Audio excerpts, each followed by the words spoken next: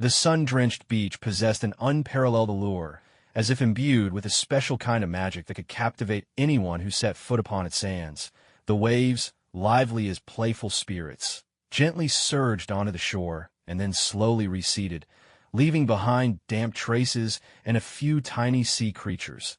The rhythmic sound of the surf, rolling and retreating, echoed through the air like a graceful melody. Ian had already been waiting on the beach for quite some time.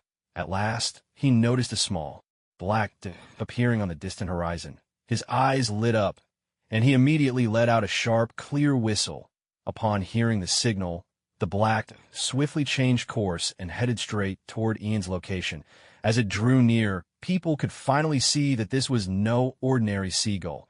It was exceptionally large, wore a sailor's cap atop its head, and had a small satchel hanging around its neck. Its whole appearance straight out of a fantastical tale.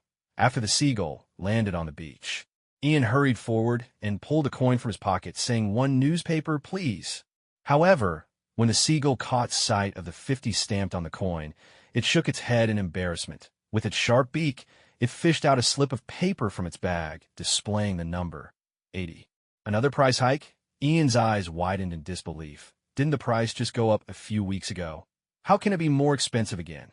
The seagull let out a plaintive squawk and scratched its head with a wing, clearly frustrated, as if to say this was out of its control. All right, you win. 80 berries, Ian said with a pained sigh. If the price goes up again, I won't be coming back. He dug into his pocket again and handed over 3 more coins, each marked with a 10. Once it received the full payment, the seagull retrieved a newspaper from its bag and passed it to Ian, then flapped its wings and soared away. Ian began walking along the beach, unfolding the newspaper as he went. The headline leapt out at him. Red-haired pirates sighted in the East Blue. Red-haired Shanks. Ian let out a long sigh and muttered to himself, "One of the 4 emperors. There's no doubt. This really is the world of One Piece." Ian had already spent 3 months in this world. Every time he confirmed the reality of his situation, a swirl of emotions washed over him, leaving him torn between laughter and tears. His original name was an E, and he had once been an ordinary young man on Earth. Fate played a cruel trick on him 3 months ago, on a day like any other. He happened to be passing by a familiar KFC at exactly noon. On a whim, he decided to stand outside the shop, pull out his phone, and use the free Wi-Fi to collect the daily energy rewards for his mobile game. It was outside the KFC that disaster struck. A massive signboard suddenly came loose and crashed down without warning, landing squarely on top of him. In that instant, he was certain his end had come. However, when he regained consciousness, he found himself in a completely unfamiliar world, inhabiting the body of a 10-year-old boy named Ian. At first, Ian had no idea where he was. It was nothing more than a secluded, out-of-the-way village cut off from the outside world and almost devoid of any outside information. It wasn't until one day when he heard his master Koshiro mention the name Joel D. Roger, the Pirate King, that Ian was struck speechless. In that instant, he finally understood a shocking truth. He had somehow crossed over into the world of One Piece, and the place he now called home was none other than Shimotsuki. Village in the East Blue. All I did was piggyback on someone's Wi-Fi. How on earth did this happen? Even though he was a devoted fan of One Piece, the absurd reality of actually living inside its world was still hard to accept. Is it really a crime to use someone else's internet? This is just too unreasonable. Ian's thoughts were a jumble as he slowly made his way back toward the village. Before long, he found himself standing before a dojo. There waiting for him was a middle-aged man. Round glasses perched on his nose, a long black ponytail trailing down his back, and a gentle smile on his face. "Master," the moment Ian spotted the man, he quickened his pace and called out, "Here's this week's newspaper." This middle-aged man was none other than Koshiro, Ian's master. Orphaned at a young age, Ian had been taken in by Koshiro and raised at the dojo, learning the art of swordsmanship under his guidance. Koshiro accepted the newspaper, casually ruffled Ian's hair, and smiled. "Thank you for your hard work." It was a gesture of affection, but for Ian, who now possessed a child body but the mind of an adult, it felt terribly awkward. Thankfully, Koshiro seemed not to notice his discomfort. With the newspaper in hand, Koshiro began to walk into the dojo, skimming the headlines as he went, and Ian followed close behind. The red-haired pirates. What are they doing in the East Blue? Upon reading the news, a shadow of concern passed over Koshiro's face. Ian couldn't help but shake his head inwardly. He understood all too well what his master was worried about. After all, in the manga, Shanks was a man of noble character, but he still bore the title pirate. However, Ian knew that Shanks would only stay briefly in Windmill Village and would never set foot in Shimotsuki Village. So his master's worry was really unnecessary. Windmill Village. Ian's thoughts began to drift. That was Luffy's hometown, and soon Shanks and Luffy would have their fateful encounter there. Just as he was lost in thought, Koshiro gently tapped him on the head, pulling him back to the present. Ian, what are you daydreaming about? It's time. Go and gather your junior disciples for practice. Yes, Master, Ian replied, his voice lacking energy and tinged with resignation. If Ian had a name, the most frustrating part of being transported to this world, it would undoubtedly be the mandatory sword-swinging practice held at the dojo every day. Just imagine, standing in a perfectly straight line with a bunch of snot-nosed kids, all grinning foolishly with gaps in their teeth, swinging swords in unison. What could be more ridiculous? All the students of the dojo had already arrived, arranged in 2 lines on either side of the training ground. Each boy clutched a bamboo sword, waiting for practice to begin. Every child here was a boy from Frostmoon Village, eager to learn. Ian glanced around. The boys opposite were a mismatched lot, tall and short, thin and chubby, and things weren't much better on his own side. To his left stood a boy wearing thick glasses, the lenses so large they looked like 2 magnifying glasses perched over his eyes. Next to him was a bald-headed boy whose nose ran constantly. He'd sniffle it back up, only for it to start running again. A never-ending cycle. Further down the line, a boy with an eccentric hairstyle caught his eye. Hair curling upward on both sides like horns with a bald patch in the middle, making him look like an untransformed Felicia straight out of a cartoon. Taking in this motley crew, Ian couldn't help but wonder to himself, what criteria did Master Koshiro use to select his disciples anyway? Yet amid all these odd sights, there was one figure who stood out, a bright presence at the very front of the opposite line. Kana, as the daughter of Master Koshiro, Kana had clear, bright eyes and short, neat black hair. Though she wore boys' clothing, there was a unique strength and sharpness to her bearing, making her shine among the group of boys. Just as Ian looked her way, Ina glanced back. Though they didn't exchange words, she offered him a small, knowing smile. In that moment, Ian almost imagined hearing her cheerful voice again. Big brother Ian. As an orphan taken in by Master Koshiro, Ian was a few months older than Kana. In the dojo, Kuna was the most skilled swordsman, and even Ian, the eldest, couldn't match her. Still, she always addressed him respectfully as Big Brother. For that reason, even now that Ian had assumed the identity of his predecessor, he felt a special affection for Kana. Despite her stubbornness, she had always been a well-mannered child. Just then, Master Koshiro's voice cut through Ian's thoughts, announcing the start of practice. Ian quickly gathered his focus and, following his teacher's commands, began to swing his bamboo sword. Strike, recover, strike, recover. Ian concentrated on every movement, the bamboo sword slicing through the air in steady rhythm. With each swing, a notification echoed in his mind. You have completed sword-swinging practice. Basic swordsmanship proficiency +1. You have completed sword-swinging practice. Basic swordsmanship proficiency +1.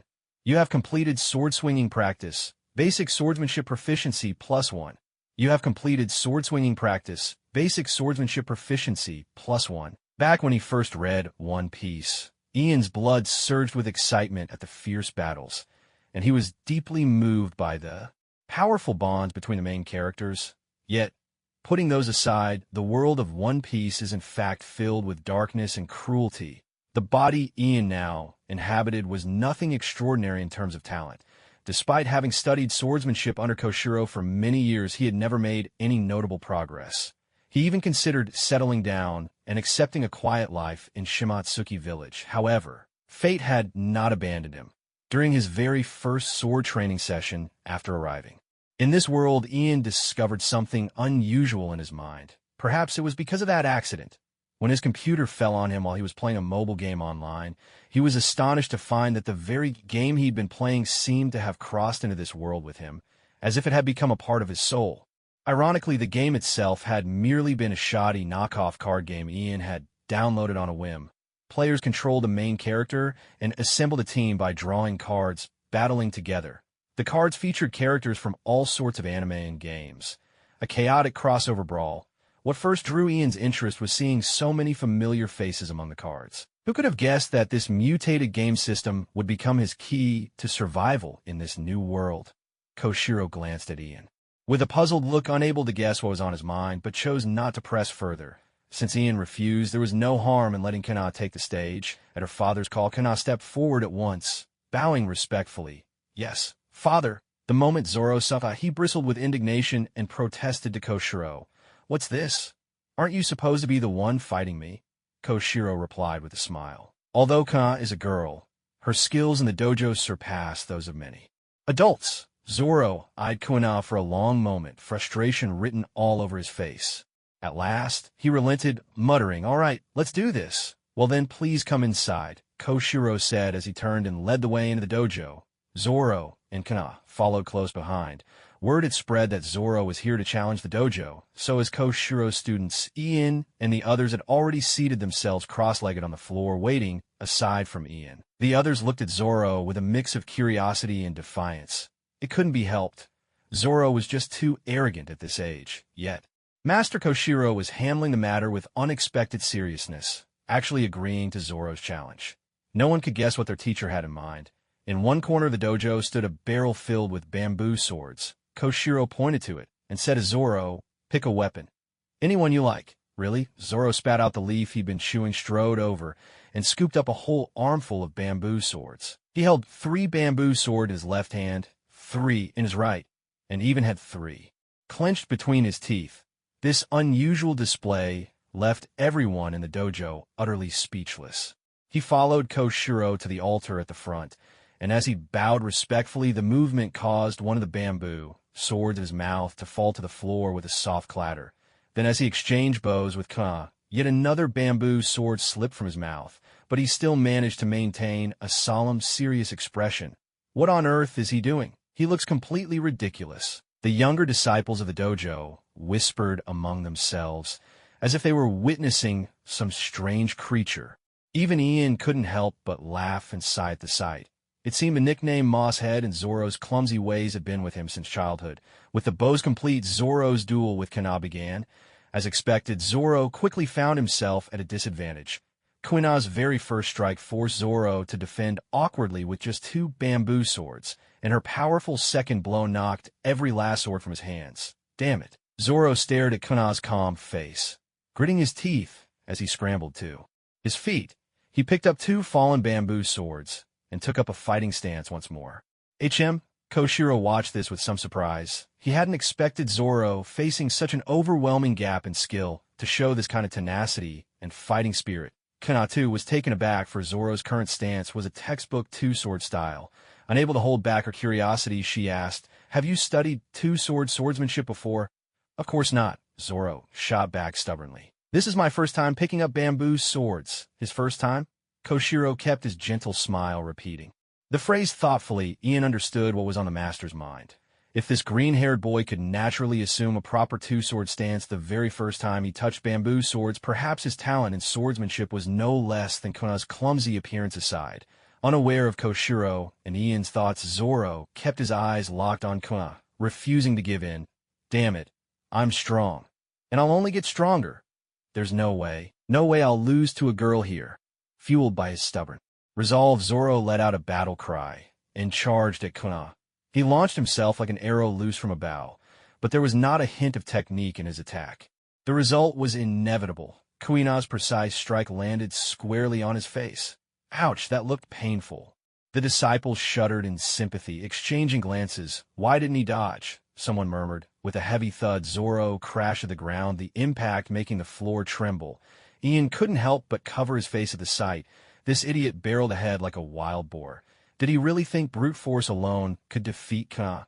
With no technique to speak of, it was a well-deserved defeat. Scoring complete. "The match is over," announced Master Koshiro. At this moment, Zoro had already lost consciousness. He lay on the ground, a conspicuous red mark on his cheek. Kana planted her bamboo sword in front of him and looked down at him from above. "You want to use a 2-sword style? Don't make me laugh." At your current level, you're still 10 years too early. Slowly, Zoro began to come to. Hearing her words, he stubbornly grabbed hold of Kuna's bamboo sword. Kuna frowned. What? You want a rematch? To her surprise, Zoro admitted openly, damn it, a loss is a loss. Koshiro nodded with a gentle smile. That's a straightforward attitude. Well done. In that case, I'll join your dojo. Any objections? Zoro sat up, arms crossed, and asked. None at all, Koshiro agreed. And so Zoro officially became his student. Kuna turned to leave, but Zoro's words stopped her. I'm going to train with everything I've got. One day, I'll defeat you. Just you wait. As he spoke, blood was still trickling from his nose, making him look both battered and determined.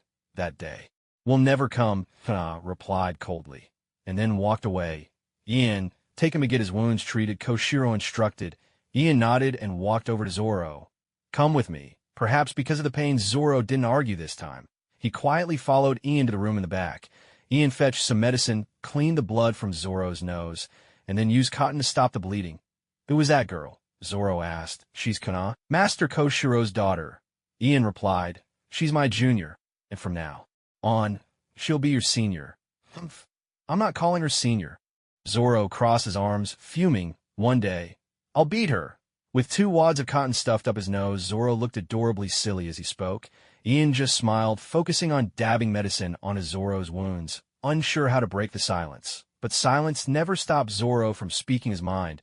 The green-haired boy suddenly asked, hey, why didn't you want to spar with me? Ian thought for a moment, then answered seriously. Because I don't fight idiots. What did you say? Zoro bristled instantly. Who are you calling an idiot? You, of course, Ian replied bluntly. If I'm not mistaken, you just got lost and wandered in here, didn't you? Zoro's eyes widened in shock. How? How did you know? Ian sighed inwardly. Of course I know. In my mind, hopelessly lost is practically your nickname. Maybe even more famous than your swordsmanship. He was almost certain Zoro had only challenged the dojo on a whim, having stumbled upon it after losing his way. Once he'd finished applying the medicine, Ian patted Zoro on the head. Get some rest, damn it. You're barely any older than me, so why are you treating me like a child? Zoro grumbled again, clearly dissatisfied. Ian thought to himself, to me right now, you really are just a kid, but he didn't say it aloud. Instead, he simply turned and walked out of the room. Zoro stared after Ian's departing figure, puzzled as to how this mysterious young man could know about his habit of getting lost, especially since they had never met before. And so, Zoro formally moved into the dojo, becoming Master Kushiru's disciple. The following morning, before the first light of dawn, Ian was already up. He went outside the dojo and began practicing his sword swings. To be honest, while he had always trained earnestly before, it was only during group sessions. He had never practiced alone like this. Yet something in Zoro's face after losing to Kuna the previous day, his stubborn refusal to accept defeat, had struck a chord in Ian's heart. Ian realized that becoming strong was never a matter of luck compared to Zoro. He recognized a certain conviction lacking within himself. He tossed and turned all night, and at last understood. Even if he relied on his system to make up for his lack of talent, without unwavering resolve and perseverance, he could never truly become strong. Zoro's arrival had awakened Ian's competitive spirit. He couldn't allow himself to be outdone by a boy who had only just begun learning swordsmanship. So for the first time ever, Ian started morning training. That day, Ian set a goal for himself. 1,000 sword swings. He gripped his wooden blade and began to swing methodically and in rhythm. Unlike the regular drills inside the dojo, today every swing was deliberate and intensely focused, as Master Kushiru had always taught.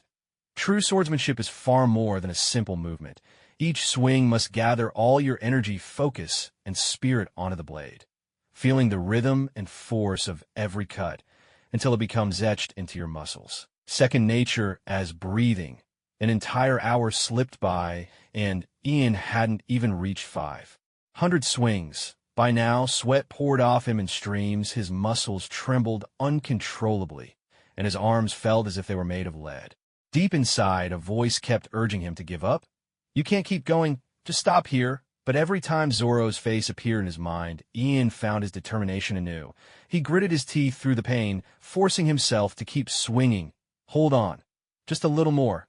You can do this, he urged himself in silence. So absorbed was he in his training that Ian failed to notice a strange phenomenon. in the back of his mind. A system prompt sounded again and again.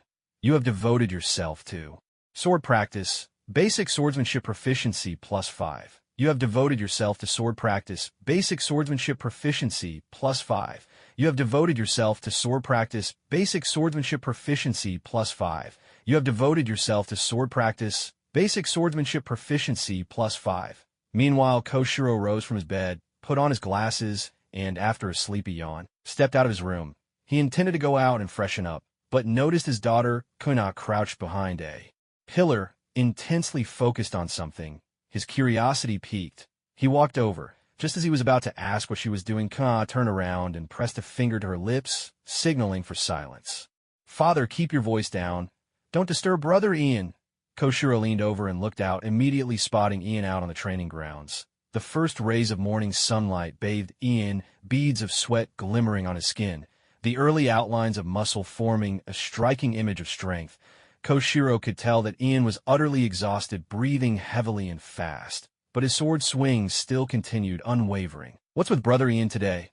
I've never seen him train so early." "Before?" Kuna asked, full of curiosity. Koshiro smiled gently. Though he didn't know the exact reason, he could sense a determination in Ian's practice today that was unlike anything he'd seen before. "Let's not interrupt him," Koshiro told his daughter. "Go practice somewhere else." Kuna nodded firmly, clenching her fists. "If Brother Ian is working so hard to get stronger, then I can't afford to slack off either." At that moment, Ian was completely absorbed in his own world. A powerful wave of fatigue crashed over him, leaving his mind blank and his senses dulled. Still, he kept swinging his sword, a movement now driven purely by muscle memory. He had long since lost count of how many times he had slashed. If no one interrupted, he might have kept going until he was utterly spent. Suddenly, a boisterous voice shattered the morning stillness. "Hey, that's not fair. You started training without me."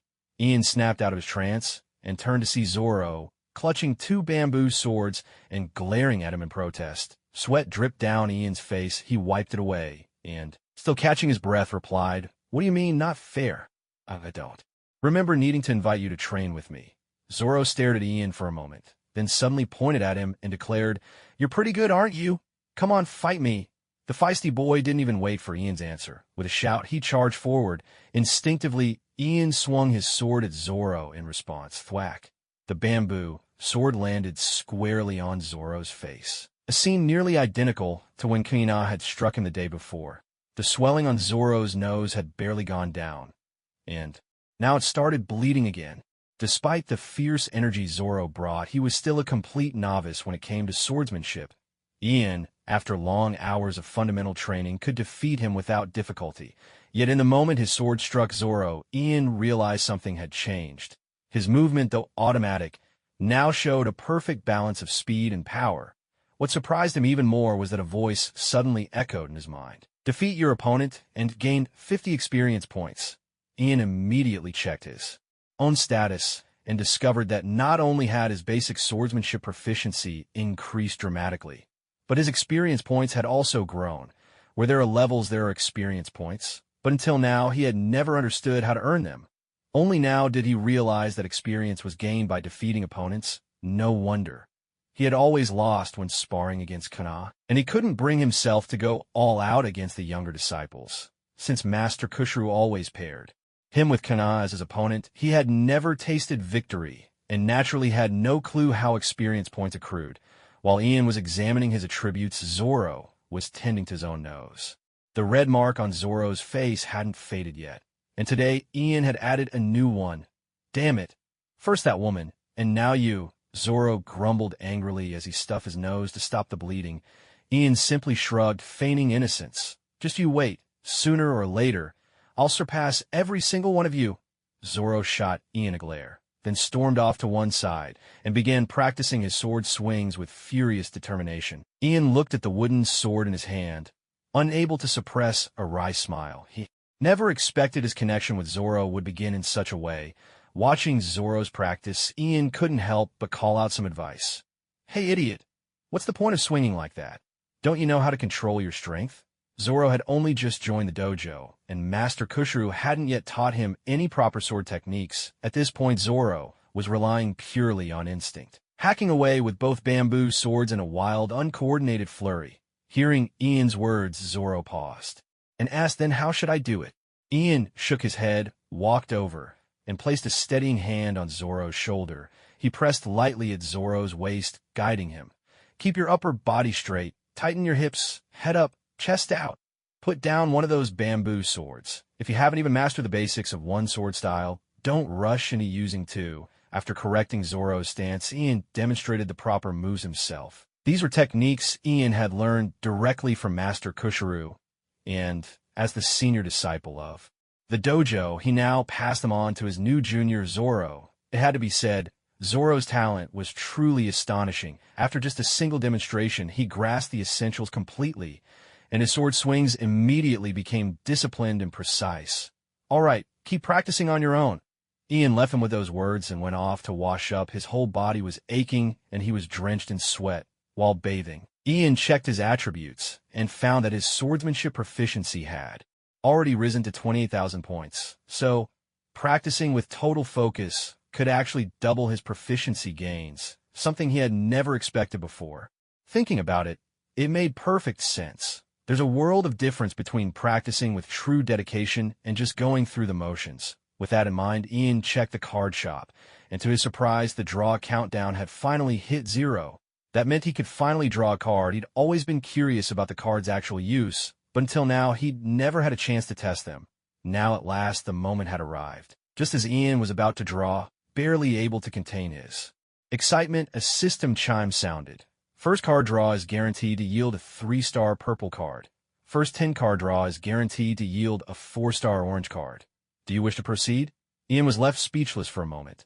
So it really was the classic card game setup. The first single draw, the first 10 pull, and even the card rarity tiers were exactly like all the games he knew. As for a 10-card draw, Ian could only dream. That required 1,000,000 berries, and he only had enough for a single pull, confirmed draw. Ian intoned silently to himself. The card's back faced Ian. As he confirmed his choice, a fantastical starburst pattern flared across the card's reverse. In a wash of light, the card slowly turned over, revealing the image of a long-haired samurai. This samurai had a strikingly handsome face, hair neatly swept back, and wore a dark red suit of Sengakura's samurai armor, gripping a razor-sharp katana. Most eye-catching of all was the enormous, constantly flickering eye embedded in the gauntlet. On his right hand, you have obtained a 3-star purple card, SummonAny Akechi. Ian was stunned. Wasn't this the protagonist from the game Onimusha, SummonAny Akechi, whom he knew all too well? How did he end up drawing this character? Could it be related to his recent swordsmanship training? Driven by curiosity, Ian checked the card's details. SummonAny Akechi card rarity. 3 stars title. Onimusha level. 1 strength. 50 speed. 50 vitality. 50 spirit. 50 skills. True Isin. Instantly counterattack at blinding speed the very moment an enemy's attack is about to strike, dealing massive damage. Parry Isin. Parry an attack. Then immediately counter at blinding speed, dealing massive damage. Chain Isin. Continue attacking before the Isin window closes to unleash a series of devastating strikes. Bonds. Obtain AKO. Vitality plus 32%. Obtain Mori Ramaru. Strength plus 25%. Obtain Oda Nabinaga. Spirit plus 20% to have 3 skills on a 3-star card. This thrilled Ian. He couldn't be more familiar with these abilities. The core gameplay of Onimusha revolved around the Isin technique. Card drawn, equipped a slot. The system prompted. Ian confirmed without hesitation, eager to see just how this card would work. Once confirmed, the display shifted to the team formation screen. Including Ian himself as the host, the team had a total of 6 card slots. At present, Ian had only unlocked 2 of them, just enough to equip the card of SummonAny Akechi. While the remaining slots were still marked with little lock icons, Ian guessed that those locked card slots probably required him to level up before they could be unlocked. Wasn't this a common feature in games? After equipping SummonAny Akechi's card, Ian immediately sensed a change within himself. To his delight, his attribute values had increased significantly.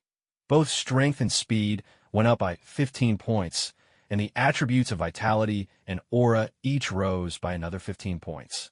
Just then, a system notification chimed. Card equipped, aura ability activated. This prompt took Ian by surprise. He had been pondering how to acquire and unlock aura energy, but hadn't expected it to resolve itself so naturally. What a stroke of luck! Ian quickly did the math, then asked the system, does a 3-star card grant 30% of the card's attributes? Is that correct? Yes, the system replied. A 1-star card grants 10%, 2 stars grant 20%, and so on. The highest a 5-star card can provide the host with a 50% attribute bonus. Ian was quite satisfied with this answer, and continued, can cards themselves level up? Certainly, the system explained. Cards have their own leveling system. Each time a card levels up, its base attributes improve, and the corresponding percentage bonus is reflected back to the host.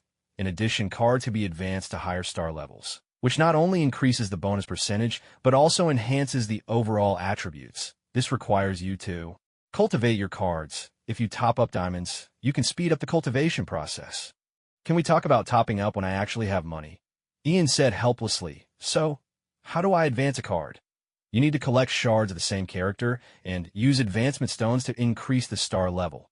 Any duplicate 3-star card you own can be dismantled for 30 character shards, the system replied. Ian checked the advancement options and found that upgrading SummonAny from 3 stars to 4 would require 120 character shards, meaning he'd have to collect 4 identical cards to complete the advancement. Clearly, this was a process that would require long-term commitment. Next, Ian examined the skill panel. The card originally came with 3 skills, which filled him with anticipation. However, upon closer inspection, he found that he could still only use the basic swordsmanship skill, which left him a bit disappointed. Why can't I use the other skills from the card character? Ian asked urgently. The system replied, the host must meet the corresponding basic ability requirements to unlock and use these skills. Just as I thought, Ian mused. Ian checked the cards equipped in his slots once more and noticed that the skill descriptions had been updated. True Flash. In the instant just before an enemy's attack lands, counterattack with lightning speed to deal massive damage. Requires basic swordsmanship. Parry Flash. Instantly launch a counterattack at blinding speed after successfully parrying an attack, inflicting massive damage. Requires intermediate swordsmanship to activate. Chain Flash. Continue attacking before the window. For Flash closes, unleashing a series of devastating blows. Requires advanced swordsmanship to activate. Yet, Ian was still stuck at the most basic level of swordsmanship. Frustrated, he stepped aside, realizing that his only option was to double his efforts and train harder if he wished to improve. But instead of resuming his training right away, Ian spent the next while seated quietly in the dojo, focusing on controlled breathing to help his aching, trembling muscles recover. This recovery method, taught to him by Master Koshiro, relied mainly on deep, rhythmic breathing to restore the body's balance. It seemed to flush out the lactic acid that built up in his muscles, working even better than a regular massage. He remained seated in meditation until midday, when Kuna brought him lunch. The Ishin dojo where Ian stayed was quite spacious, but only 4 people lived there permanently. The dojo's master Koshiro, his daughter Ian himself, and Koshiro's younger brother Zosuk. Zosuk was a middle-aged man with a small mustache serving as an instructor at the dojo. When Koshiro once mentioned that Kuna could defeat any adult in the dojo, he was referring to his own brother. These 4 lived at the dojo year-round, while the young apprentices were all local children from Shimatsuki village, who returned home for meals each day. Lately, though, there had been one additional regular at the dojo's dining table. Zoro, as the only female in the dojo, Kuna was always in charge of preparing the meals. Her cooking skills were excellent, and Ian always savored every bite. When Kuna arrived, Ian greeted her with a smile and got up to help set the table. As they sat across from each other ready to eat, a thought suddenly occurred to Ian. What about Master's meal? He asked. I've already brought it to Father, Kuna replied. Ian nodded and said no more, starting it on his lunch.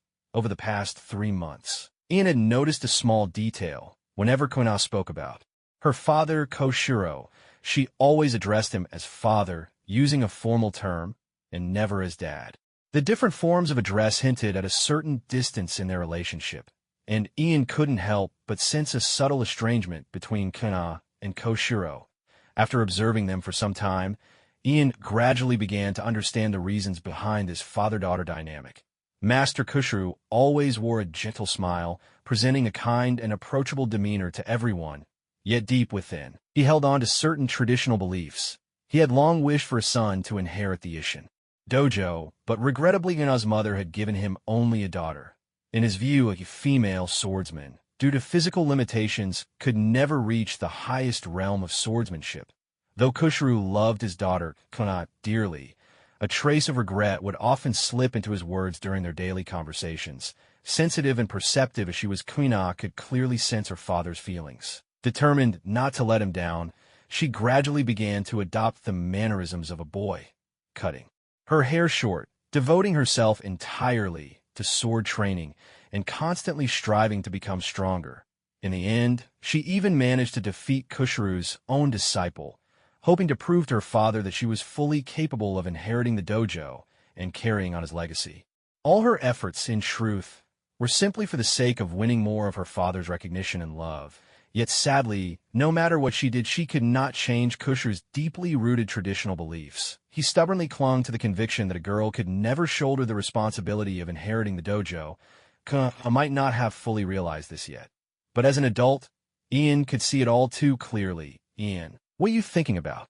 Lost in thought, Ian was drawn back to reality by Kuna's voice. He looked up at her and saw those beautiful, curious eyes fixed on him. "This fish is delicious. Kuna, your cooking just keeps getting better." Ian praised her, skillfully steering the conversation elsewhere. "It was Uncle Hull from the village who brought the fish," Kuna replied with a sweet smile. It was only in these simple, everyday moments that her softer, more feminine side would emerge. The two of them chatted as they ate. Just then, a figure burst into the dojo. Zoro, drenched in sweat, had clearly just finished training. Spotting them enjoying their lunch, he immediately shouted, "Hey, that's not fair. You started without me.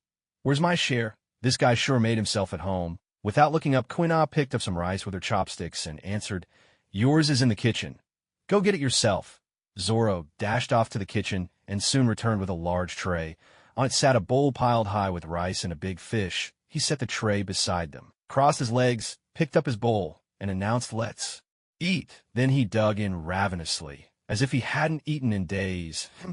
Watching Zoro devour his meal, Kuna couldn't help but snort and mutter, "Some freeloader, you are eating so much." After all, the other children learning swordsmanship at the dojo had all paid their tuition. Although the tuition wasn't much, it was still the main source of income for the dojo. Among all the disciples, only two didn't pay tuition. One was Ian, and the other was the newly joined Zoro. However, the dojo's assets also included a plot of land used for growing grain, so Ian often helped out with the farming and couldn't be considered a freeloader. When she heard Kuna's words, Zoro was stunned for a long moment. Then he scrambled to his feet, rice grains still clinging to the corner of his mouth, and suddenly bowed deeply to Kuna, saying with utmost seriousness, "I'm sorry. From now on, I'll help out at the dojo." With those words, he plopped right back down and continued to wolf down his food, as if Kuna's remark hadn't bothered him in the slightest. Watching this, Ian was at a loss for words. This green-haired idiot was on a whole different level of obliviousness. Kuna's sarcasm had fallen flat, and she could only jab at her rice in frustration, making Ian want to laugh out loud at the scene. By the time they finished eating, Zoro was sprawled shamelessly on the floor, patting his stomach with a look of utter satisfaction. I'm stuffed, he declared. Kuna got up to clear the dishes, but just then Zoro jumped to his feet and challenged her. "Now that I'm full, let's settle this." Kuna had intended to ignore him, but Ian interjected at just the right moment. "I'll take care of the dishes. You go take care of him." Without waiting for a response, he gathered up the 3 plates, grinning mischievously as he headed for the kitchen. Ian knew exactly what was about to happen. If his memory served him right, this blockhead Zoro would spend his days living in Kuna's shadow, racking up a disastrous record of 2,001 losses with not a single win. What came next was sure to be another round of Zoro being utterly trounced by Kuna. There was no way Ian was going to let a trivial chore keep him from enjoying the show. Sure enough, when Ian came back out, Zoro and Kuna were already locked in battle, wooden swords clashing in a furious exchange. Compared to yesterday's fight, Zoro's moves today were far less chaotic.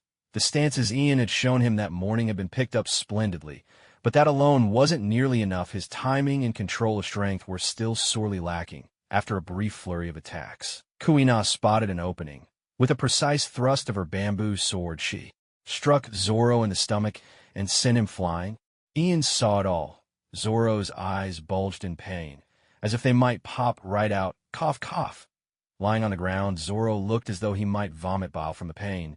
But even as he coughed violently, there was still a stubborn, unyielding light in his eyes.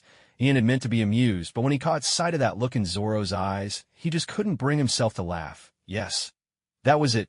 The look of someone who would never give up, no matter what. With this thought, Ian stood up and walked over to Guna, asking Guna, "Do you still have any strength left?"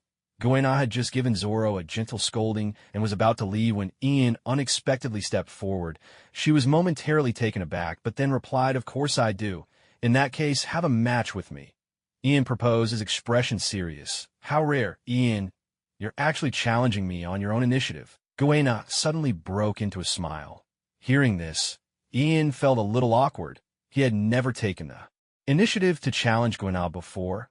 After all, who would willingly seek out an opponent they couldn't beat just to suffer a loss? But ever since he obtained that card, he'd been eager to see just how much it could improve his abilities. Seeing that the two were about to face off, Zoro immediately stopped coughing, hurriedly ran to the side to clear the field, and then sat down to watch with rapt attention. In the center of the courtyard, Ian and Guna stood face to face, each gripping their bamboo swords tightly, eyes locked on each other, alert to even the slightest movement. When Ian noticed a subtle shift in Guna's shoulder, his senses sharpened instantly. Here it comes. The next moment, Guna charged at him, her steps swift and sure. Yet to everyone's surprise, Ian reacted even faster, instinctively thrusting his sword toward the direction of her attack. His strike was so fast it caught Guna off guard. She hurriedly twisted her body to evade, sweeping her bamboo sword across to block Ian's attack. The two immediately launched into a fierce exchange, the sharp, ringing sounds of their bamboo swords clashing, echoing through the courtyard. In a flurry of parries and counters, they had already traded over a dozen blows in an instant. There was nothing flashy about their duel. Kushru's teachings emphasized strong fundamentals over elaborate sword techniques. For years, both Guna and Ian had practiced only the most basic movements, yet it was precisely these seemingly simple basics that made their showdown so intense, leaving Zoro watching from the sidelines utterly dumbfounded. They were evenly matched. Ian could feel it clearly. This was the first time he had ever fought Guna to a standstill. He sensed the tremendous change within himself.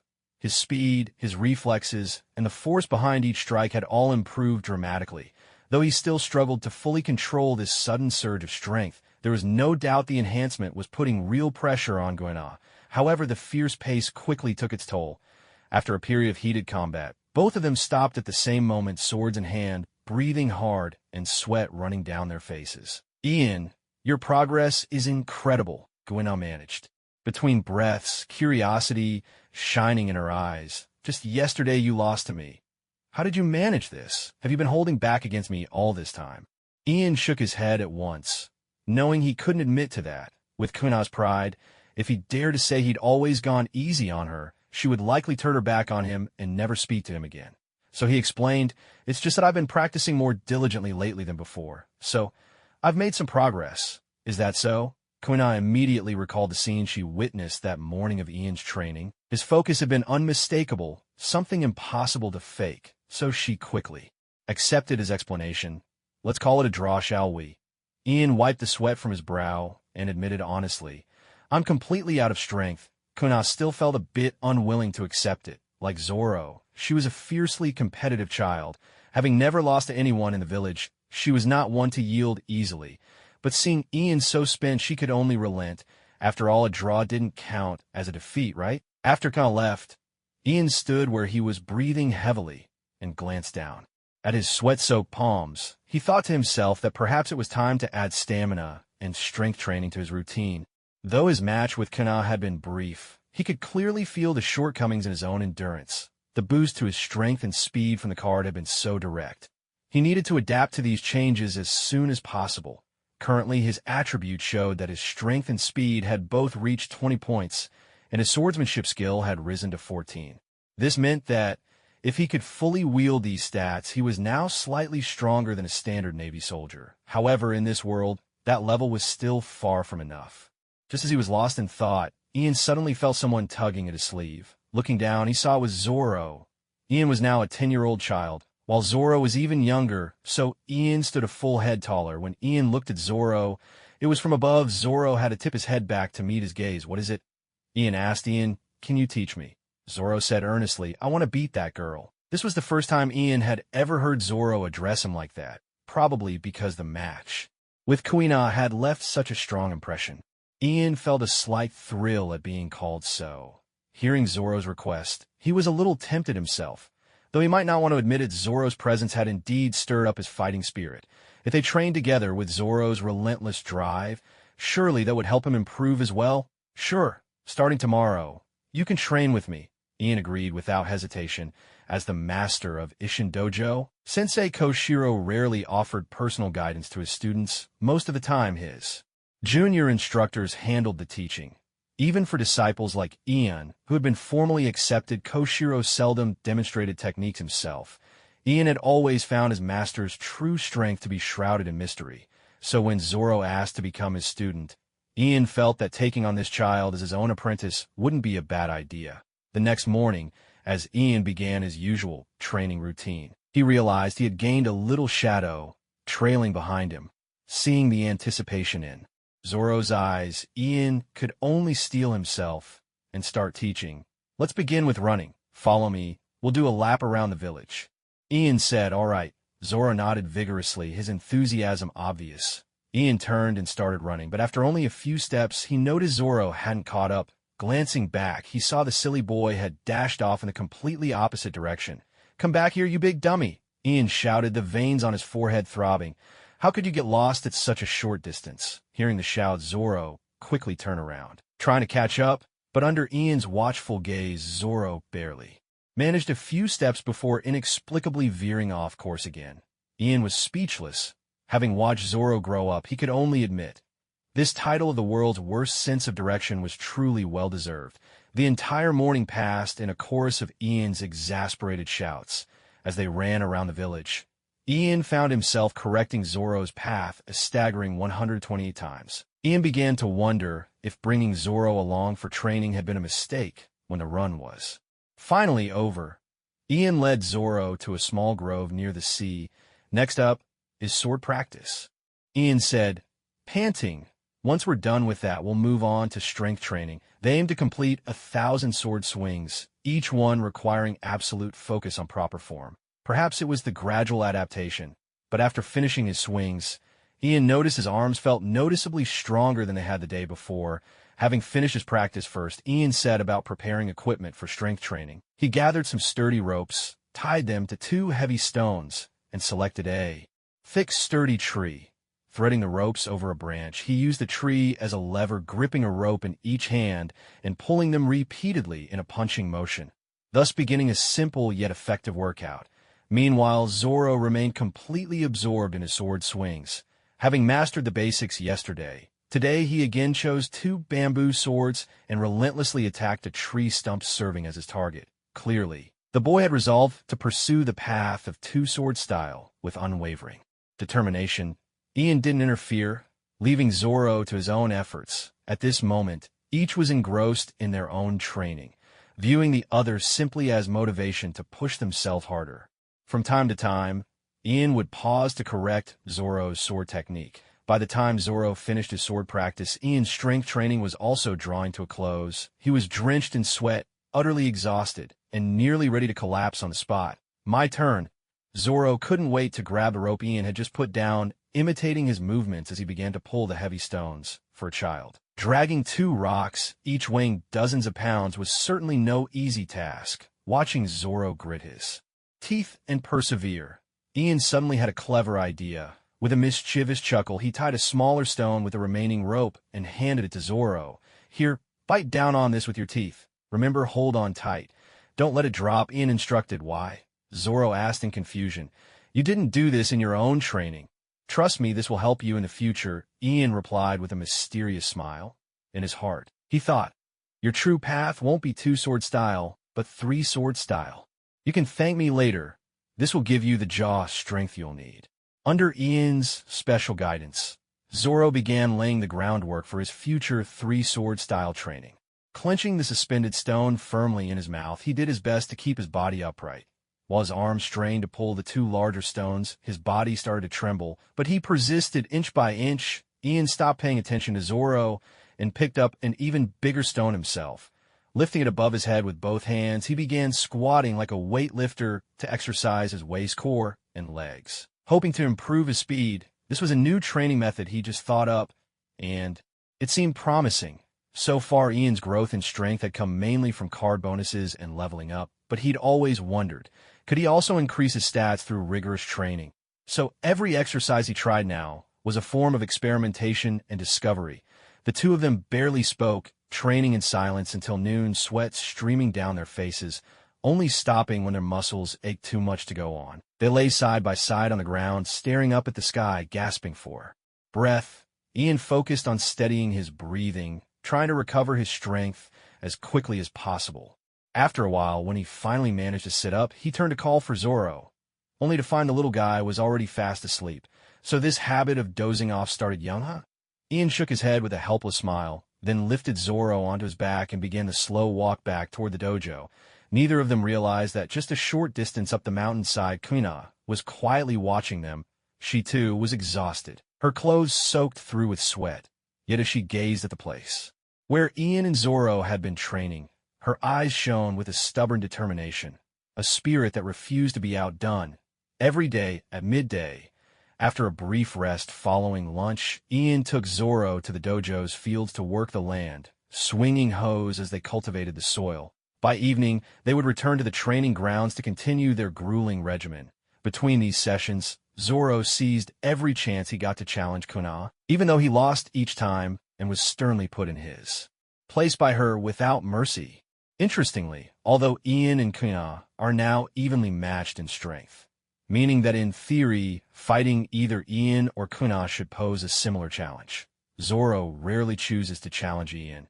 Instead, he prefers to follow Ian's lead, training alongside him, while reserving a relentless enthusiasm for dueling Kuna. No matter how badly he's beaten each time, he always returns to challenge her again as soon as his wounds heal. This scene plays out at least 3 or 4 times a day, leaving Ian to wonder if the boy might secretly enjoy the punishment. What Ian doesn't realize is that Zoro's motivations are quite simple, shaped by a straightforward and determined nature. In Zoro's mind, Ian, the one who has always guided and helped him grow stronger, has the role of a senior, a big brother. Kuna, on the other hand, is his rival. These different roles naturally lead to different attitudes. Being taught a lesson by a senior is acceptable guidance, but losing to a rival is an unbearable setback. Apart from the time he spends challenging Kuna, Zoro is almost always at Ian's side. Just as Zoro refuses to accept defeat at Kuna's hands, Ian is equally unwilling to be surpassed by this boy 2 years his junior. Their mutual drive to improve spurs them both to train even harder, and this competitive atmosphere, in turn, secretly motivates Kuna to double her efforts. In this way, a healthy and spirited rivalry develops among the 3 children. Kushru, of course, observes all of this, but he does nothing to intervene. He simply watches with a gentle, kindly smile, allowing things to unfold naturally. And so more than a month goes by. During this time, Ian's body undergoes noticeable changes. His muscles begin to take shape, still a bit lean due to his youthful frame, but already exuding a budding sense of strength from within. His suspicions are confirmed. Self-directed physical training does indeed enhance his personal attributes. However, the improvements come slowly. Take his strength. For example, if Ian, with a strength stat of 20, can lift 100 pounds at his limit, then to increase his strength further, he must push beyond that limit to lift at least 110 pounds, or even more. Each time he manages to go beyond his previous best, his strength increases by 1 point. After a month of steady training, Ian has been increasing the weights to train his strength, but the results are limited. He's managed to add only 3 points to his strength stat. Although progress is slow, in a peaceful village like Shimatsuki, this is already a rare way to improve. There are no bandit raids in the village, and hardly any other threats. The only people Ian can spar with are Kuna and Zoro. Against Kana, the best he can manage is a draw, which earns him no experience points. Although he could defeat Zoro, each victory only grants him 50 experience points, a slow crawl compared to the 1,000 points needed for the next level. Ian couldn't possibly go and bully Zoro for experience points every day. He had already confirmed with the system that card levels couldn't exceed the host's own level. So for now, the only way to improve his attributes was through self-training. Fortunately, his efforts during this period had not been in vain. Through persistent and unrelenting practice, Ian's basic swordsmanship proficiency finally maxed out, advancing to the level of elementary swordsmanship. This breakthrough brought about a remarkable change. When he gripped the bamboo sword, the feeling was entirely different. The sword was no longer a foreign object. Instead, it felt like a natural extension of his own body. Each movement was smooth and instinctive, as if his arm and the blade were one. Without even the slightest sense of resistance, the elevation of his swordsmanship came as naturally as water flowing downhill, without the bottleneck Ian had anticipated. Perhaps this was the transformation that comes when quantity turns into quality. The system displayed elementary swordsmanship. You have gained a qualitative understanding of the way of the sword. Sword speed plus 10%, destructive power plus 10%. The increase in sword speed was easy enough to understand, but destructive power plus 10% left Ian a bit puzzled. There was no concrete metric for this value, but after a moment's thought, he took it to mean that his strikes would now inflict more severe damage upon his opponent. Advancing his swordsmanship also resulted in an increase in his Dao force, which had now reached 20 points. What made Ian even more excited was that he could finally use the true Ishin skill from his Samana Kechi card. Recalling the stylish moments in Onimusha when he used Ishin to cut down enemies in a flash, Ian's heart raced with anticipation. He couldn't wait to try out this new skill on someone. It's time to show what I'm really capable of, Ian thought to himself, full of expectation. Naturally, his first choice was Kuna. But as he considered this, Ian hesitated. Recently he'd come to understand that Dao Force truly was a reliable measure of personal strength. Before his breakthrough in swordsmanship, Ian had 14 points of Dao Force, enough to fight Kuna to a standstill when he gave it his all. By that logic, her Dao Force at that time must have been between 15 and 17 points, which matched her reputation for defeating even the adults at the dojo over this period. Ian had noticed that Kuina had been relentless in her training as well, and in terms of Dao Force, they were probably still evenly matched. However, Ian could now use the secret technique True Ishin. Judging by the description of its effects, its power could be extraordinary. If in a sparring match he accidentally struck Kuna with it, he might end up causing her real harm. In this village, Kuna was the one person Ian least wanted to hurt, so he would never use her to test out his new sword technique.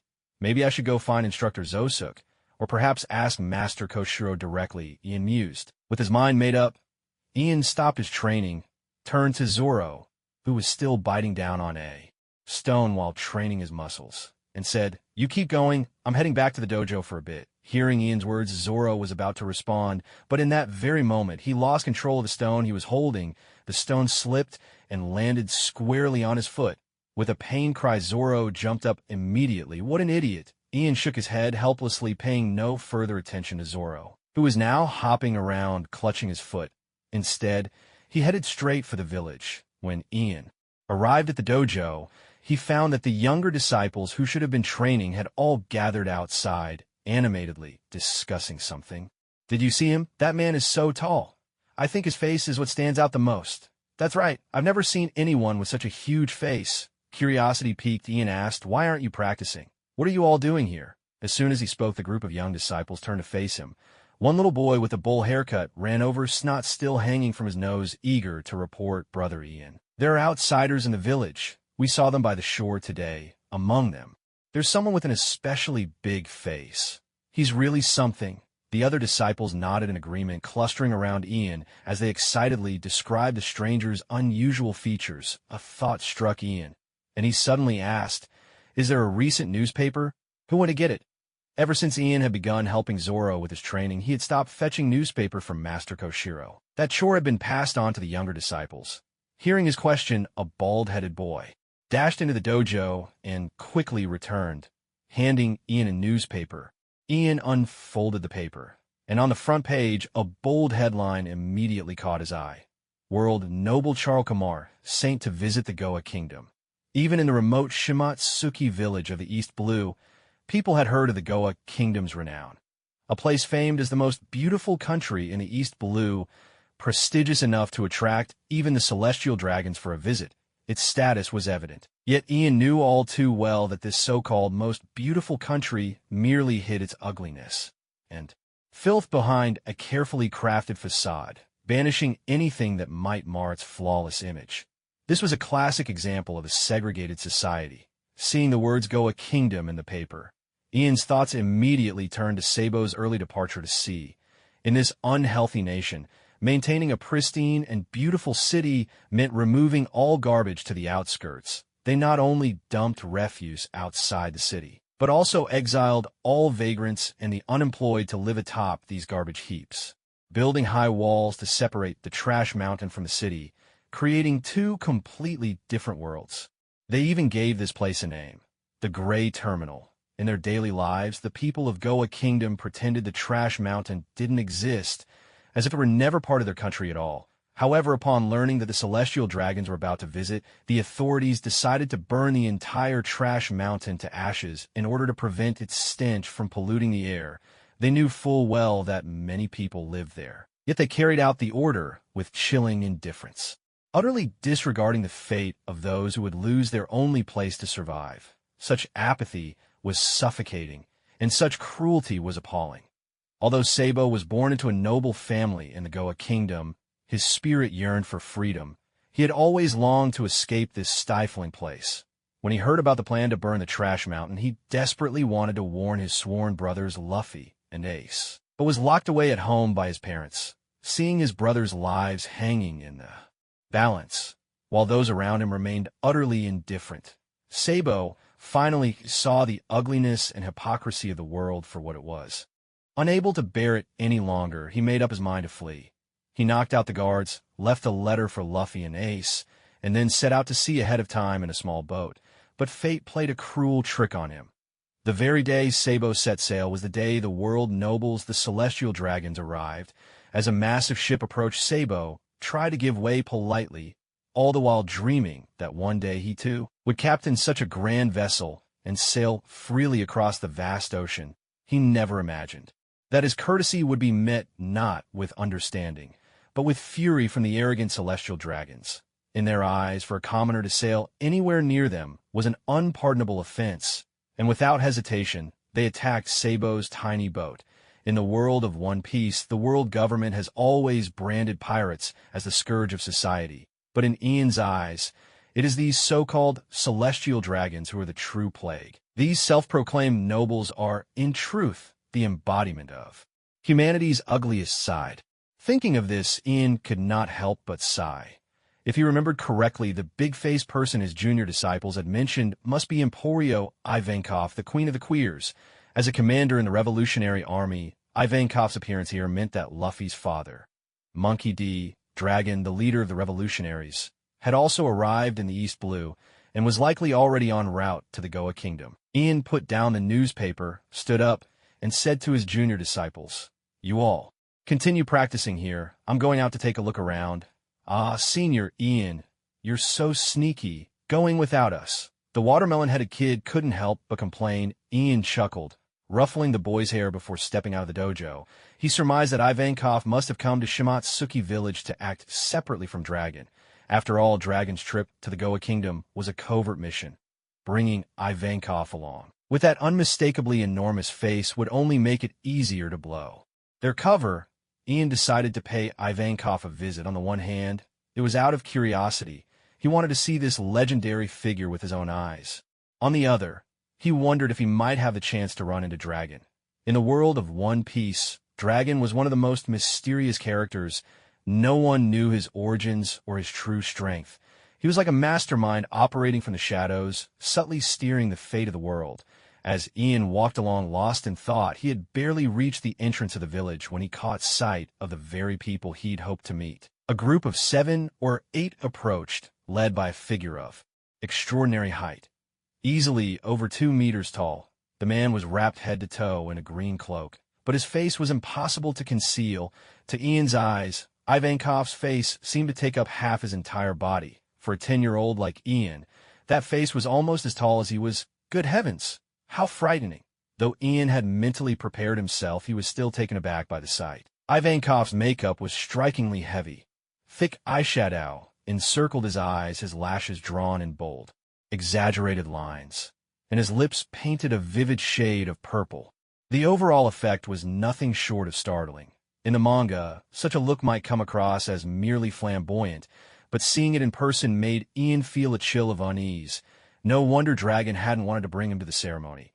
Between the dramatic makeup and that unforgettable face, no one could possibly ignore Ivankov. Glancing past Ivankov, Ian noticed another figure who had likewise been left behind by Dragon.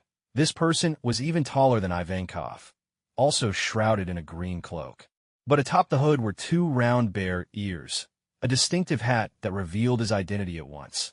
This was none other than Bartholomew Kuma, another high-ranking officer of the Revolutionary Army. Seeing the two of them side by side, Ian finally understood why Kuma was Ivankov's companion.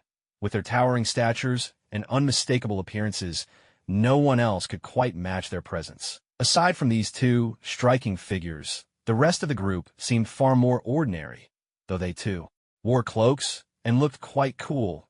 It was clear they were just regular members of the Revolutionary Army. As Ian took them in, the group noticed him as well. Who is that black-haired kid? Is it really okay to let a child see us? Some of the revolutionary soldiers whispered to each other, but Ivankov paid them no mind. He strode right up to Ian and looked down at him. Huh? Kid, that uniform you're wearing? Are you training at the village dojo? Snapping back to his senses, Ian nodded. Your dojo. Is it called Ishin Dojo? Ivankov pointed to the cross sword's emblem on Ian's chest. If I remember right, that's the name. How do you know about us? Ian asked in surprise. Do you know Master Koshiro? Ivankov turned and exchanged a glance with the towering Kuma behind him. Kuma, expressionless, simply kept his head bowed, absorbed in the book he held. Ivankov then faced Ian and replied, that's right. Kid, you could say we know each other. If they knew each other, why say you could say? The question lingered in Ian's mind, but he didn't press further. Could you take us to your dojo? Ivankov asked. Ian hesitated for a moment. Although he wasn't sure what kind of relationship his master Koshiro had with the Revolutionary Army, there was no harm in letting them meet. Still, it was rare to encounter such an unusual group of outsiders. Wouldn't it be a waste not to make the most of this opportunity? So he nodded and said, I can, but you'll have to agree to one condition. Ivankov leaned in. Curiosity piqued. And what's that? Ian glanced at the revolutionary soldiers behind Ivankov, pointing at them. It's simple. Pick anyone you like and have a match with me. What? The revolutionary soldiers exchanged startled looks, certain they'd misheard. One of them stepped forward, bent down, and ruffled Ian's hair. Come on, kid. Don't make trouble. Just take us to your dojo, all right? I've got some candy for you. Annoyance flared in Ian's heart, even when Master Koshiro ruffled his head. He only barely tolerated it. How dare this stranger treat him like a child? He slapped the man's hand away, shot a glance at the sword at the man's hip, and declared, You. I choose you. The revolutionary soldier froze, awkward and at a loss. He hadn't expected the boy to be so stubborn. Helplessly, he looked to Ivankov for guidance. Ivankov gave Ian a thoughtful look, noticing the resolute expression on the boy's face. With a sigh, he told his subordinate, Don't hurt the kid. The chosen soldier nodded reluctantly. Staying where he was, he didn't draw his sword, but settled into a basic fighting stance. All right then, come on, kid. I won't use my weapon, just my fists. Ian said nothing more. He tightened his grip on his bamboo sword and charged straight in. In their very first exchange, the revolutionary soldier almost suffered a loss. He hadn't anticipated Ian's incredible speed. His eyes widened, and he barely managed to dodge the downward swing. Cold sweat prickling his skin, but Ian pressed his attack without pause. Years of relentless training in the dojo had made his swordsmanship instinctive. Seeing his opponent evade the first strike, Ian immediately seized the opening beneath the man's ribs and thrust forward. Any soldier able to follow Ivankov was no ordinary fighter. With a swift sidestep, the man dodged Ian's attack and countered with a kick toward the boy. Yet the moment his leg left the ground, a twinge of regret struck him. Was he really getting serious against a child? The thought made him unconsciously pull back his strength. What he didn't know was that Ian had been waiting for this very moment. The flash skill could only be triggered under specific conditions. It had to be used at the precise instant the opponent's attack was about to land. If the opponent simply kept dodging without counterattacking, Ian wouldn't be able to use the skill at all. So when the other man's foot came swinging toward him, Ian didn't dodge. Instead, he fixed his gaze on the attacker's movement, planning to activate the flash skill at the split second before the kick connected. However, to his surprise, in the very next moment, with a heavy thud, the kick landed squarely on his face, sending him flying. The Revolutionary Army soldier hadn't expected his kick to actually connect, and the shock of it made him panic. He hurried over to check on Ian. Ian's face throbbed with pain on one side as he lay on the ground, grimacing and baring his teeth. He hadn't anticipated that the flash skill would fail, and now he'd taken a blow for nothing. This skill is even harder to time than I thought. Ian mused silently. Are you okay? The Revolutionary Army soldier asked, concern in his voice. Ian shook his head, braced himself on the ground, and stood up. He gripped his bamboo sword tightly once more and declared with resolve again. The Revolutionary Army soldier waved his hands in protest. No, no. If we keep this up, I'm afraid you'll get hurt again. Don't worry. I'm not finished yet. Whether it was from spending so much time with Kanan Zero, Ian realized that he was slowly developing a spirit that refused to admit defeat. What was a little pain compared to that? Seeing his determination, the soldier could only sigh in resignation and prepare to spar again. Ivankov watched from the sidelines, finding the scene quite amusing. To him, Ian was like a child striving to challenge adulthood, but he couldn't help but admire the boy's tenacious spirit. Kuma stood nearby, with a book in his hands, though no one could tell whether he was actually reading or secretly keeping an eye on a match. This time, Ian was even more focused than before. At first, he had dismissed these Revolutionary Army soldiers, who had appeared only as background characters in the manga, thinking of them as mere fodder with lackluster strength. But now he realized that in this real world, even so-called fodder possessed considerable skill, certainly more than a child whose body hadn't finished developing. As the two clashed again, the soldier was startled to discover that Ian's attacks had grown noticeably faster, making it harder and harder for him to dodge. Forced to go on the offensive, he hoped to end this awkward duel quickly. This time, he didn't dare use his kicks again. Instead, he opted for punches since their force was easier to control. He truly didn't want to hurt Ian, but Ian, now fully alert, reacted with extraordinary sharpness. The moment he saw the fist flying toward him, he seized the perfect opportunity and triggered the flash skill. As the Revolutionary Army soldier's punch was about to land, Ian vanished from sight in an instant. No one could see how Ian moved his feet. All they saw was that he appeared in an instant at the side of the Revolutionary Army soldier, his bamboo sword raised high, before cleaving down with unbelievable speed. The bamboo sword sliced through the air with a piercing whistle, drawing a streak of light like an afterimage, before landing squarely on the soldier's back with tremendous force. The Revolutionary soldier was tall and powerfully built, but the moment the blow landed, a tremendous force surged through him. Under this crushing weight, it seemed as if the bones in his back cried out in protest, and his body toppled forward uncontrollably, collapsing from a standing position to the ground. As he fell, a pained and anguished scream burst from his lips. Standing off to the side, Ivankov watched this unfold, his face lighting up in utter astonishment. What shocked him was not that a child could defeat an adult, but rather the unique surge of energy he had just sensed. Clutching his cape, Ivankov couldn't hold back his excitement. He spun around on one leg, revealing his muscular thigh, encased in fishnet stockings. Huh. That was a burst of hockey. Has this little fellow awakened hockey at such a young age? Ian, however, did not hear this exclamation. At the very moment the Revolutionary soldier cried out in pain, Ian himself couldn't help but let out a cry of his own. The difference was that the soldier howled from the searing pain in his back, while Ian was struck by a sudden splitting headache. His flash strike technique had finally activated successfully, but it came at the cost of a stabbing, excruciating pain in his head, so intense he could no longer hold on to his bamboo sword. Only now did Ian understand why the skill description had claimed flash strike could deal massive damage, for at the very moment he used the technique, the last of his 15 points of mental energy had been completely drained. He could feel it clearly. As he unleashed that sword strike, a mysterious energy had wrapped itself around the blade. That must have been the power of none. It was this infusion of energy that allowed his blow to knock down an experienced revolutionary soldier in a single strike. The manifestation of this energy was remarkably similar to armament hockey, which explained Ivankov's astonishment. Unfortunately, Since this was Ian's first true use of none, he had no way to control the amount expended. And in an instant, all his energy was spent. Leaving behind nothing but a fierce, throbbing headache, Ian collapsed to the ground, clutching his head tightly in both hands, desperately trying to ease the agony. Yet in Ivankov's eyes, this scene was simply the classic aftermath of a hockey awakening.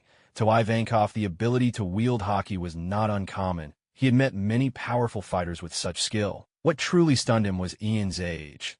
Hockey is an ability that lies dormant within all humans, an instinct woven into their very being. Yet most people go through their entire lives without ever becoming aware of this power, let alone learning to wield it. In most cases, it takes years of rigorous training and relentless hardship before a person can hope to master its use. For that reason, nearly everyone who can employ hockey only achieves it well into adulthood. But today, Ivankov witnessed an exception. Someone named Ian. Judging by his height, this boy couldn't be more than 12 years old, perhaps even younger. What was truly astonishing was that such a young child had managed to unleash a surge of hockey from within himself. At this moment, Ivankov looked at Ian not with the eyes of someone marveling at a prodigy, but rather with the awe reserved for something that defied all reason. A monster in human form. Ian was crouched on the ground, clutching his head, and only after a long while did the throbbing pain finally begin to subside. Before he could even ask the system what had just happened, a string of notifications automatically appeared in his mind. You have defeated an opponent stronger than yourself. Experience gained. 500. Points. You have earned an achievement. First battle, using none skills. You have acquired the basic none cultivation skill. Current proficiency. 0.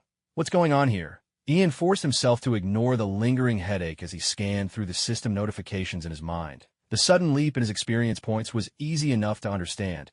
In fact, Ian had planned this from the start. He'd chosen a Revolutionary Army fighter as his opponent, not only to test out his flash skill, but also to see whether he could gain experience by defeating his adversary. From Ian's perspective, as a child, his opponent would surely hold back, giving him a real shot at victory. In short, the Revolutionary Army fighter had walked right into Ian's carefully laid trap. What he hadn't expected, though, was that defeating a foe stronger than himself would yield such a windfall of experience points. Now his experience bar had jumped to 750, putting him just a short distance away from leveling up. And with that, another boost to his stats. On top of that, using the flash skill had netted him an achievement reward. When he checked the achievement screen, he discovered he'd been granted 5 experience books. These books weren't for Ian's personal use, but rather serve as items to level up his cards. Beyond this, Ian noticed other achievements listed on the screen. Rewards for defeating 10 opponents, then 100, or for reaching 50 or 100 points in Dao power. The nature of the rewards varied. The basic ones were experience books, while more advanced achievements offered evolution stones or diamonds. Of all these, the achievements that rewarded diamonds were the rarest, a fact that did not surprise Ian in the least. He knew all too well the stingy nature of this game system. Those precious few diamonds were just bait, meant to entice players to reach for their wallets. What surprised Ian the most was the basic mind cultivation skill he had just acquired. When he first saw that he possessed the basic swordsmanship skill, Ian had wondered if there might be other types of foundational skills. He hadn't expected that one would actually appear so soon. Basic mind cultivation increases the amount of mind energy recovered per hour. Current recovery rate 1 point. Current proficiency 0/1000. Reading the skill description, Ian suddenly understood. So this skill was meant to help replenish his own mind energy. Thinking about it, it made perfect sense. Almost all the skills gained from the cards required expending mind energy to activate, but his reserves were limited. Once depleted, he needed a way to recover. Now, with the basic mind cultivation skill, even if he exhausted his mind energy, he could gradually regain it as long as he rested for a while. But how could he improve his proficiency in this skill? Ian pondered the question. Most likely, he would have to keep using and restoring his mind energy to accumulate experience. He also noticed that this skill's proficiency requirement was far lower than that of his swordsmanship skill. To advance his swordsmanship from basic to intermediate had required 1,000,000 proficiency points, a number so staggering that he'd involuntarily gasped when he first saw it. In comparison, the mere 1,000 points needed for the mind cultivation skill seemed utterly trivial. Ian suspected it was probably the gentle restorative effect of this skill that had eased his headache. As he was lost in thought, he suddenly sensed someone ahead. Looking up, he found himself staring into the astonishing face of Ivankov. At such close range, Ivankov looked even more intimidating. Ian was so startled that he stumbled back 2 steps and asked warily, "What do you want?" "Ha! Boy." Ivankov seemed to be in high spirits, spinning in place before asking, "Well, color me surprised. What's your name?" "My name's Ian. Ian, the little candy." Ian replied. Ivankov continued, "How are you? Feeling now? Need me to treat you?" "No, I'm much better already." Ian quickly waved his hands in refusal. He didn't dare accept Ivankov's kindness. This person had eaten the horm fruit. Gender alone was a mystery. Though presenting as a man at the moment, Ivankov could become a woman at any time. Facing someone who could manipulate hormones at will, Ian was adamant about not letting him get close. Who knew whether this treatment would involve healing hormones or gender-changing ones? "All right then," Ivankov nodded, saying, "No need to worry too much. Your headache is likely just a side effect of awakening hockey. It's nothing serious. By the way, do you know what hockey is?" If anyone in Shimatsuki village who knew him had asked this question, Ian would have feigned innocent ignorance. But facing Ivankov, he felt there was no need to hide anything. So he simply nodded and replied, "Yes, I know." Ian understood now. Ivankov must have mistaken the manifestation of his non-ability for hockey, which explained the line of questioning. Although the names were different, Ian had spent quite some time pondering the characteristics of his own power. In his estimation, while Nun and true hockey shared a similar essence, their outward forms were not quite the same. When Nun enveloped his blade, it could indeed mimic the effect of armament hockey. But as for abilities like Conqueror's hockey, his Nun likely couldn't replicate those completely. Ivankov had apparently intended to explain the concept of hockey in detail, but was abruptly cut off when Ian simply said, "I know." Ian noticed a visible tremor run through Ivankov, who looked as if he was struggling to suppress the urge to launch into a lengthy explanation, a look of almost painful self-restraint. At last, Ivankov adjusted his demeanor. "You know, marvelous, truly marvelous. In that case, there's no need for me to explain anything further. Just make sure you get plenty of rest these next few days." "Who are you?" Ian asked, feigning ignorance despite already knowing Ivankov's name. "Hi-ha." Ivankov spun in place, exclaiming with exuberance, "I am Emporio Ivankov. You can call me Eva or Ivan. Whatever you prefer. Names and titles. Such trivial matters. Honestly, you could call me Poop for all I care." At that, Ivankov suddenly shouted, overcome with emotion, "But I do not want to be called Poop." Ian stared at him wordlessly, thinking to himself, "I didn't even say anything." Just then, several other revolutionary soldiers gathered around, eyeing Ian with astonishment. It seemed they, too, were familiar with the concept of hockey, though none had managed to awaken it themselves. They were deeply impressed that someone as young as Ian could wield such power. "Amazing kid! Really impressive," they exclaimed, reaching out to ruffle Ian's hair, a gesture that left him visibly displeased. Just as Ian was about to protest, the revolutionary soldier he'd fought earlier approached. Seeing the soldier grimacing in pain, Ian felt a pang of guilt and asked, "Are you all right?" The soldier was still embarrassed about being bested by a mere child, but upon hearing Ian's concern, he forced a smile, pride as an adult compelling him to keep up appearances. His white teeth gleamed in the sunlight. Yet he couldn't help himself. He too reached out to pat Ian's head. "So, can you take us to the dojo now?" the soldier asked. "They're patting my head again." Ian grumbled inwardly, but outwardly he blinked his eyes and nodded obediently, then turned and led the way. The group quickly followed. What none of them realized was that with Ian at the helm, they would never actually reach the so-called dojo. Strange. Why do I feel like I've been here before? Haven't we already passed this way? One of the revolutionaries scratched his head in confusion. "No way. You must be mistaken," Ian replied smoothly. Ian answered firmly without even turning his head. The others had no choice but to continue following him, unaware that he had already led them in a full circle around the entire village. This was Ian's subtle revenge against those who were always so fond of ruffling his hair. In truth, Ian was already showing mercy. His original plan had been to make them walk around a dozen times. The sunlit beach possessed an intoxicating charm that was hard to resist. The sea gently rolled onto the sand, then slowly receded, leaving behind damp traces and a scattering of tiny aquatic creatures. The rhythmic sound of the waves was delightful to the ear. Ian had been standing on the beach for some time, waiting patiently. At last, he spotted a dark shape flying in from the horizon and quickly gave a sharp whistle. Upon hearing the whistle, the shadow immediately changed direction and flew toward him. As it drew nearer, he could finally see that it was a seagull. But this was no ordinary seagull. It was unusually large, wore a sailor's cap, and had a backpack slung around its neck. When Ian saw the bird land on the beach, he approached, took out a coin, and handed it over, saying, "1 newspaper, please." However, when the seagull noticed the number 50 printed on the coin, it shook its head with a troubled look. It reached into its backpack with its beak and pulled out a slip of paper on which a bold number was written. "It's gone up again." Ian stared at the seagull, exclaiming in dismay, "Didn't the price just go up a few weeks ago? Why is it more expensive now?" The seagull let out a guttural cry, scratching its head with a wing, as if to say it couldn't help it either. All right, here you go. 80 berries. If the price goes up again, you'll lose my business." With a pained expression, Ian dug 3 more 10-berry coins from his pocket and handed them over. The seagull accepted the payment, then pecked a newspaper out of its backpack and handed it to Ian.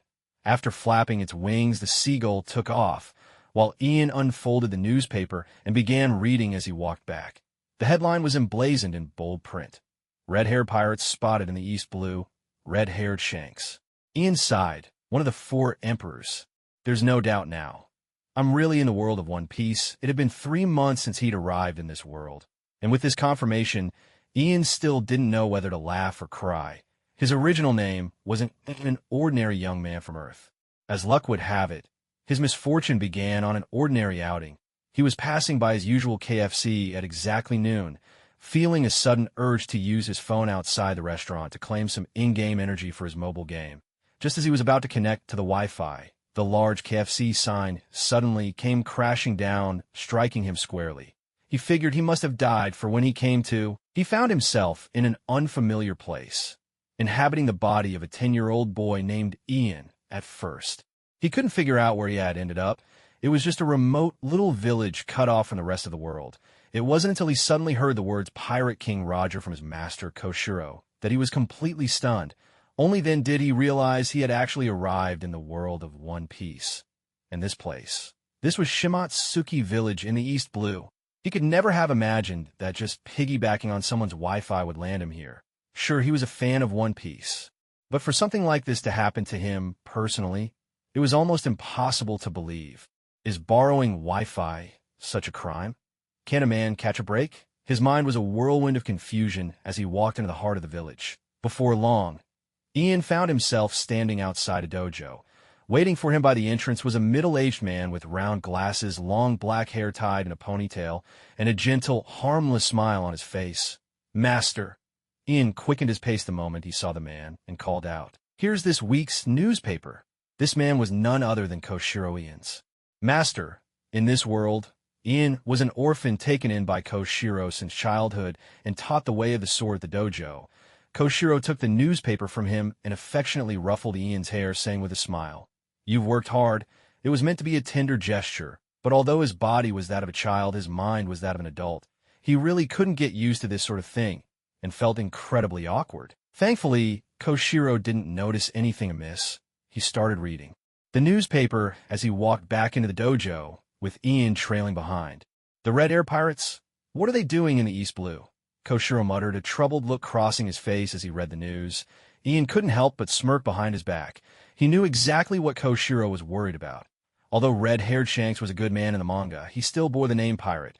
Koshiro's concern about pirates showing up here wasn't unfounded. But Ian also knew that Shanks would only make a brief stop in Windmill Village and wouldn't come anywhere near Shimotsuki Village. So really, Koshiro had nothing to worry about. Windmill Village. Ian found himself lost in thought again. That was the town where Luffy lived, wasn't it? Red-haired Shanks would meet Luffy there for their fateful encounter. Just as he was daydreaming, Koshiro rapped him lightly on the head a few times and said, "Ian, what are you thinking about? It's time. Go call your junior brother for their training." "Yes, sir," Ian answered with a sigh, shoulders slumping. If Ian had to name the thing he found most unbearable about transmigrating into this world, it would undoubtedly be the fixed-time, sword-swinging practice at the dojo. The reason was simple. Could you imagine standing in a neat row, swinging swords in unison with a group of snot-nosed kids whose gap-toothed grins made them look all the more foolish? The whole scene was so ridiculous, it was almost painful to endure. Before long, all the disciples of the dojo had been gathered. They stood in 2 lines along the left and right sides of the practice hall, bamboo, swords in hand, waiting for the session to begin.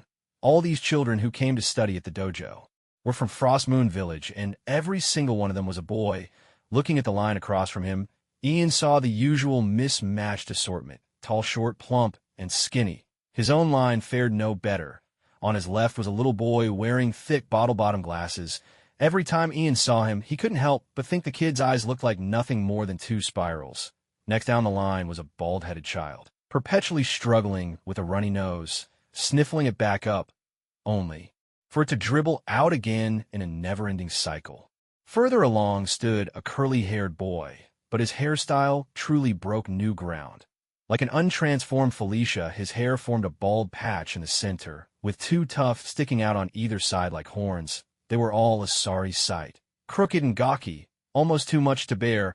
Ian didn't dare look any longer. He couldn't help but wonder what on earth Master Koshiro was thinking when he accepted these disciples. Fortunately, amidst this pitiful assembly, there was one bright spot. Kana, standing at the very front of the opposite line, Ka, the daughter of Master Koshiro, had clear, bright eyes and short, striking black hair. She dressed like a boy and exuded a natural air of determination and sharpness. Among this crowd of little misfits, she stood out like a crane among chickens. As Ian glanced her way, Kana happened to look back at him. She didn't speak, but offered him a gentle smile. In that moment, Ian could almost hear her familiar voice calling out to him once again.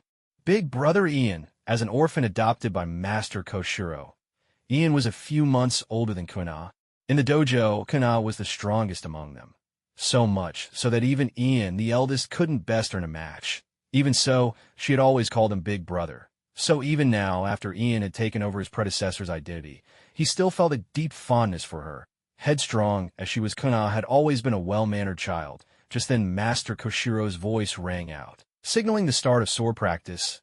Ian pulled his thoughts together and began moving his bamboo sword in time with Koshiro's command, strike, return, strike, return. Ian performed the drills with utmost seriousness, and as the bamboo sword sliced through the air, a persistent sound echoed in his mind. You practice sword swings, basic swordsmanship proficiency, +1. You practice sword swings, basic swordsmanship proficiency, +1. You practice sword swings, basic swordsmanship proficiency, +1. You practice sword swings, basic swordsmanship proficiency, +1. Back when he used to watch One Piece, Ian was always fired up by the battles, his blood surging with excitement.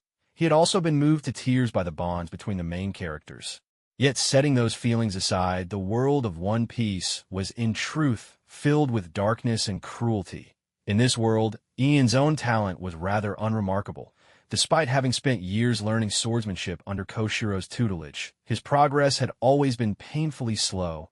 If things continued this way, Ian had started to think he might as well just settle down in Shimatsuki village and live out his days in quiet obscurity. Fortunately, the very first time he practiced swordsmanship, after arriving in this world, Ian discovered something new had appeared in his mind. Perhaps it was because back in his old life, he'd been playing games online when that accident happened. Either way, he realized that the game he'd been playing seemed to have etched itself into his soul and come with him to this world. It was almost laughable. That mobile game had been just some random, poorly made knockoff he'd downloaded on a whim. A typical bootleg card game. In it, players controlled main character and could draw cards to build their own team for battle. The cards feature characters from all sorts of anime and games. Anyone you could imagine might appear, creating a wild and chaotic mashup. Ian had originally found it amusing just because he recognized so many familiar faces. He never could have guessed that after this bizarre transformation, the game would become the key to his very survival in this new world. "We're here," Ian announced, coming to a halt outside the dojo. It was noon, and Koshiro was basking in the sunlight out in the courtyard. Ian spotted him at once and hurried over, calling out, "Master, someone's here to see you." As he spoke, Ian kept a close eye on Koshiro's reaction, but the old swordsman's ever-smiling expression didn't change in the slightest. There was not a hint of surprise at the arrival of Ivankov and Kuma. "Hello. It's been a long time," Koshiro greeted, stepping forward with a warm smile for Ivankov and Kuma. "Koshiro-san." Kuma remained silent, while Ivankov responded with a playful shout, grinning as always, standing in the background. Ian watched the exchange intently. He had always suspected that Master Koshiro might have some connection to the Revolutionary Army, but judging by the scene unfolding before him now, it seemed things weren't quite as he'd imagined. Let's set Jinshiro aside for a moment. The way Ivankov, Kuma, and the other revolutionaries treated him wasn't quite how you'd greet an old comrade. If anything, their manner was somewhat distant, almost polite, as if he were a regular guest rather than one of their own. Thinking back on it now, that actually made sense. If Master Jinshiro really were a member of the Revolutionary Army, could he have stayed here in Shimatsuki village for all these years? Retired? That's hard to believe, considering the Revolutionary Army has only been active in the world for a handful of years. So Ian began to suspect that Master Jinshiro probably wasn't one of their ranks after all. Maybe, as Ivankov said, they simply knew of each other. Lost in this train of thought, Ian completely missed whatever conversation Master Jinshiro was having with Ivankov and the others. It wasn't until he saw his master ushering them into the dojo that he snapped back to reality. Jinshiro welcomed the group as guests, leading them inside the dojo. Since there wasn't a formal reception room, everyone gathered and sat right there in the main hall. Ian, curious about the conversation, followed along, hoping to eavesdrop a little. But to his surprise, Master Jinshiro asked him to go make some tea. With no choice but to comply, Ian went off to the kitchen to boil water and prepare the tea. He glanced around for Gun, but didn't see her. She must be training somewhere. And as for Zoro, that knucklehead was probably still up on the mountain. After a while, the water was boiling. Ian poured the tea into several cups, arranged them neatly on a tray, and brought them out to the others. Distributing tea to the guests, Ian noticed he had no idea what they'd been discussing. Master Jinshiro was smiling, but Ian could detect a faint trace of melancholy in his expression. Seeing Ian return, Jinshiro spoke to him again. "Ian, could you go check the storeroom and see how much grain we have left?" "Grain? Ah, yes. That must be why Ivankov and the others came to Shimatsuki village. To stock up on supplies." Sure enough, Ivankov chimed in, "We'll pay you the market price for it." But Master Jinshiro shook his head. "No need. It's not worth much. Think of it as a gift from me." Ivankov didn't argue. Seeing that everything was settled, Ian turned and went off to the storeroom to take inventory. From behind him drifted the sound of Jinshiro's voice. "The one who just left is my dojo's oldest disciple." Ian figured Master Jinshiro was introducing him to Ivankov and the others, so he didn't give it much thought. The storeroom was filled with grain harvested from the dojo's own fields. With only a few people eating at the dojo, they didn't use much, so there was always a surplus. Ian took his time counting it all and was surprised to find over 100 sacks. Each sack weighed about 50 pounds. So altogether, there must have been more than 5,000 pounds of grain, both wheat and rice in good supply. After hurrying back to report to Gung Sailang, Ian found out that Ivankov and the others had finally decided to take 3,000 caddies of grain with them. Ian looked at their group. Only 7 or 8 people in total, and couldn't help but wonder how on earth they planned to carry such a heavy load. But what Ian hadn't expected was that Kuma suddenly stood up and asked Ian to take him to the storeroom. Kuma tucked that thick book under his arm, freed up his left hand, and removed the glove from his right. What was revealed was a palm that looked rather peculiar. In the center of his palm was a soft, fleshy pad, reminiscent of a kitten's paw, something that made you want to reach out and touch it just by looking. Pawpaw fruit. The term flashed through Ian's mind. So Uncle Kuma, are you actually the most secretly adorable being in the whole world of One Piece? Even Ian himself felt a strong urge to give that paw a gentle squeeze. Kuma walked over to where the grain was stacked, and with his right hand lightly touched the pile. In the blink of an eye, and to Ian's utter amazement, half of the grain vanished instantly. Ian had been wondering how they'd managed to transport all that food, but never could he have imagined such a method. He realized now that the missing grain had been sent flying by Kuma's paw, likely landing right on their ship by the shore. How convenient! Ian watched Kuma with a twinge of envy. Sometimes he couldn't help but think, if devil fruits are this miraculous, could he ever find one for himself to try? After sending the grain off, Kuma calmly put his glove back on. Ian thought he was about to leave the storeroom, but then unexpectedly Kuma spoke, his deep voice rumbling. "If you could travel anywhere, where would you go?" The sudden question sent a chill down Ian's spine. That line sounded all too familiar. He quickly waved his hands and replied, "I'm not thinking about traveling right now. And even if I do someday, I'll take a ship of my own." Kuma lowered his gaze to look at him, the height difference between them almost comical, like an elephant looking down at a mouse. Though Ian didn't appreciate being likened to a mouse in this scenario, he couldn't deny the pressure he felt at that moment. For he suddenly remembered Kuma's other title and identity. The Tyrant, one of the 7 warlords of the sea, had he gotten angry? Ian wondered nervously. Judging by how accurately Kuma had sent the grain from the dojo to the coast, he must have realized that Ian had led them in circles around the village. How else could he have aimed so perfectly? Just as Ian was feeling uneasy, Kuma unexpectedly reached in his coat, pulled out an item, and handed it to Ian with his gloved hand. "Since I've taken your grain, please accept this in return," Kuma said in that same deep, resonant voice. Ian looked down and discovered that what he was holding in his palm was unexpectedly a tiny din-din mushi. This little din-din mushi was pink, small enough to fit in his hand, carrying a shell on its back. The shell was adorned with swirling patterns, and a cord connected it to a receiver. On one side of the shell, there was a ring of numbers, just like a rotary dial, marked from 0 to 9. At the moment, the din-din mushi was fast asleep, its large eyes closed. Ian picked it up and, out of curiosity, poked at it. But no matter what he did, it wouldn't wake up. "This is a juvenile din-din mushi," Kuma explained. "Keep it by your side. When it grows up, it will take on your appearance." "That's amazing." Ian cradled the soft pink creature carefully and asked, "Will I be able to make calls once it's grown?" "When it matures, an extra number will appear on its shell. That will be your number," Kuma replied. It was the first time Ian had heard him speak so much. This must be the pirate world's version of an iPhone 7. Ian thought with a thrill, will it be coming? iPhone 7S when it grows up? He hadn't expected Kuma to give him a din-din mushi as a gift, and couldn't help but blurt out, "Thanks, Uncle Kuma." The words had barely left his mouth when Ian realized he'd made a mistake. Oh no.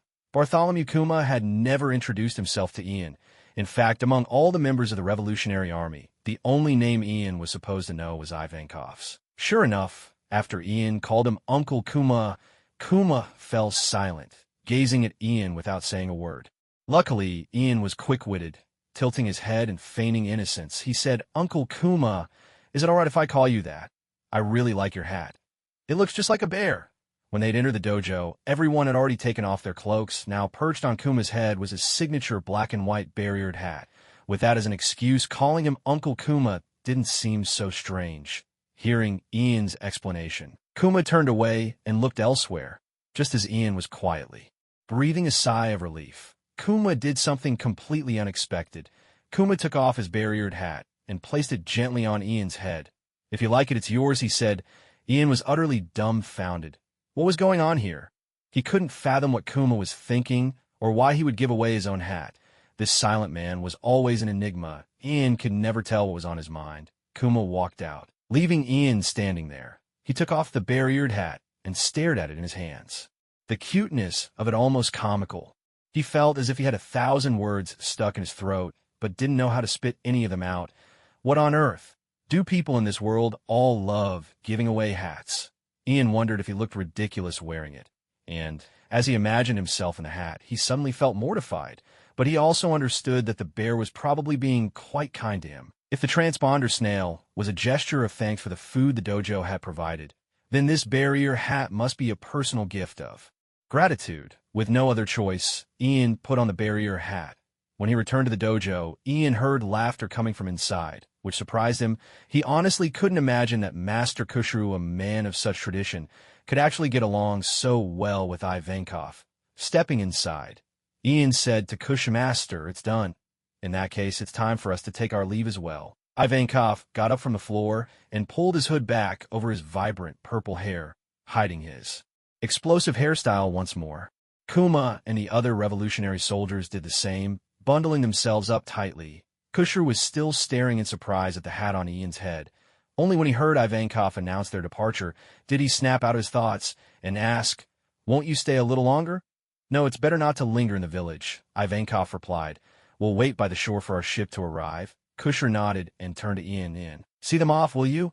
Of course. Ian didn't need Kushru to tell him. He'd already decided to accompany them. Since Ivankov had said they'd wait for the ship by the sea, it was obvious they were waiting for Dragon. Ian wanted to go and see for himself. Ian led the way out of the dojo, with Ivankov and Kumla following close behind. The other revolutionary soldiers bowed respectfully to Kushru before filing out, watching everyone leave and the dojo grow quiet and empty. Kushru knelt in silence, lost in thought, his mind a mystery. Along the way, every revolutionary soldier, including Ivankov, couldn't help but glance curiously at the adorable barrier hat perched on Ian's head. They all recognized it as Kuma's hat, and what surprised them most was that Kuma had actually given away his own hat to someone else. Even so, seeing Kuma's wavy hair uncovered, Ivankov didn't pry. Instead, they all simply stared at Ian. Ian could feel their intense gazes burning into his back, making his whole body itch. So this time he didn't lead them on any detours. He headed straight for the shore, and before long, they were out of the village, the revolutionary soldier who had sparred with Ian scratched his head in puzzlement. Huh, it didn't seem this quick when we came here. Ian looked back at him with a perfectly serious face. You're imagining things, really? The revolutionary soldier sounded a bit unsure. Absolutely, Ian replied with conviction. You're probably just hungry. That's what's messing with your head. Ivankov witnessed this scene and let out a hearty laugh. What a boy with personality, he exclaimed. Ian just shrugged. He knew there was no way to keep his little detour a secret from Ivankov and Kuma. But after all, who could blame a child for a bit of mischief? Isn't it true that children's pranks are easily forgiven? Shimotsuki village wasn't all that big, nor was its population large. By the time Ian led the group to the shore, they could see a few small fishing boats tied up on the beach. These were left behind by the village fishermen after a day at sea. It was already afternoon, and the fishermen had long since returned home, leaving the beach in a peaceful quiet. Ivankov and his companions didn't have to worry about being seen here. According to the timeline, the Revolutionary Army at this point was still quietly gathering strength. They kept a low profile, and for them the best outcome was to avoid attention as much as possible. Ian stayed with them, waiting by the water's edge. At first, Ivankov tried persuading him to head home, but Ian shook his head. With no other choice, the group let him be. They waited until nightfall, but no boat appeared. Fortunately, Kuma, along with a few revolutionary soldiers, managed to find the supplies he had sent flying earlier. The group cooked up a pot of rice on the beach, caught a few fish from the shore, and grilled them over the fire. That was their meal for the night. Ian didn't stand on ceremony, happily joining them for dinner. The moon had already risen, and Ian was starting to yawn, when suddenly a revolutionary soldier, standing on higher ground, called out, "It's here!" Ian scrambled to his feet and looked out into the distance. In the darkness over the water, he could make out a shadow moving toward them. As the moments passed, the shadow grew larger and larger. When it finally drew near, illuminated by the moonlight, Ian could make out the ship's silhouette. It was a massive three-masted sailing ship, but what drew the eye was the dragon's head carved at the prow. The dragon's body curved downward, forming the ship's keel, and at the stern a dragon's tail trailed behind, as if the entire vessel were being carried by a dragon. There was no doubt this was Dragon's ship. One of the revolutionary soldiers raised a lantern and signaled the vessel. Dragon's ship slowed, edging closer to the shore. Ivankov, can I go up and have a look? Ian tugged at Ivankov's cloak, feigning innocence. I've never seen such a huge ship before. Ivankov wasn't surprised by Ian's request. In fact, when he saw Ian waiting here with them, he suspected the boy was eager to see their ship. So he replied, Ian, you little candy, you can go take a look, but let's be clear from the start. I can't take you away with us, so once you've finished, you'll have to get back to your ship. All right? No problem. Ian nodded in agreement. When the dragon ship came to a steady halt, a plank was lowered. From the left side of the vessel, Ivankov and Kuma started boarding along the plank, with Ian closely following behind. Meanwhile, the remaining revolutionary soldiers began calling for hands from the ship to help with unloading the food supplies. As soon as he set foot on deck, Ivankov shouted, "You're too slow, dragon. How long are you going to keep us waiting?" Ian followed right behind Ivankov. Peering out from behind his broad frame to look ahead, there on the deck he saw a figure dressed in the same green cloak, slowly turning to face them. Bathed in moonlight, Dragon still wore his hood, making it impossible for Ian to see his face clearly. "My apologies," Dragon said, his voice low and heavy. "Something came up. I had to save this child." As he turned, the small figure of a child lying on the deck was revealed behind him. Ian immediately noticed the thick bandages wrapped around the boy. Not only was his entire body swathed in bandages, but even his head and face were covered. The child's mouth hung open in unconsciousness, and through the gaps in the wrappings dark, charred burns could be seen. Under the ghastly pale moonlight, the blood seeping through the bandages looked especially shocking. Even Ian couldn't help but shiver. At the sight of the child's injuries, he was deeply unsettled. There was no need to guess. This had to be Sabo, the boy Dragon had rescued from the sea. Seeing Sabo's condition up close, Ian's heart blazed with anger. What kind of monstrous cruelty could inflict such wounds on a child? If Dragon hadn't happened to save him, Sabo might truly have died. In that moment, Ian realized for the first time just how savage the celestial dragons truly were. Ivankov too saw Sabo lying on the deck, and with a start jumped over and knelt to examine him. "This is terrible," Ivankov cried. "Hey, someone get over here and help treat these wounds. Can you heal him?" Dragon asked. "No, the child is too young. He needs special medicine," Ivankov replied. "All I can do is keep him alive for now. We have to get him treatment as soon as possible." With that, Ivankov pulled off his gloves and pressed both hands firmly on his Sabo's body. Healing hormones, adrenaline. Suddenly Sabo coughed weakly. Seeing this, Ivankov exclaimed with relief, "Good. The heartbeat's back." A few revolutionary soldiers quickly seized the moment, lifting Sabo onto a stretcher and carrying him into the ship's cabin. Ivankov looked up and asked Dragon, "Who is this child? Why is he so badly injured?" Drago shook his head and replied, "I don't know his name. He was attacked by the celestial dragons in that pitiful country." "I see." Ivankov was silent for a long while, unable to find words. Just then a voice suddenly rang out. "His name is Sabo. HM." Drago was startled, turning in the direction of the voice. He saw another child standing on the deck. The one who spoke was of course Ian. "And who are you?" Drago asked, a hint of curiosity in his tone. "Do you know this injured boy?" As he spoke, Drago naturally noticed the barrier hat on Ian's head and couldn't help glancing over at Kuma. Ian shook his head and said, "I only know his name. That's all." He understood very well. Sabo's wounds were so severe that after he recovered, he would lose his memory. Revealing Sabo's name now was simply to give the revolutionaries a way to address him in the future. In fact, even if Ian hadn't spoken up, the revolutionaries would have discovered Sabo's name from the belongings he carried. Ian spoke out almost by instinct. Drago turned to Ivankov. Ivankov spread his hands and said, "He's a kid from the village dojo. A real character, this boy. I brought him on board for a look." "Is that so?" Drago glanced at Ian but said nothing more. Instead, he turned and asked, "What about provisions?" A revolutionary soldier replied, "The village dojo sent some supplies for us." "Good. Prepare to set sail," Drago ordered. "We're heading back to Baltigo." Now that Ian had seen the person he came for, he felt no regrets. Hearing Drago's words, he understood he was being politely dismissed. So he said, "I'll head back to the dojo now." With that, he walked toward the small boat tethered to the ship. After just a few steps, he suddenly heard Drago say, "Ivankov, see him off." Ivankov followed Ian off the ship, escorting him to the shore. Once there, Ivankov said to Ian, "Little Candy Ian, don't tell anyone about what you've seen here today, understand?" "I get it, you folks aren't exactly ordinary people," Ian replied with a shrug. "By the way, Uncle Kuma gave me a den mushy. Can I have your number?" Ivankov was taken aback, then quickly caught on. "Uncle Kuma, is that what you call him? And why do you want my number?" Ian nodded, "Because I might need to find you about something in the future." The revolutionary ship left the shore, sailing out into the endless sea. Drago stood at the prow, gazing into the distance. He had taken off his cloak, revealing his commanding long hair and the curious diamond-shaped mark on his face. Hearing footsteps behind him, Drago spoke without turning. "Kuma, is that you? Kama?" The bear stood behind him, silent. When Dragon turned around and saw the bear had put on another barrier hat, he grinned and said, "So you had a spare one after all? That's rare. I didn't expect you to give your beloved hat to a boy you barely know." "The Revolutionary Army needs more allies," the bear finally spoke in his deep voice. "That boy has great potential. Perhaps one day, our paths will cross again."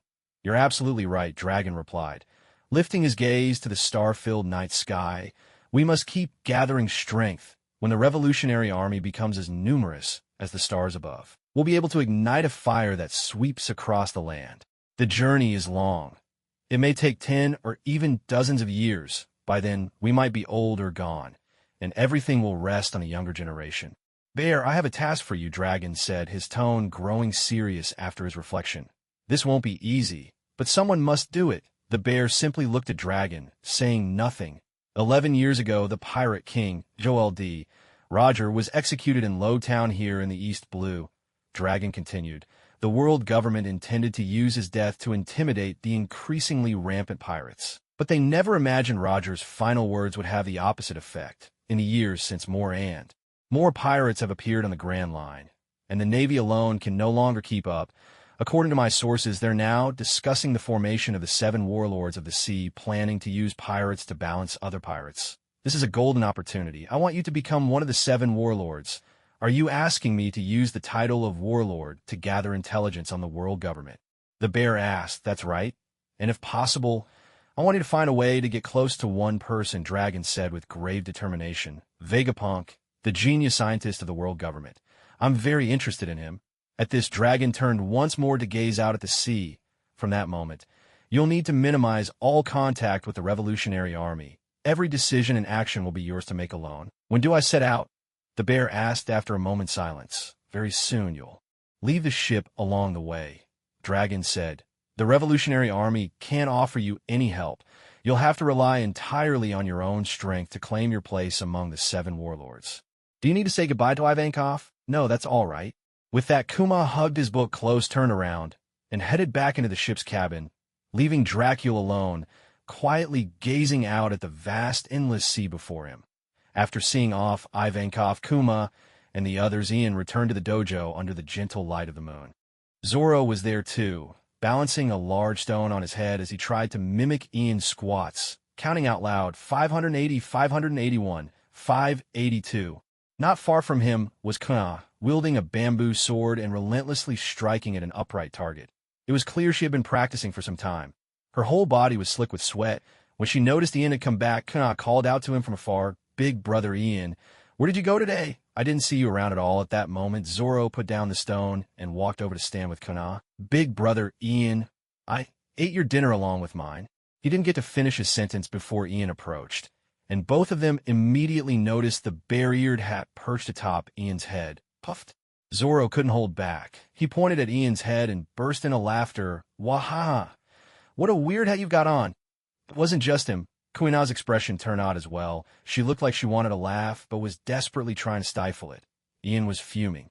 He could understand Kuna, but for this green-haired idiot Zoro to laugh so brazenly? What's so funny? Without thinking, Ian raised his hand and delivered a swift, solid headbutt to Zoro. Ow! Zoro's laughter instantly turned into a yelp of pain, a big lump swelling on his head. "Why'd you hit me?" Zoro glared at Ian and pointed at Kuna. She was laughing too. Ian shot him a glare. "I just don't like your face. That's why." Kuna couldn't hold it anymore. She turned away, covering her mouth as she giggled uncontrollably. "Unfair," Zoro grumbled, realizing there was no point arguing. This was clearly one of those moments where justice wouldn't be served. When the laughter finally died down, Ian asked, "Where's Master?" Kuna wiped away the tears of laughter from the corners of her eyes. "I'm not sure. He hasn't been around for a while." Ian entered the dojo, circling around in search of Koshiro. Now that the Revolutionary Army had left, he needed to report back to him. But after searching every corner of the dojo, there was still no sign of him. Without quite knowing how, Ian eventually found himself wandering into the woods behind the dojo. It was only then that he finally found Koshiro. But at the very first glance, Ian knew he couldn't disturb him. Koshiro was kneeling in front of a gravestone, perfectly still, lost in silent contemplation. Ian was familiar with this gravestone. It marked the resting place of Kuina's mother. Kuina's mother had passed away not long after giving birth to her. At that time, Ian himself was still very young and had no memory of what his teacher's wife looked like, let alone Kuna. And in their daily conversations, Master Koshiro rarely mentioned Kuna's mother, only occasionally sighing that Kuna resembled her very much. Ian found it odd. He couldn't understand why Master Koshiro would come to pay respects at the grave in the middle of the night. Such behavior was highly unusual, as he pondered this. The faces of Ivankov and the others who had left earlier that day suddenly flashed through his mind, and a suspicion grew in his heart. Could Master Koshiro's strange actions somehow be linked to Ivankov's visit? What about their appearance could prompt Master Koshiro to come to the grave at such an hour? Could it be that Kuna's mother, his own teacher's wife, was actually connected to the Revolutionary Army? This thought startled Ian, but as he recalled Master Koshiro's behavior throughout the day, he realized the idea wasn't entirely unfounded. Master Koshiro was a mysterious man. No one knew where he came from or the extent of his abilities, but Ian understood his character well. He never sensed in him the rebellious, defiant spirit that marked the Revolutionary Army. If anything, Koshiro's personality seemed at odds with theirs. Yet, Ivankov and his companions clearly knew Koshiro, and Koshiro greeted them with a smile, though there was a distinct reserve in his manner. It seemed to Ian that the only possible link between the two parties was Kuna's mother. Perhaps Kuna's mother had been a revolutionary soldier, or even a cadre, maybe one of the earliest members of the movement, Ivankov. And the others might have actually known Kuna's mother, and through her became acquainted with Master Koshiro. That would explain the subtle nuances in their interactions.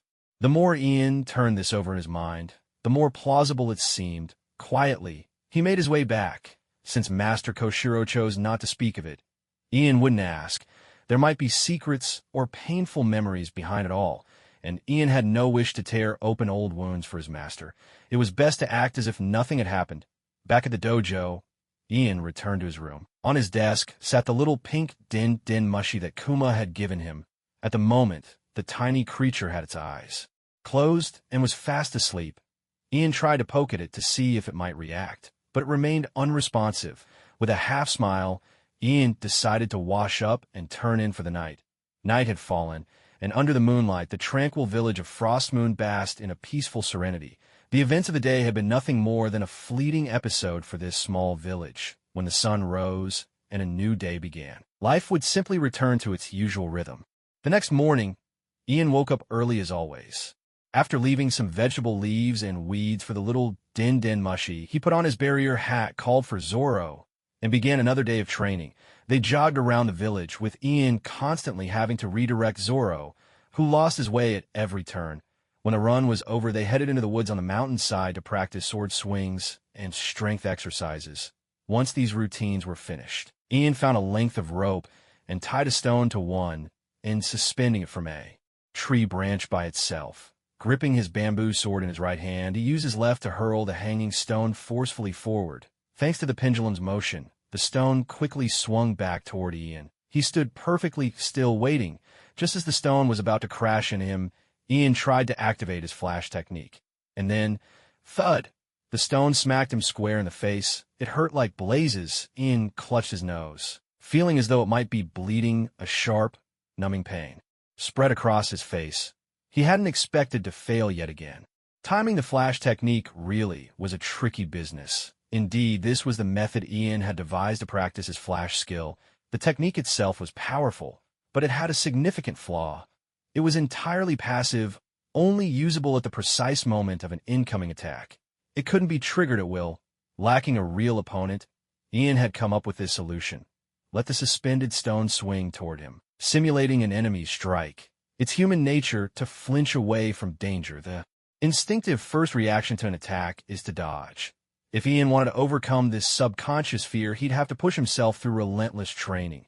Getting to his feet, Ian wiped his nose, and sure enough, there was blood. Zoro, who had been watching Ian's strange actions for a while, couldn't make sense of what was going on. Now, seeing Ian get smacked in the face and start bleeding, he finally spoke up from the side. Ian, why didn't you just dodge? Did putting on that hat make you stupid? Ian, tilting his head back to stop the bleeding, shot back irritably. What do you know? I'm honing my sword techniques. Huh. Zoro's eyes lit up. Sword techniques? That's right, Ian replied. A formidable sword technique. Master Koshiro had never taught them any sword techniques. Not to Ken, nor to Ian, nor to Zoro, or any of the younger disciples in the dojo. Day after day, what they practiced were merely the most basic forms. Master Koshiro often said that all sword techniques originate from the basics. His words made sense. but it was undeniable that such repetitive training could become monotonous over time. That was precisely why Zoro's eyes would light up with excitement. He thought that if he could learn some sword moves, maybe, just maybe, he could finally defeat Ian, please teach me. Zoro ran up eagerly, gazing at Ian with pure admiration. I want to learn sword techniques too. No way. Ian shook his head. You ate all my food yesterday, remember? Then I'll save my meal for you today, if you teach me. Zoro pleaded. Raising his voice, Ian felt a headache coming on. He hadn't even mastered the flash move himself yet. How could he teach it to someone else? But then his eyes sparkled with mischief, and he asked, do you really want to learn? Yes, I do. Zoro nodded so fast he was nearly bouncing. Well, you see sword moves? Ian began, his expression dead serious. Everyone comprehends sword techniques in their own way. So, I can't really teach you. However what? Zoro tilted his head, eyes wide with curiosity. Well, there's one way. Ian pointed to the barriered hat on his head. The secret is to wear a hat. Look, it was only after I put this hat on that I started to grasp sword techniques. Upon hearing this, Zoro was completely dumbfounded.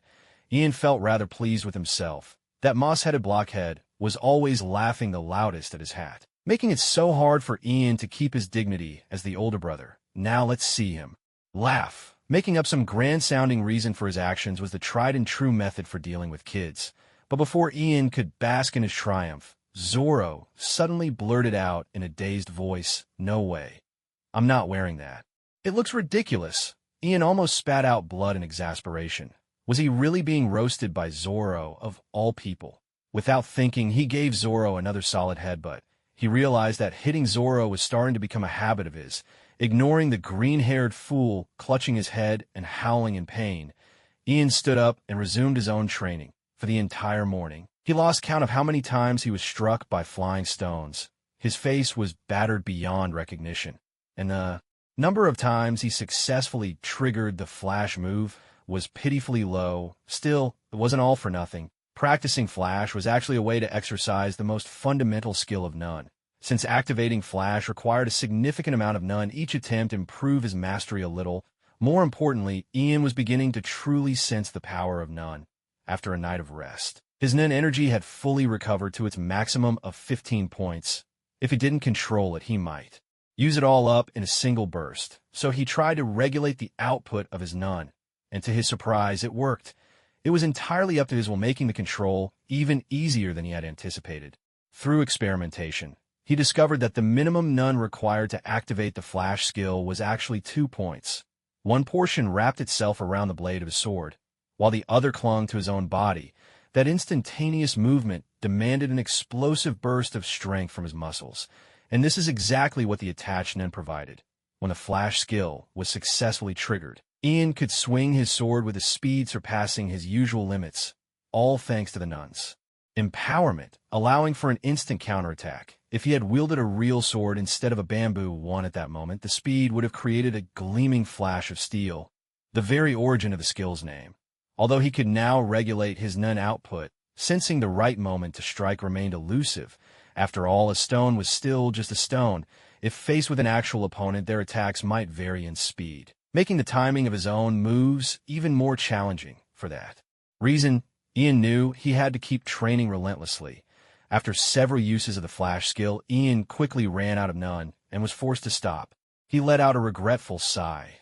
Now, the two things limiting his practice were his Nun reserves and the Nun cultivation skill itself.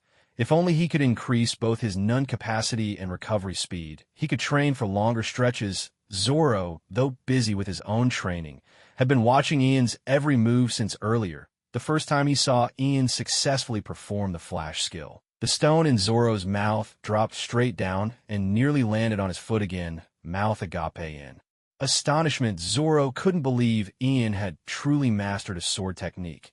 Is putting on that hat really so amazing? He wondered. Yet he couldn't help but think the hat looked utterly ridiculous, leaving him torn.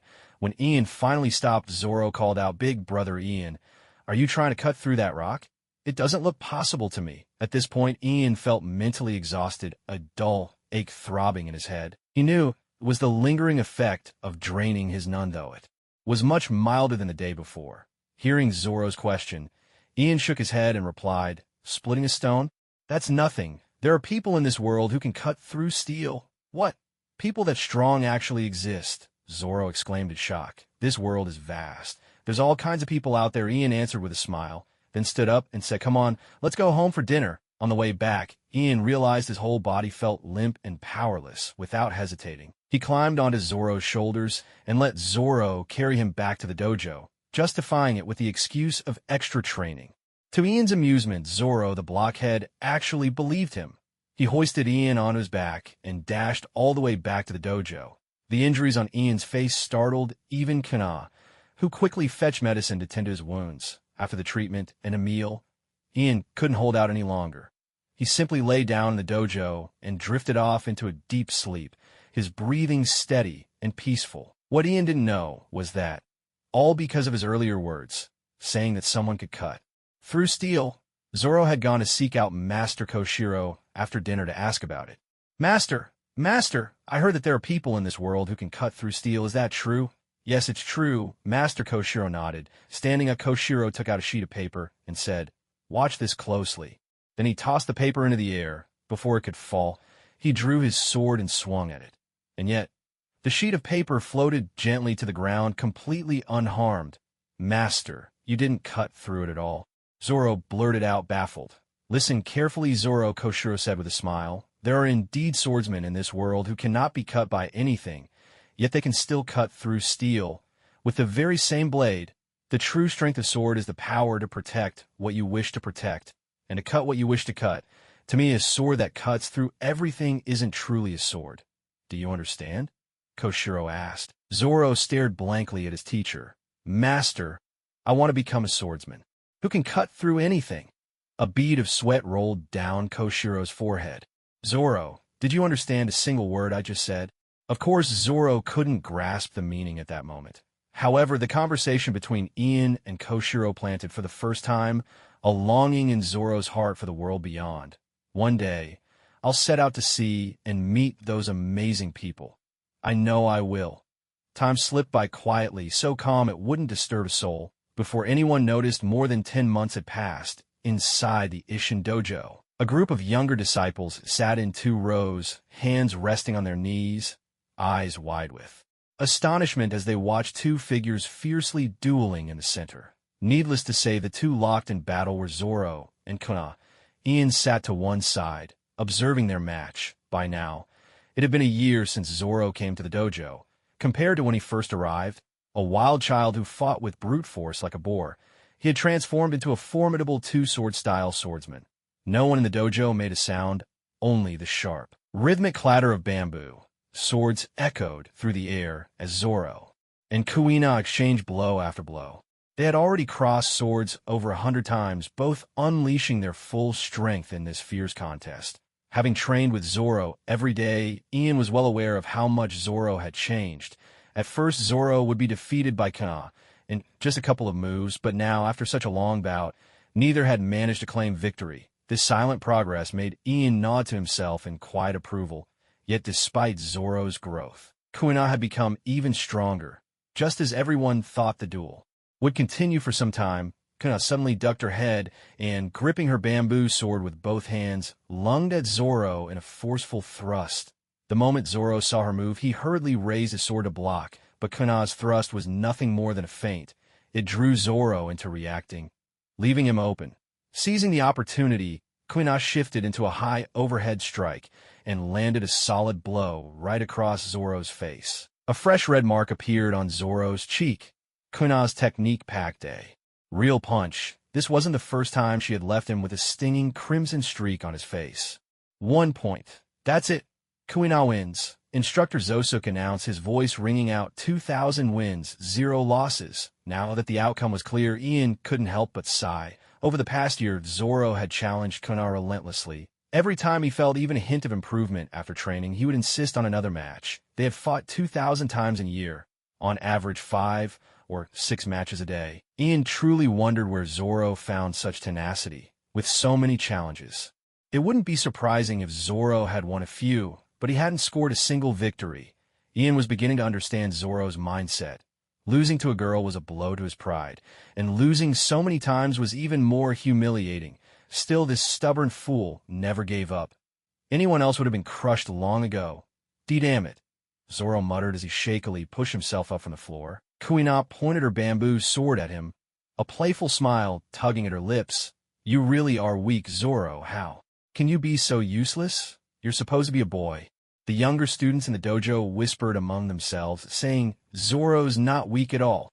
Besides brother Ian, he's the strongest among the boys. He's even beaten adults. Perhaps their voices were a bit too loud, because Kuina heard them. Turning, she said, still, he's weaker than me. Even if he used 2 swords, weaklings are still weak. With that, Kuina tossed aside her words and her audience and strode out of the dojo. Ian couldn't help but smile softly at the scene before him. Kuina was as determined as ever. Every time she defeated Zoro, she always had to rub it in a little. Zoro, on the other hand, seemed lost in thought. He stood up in silence, dusting off his clothes. Master Koshiro stepped up to him and said, Lost again, Zoro, but you really have grown stronger. Before Zoro could reply, a swarm of younger disciples surrounded Master Koshiro, clamoring, Master, we didn't give her secret training just because she's your daughter, did you? Yeah, that would be so unfair. Master Koshiro hurriedly waved his hands. No, I would never do that. Zoro truly has become stronger, but Kuina's been improving just as much. At that moment, Zoro, with red marks still on his face, silently turned and headed for the door. The others watched him go, and Master Koshiro called after him. Unexpectedly, Zoro tossed back a calm response. I'm just going to wash my face. Then he walked straight out. Koshiro let out a sigh and turned to Ian. Go check on him, will you? Ian nodded and followed, stepping out into the courtyard by the well. He found Zoro scooping water and pouring it over his head again and again. Damn it, why? Can't I beat Ka? Zoro muttered to himself, then suddenly shouted, Why? I'm going to be the strongest man in the world, so why is it like this? Seeing how worked up he was, Ian stayed hidden behind a tree, quietly watching. After venting for a while, Zoro finally calmed down. He wiped the water from his face and muttered under his breath, Tonight, I'll challenge her to a rematch. That evening, after dinner, Master Koshiro sat in his room with his disciple Zosuke, sipping tea. Their conversation inevitably turned to the day's match between Zoro and Kuina. He's only been a student for a year, but Zoro's progress is astonishing. Zosuke said he and Ian train harder than anyone else, so it's not surprising really, but still he can't beat Kuina. Master Koshiro thought for a moment and finally spoke. There's a huge barrier for female swordsmen. From what I see now, I still can't let him inherit the dojo. In the past, even if he had regrets, Master Koshiro had never put it so bluntly. Perhaps it was because only he and Zosuke were in the room. At last, he voiced his true feelings. What he didn't realize was that Kuina, who had come to look for him, overheard every word from just outside the door. Father. Kuina burst into the room, flinging the door open. Eavesdropping isn't a good habit, Kuina. Master Koshiro said, looking at Kuina with a rather stern expression. Kuina forced herself to suppress her excitement and said to Koshiro, Father, I will become the greatest swordsman in the world. Just like Koshiro, this was Kuina's first time openly sharing her dream in front of her father, hoping to finally earn his recognition. Yet to her surprise, after a long silence, Master Koshiro spoke in a low voice. Kuina, a girl cannot become the strongest. Kuina stared at her father in disbelief. She had never expected him to be so stubborn, never once acknowledging her efforts. Without a word, Kuina turned and walked away. Only when her figure was swallowed by the darkness did tears begin to stream down her face. That was too harsh, wasn't it? Jia looked at Koshiro in shock. How could you say something so heartless to Kuina? Koshiro sighed, picked up his teacup, and took a sip. Do you feel the same way, Ian?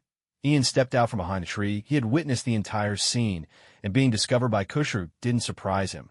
After reaching the doorway, Ian sat down, his voice tinged with confusion as he asked, Master, why are you so convinced a girl can't become the strongest? The usual gentle smile faded from Koshiro's face, replaced by deep sorrow.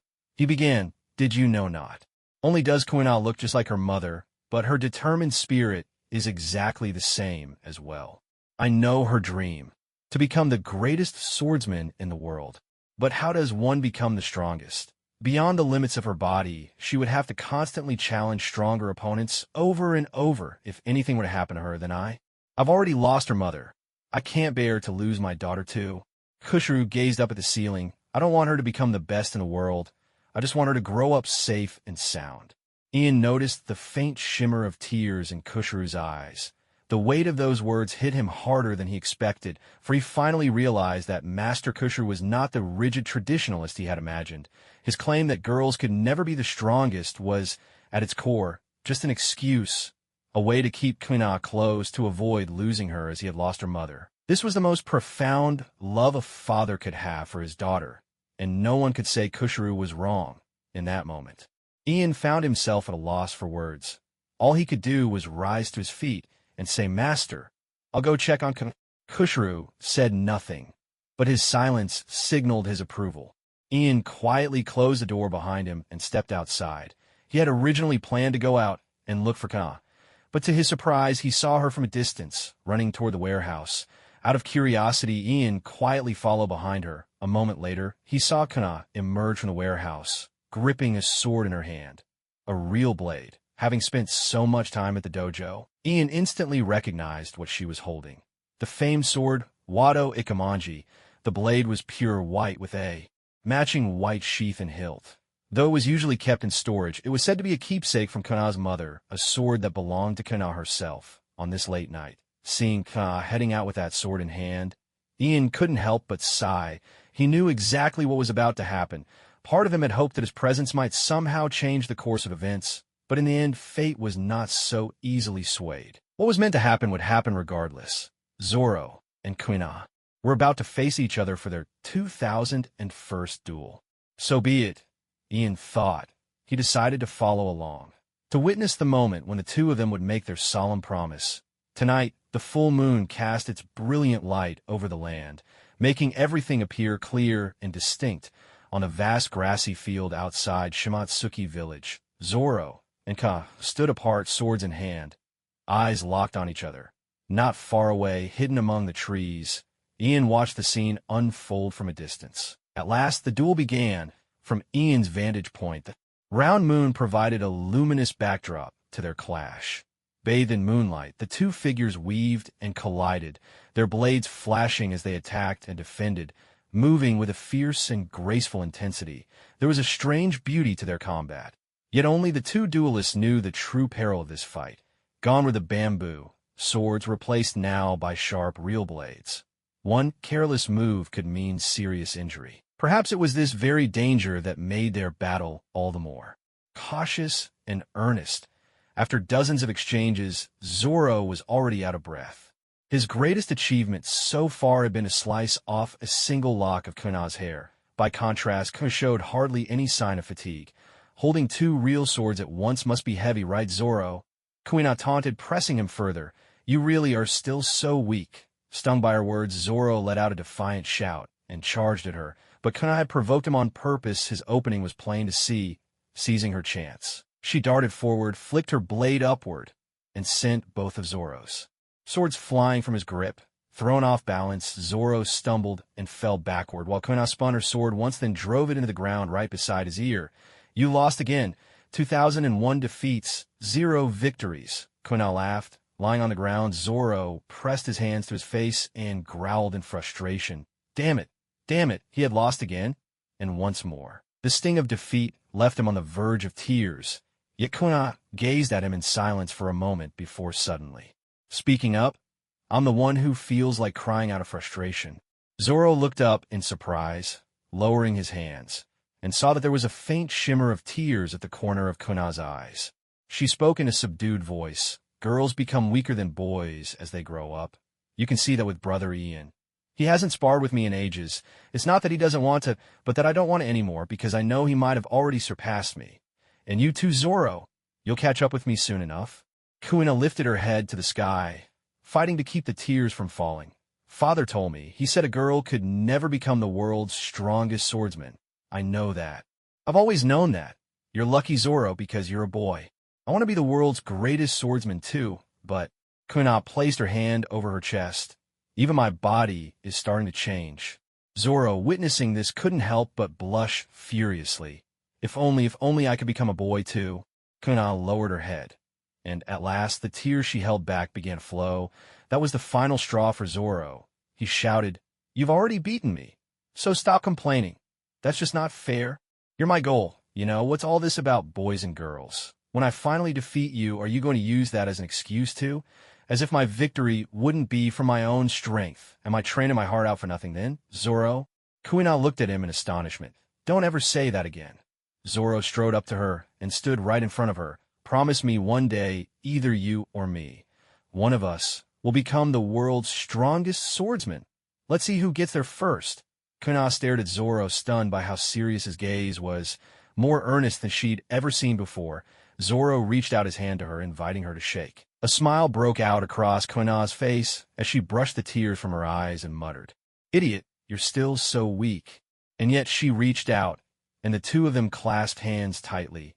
Under the moonlit night, the moment seemed to freeze in time, becoming a scene of perfect beauty, and off in the woods nearby, Ian couldn't help but press a hand to his forehead and sigh, this is what youth is all about. How does that saying go? I remember running beneath the setting sun on that day. That was my fleeting youth. That's exactly the kind of moment this is, except here, the sunset is replaced by the moon. Still, damn it, did the two of you forget someone when you made your promise? As an onlooker, Ian's feelings were quite complicated at this moment. Zoro and Kuina already had their own goals. What about him, now that he'd come to this world? There was no way back. Was he supposed to keep living as a mere observer forever? Lost in his thoughts, Ian suddenly noticed a figure walking toward him. When he looked more closely, he realized with surprise that it was Kuina. At some point, Zoro had already left, but Kuina had spotted Ian and walked over to him. "Did you see everything, Brother Ian?" she asked. Ian nodded. Kuina smiled faintly, tucked a strand of hair behind her ear, and said, "My father sent you out to look for me, didn't he?" "Don't worry, I'm fine." Ian gazed at Kuina for a while before suddenly saying, "Even though you made a promise with that fool, you're still a bit unwilling, aren't you?" Kuina didn't reply. She turned her head away, remaining silent. Ian was no fool like Zoro. Only someone as simple as Zoro would think that a mere promise could untie the knot in Kuina's heart, the limits of her body, hindering her from growing stronger. This must have become a demon in Kuina's mind. That thought had bound her, making her heart anything but free. How could she make progress in the way of the sword with that weight? Deep down, she knew that if things continued like this, the day would come when she could only look up at Zoro, watching him defeat her and tasting the bitterness of loss herself. For someone as strong-willed as Kuina, just imagining such a scene was as painful as being pricked by needles. If anyone in Shimatsuki village understood Kuina best, it was probably Ian. Even Master Koshiro didn't know her as well. That's why he dared to ask her such a question, watching Kuina's reaction. Ian sighed softly. "Come with me," he said. Ian led Kuina back to the dojo, taking her to his room. Under Kuina's curious gaze, he gently lifted the Den Mushi that was sleeping on his desk. Over the past year, this little Den Mushi had grown up, if it weren't asleep. One could see that its beady eyes now carried a hint of Ian's own spirit. The funniest part was the tiny barriered hat that now sat atop its head. A miniature version of Ian himself. On its shell, a new number had appeared. 9209. That was Ian's number. "Brother Ian, what are you doing with the Den Mushi?" Kuina asked. Ian didn't answer right away. Instead, he stroked the Den Mushi's little head and said, "Kuina, do you remember that day when you didn't see me for a long time? And when you finally did, there was this hat on my head?" Kuina nodded. Of course she remembered. "That was because that day a group of outsiders came to the village." Ian said, "These people are from the Revolutionary Army. They gave me this hat. And among them, there's someone quite unusual." Kuina listened quietly to Ian's story, but then he suddenly changed the subject and asked, "Have you ever heard of devil fruits? My father mentioned them to me before, but I never really believed it. Do devil fruits really exist?" Kuina asked. Ian nodded. "They're real. Our Frost Moon village is small, but the world outside is vast. Devil fruits truly exist, and the unusual person I mentioned is actually a devil fruit user. His name is Ivankov. He's the Horm fruit user." Ian said seriously, "He has a strange power. He can control the hormones in the human body, and can freely change between being a man or a woman." Seeing Kuina's mouth drop open in surprise, Ian chuckled and added, "But the most important thing is his power can also be used on others." Upon hearing this, Kuina immediately turned to look at Ian, finally understanding what he was getting at. "That's right. I was the one who saw them off when they left the village," Ian confirmed with a nod. "Before they left, I asked Ivankov for his Den Mushi number. Now that my Den Mushi is grown up, I can call him if needed. If you really want to become a boy, maybe he could help you." Indeed, this was the real reason Ian had asked Ivankov for his number before parting ways. watching Kuna fall into silence.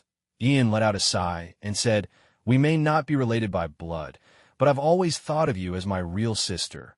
Right now, you have a shadow on your heart, and unless you overcome it, your swordsmanship will never truly advance. I don't want to see you held back by this for the rest of your life. So I had to think of another way. I know this might be hard for you to accept. So it's entirely up to you. If you want to become a boy, then set out to find Ivankov. If not, then keep going as you are. I don't believe that girls can't become the strongest. Even if it takes 100 times more effort, there's always hope for success. I need to think about it," Kana said, standing up and walking toward the door. She seemed a little lost. Ian's words had struck her harder than she expected. Just as she was about to close the door, Ian took off his barrier hat and gave her a bright, reassuring smile. "Remember, follow your true heart. No matter what you decide, I'll always support you." "Thank you, Brother Ian," he laughed. "Don't mention it. That's what brothers are for, isn't it?" That night, Ian drifted off to sleep, his mind occupied with speculations about what choice Ko might ultimately make. Truth be told, even Ian himself couldn't quite picture what it would be like if Kuna truly became a boy. Back when he left that last resort involving Ivankov, Ian was simply trying to create an option, because he knew, deep down, that if Kuna stayed in Shimatsuki village, it wouldn't be long before her light faded from the world. He'd already grown accustomed to the warmth of the water Kuna would hand him with a smile after a day's work in the fields. He was used to the careful pressure of her hands as she wrapped his injuries after each training session. The thought of this younger sister, who appeared strong but was gentle at heart, vanishing before his eyes was something Ian simply couldn't accept. During all this time, the thought that haunted Ian the most was a single phrase: the butterfly effect. He wanted to see if he could change the outcome, no matter what it took. The next morning, Ian had barely gotten up and hadn't even washed his face when Kina came looking for him. They sat down together at the table. By then, the Din Mushi had already woken up and was chugging along toward Kuna. She smiled, gently stroked its big eyes, and handed it a leaf of greens, watching as it munched away in delight. "Kuna, have you made up your mind?" Ian finally asked after a moment of silence. "I have." Kuna looked up at him. "All I can say is thank you for your kindness, big brother Ian. I thought about it all night," Kuna said, pressing a hand to her chest. "All this time, I used to wish that I'd been born a boy. That way, I wouldn't disappoint my father.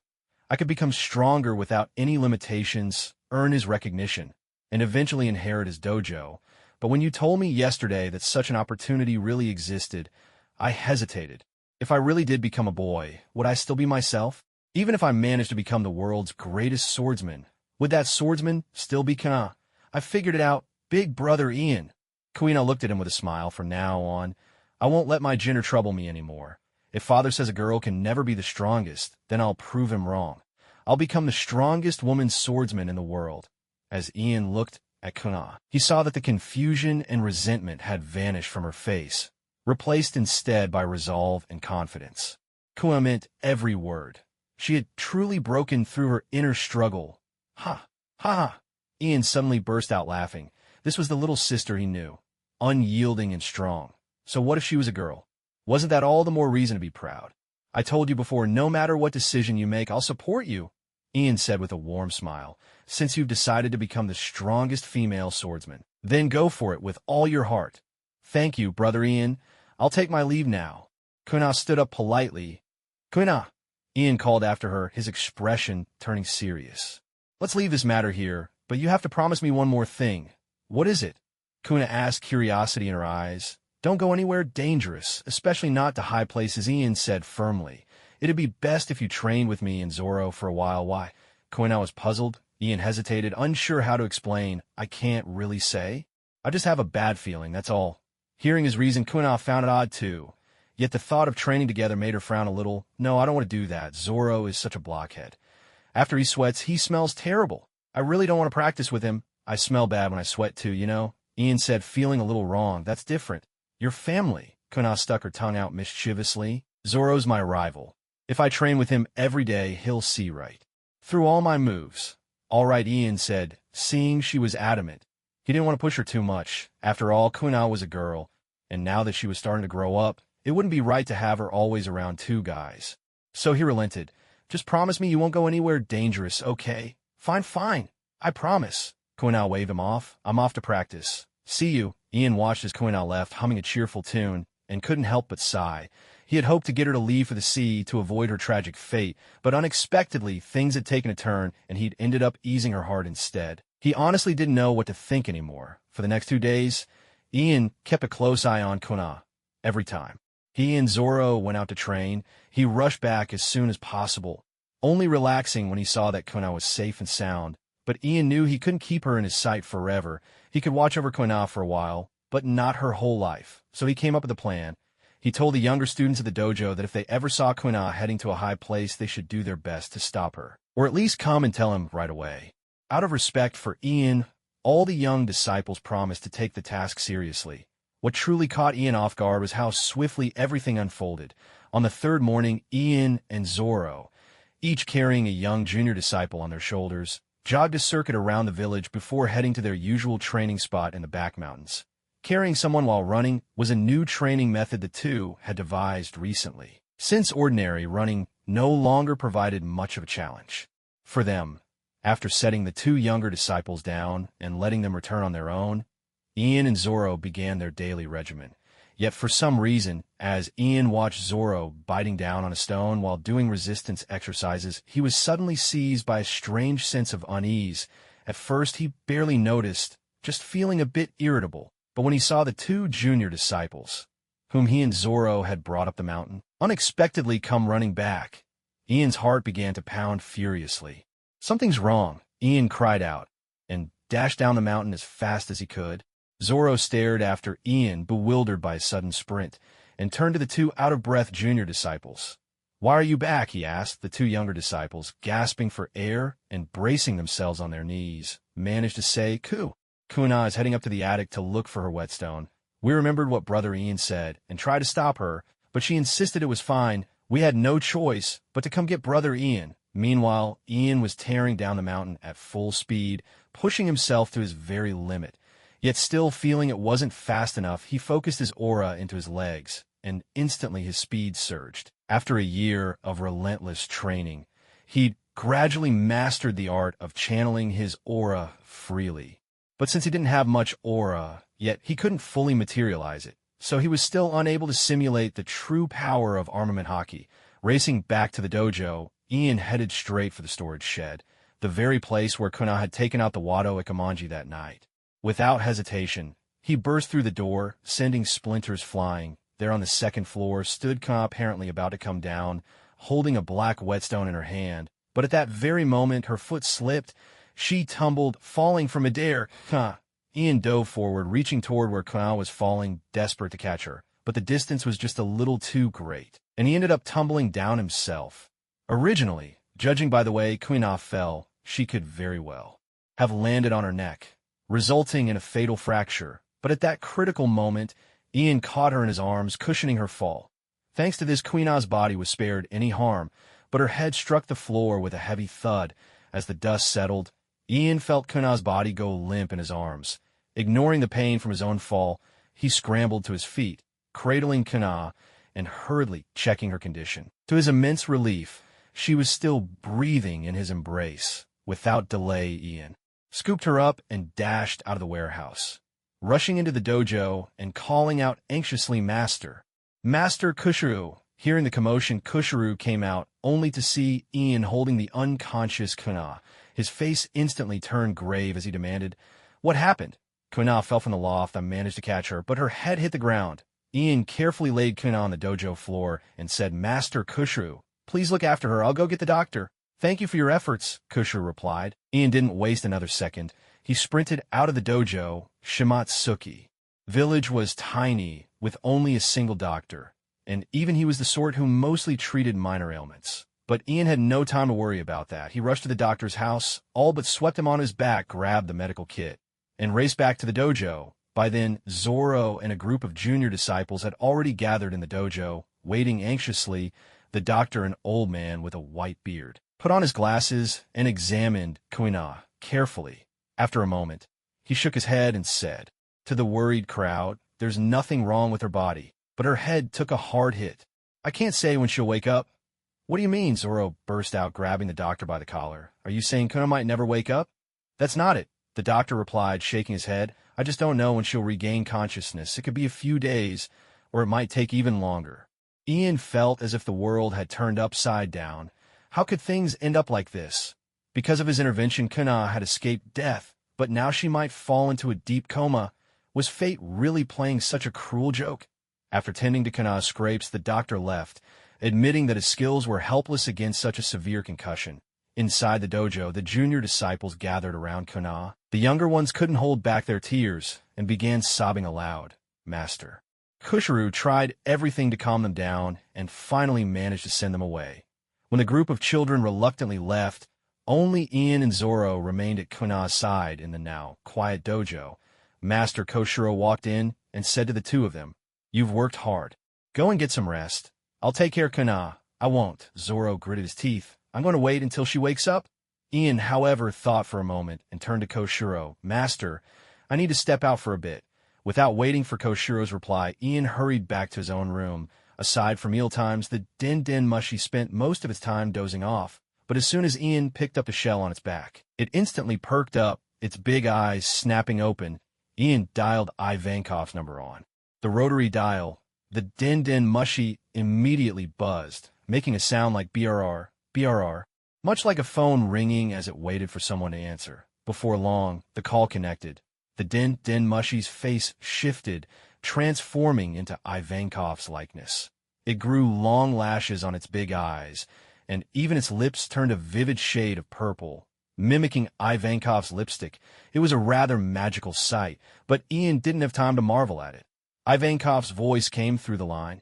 "Hiya, who's calling? Is that you, Kuma?" No wonder Ivankov mistook him.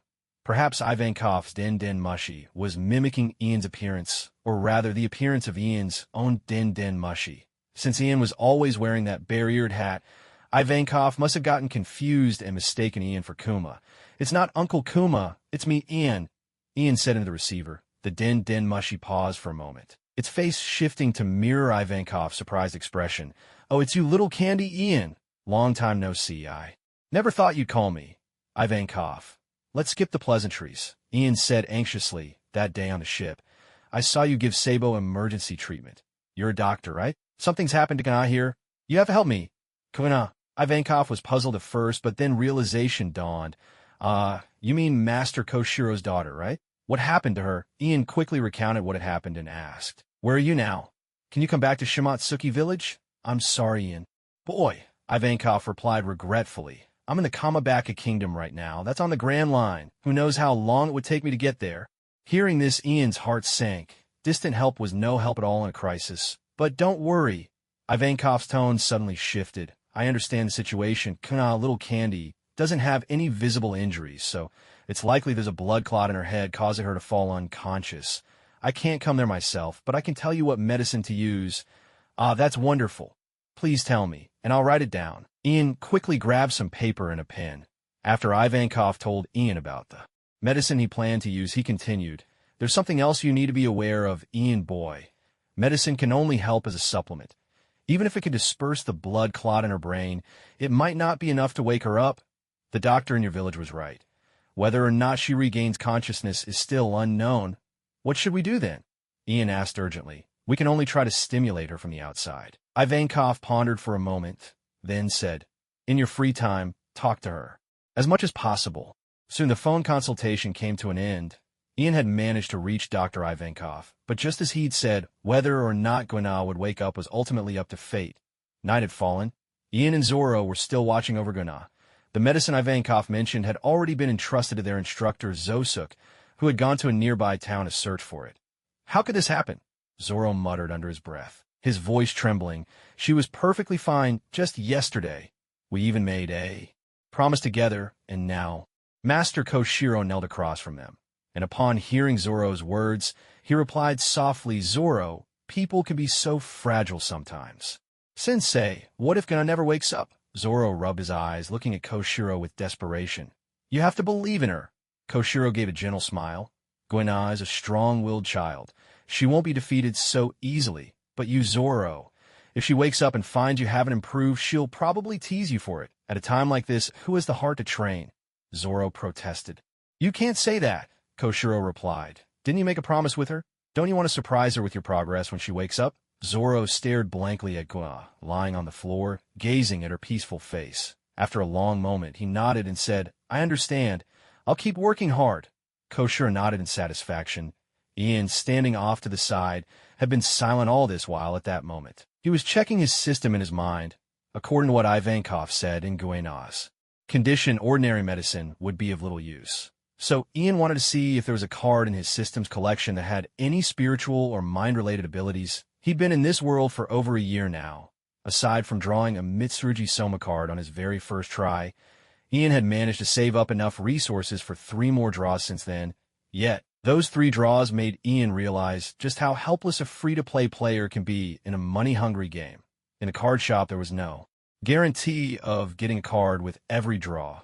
There was only a chance. After all, besides cards, you could end up with all sorts of other items as well. In the next 3 card draws, Ian's first attempt yielded 5 advancement stones. His second try produced a piece of common green equipment, a cloth robe. The third time was a bit better. He finally got a character card, but it turned out to be just fragments. Specifically, he received 2 fragments of Nakaruru from the game Samurai Showdown. Nakaruru is a 2-star card, and it takes 20 fragments to assemble a complete card. With so many cards available in the card shop, if he can only draw once every 3 months, when will he ever manage to collect the remaining 18 Nakaruru fragments? What's more, after consulting the system, Ian discovered something even more discouraging regarding 1- and 2-star cards. According to the system, every card has an aptitude attribute. 1- and 2-star cards have the lowest aptitude. 3- and 4-star cards are a bit better, and 5-star cards have the highest. Importantly, this refers to original cards. In other words, an original 5-star red card has the highest aptitude. Even if a 4-star card is upgraded and advanced to 5 stars, it will still fall short of an original 5-star card in terms of aptitude. Aptitude represents growth. It determines how many attribute points a card gains with each level, and how much its overall attributes increase when breaking through to +1, +2, +3, and so on. Since the final stats of these cards are added to Ian himself, his own development is directly tied to this system. Even if 1- and 2-star cards can eventually be advanced to 5 stars, doing so would consume a massive amount of resources, so the system doesn't recommend that Ian invest in them. Their main purpose is to provide synergy and bonds for higher star cards, and they can also be dismantled for soul shards. These soul shards can be traded in a special shop for the card fragments Ian truly wants. In the end, only cards of 3 stars and above are truly worth cultivating. With such a slow accumulation from single draws, the odds of pulling a complete card are extremely low. That leaves only the 10-draw option, which is rumored to have better odds. But to do a 10-draw, Ian needs to spend money. Ian is lucky, but he's also unlucky. He's fortunate to have a system that helps him grow stronger and survive in this world, but unfortunately this system is a classic money-grubbing domestic product. All that aside, what really made Ian want to complain was that while most of the system's functions were intact, the one part that had issues was the story mode. Anyone who's played a card game on mobile knows there's a standard formula. You progress through story chapters, what players call pushing the map. Every time you finish a chapter, you're awarded stars based on your performance, and those stars give you chances to open treasure chests. Inside the chests, you'll usually find diamonds, which are the main source of currency for players that don't spend money. However, this damn system didn't include any story campaign at all. With nothing more than an unknown error, it simply brushed Ian off. In other words, if Ian wanted to draw a card with diamonds, he had only one option: to top up with real money. There was no other way. Facing a game that looked like a cheap cash grab, one of those bootleg domestic games that seemed eager to make a quick buck and run, Ian could only sigh in resignation. System, are there any card characters with psychic or mental powers? Ian asked. Yes. The system answered straightforwardly. Oh. Ian's eyes lit up as he quickly followed up. Which characters? And what star ratings are they? Card character: Yuri, 4-star orange rank card. Card character: Queen of Blades Kerrigan, 5-star red rank card. But after hearing just 2 names, Ian's heart sank. He instantly understood. These card characters with psychic abilities were all high-level rare cards. There was no way he could get his hands on them at this stage, not to mention whether he even had the money to draw cards. Even if he did, pulling one of these rare cards was another matter entirely. The system had made it clear. All card draws would prioritize matching the host's existing skills. In other words, based on the swordsmanship skills Ian had learned so far, he had a much higher chance of drawing sword-wielding character cards, while other types had only a slim chance of appearing. Ian sighed. It seemed there really was nothing he could do right now. Whether Kana could wake up would depend entirely on her own will. Coming back to his senses, Ian saw that Zoro was still staring blankly at Ka, lost in thought, while Master Kusher had already left to rest. "Let's go," Ian said, patting Zoro on the shoulder. "Standing guard like this won't help. Let's wait for Master Zosuk to come back and give Kana her medicine. Then we'll see how things look." Zoro looked up and said, "Ian, you'll still train with me tomorrow, right?" Of course, Ian nodded. "Why do you ask?" Zoro stood up, clenching his fists. Master Kusher was right. Even if Kana doesn't wake up now, the promise I made to her still stands. I don't want her to see me slacking off when she wakes up. I'll work even harder than before to become the world's greatest swordsman. Ian was about to say something to Zoro, but at that moment, he caught a glimpse of movement from the corner of his eye. He turned his head sharply. Kuina, lying there, seemed to twitch her eyelids. In that instant, Ian was overwhelmed with joy. He hurried closer, calling softly, "Kuna, Kuina." He called her name twice in a row, but discovered that Kuna still didn't wake up. Ian felt a bit puzzled. He had heard before that when people dream, their eyelids do sometimes move. Could it be that Kuna had just been dreaming? But why hadn't there been any movement before? Ian lifted his head to look at Zoro. It seemed it was because of something this blockhead just said that Kuna reacted. Wasn't it? "What's wrong, Ian?" Zoro hadn't figured out what was going on yet, and asked curiously, "Why did you suddenly call out to Kana? She can't hear you." "Zoro, repeat what you just said." "Say it again." Ian ignored his question and gave a direct order. "Why?" "Just do it." Ian snapped, irritated by how talkative this idiot was being at the moment. So Zoro could only repeat his words once more this time. Ian kept a close watch on Kuna's eyes. At first, Zoro's words didn't seem to have any effect on her. But when Zoro finally said, "Become the world's greatest swordsman," Ian suddenly noticed Kuna's eyelids actually fluttered twice. That was it. Ian slapped his thigh in excitement. Ivankov had been right. External stimuli really could affect Kuna. As for why it was Zoro's words that did it, Ian didn't find it hard to understand. It looked like becoming the world's greatest swordsman had already become Kuna's deepest obsession. Even in her unconscious state, that thought lingered in her subconscious, and clearly Zoro had noticed Kuna's reaction too. Though it was subtle, he definitely saw it. In that moment, even Zoro grew excited. It worked. Ian actually worked. Zoro grabbed Ian's sleeve, overflowing with excitement. "Looks like there's really a chance for Kana to wake up." Ian threw an arm around Zoro's neck and gave his moss green head a couple of playful knocks with his fist. "Who would have thought? You're actually good for something, you blockhead." Zoro just chuckled sheepishly, not minding Ian's teasing at all. "Remember, from now on, come and talk to Kana every single day," Ian reminded him. "And you've got to mention that phrase, no matter how long it takes. Keep at it until the day Kuina wakes up." "Got it." Zoro nodded solemnly. And so, in the days that followed, the two of them went right back to their usual training. Perhaps the force of Kuina's obsession spurred them on, because both Ian and Zoro trained harder than ever before. On their Master Kushiru's suggestion, they had even started practicing with real swords now. Right now, Ian was holding an ordinary katana forged by the village blacksmith. Its craftsmanship and materials were nothing special, but the weight and feel were just right for practice. He forcefully pushed the stone that hung from the tree branch, sending it swinging back at an even greater speed. Ian gripped his sword tightly, eyes fixed on the returning stone. Just as the stone was about to crash into him, Ian moved. In a flash, he raised the blade before him, ready to block. With a crisp clang, the stone struck the sword's blade, making Ian's body tremble slightly from the impact. The very next instant, Ian sprang into action, seizing the momentum from his successful block. He drew his sword in a wide arc from below, slicing it upward in one powerful motion. Swish! The blade cut through the air with a sharp sound, leaving a dark streak in Ian's field of vision. The stone swinging toward him was cleaved cleanly in two by Ian's rapid strike, the halves tumbling to the ground behind him.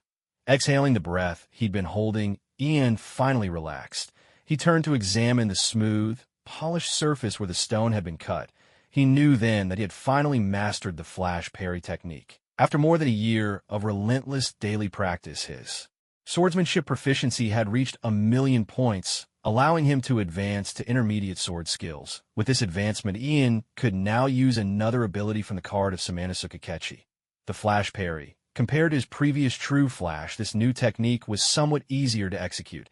It required him to strike at the very instant of parrying an opponent's attack at the same time. Ian discovered that with his intermediate sword skills, he could now initiate the flash parry freely with any stance, just like now, standing still, focusing all his will into his blade.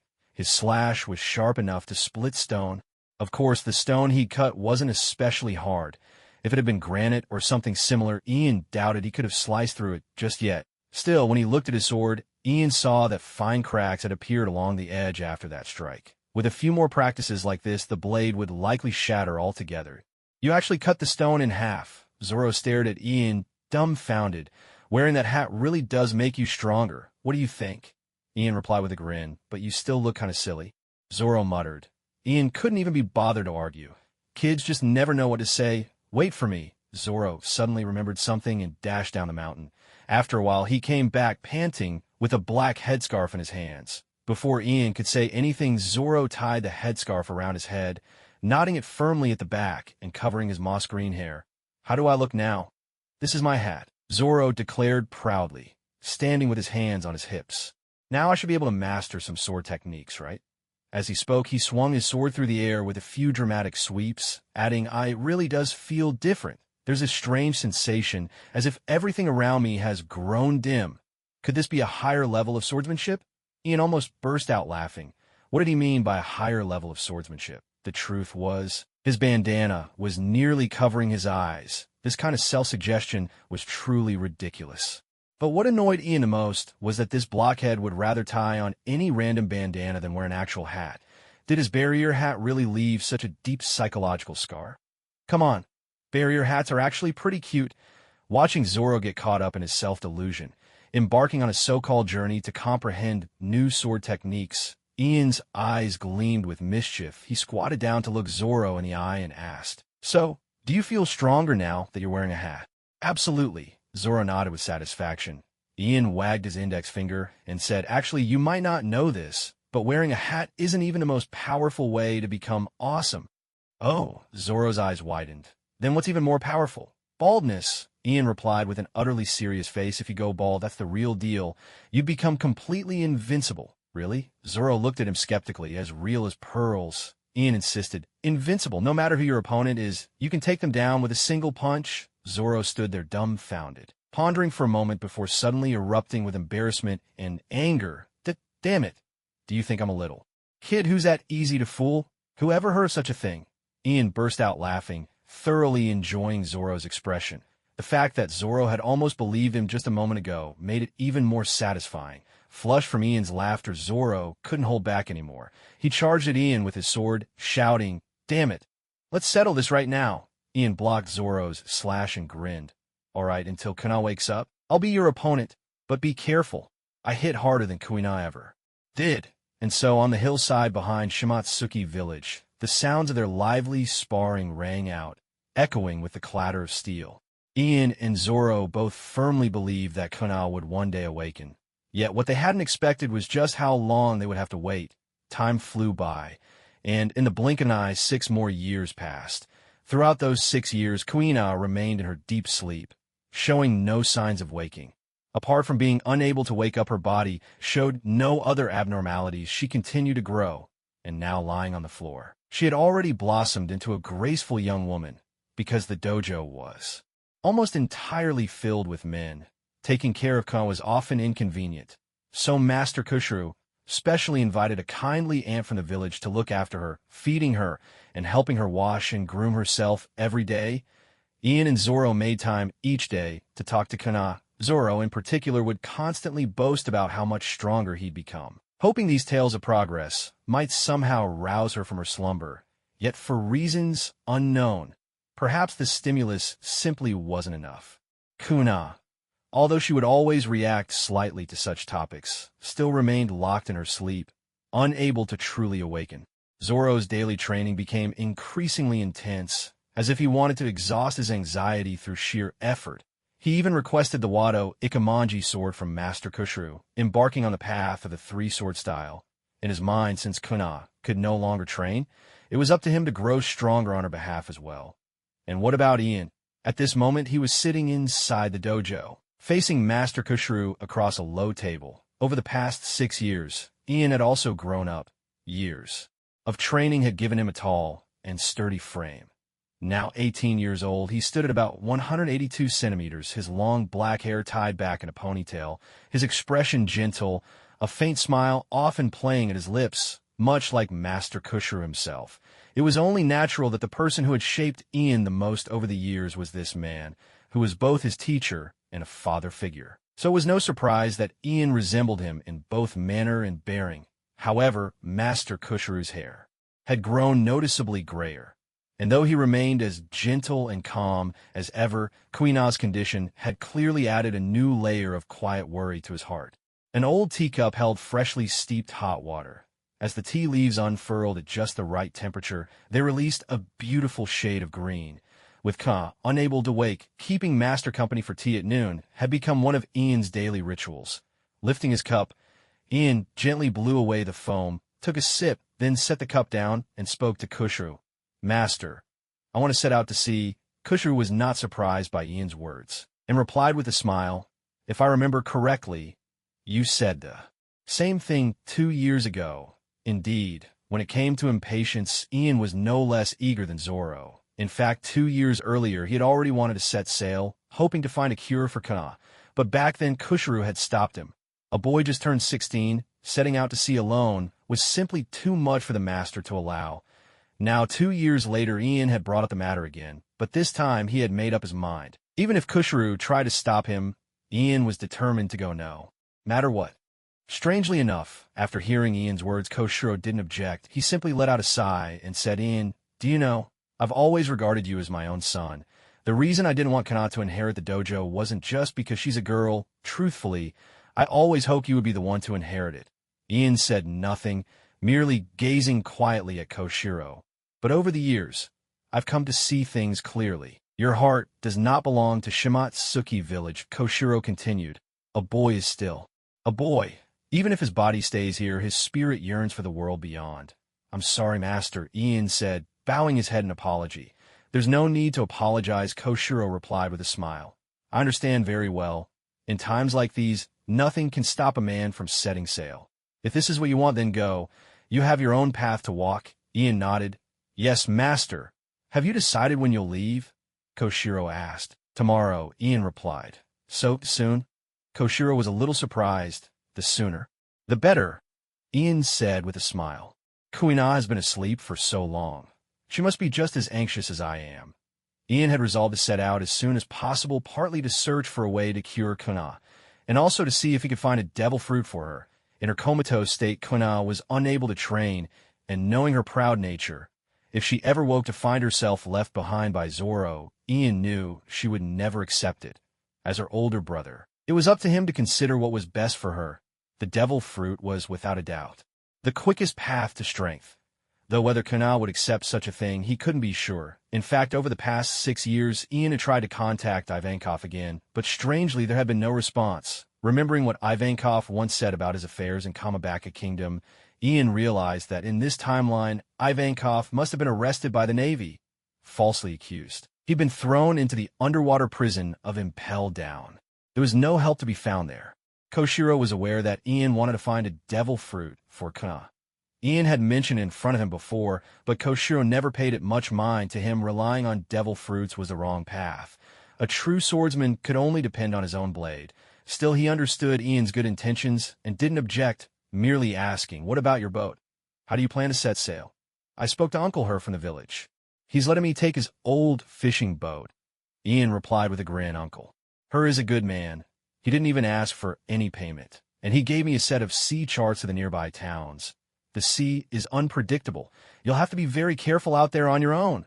Kushiro warned him earnestly. Ian, however, wasn't particularly worried about this. After all, he'd grown up by the shore, so he was a strong swimmer. Even if he ran into storms on the sea, he was confident he could look after himself. "Since you've made up your mind, then go ahead," Kushiro said. "Head out by yourself. I won't walk you out." Koshiro's refusal to see him off was to spare them both the heartache of parting. Ian understood this perfectly and didn't protest. He simply bent down, lowering himself to the ground. and knocked his head gently in a respectful bow before standing and walking out of the dojo. The next morning by the shore of Shimatsuki village, though Master Koshiro hadn't come, there was still quite a crowd to see Ian off. Aside from Zoro, all the other young disciples from the dojo had come as well.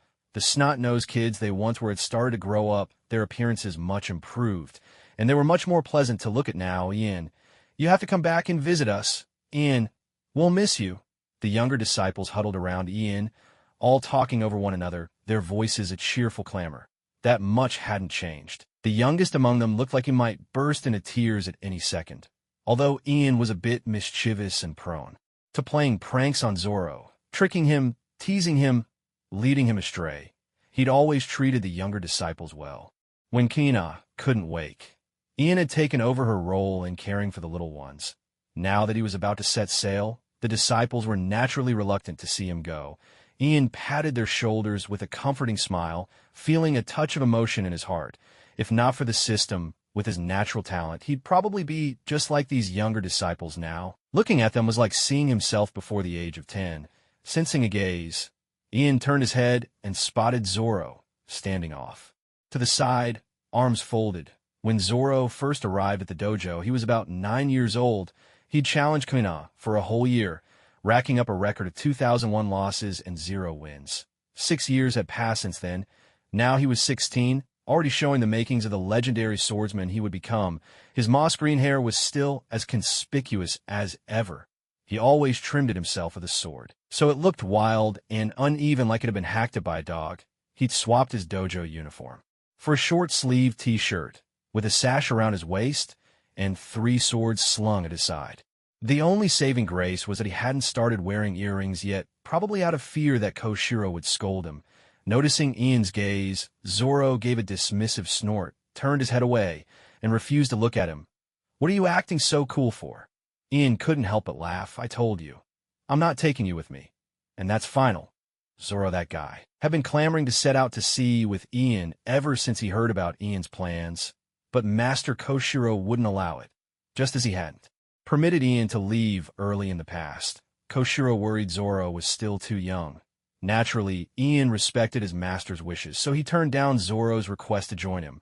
Because of this, Zoro had spent the whole night sulking in anger.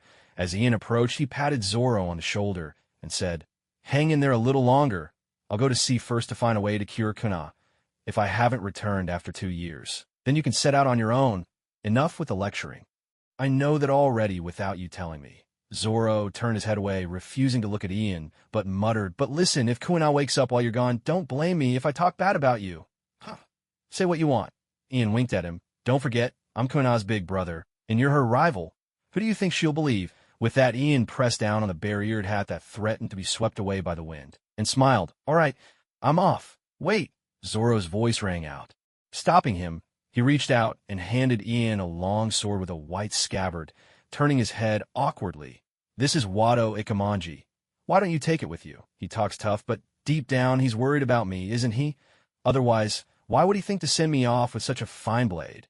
Ian smiled, but didn't accept the sword. "No need, this sword isn't right for me. You keep it, and when Kuna wakes up, return it to her yourself." Reaching the shore, Ian untied the rope, tossed it into the boat, and pushed the little fishing vessel forward, sprinting a few steps before launching it into the sea. Then, with a leap, he jumped aboard. "Goodbye. I'm off." Ian waved to the people on the shore. Amid the lingering voices of farewell, he grabbed the oars, rowed the tiny boat, and slowly drifted farther and farther away. Ian had chosen a perfect day for his departure. The sun was shining, and the weather was beautiful. Under such a sky, the heavens took on a deep, endless blue, with a few drifting clouds scattered like decorations, while the boundless ocean stretched as far as the eye could see. The gentle sea breeze caressed his face, filling him with a sense of peace and exhilaration. When his arms grew tired from rowing, Ian simply unfurled the small sail and let the wind carry him forward. He lay back in the boat, watching unknown seabirds glide overhead, while turning his attention to the system interface. Setting out to sea wasn't just about finding a cure for Kina. It was also because he'd reached a bottleneck in his own growth. Opening the system's status interface, Ian could see his current level. He was now at level 5. This was the result of 6 years of relentless sparring with Zoro in Frostmoon Village, from which he had steadily gained experience. Thanks to having learned how to use none earlier than Zoro, and having practiced swordsmanship for a longer period, Ian had the upper hand in their matches, winning far more often than he lost. The reason he only said more wins than losses was because Zoro truly was exceptionally talented. In the years that followed, he actually managed to devise his own sword techniques. At first, he could only use 2 moves, Tiger Hunt and Bull Needle. But even then, Ian could clearly sense the power of none flowing through Zoro's blade. In the language of this world, it was the ripple of hockey. With these 2 techniques, Zoro gradually began to master his inner strength. For a time, even Ian could only fight him to a stalemate when facing those moves. A single mistake, and Zoro might seize the opportunity to defeat him. Zoro's strength was growing steadily. Each time Ian managed to defeat him, the experience points he gained would increase slightly. It wouldn't be an exaggeration to say that Ian had reached his current level almost entirely thanks to Zoro's contributions. However, after reaching level 5, Ian noticed that defeating Zoro no longer earned him any experience. It seemed the system had a rule that prevented accumulating too much experience from a single opponent. There weren't any fierce beasts on the island where Frostmoon Village was located either, which meant that for the past 2 years, Ian had been unable to advance his level. This was also one of the reasons he'd wanted to set out to sea 2 years earlier, though his master Koshiro had stopped him. He figured that within the system, the host was also considered a card, and based on his star rating and aptitude, he was most likely a basic 1-star green card at this stage. He could tell as much from the attribute points gained with each level up. Every time he leveled up, he received a boost of +5 strength and +5 speed. By reaching level 5, he'd accumulated a total increase of 20 points in both strength and speed. This was probably what the system referred to as the aptitude problem. When Ian used experience books to level up Mitsuhide Takechi's card to level 5-inch, he discovered that this 3-star card gained 15 strength and 15 speed with each level, as well as 20 points each in health and none. That card must have been a balance type, since its post-level up boost to strength and speed were equal. It made the perfect benchmark for comparison. Ian had even asked the system whether he as the host could use advancement stones to upgrade his star rating and aptitude. But the answer was no. Special items were required instead. As for what those special items were, the system didn't say, though a bit disappointed. Ian still found a sliver of hope in the system's response, at a ratio of 30%. Each time Samon Wise's card levels up, it grants him exactly 5 points added to all attributes. So now Ian's stats are as follows. Name, Ian level, 5 Tao Force, 217 Strength, 82, base 5 plus level up 20 plus card 35 plus self-training 22, Speed, 78, base 5 plus level up 20 plus card 35 plus self-training 18, Vitality, 89, base 10 plus level up 40 plus card 39, Mind, 99, base 0 plus level up 40 plus card 39, plus mind training 20, skills, advanced swordsmanship, sword draw speed plus 30%, destructive power plus 30%. Mastery, 1000000/1000000. Intermediate mind training. Increases mind value recovery per hour current recovery, 5 points, and raises total mind energy by 25%. Mastery, 6811/50,000. Among the 2 skills Ian currently possesses, the mastery of advanced swordsmanship has long since reached its cap of 10 million points, yet strangely he is unable to progress any further in it. This is what's known as a bottleneck. Ian knows that higher realms of swordsmanship certainly exist above this, but lacking necessary insight and opportunities, he is unable to break through. As for the mind training skill, it has been gradually accumulated through his daily practice with a bamboo sword. However, limited by the amount of mind energy he possesses, he can't improve its mastery as rapidly as with swordsmanship. That's why it's currently only at the intermediate level. Still, upon upgrading the mind training skill, he discovered, to his moderate surprise, that it actually increases his total mind value by a percentage. Both advanced swordsmanship and mind training skills influence Ian's Tao Force. Otherwise, with his current attributes, it would be impossible for him to have over 200 Tao Force points. Of course, it's said that only with around 500 Tao force points can one be considered superhuman. Ian's little more than 200 might seem low at first glance, but in reality, that's not quite the case. Through his long hours of relentless sword practice, Ian noticed something intriguing. When he channels mind energy to perform II Flash, his Tao force momentarily surges. This change is naturally an increase, and depending on how much mind energy Ian channels, the Tao force boost varies. Accordingly, for instance, if he were to wrap all 99 points of his mind around his blade and unleash the bullet slash in that instant, his Tao force would at least double. Because the II Flash technique is instantaneous, this surge in Tao force is not easily noticed unless observed closely. Ian himself only discovered it by accident, after reviewing his stats. Ian flipped to his card pack to check on the cards he had obtained. Every 100 days, he could draw a card for free, so over 2 years, he'd get about 7 chances. Yet in these 6 years, Ian had drawn cards 21 times in total. Although the odds of getting a good card with a single draw were slim, the sheer number of tries meant he was bound to get lucky eventually. Over those 21 draws, Ian managed to collect 3 complete cards, one after another. It was good to have cards, of course, but the problem was that they were all 1-star or 2-star cards. Specifically, Rantong, a 1-star green card from Yu Yu Hakusho, Shinpachi Shimura, a 1-star green card from Gintama, and Jabu of Unicorn, a 2-star blue card from Saint Seiya. When he drew these cards, Ian was utterly dumbfounded. He knew that low-level cards like these weren't worth investing in, but it wasn't until he checked their stats and skills that he fully understood why they had no value. Low base stats were expected, but each card only came with a single skill. Rantong's card was slightly better with a skill called Shrink Spell, though Ian had no idea what effect it would have if used. The most baffling to him was Shinpachi Shimura's card, which had only one skill, Retort. And then there was Jabu of Unicorn. Weren't Saints supposed to use their Cosmo energy? Yet in the card stats, he also had a None attribute, just like the others. At that moment, Ian realized something. No matter what kind of card he drew, the system seemed to categorize all abilities as None. It was as if in the system's logic, None had become the universal force of the cosmos. Although Ian still had 1 card slot left, he didn't want to waste it on these cards. The percentage bonuses were already low, and the card's base stats were pitifully small.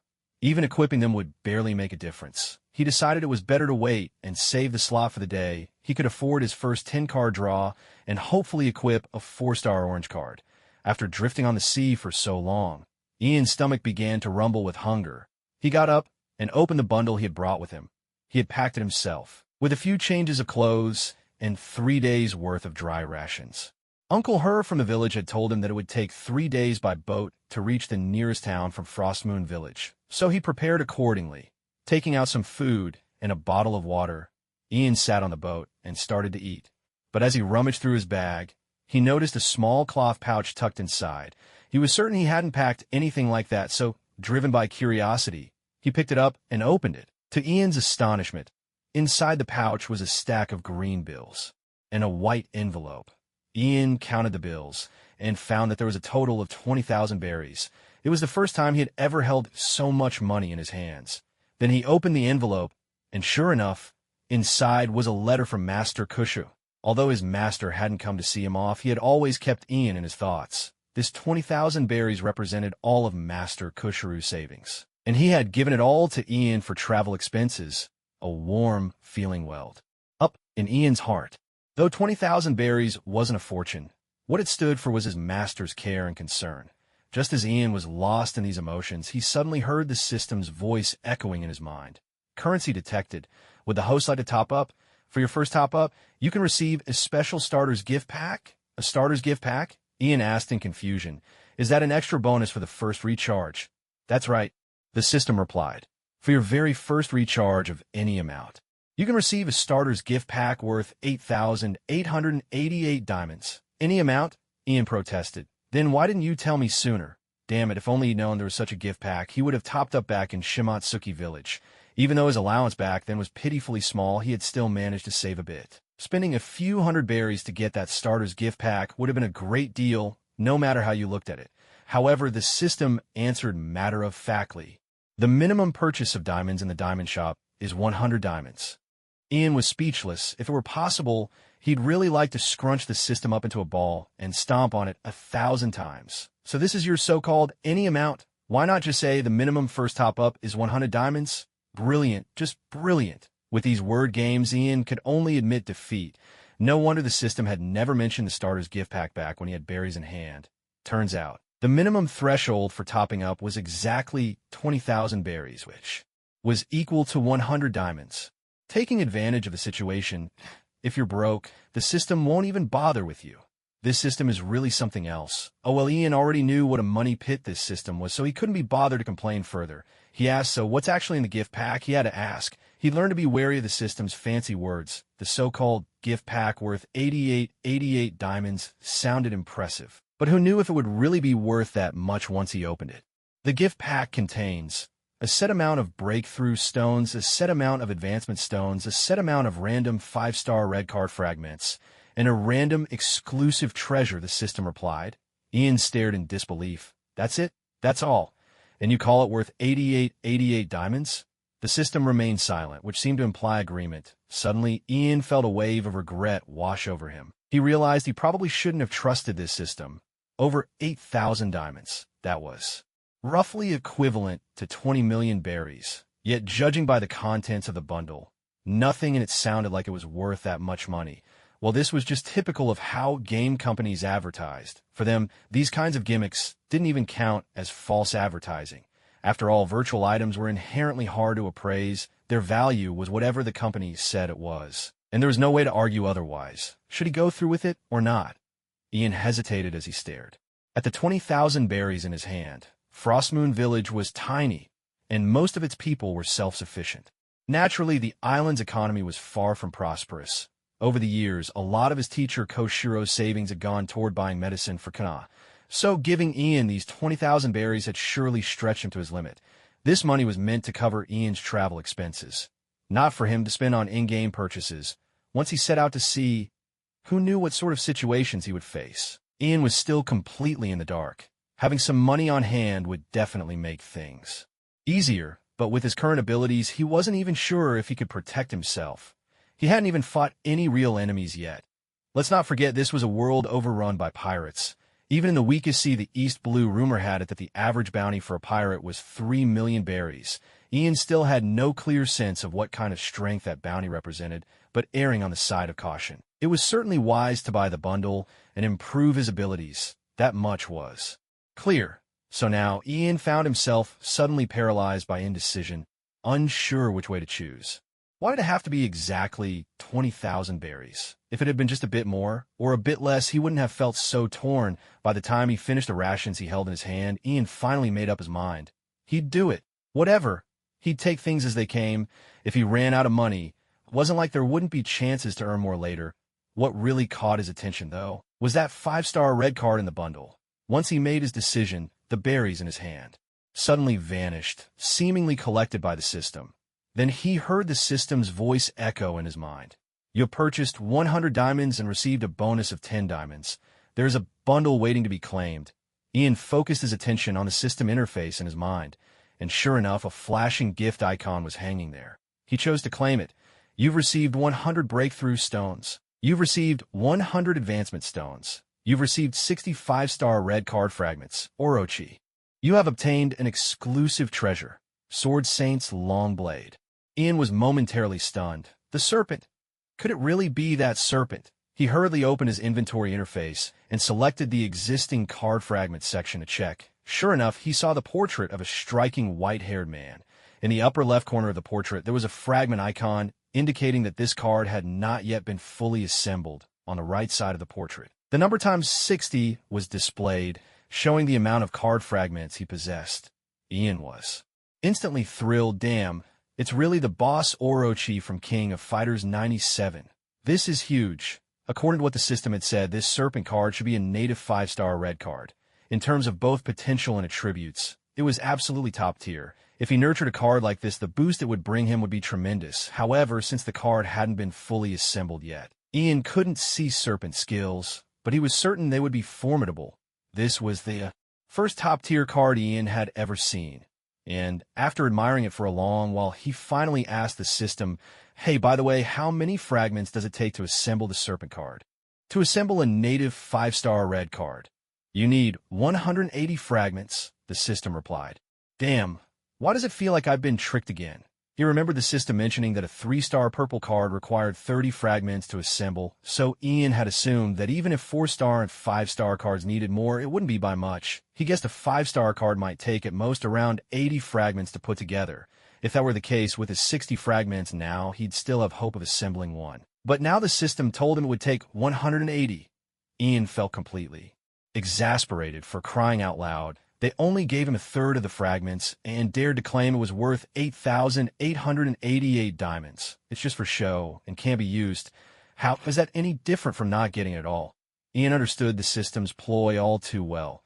Give you just enough fragments, not too few, not too many, to hook you and keep you spending money for more. This was a textbook consumer trap. Was it really this hard to even be a paying player nowadays?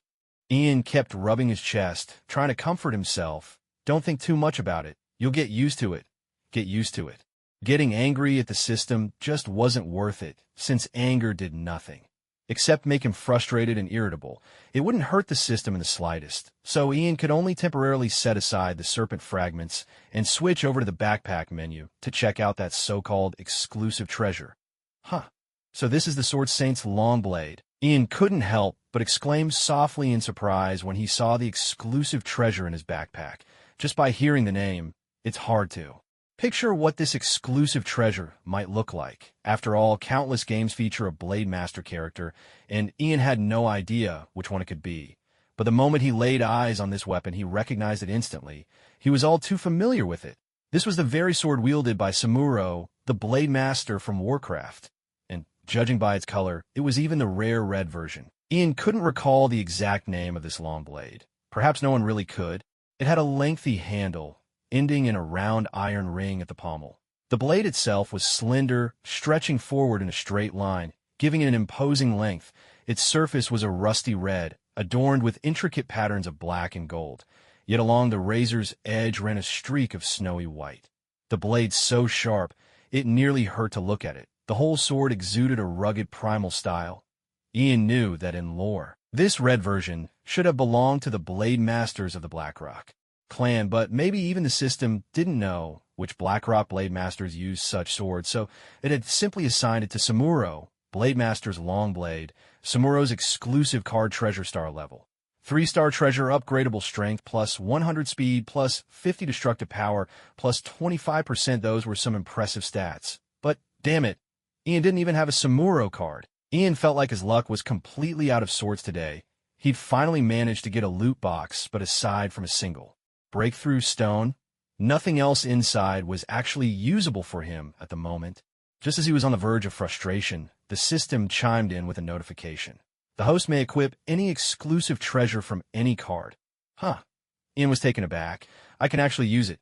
Yes, the host may equip the exclusive treasure of any card, but can only equip one at a time, the system replied. With a spark of hope, Ian switched to his character's profile. Sure enough, he saw a small empty slot with a red dot beside it. This red dot was familiar. It was exactly how it looked when the Mitsuhide Takechi card could equip gear. It meant there was an item ready to be equipped. He clicked on the slot, and the item menu popped up, displaying the Blade Master's long blade. The moment he equipped it, his stats changed immediately. Still a 30% stat boost. His strength jumped up by 33 points, speed increased by 15, and he gained an extra 7.5% destructive power boost. Before Ian could finish marveling at the numbers, he suddenly felt a weight in his hand. Startled, he looked down and saw that right there in his grip was the very Blade Master's long blade he'd just equipped. Ian nearly bit his tongue in shock. What the heck was going on? After equipping his exclusive treasure, how did it suddenly appear in reality as well? What in the world is going on? Ian stared in shock at the Swordmaster's long blade in his hand, utterly incredulous, and hurriedly questioned the system. Exclusive treasures can produce a tangible projection, the system explained. However, the projection only retains a percentage of the power corresponding to its star rating. Ian understood instantly. In other words, the Swordmaster's long blade in his hand couldn't fully match the strength of the actual weapon, right? Examining the Swordmaster's long blade, he realized just how massive it was. This weapon caught between being called a sword or a blade, was originally wielded by the orc swordmaster in the game world of Warcraft. Orcs are towering giants. What seemed normal-sized in their grip looked gigantic in Ian's hands. The blade was nearly as tall as Ian himself, but in terms of visual impact, there was simply nothing to complain about. Despite its rugged appearance, its curve and sharpness were second to none, sleek, efficient, a deadly weapon forged solely for battle. Ian flicked the edge of the blade, and a resonant hum vibrated through the air, clear and deep, a sign of the blade's superbly balanced material. The weight of the long blade was concentrated along its spine, making it especially suited for heavy, forceful swings. By Ian's reckoning, this was a heavy blade, one that required both hands to wield. When Ian first set out to sea, he'd only brought along a rough, crudely made sword. Years spent training at the dojo under Master Koshiro had instilled in him the belief that the most important thing for a swordsman was to possess a truly fine sword, so he'd always felt a pang of regret about the weapon he carried. Now, as if a pillow had been offered just as he grew drowsy, the system delivered the perfect solution at the perfect time, right when Ian was longing for a better weapon. Although the swordmaster's long blade was a far cry from the katana he was used to, the principles of swordsmanship were the same. The swordmaster's blade was not only suited for powerful chops, but could also be used for thrusting and sweeping strikes. All Ian needed was a little time to grow accustomed to its weight, and he'd be just fine. Well, all that aside, the best part was it looked absolutely stunning. Even without a scabbard, slinging the swordmaster's long blade across his back instantly made him look 100 times more impressive.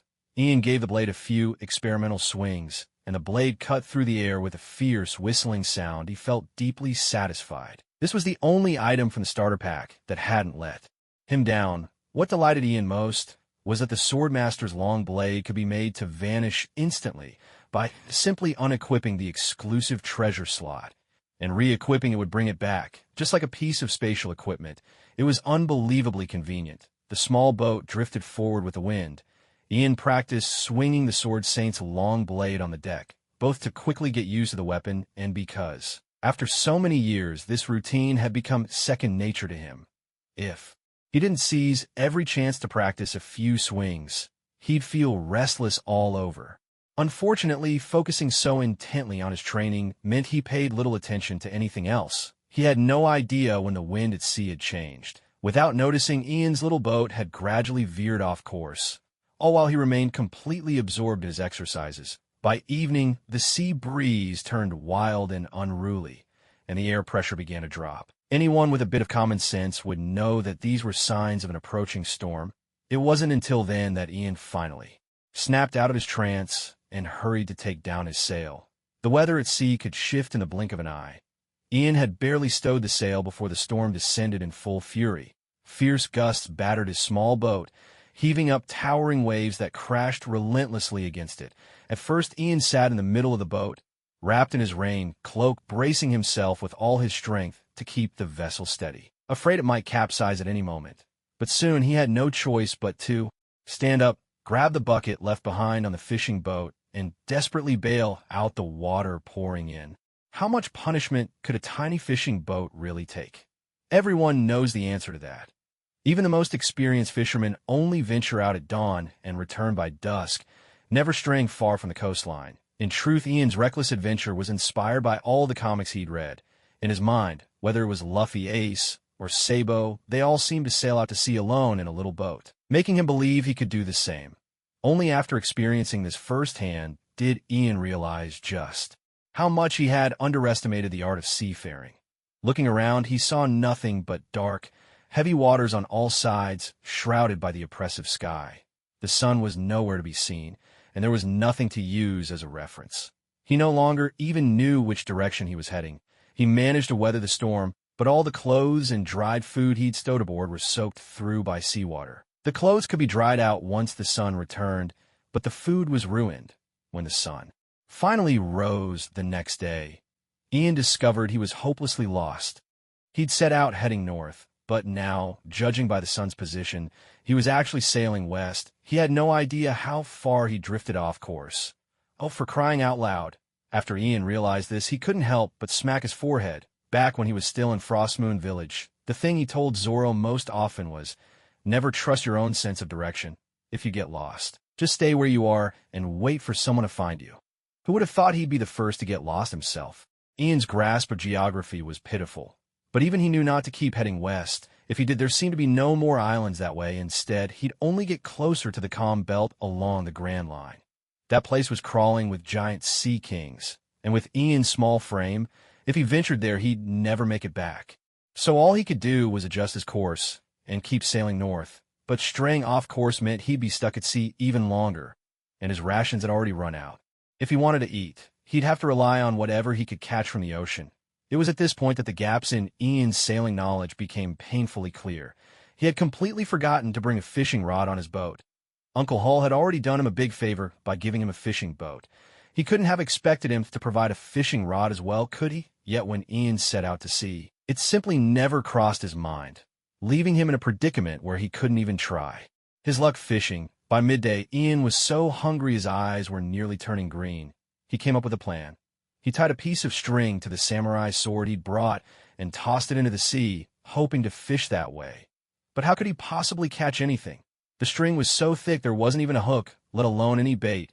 What kind of foolish fish would bite at that? He didn't know if it was hunger clouding his mind. But after watching his makeshift fishing rod sit lifelessly for ages, Ian finally snapped out of it. He slapped his forehead again, cursing his own stupidity, then stripped off his shirt and pants, clenched the sword between his teeth and his underwear, and dove straight into the sea. With no fishing rod, he'd have to fish with his own hands.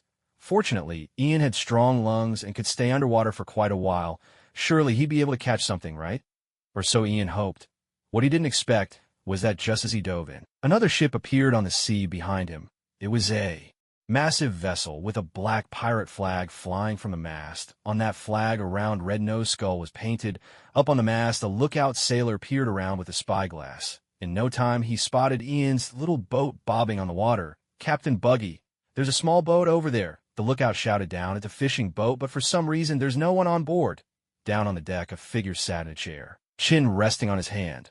He wore a captain's hat and a long coat, dressed like a clown with a round, conspicuous red nose. That's right, this ship was none other than the pirate vessel of the Buggy Pirates, and the man in question was their captain, Buggy the Clown. Hearing the lookout's call, Buggy paused for a moment and said, "An empty little boat.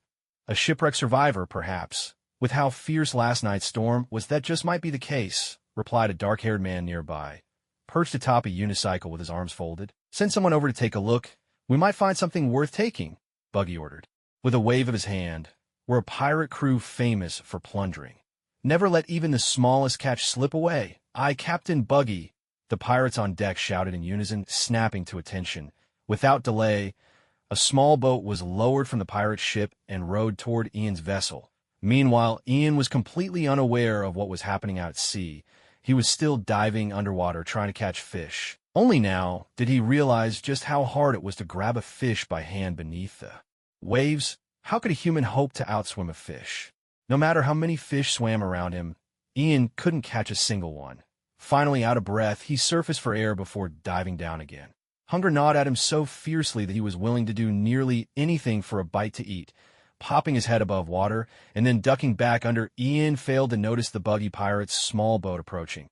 Likewise, he was such a small target that the pirates on the boat didn't spot him either, and so a few pirates boarded Ian's boat, rummaged around without finding much, and in the end decided to take all his clothes and his hat as spoils to report back with, "What the? Where are my clothes?" When Ian finally managed to catch a large, oddly shaped fish and hauled himself back on his boat, his eyes nearly popped out of his head at the sight. At first, he thought maybe a mischievous seabird had flown off with his clothing. But then, catching sight of the Buggy Pirate's ship in the distance and the little boat heading back, he instantly realized what had happened. For a moment, he felt as if he'd just been kicked by fate itself. Damn it, as if getting caught in last night's storm wasn't bad enough. Now he'd been robbed in the middle of the open sea. Did he leave home on an unlucky day, or what? Tossing the fish into the boat, Ian grabbed an oar and started rowing furiously toward the distant pirate ship. He was still too far away to see exactly which crew the ship belonged to, but anger burned in his chest. Among the stolen items were not just his clothes, but the hat Uncle Kuma had given him, and the din-din mushi he kept inside it, all of it, gone. Without the din-din mushi, how was he supposed to contact Zoro and ask about Kana? And with his favorite hat gone, how could he stand having his head exposed to the sun? Without his clothes, things would be even worse. Even if he managed to make it to shore, he'd have to run around stark naked. Unforgivable. Ian was almost bursting with fury. He summoned every ounce of his strength, and the two oars spun furiously in his hands. At that moment, the pirates who'd been ordered to check out Ian's little boat had already boarded Buggy's pirate ship. When they climbed aboard, Buggy glanced over indifferently and asked, "Well, did you find anything useful?" Reporting to Captain Buggy, one of the henchmen, wearing a circus hat, snapped to attention and replied, "We searched everywhere. No money, no treasure. There were just a few pieces of clothing and a hat on that boat. Oh, and inside the hat, there was a din-din mushi." "Oh." Buggy raised his brows in surprise. Honestly, he hadn't expected much from that little boat to begin with. He just believed in leaving no stone unturned, so he sent people to loot it. Who would have thought there'd actually be something of value? A din-din mushi. Those are actually pretty rare. He hadn't expected to find one on such a small boat. "Bring it here, and let me have a look," Buggy commanded. Sprawling back in his chair, "Right away." The pirate with the circus hat hurried over, handing Ian's hat to Buggy with a fawning smile. The din-din mushi was inside this round barriered hat. But before he could finish, Buggy suddenly interrupted. "What did you say?" "Say that again." "The din-din mushi was inside this round barriered hat." The henchman repeated, puzzled. Buggy's face turned thunderous. Suddenly, one of his hands detached from his body, shot over, and clamped tightly around the henchman's neck. He bellowed, "Who are you calling a round big nose?" I didn't mean that." The poor pirate was on the verge of tears. He knew his captain had misunderstood him. Again, Buggy was extremely sensitive about his big, round, red nose. And nothing infuriated him more than someone mentioning it. Whenever it came up, he'd fly into a rage. Over time, the entire Buggy Pirates crew had learned the captain's taboos. The words round, red, and big were strictly off limits. Anything similar was dangerous territory as well. Of course, knowing was one thing. Avoiding a slip of the tongue was another. This pirate had just thought Ian's barriered hat looked cute and couldn't resist describing it. But, well, the bear's ears on that hat were definitely round. For a pirate with little education, he couldn't think of any other word to substitute for round. Ignorance is a terrible thing, and ignorance gets punished. Captain Buggy was fuming, his own men daring to talk behind his back. If he didn't teach them a lesson, how would he maintain his authority? Without even turning around, Buggy barked, "Ready the cannons." "Wah." "Ah, yes, sir." The gang of underlings shuddered, but none dared disobey. They snapped to attention and agreed at once. In truth, Buggy the Clown was merciless toward others. Cannon executions were a regular event aboard his pirate ship. The henchmen had witnessed it more than once, so although they hurried about in a panic, their movements were practiced and deft. Spare me," gasped the crewman whose neck Buggy twisted and hoisted into the air. He was nearly suffocating, desperately clawing at Buggy's hand to break free. Perhaps he wasn't thinking clearly, for he was still clutching Ian's hat in his hand. At that moment, Buggy caught sight of the hat and froze in surprise. The next second, he loosened his grip, and the unlucky crewman tumbled to the deck, staring blankly at his captain, unable to fathom why he'd suddenly been released. Had Buggy changed his mind? But Buggy paid him no heed. His hand flew over, snatched up Ian's barriered hat, and reattached itself to his body. Holding the hat thoughtfully, Buggy murmured, "Huh, strange. Where have I seen this hat before?"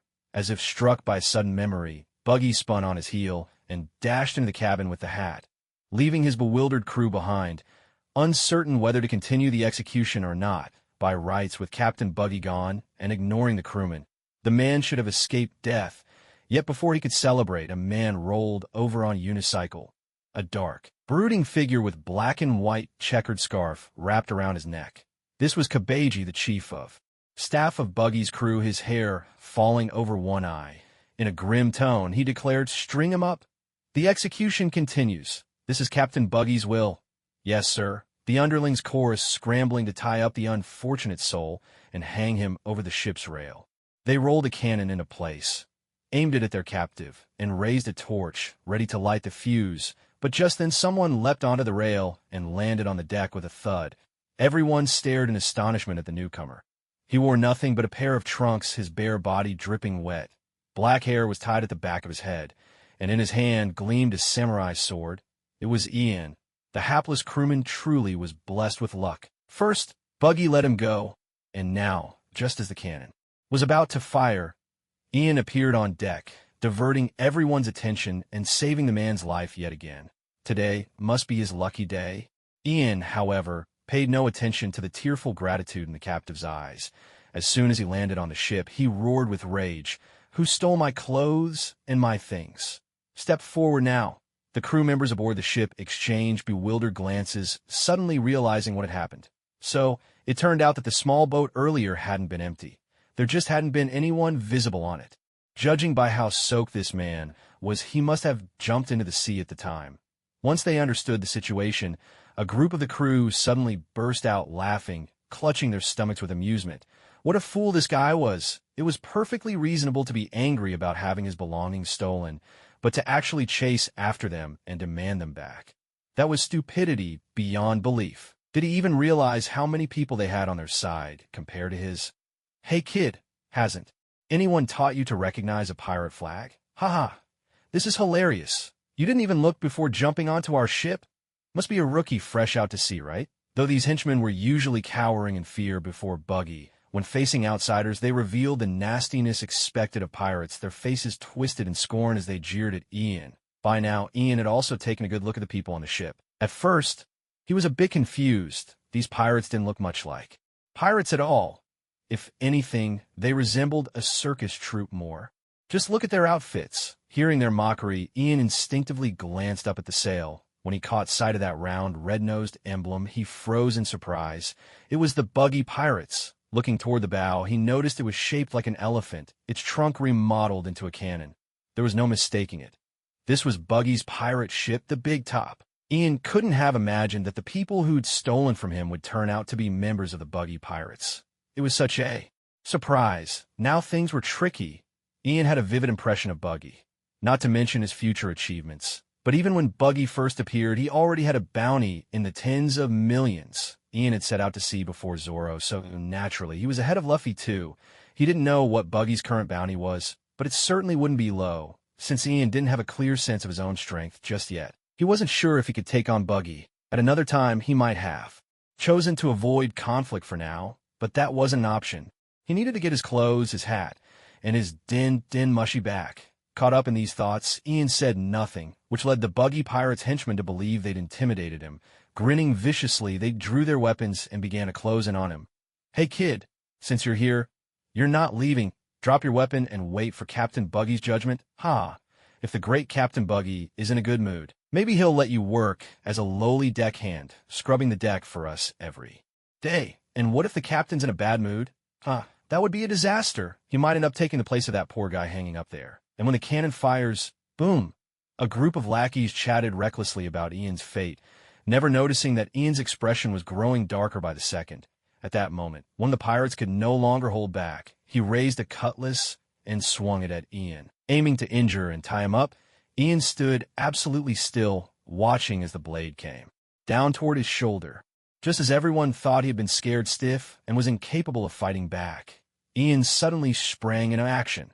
With a swift sidestep, he dodged the cut, gliding behind the pirate. In a flash, his samurai sword was drawn, and with a blinding arc of steel, he struck down hard. A blood-curdling scream escaped the pirate's lips as a deep gash appeared on his back, blood gushing out as he collapsed on the spot. But Ian was not finished. After felling the first pirate, his body darted forward once more, weaving through the crowd of pirates like a phantom. Each time he shifted position, a gleam of his blade would flash. Sometimes slashing, sometimes chopping, sometimes thrusting, sometimes slicing. Every move was different, but one thing remained the same. Every time his blade flickered, another pirate would fall with a scream. By the time all 8 or 9 lackeys who had rushed over lay sprawled on the ground, Ian finally came to a halt, and at the precise moment his body stopped moving, his sword clicked neatly back into its sheath. Whoosh! Perfect! They might have just been small fry, but there were so many of them, and Ian was all alone. If he'd let himself get surrounded, things could have turned out badly. So right from the start, Ian unleashed his strongest sword technique. Linked Flash. This move truly deserved to be a high-level sword skill. It demanded seamless chaining of attacks when you struck down the first opponent. You had to already be thinking of attacking the next, with your movements ready to flow into the next strike. Otherwise, you'd lose momentum and be interrupted. Ian had spent a long time practicing this technique in Shimotsuki village before finally mastering it. The beauty of this move was that a single burst of willpower could be divided and sustained across multiple attacks, rather than expending energy with each hit. Most importantly, it was incredibly effective for mowing down groups of these pirate lackeys, the other members of the buggy pirates who hadn't yet surrounded him. Simply stared in stunned silence from a distance. They gawked at Ian, who still held his sword in a finishing pose, too shocked and bewildered to find any words for what they had just witnessed. He had thought himself nothing more than a hapless rookie traveler drifting alone and lost at sea. So how in the blink of an eye had he become a ruthless demon, a killer with no hint of mercy? The shift in tone was simply too abrupt. Ian had no idea what the pirates were thinking. After all, when he drew his blade for the first time and witnessed so much blood, he didn't experience the nausea or urge to vomit so often described in novels. Instead, a subtle thrill coursed through him. A telltale rush of adrenaline. He realized to his surprise that he was actually quite suited to combat. Of course, the pirates sprawled on the deck were not actually dead. Ian had only dealt them serious injuries. He had avoided striking at vital points, and most of the energy he channeled had been used to enhance his own body rather than his blade, so the blows were less lethal. If these pirates received timely treatment, their lives would not be in immediate danger. Ian was far from being a cold-blooded killer. Yet the other pirates didn't know that. To their eyes, all their fallen comrades had been slain by Ian, and when they snapped out of their shock, they erupted in angry shouts. "Get him! Kill him! That's right. Anyone who dares offend the buggy pirates is as good as dead." But despite all their bluster, not a single pirate dared to actually charge forward. The memory of Ian felling 8 or 9 men in an instant was still fresh and terrifying. Just imagining it was enough to make them realize they were no match for him. As they shouted, their eyes kept darting nervously toward Kabeji, the chief of staff, silently hoping he would step in. Kabeji, arms crossed, remained perched atop his unicycle. His mouth was hidden behind a black and white checkered scarf, making it impossible to read his expression, but a closer look revealed a dark glint in his eyes. Since the moment Ian had leapt onto the ship, Kabeji hadn't spoken a word. At first, it was simply because he couldn't be bothered with such a greenhorn, content to let his underlings handle things. Now, though, he found himself at a loss for words. Watching Ian's swift, decisive strikes, Kabeji realized with a jolt that he wasn't at all certain he could win a fight against him. After all, the speed Ian displayed with that chain flash was simply astonishing. As Kabeji hesitated, unsure whether to make his move, a thunderous lion's roar suddenly echoed from the stern of the ship. Ian heard it too, and turned his head in the direction of the sound. There, a man astride a lion slowly emerged into view. "What's going on here? Why does it reek of blood? Aren't you worried about upsetting Richie?" the newcomer demanded irritably as soon as he appeared. At the sight of this man, Ian couldn't help but burst out laughing, pointing at him as he said, "Ha! Your hat is even weirder than mine." The newcomer had a ring of fur wrapped around his head, covering even his cheeks, making his whole head look just like a sheep, soft and woolly. Even the lion he rode bore a peculiar look. Its mane on top had been combed into a single long braid, sticking straight up, looking utterly ridiculous. "How rude! That's my hair." Enraged by Ian's laughter, the man on the lion's back practically burst a vein on his forehead. Who wouldn't be angry if their hair was mistaken for a fur hat? But after his outburst, he caught himself and asked Ian with suspicion, "Who are you? How did you get on our ship?" This was none other than Moji, the beast tamer and first mate of the buggy pirates. Truly, the pirate world was full of strange characters. As Ian looked at Moji's hair, which resembled a fur, a wild thought crossed his mind. Could this guy be from Mink tribe? And if so, which kind? Sheep mink, perhaps? While Ian's imagination ran wild, Moji finally noticed the pirates lying in pools of blood on the deck. In an instant, he realized what was happening. The half-naked youth before him was an intruder. "You've got some nerve barging onto the buggy pirate's ship to cause trouble," Moji growled through gritted teeth. "Don't talk nonsense." Ian shot back, "You're the ones who stole from me, and now you're accusing me of picking a fight." Moji wasn't about to argue. As the first mate, if he let Ian off now, he'd never live it down on the big top. Ignoring Ian's retort, he gave his lion a pat and commanded, "Take him down." The lion Richie let out a thunderous roar, then, carrying Moji on his back, bounded toward Ian. With claws flashing, Richie swiped fiercely at him. Ian, having anticipated the attack, quickly stepped back, dodging the swipe just in time and feeling the rush of air graze his face, cold sweat prickling his brow. He wasn't afraid to fight people, but facing a beast like this head-on was a first for him. Missing its mark, Richie lunged again, jaws snapping at Ian. A lion's attack was far faster than any human's. Caught off guard, Ian managed only to raise his sword scabbard in time, jamming it between Richie's jaws to block the bite. But to his shock, Richie's powerful bite snapped the blade clean in two. Ian stared dumbfounded at the broken hilt left in his hand, momentarily stunned. He hadn't expected much from the cheap katana he'd brought, but he never imagined it would break so quickly. Never underestimate Richie's bite. Moji crossed his arms and looked down at Ian from above.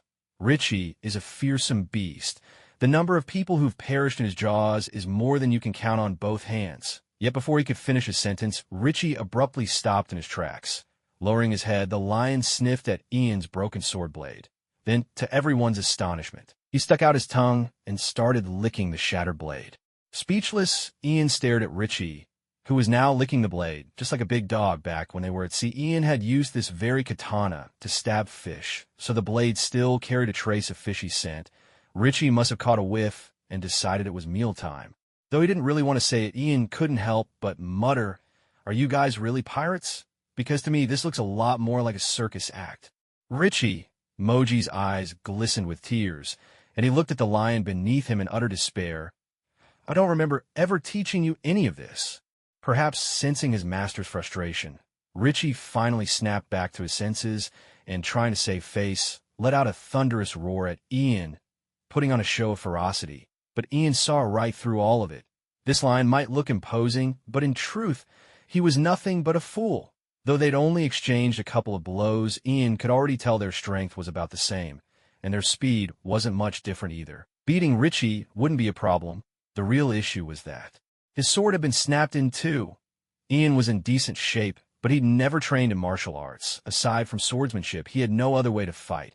"Well, guess I'll have to use the Sword Saint's long blade." With that thought, Ian selected the Sword Saint's long blade from his mind and equipped it. In the next instant, as Ian opened his hand, a crimson long blade materialized, gleaming in his grasp. Ever since Moji and Richie had squared off against Ian, the pirates on the ship had been watching the fight with rapt attention. When Ian's sword was bitten in half, they had cheered, thinking there was no way he could escape now. But when the Sword Saint's long blade appeared out of thin air in Ian's hand, every last one of them was struck dumb with shock. What the? Where did that kid pull out such a long sword from? He's not even wearing a shirt. Could it be the power of a devil fruit? That's it. It has to be. This kid must be a monster, just like the captain. Someone who's eaten a devil fruit. Hey, watch it. Did you just call the captain a monster? Are you tired of living? Not only were the pirate lackeys whispering nervously among themselves, but even Moji and Kabeji, who was watching the fight nearby, were visibly startled. As members of the buggy pirates, they knew all too well how formidable their captain was. So when it came to something as unfathomable as a devil fruit, they instinctively felt a deep sense of dread. The long blade of the Sword Saint, rugged and menacing, was enough to make even the lion Richie involuntarily step back. With a sword in hand, "The world is mine." Ian gripped the Sword Saint's blade, a bold confidence welling up within him. He thought, "Let's see if you can bite through this." Clutching the hilt with both hands, Ian pointed the tip of his sword at Moji and Richie and called out, "Come on then." Moji was provoked by the ease and confidence on Ian's face. He was used to swaggering around with Captain Buggy. Never before had some rookie fresh off the sea dared to look down on him like this. Pulling out his whip, Moji lashed it across Richie's hindquarters and shouted, "Kill him." Stung by the blow, Richie ignored the threat of Ian's long sword and lunged straight at him with a mighty leap. Ian brought his blade up horizontally, bracing himself to face the attack head-on. But just as he was about to parry, he suddenly heard the sharp rush of something slicing through the air from his right. Instinctively, he jerked his head back. Narrowly dodging a sudden strike, the assailant was none other than Kabeji, who'd been silent on the sidelines all this time. The man was truly despicable. Not only did he strike without warning, but he also aimed straight for Ian's head, clearly intent on taking his life. If not for Ian's quick reflexes, his face would have been slashed open. Because he had to dodge Kabeji's sneak attack, Ian couldn't block Richie's assault in time. Richie's massive paw slammed into the flat of Ian's blade, sending a powerful force through it and driving Ian back several steps across the deck. Seeing this, the pirate lackeys erupted in cheers for their vice-captain and chief strategist, as if the two had already defeated Ian. "Let's take him down together." Kabeji finally spoke, turning to Moji. "Otherwise, when Captain Buggy comes out, we'll all be punished." Moji understood the gravity of the situation. There were 8 or 9 crewmates still sprawled on the deck, covered in blood, if they failed to capture the culprit. Captain Buggy would never let them off the hook, so the two of them abandoned all pretense of fairness and attacked Ian together. Ian was still lacking in experience when it came to fighting multiple opponents at once. Both Richie and Kabeji were ferocious in their assault, and for the moment Ian could only steady his stance and fend off their combined attacks. During the melee, Ian found himself gritting his teeth in resentment toward Kabeji more than anyone. Not only were Kabeji's attacks treacherous, but each one targeted Ian's vital spots. He was clearly out for blood, if memory serves in the original timeline. After Zoro boarded Luffy's ship, he and the crew encountered Buggy and his gang in Orangetown. It was Kabeji, in particular, who targeted Zoro's wounds with ruthless precision. Although Ian often teased Zoro back in Shimotsuki Village, there was genuine affection between them. After all, they'd spent so much time together. Ian had long regarded Zoro as a little brother. The mere thought of Kabeji, that scoundrel, kicking Zoro's injuries again and again, made Ian's blood boil with rage. Of all of Buggy's crew, Kabeji alone was unforgivable. With that thought, Ian sprang into action. Dodging Richie's sweeping claws, he suddenly lunged forward, body low, and swung his longsword in a powerful diagonal arc. The blade flashed, tracing a great crescent of light as it crashed down on Kabeji, who was just about to attack. Though Kabeji tried to defend himself, it was utterly futile. Ian had channeled a surge of aura into his blade, and with a single stroke he shattered Kabeji's ridiculous rapier and carved a deep, gaping wound across his chest. Kabeji stared at Ian in utter disbelief, meeting only the icy chill in Ian's gaze. He couldn't fathom why Ian harbored such murderous intent towards him alone at that moment. The door to the ship's cabin burst open with a bang. Buggy came charging out, shouting loudly, "Crap! Oh no, this hat!" But before he could finish, his eyes landed on the scene. Blood spurting from Kabeji's chest as he slowly collapsed to the deck. Buggy's eyes turned bloodshot with fury. He never cared much for the rank-and-file crew, but his 2 chief officers were different. Both Kabeji and Moji were the cornerstone of the Buggy pirates, especially Kabeji, cunning and sly. He was precisely the sort of right-hand man Buggy favored, which was why he'd granted him the title of chief strategist. And now, right before his very eyes, his chief strategist Kabeji had been cut down by a half-naked upstart wielding a crimson blade. "You brat! Who the hell are you?" Buggy roared. "How dare you kill Kabeji? Have you got a death wish?" Ian, savoring the exhilaration of his decisive strike, noticed Buggy's arrival. Instead of anger, he broke into a mocking grin. "What a joke, you red-nosed clown. You had someone steal from me, and now you dare to turn the tables and act like the victim." This was a world teeming with pirates, but not all pirates were the same. Some had ideals and a sense of conscience. Others were cruel, their hands stained with every imaginable crime. It was clear that the Buggy pirates belonged squarely to the latter. Ian had no intention of showing Buggy any courtesy. As for Kabeji, cutting him down was nothing to regret. He certainly wasn't about to go easy just because of Buggy's reputation. "Don't you dare call me Red Nose!" Buggy roared fiercely, then suddenly caught himself. "You're saying we stole your stuff? What are you talking about? My clothes, my hat, and the din-din mushy inside the hat." Ian snorted. "It just happened moments ago. Don't tell me you're going to deny it." Buggy held up the barriered hat in his hand and asked, "You mean this hat?" "Yes." Ian nodded. Buggy was instantly dumbstruck. The reason he found this hat so familiar when he first saw it, and why he had rushed back to his cabin, was to confirm his memory. As a pirate, it wasn't enough to just dodge the Navy, you had to keep tabs on your peers as well. So, in his cabin, Buggy always kept old wanted posters that came with the newspaper, just in case he ran into someone dangerous and needed to steer clear. He'd thought the barriered hat looked awfully familiar. He was sure it belonged to a notorious pirate. Hurrying into his cabin, Buggy rifled through the wanted posters to see whose it was. He found it, And when he saw the photo on the poster, Buggy's whole body started to shake. There, staring back at him, was the pirate who had been summoned by the world government 2 years ago to become one of the 7 warlords of the sea. A man with a staggering bounty of 296 million berries.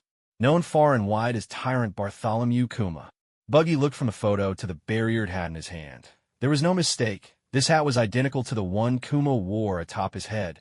In that instant, Buggy's face turned as pale as a ghost. He thought he'd sent his men to ransack a small boat, only to realize that perhaps one of the 7 warlords, Bartholomew Kuma himself, had been aboard. He was doomed. Buggy felt as if his whole life was about to be ruined by his own greed, even though he'd once been a member of Pirate King Roger's crew and had fought alongside Roger and Whitebeard. Things were different now. He was sailing alone, with no Roger to back him up and a ship full of idiots for crewmates. If he crossed paths with a monster like Bartholomew Kuma, he could already see how it would end. That was why he had burst out in such a panic. He'd been hoping to return everything as quickly as possible, thinking maybe he could still make amends. But to his shock, the moment he came out, he saw Kabeji already knocked to the ground, and then heard Ian claim the hat as his own. Buggy's mind seized up, unable to process what was happening. A look of utter bewilderment was plastered across his face, and with that big, bright red nose, the whole scene was nothing short of comical. Buggy took a moment, but at last the truth dawned on him. Since the hat belonged to the boy in front of him, it meant Bartholomew Kuma, the tyrant himself, was nowhere near. This made Buggy breathe a huge sigh of relief. If a pirate with a bounty close to 300 million were to appear in the East Blue, it would spell disaster for every pirate in these seas. The reason was simple. Generally speaking, the amount on a bounty poster not only reflects a pirate's strength, but also represents the level of threat they pose to the world government. A pirate with a bounty nearing 300 million would at least warrant a Navy vice admiral to be dispatched for their capture. If a vice admiral came to the East Blue, it would be enough to wipe out every pirate here. Even though Bartholomew Kuma was now one of the 7 warlords of the sea, and the Navy might not necessarily pursue him. Whether it was Kuma or the Navy who showed up, the outcome would be the same. Still, Buggy was a bit puzzled. He asked Ian, "Kid, why do you have this hat? What's your relationship with Bartholomew Kuma?" Ian shot him a look of annoyance and held out his hand. "What's it to you? Give me back my hat and clothes." Buggy tilted his head in thought, but to Ian's surprise, he really did toss back Ian's clothes, pants, and hat. Ian didn't stand on ceremony. He took them and checked over his belongings. The transponder snail inside the hat was still intact, though the little creature looked pretty shaken up, its big eyes brimming with tears as it gazed at Ian. He gently stroked its shell, offering comfort until it calmed down, then set it atop his head before putting on his barriered hat. Usually transponder snails spend their time sleeping, so the darkness inside the hat didn't bother it. It simply curled up inside its shell. With everyone watching, Ian began to get dressed. Honestly, no one likes fighting half-naked under the stares of a bunch of burly men. Without any beautiful women around, showing off his physique was a complete waste. So once he had his shirt and pants back on, Ian finally felt at ease. Gone was that chilly, uncomfortable feeling. While Ian dressed, Moji shuffled over to Buggy's side. The memory of Ian felling Kabeji with a single stroke still haunted him, so now, while the two sides were taking a break, he hurried to Buggy and whispered a warning, "Captain, be careful. That kid's got a devil fruit power too." Buggy was taken aback. "He does?" Moji nodded gravely. "I'm almost certain. When he boarded the ship, he only had an ordinary sword. But after Richie bit that sword in half, all of a sudden he conjured up that big red blade from his hand." Before he could finish, Buggy suddenly grabbed him by the collar and roared, "Who are you calling a big red-nosed freak?" No, that's not what I meant." Moji immediately realized he'd touched upon the captain's sore spot and hurried to explain, "I meant the sword. The sword, not you." Only then did Buggy let him go, stroking his chin thoughtfully. "You're saying his blade just appeared out of nowhere?" Machi replied with certainty, "Yes. He was completely naked, so there's no way he could have hidden that sword. Even when Kabaji and I attacked together, we were no match for him." "A devil fruit user, perhaps?" Buggy sneered, his lips curling into a sly grin. "I wonder what kind of devil fruit it could be." Unaware of Ian's true situation, they had mistakenly assumed he was a devil fruit user. While the two of them whispered and speculated to themselves, Ian had already finished getting dressed. Noticing this, Buggy immediately called out to him, "Hey kid, interested in joining my Buggy Pirates? If you come aboard, the position of battle captain is yours. So that was Buggy's game all along. After all his scheming, this was his real intention. Even though Kabaji and the other pirate lackeys were lying on the deck, their fates uncertain. Buggy simply pretended not to notice and directly extended his invitation to Ian. Buggy knew very well what Kabaji was capable of, but this kid before him had taken him down with a single slash. Clearly his strength was formidable. What truly captivated Buggy, however, was that barriered hat. Although Ian hadn't answered his questions about it, Buggy's instincts told him this young man might have some connection to Bartholomew Kuma. Buggy and his crew had always kept a low profile, and there were two reasons for this. Ever since Pirate King Roger was executed, Buggy had been operating solo, carefully hiding the fact that he had once served as an apprentice on Roger's ship. He hadn't even dared to tell his own men. The reason was simple. If this secret ever got out, it would surely draw the attention of countless high-ranking Marines, all eager to hunt him down. That was the first reason for Buggy's caution. The second reason was Buggy's passion for treasure. His dream as a pirate was to one day plunder every last bit of treasure in the world, so he had no desire to tangle with the Navy or stir up more trouble than necessary. Right now, Bartholomew Kuma represented a huge potential problem for him. Although he didn't know the exact nature of the relationship between Ian and Kuma, Buggy wanted to avoid any entanglement with such a powerful figure. At the same time, he needed to give his crew some explanation, so recruiting Ian into his crew seemed like the perfect solution. Not only would he gain a valuable fighter, he'd also sidestep the risk of having to go up against one of the 7 warlords. A win-win in his eyes, yet just as Buggy confidently extended his invitation, he was met with an immediate refusal from Ian. "No, I'll never be a pirate." Before setting out to sea, Ian had already figured things out. For him personally, there was no real future in being a pirate. Pirates might appear to live free and easy, seemingly never short of money and always associated with treasures and the like, but in reality, how do pirates get most of their wealth? It's through plundering and theft. Genuine pirates who strike it rich by finding treasure are actually few and far between. Ian was desperately short of money ever since he got stuck with this troublesome system. His power has been directly tied to how much money he has. If he really became a pirate, who knows how long it would take before he could actually become wealthy. Besides, Ian has his own moral code. He has no desire for money obtained through arson, murder, and robbery. Bullying helpless civilians isn't the mindset of a true strongman. So Ian had never considered becoming a pirate. On the contrary, he realized that as long as his strength kept increasing, those pirates with high bounties hunted by the world government could actually become the best targets for him to make money. Yes, pirate hunter, or more precisely, bounty hunter. That's Ian's current goal. He would never join a pirate crew, let alone one like the Buggy Pirates, a group that seemed born for comic relief. When Buggy heard this, his eyes widened in disbelief. You actually dare to refuse the great Captain Buggy?" Ian shook his head. "I really don't see what's so great about you, big red nose." Buggy flew into a rage. "How many times do I have to tell you, stop calling me red nose?"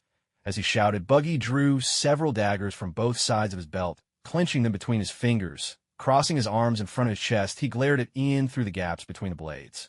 "If that's how it is, then you're staying here. I'll string you up and let you taste my specially made Buggy cannonballs." With that, Buggy charged at Ian, daggers at the ready.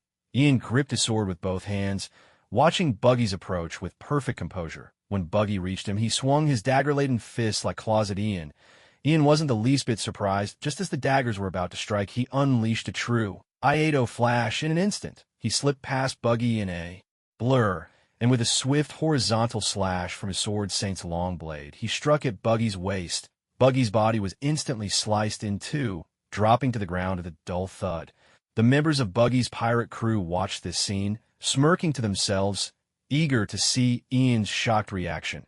Yet to their surprise, Ian suddenly spun around, swinging his long blade toward a spot on his right. The moment his sword sliced through the air, it struck something solid. It was Buggy's wrist, detached from his body and gripping a sharp dagger. Just now, it was this hand that had tried to silently ambush Ian. However, neither Buggy nor his pirate underlings had expected that Ian would remain completely vigilant. Even after slicing Buggy in two, he had anticipated the possibility of sneak attack from Buggy all along. After slicing Buggy's severed wrist in two with another swift stroke, Ian leveled his blade at the pirate captain. who lay sprawled on the ground. "Stop playing dead. I know you're just fine." Bucky, floating his upper body in midair, stared at Ian in astonishment. "How did you know?" "The chop-chop fruit, right?" Ian chuckled. "So you really can't be killed by a sword?" Though he laughed, Ian was honestly a little surprised. He'd known about the power of Bucky's chop-chop fruit, and in theory shouldn't have tried to cut him again. But he hadn't been able to resist the urge to test it himself. He wanted to see if his own aura wound around his sword could somehow harm Bucky, but the experiment proved futile. He could clearly feel that when his blade struck Bucky, there hadn't been the slightest resistance. The pirate's body seemed to separate on its own the moment it met the keen edge, and the energy around his blade hadn't even touched Bucky at all. No wonder even strikes imbued with Haki were useless against him. Not even Hawkeye Mihawk could kill him. This guy's devil fruit power truly is a nemesis to swordsmen everywhere. Bucky himself was equally surprised. He hadn't expected his ambush to fail. Maybe this kid had heard of his reputation and come prepared. With that thought, Bucky let out a raspy, sinister laugh. "You know, my favorite thing is fighting swordsmen like you. When you're rotting in hell, you'll regret ever crossing the..." "Great Captain Bucky!" As he spoke, Bucky suddenly twisted his upper body. In an instant, his head and chest detached, and his arm spun like a windmill, flinging the daggers toward Ian. Chop, chop, guillotine. Seeing the whirlwind of spinning blades coming his way, Ian barely managed to raise his long sword in time. A flurry of metallic clangs erupted as the blades struck his weapon, sparks flying from the steel. But just as Ian fended off the upper body attack, Bucky hurled his legs as well. Tiny blades glinted from the tips of his shoes, spinning toward Ian's legs in the same deadly fashion. Caught off guard by the sudden shift, Ian had no time to reposition his sword and could only leap straight up to evade the attack skimming the ground. As Ian leapt into the air, he naturally found himself suspended mid-jump. At that moment, Buggy's upper body, which had first been thrown at him like a lock, suddenly halted. One of Buggy's wrists, clutching a dagger, shot toward Ian in the air like a cannonball. Caught off guard and with nowhere to dodge, Ian gritted his teeth and swung his sword hard at the incoming wrist. This was an instinctive reaction, but Ian had forgotten that Buggy's body could split apart at will. He managed to slice the wrist cleanly in two.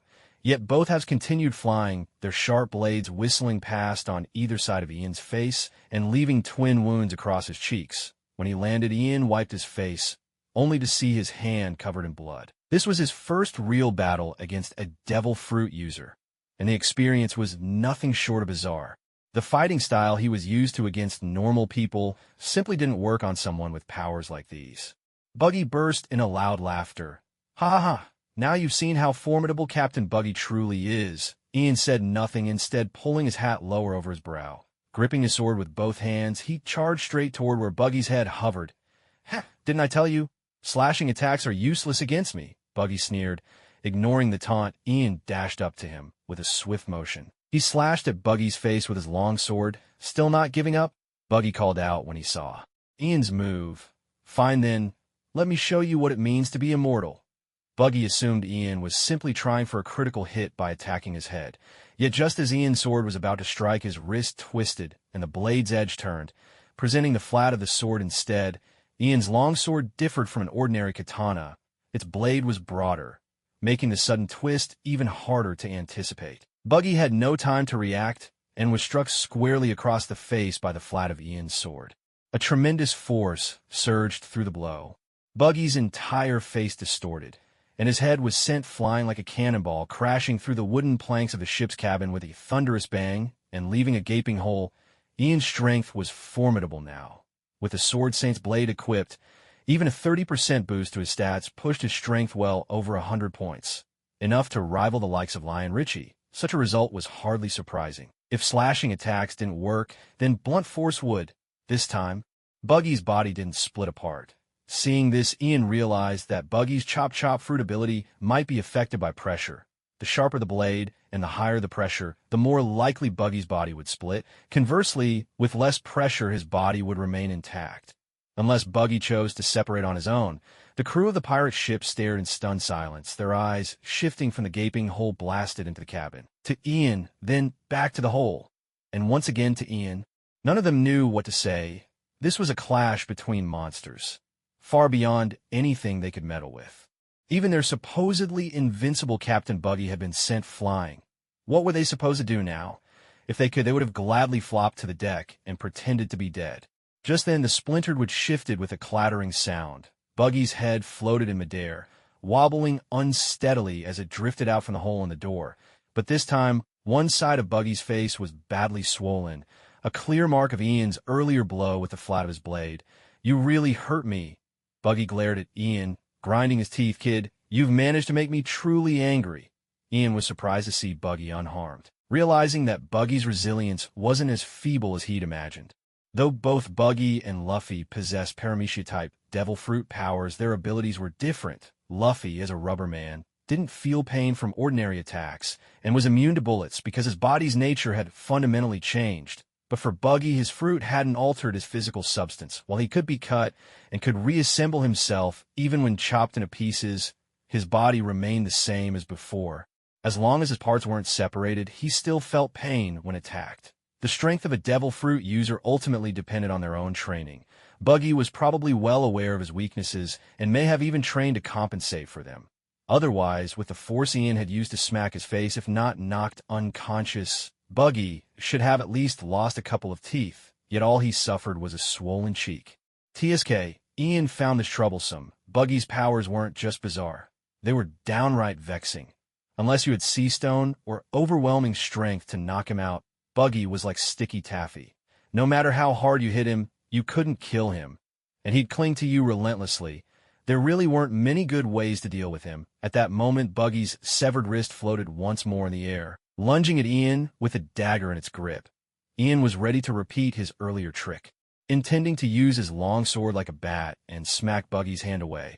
But unexpectedly, Moji, who had been lurking nearby, sprang into action. He directed his lion Richie to suddenly pounce from the side. Rather than attack with its claws, the lion threw its whole weight onto Ian, pinning him to the ground. Richie's massive forepaws pressed down hard on Ian's shoulders, rendering him unable to move. Buggy burst out laughing. "Well done, Moji. Keep him pinned just like that." As he spoke, he manipulated his disembodied hand, dagger poised, and drove it downwards, aiming straight for Ian's face the dagger was about to plunge into. His eye went in that split second of crisis. Ian suddenly erupted with a burst of energy. Years of training in controlling his psychic power finally bore fruit at this critical moment. Although he didn't use his signature flash move, Ian managed to channel his energy throughout his body. The sudden surge of strength sent the lion Richie, who was on top of him, flying off, desperately twisting his head to the side. Ian felt Buggy's dagger stab into the ground right next to his ear. That was close. With a swift roll, Ian sprang to his feet. He hadn't expected Moji to strike out with a sneak attack to help Buggy. Ian had dismissed him and his foolish line as harmless, but that carelessness had nearly cost him dearly. Glancing at the two, both eyeing him with clear malice, Ian felt his headache intensify. Buggy, that bastard, just wouldn't go down no matter how many times he hit him. And now, with Moji and Richie backing him up, the situation had become even trickier. Yet just then, Ian suddenly froze in place, then smacked himself on the forehead. Damn it, did he get knocked silly just now? Why was he so obsessed with fighting Buggy to the bitter end? His whole reason for coming here was simply to retrieve his closed hat and the din mushy. Now that he had them back, why was he still hanging around? Buggy was, after all, a pirate with a bounty in the tens of millions. Not being able to deal with him right now was perfectly normal. Did he really think he could wipe out an entire pirate crew the moment he set out to sea? The realization snapped him out of his tunnel vision. Seizing a brief opening, Ian leaped out of the melee, grabbed the unconscious Kabeji off the ground, and dashed up to the top deck, where the helm of Buggy's pirate ship was. In one swift motion, Ian brought his blade down, smashing the helm to pieces. Buggy and Moji never saw it coming. Stunned for an instant, they were too late to stop Ian as he completed a series of actions. "See you. I'm done playing with you lot," Ian called out to the pirates of the Buggy crew with a cheerful grin. "Maybe we'll meet again someday." With that, Ian grabbed Kabeji by the back of his collar and leapt over the rail, vaulting off the ship. "Get him!" Buggy finally realized what was happening and roared in fury. "Don't let him get away!" The pirate lackeys scrambled in panic, rushing to the rail and peering overboard, only to see that Ian had already landed on his little boat. With a single casual swipe of his blade, he even sliced Buggy's own small boat in half. "What are you staring at?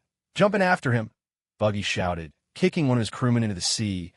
One by one, the pirates tumbled into the water like dumplings, plunging in pursuit. But Ian didn't care in the slightest. His boat was barely big enough for himself. If anyone dared to climb aboard, he'd simply cut them down. He didn't believe for a second that these pirate lackeys had the guts to challenge him on his own turf. As for the idea of sabotaging the boat, that was even more ridiculous. Ian didn't believe for a second that their swimming speed could outpace his rowing. If they couldn't catch up, how could they possibly attack his boat?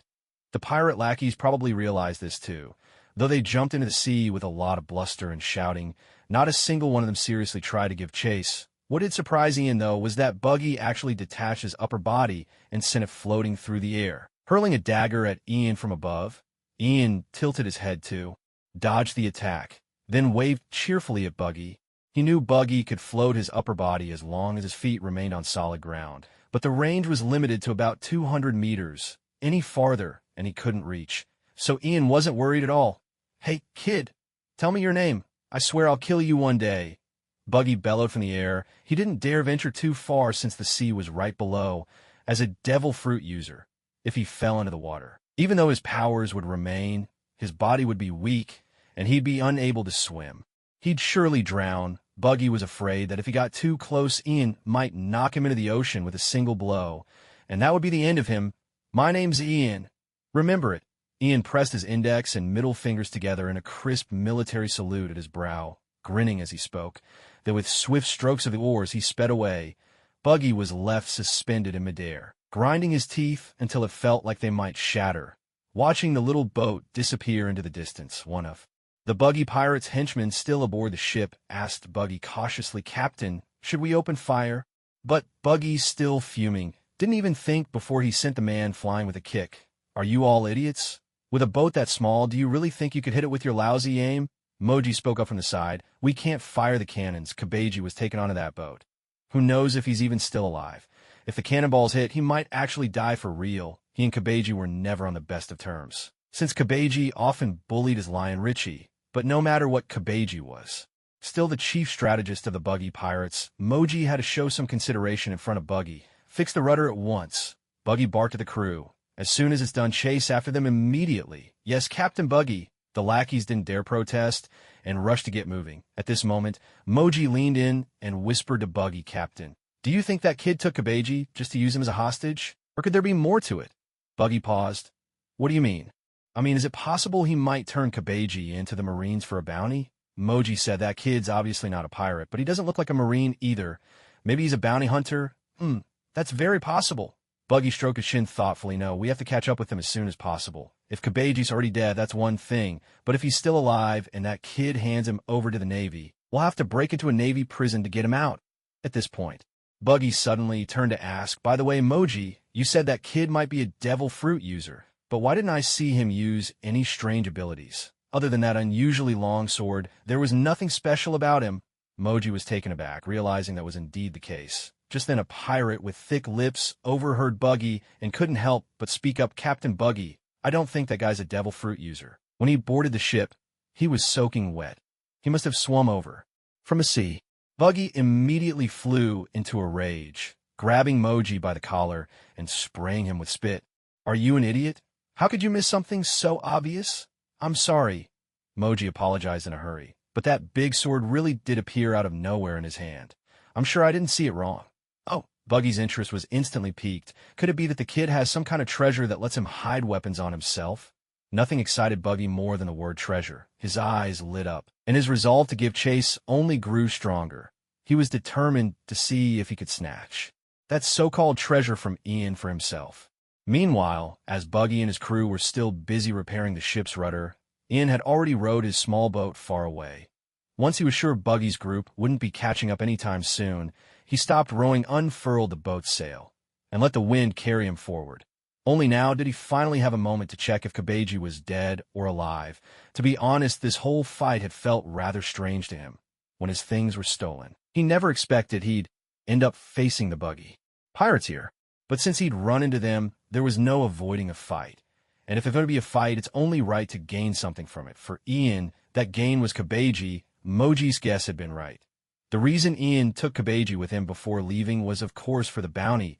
He didn't know exactly how much Kabeji was worth, but considering Buggy had a bounty on his head, it stood to reason that his officers would too. Bounty posters usually covered the whole pirate crew. Ian had slashed Kabeji once and wasn't sure if he'd actually killed him, but most of the time the bounties on pirates applied whether they were dead or alive. At this point, you might wonder, why didn't you just take down Moji too and claim both bounties? Don't kid yourself. Ian is just one person. He didn't even bring a rope. Even if he could carry 2 people, his little fishing boat couldn't possibly fit them all. So Ian could only take Kabeji with him for now. As for Moji and Buggy, they'd have to wait. Until next time. That's right, in Ian's eyes, the entire Buggy Pirates crew was nothing more than his target for bounty hunting. If possible, he wouldn't mind reeling them all in at once. After this battle, Ian also gained some confidence in his own strength. He realized that even though his level was still low, and he only had 1 card buff, he could handle the average officers of these pirate crews without much trouble. As for someone like Buggy, a devil fruit user, well, Ian had to admit, that was a real headache, but it wasn't hopeless. In fact, if he just waited for Buggy to split his body, then grabbed Buggy's head and leapt into the sea, he could drown him and finish the job. The only reason Ian chose to leave now was that he saw no point in dragging things out any longer. He'd thought it through.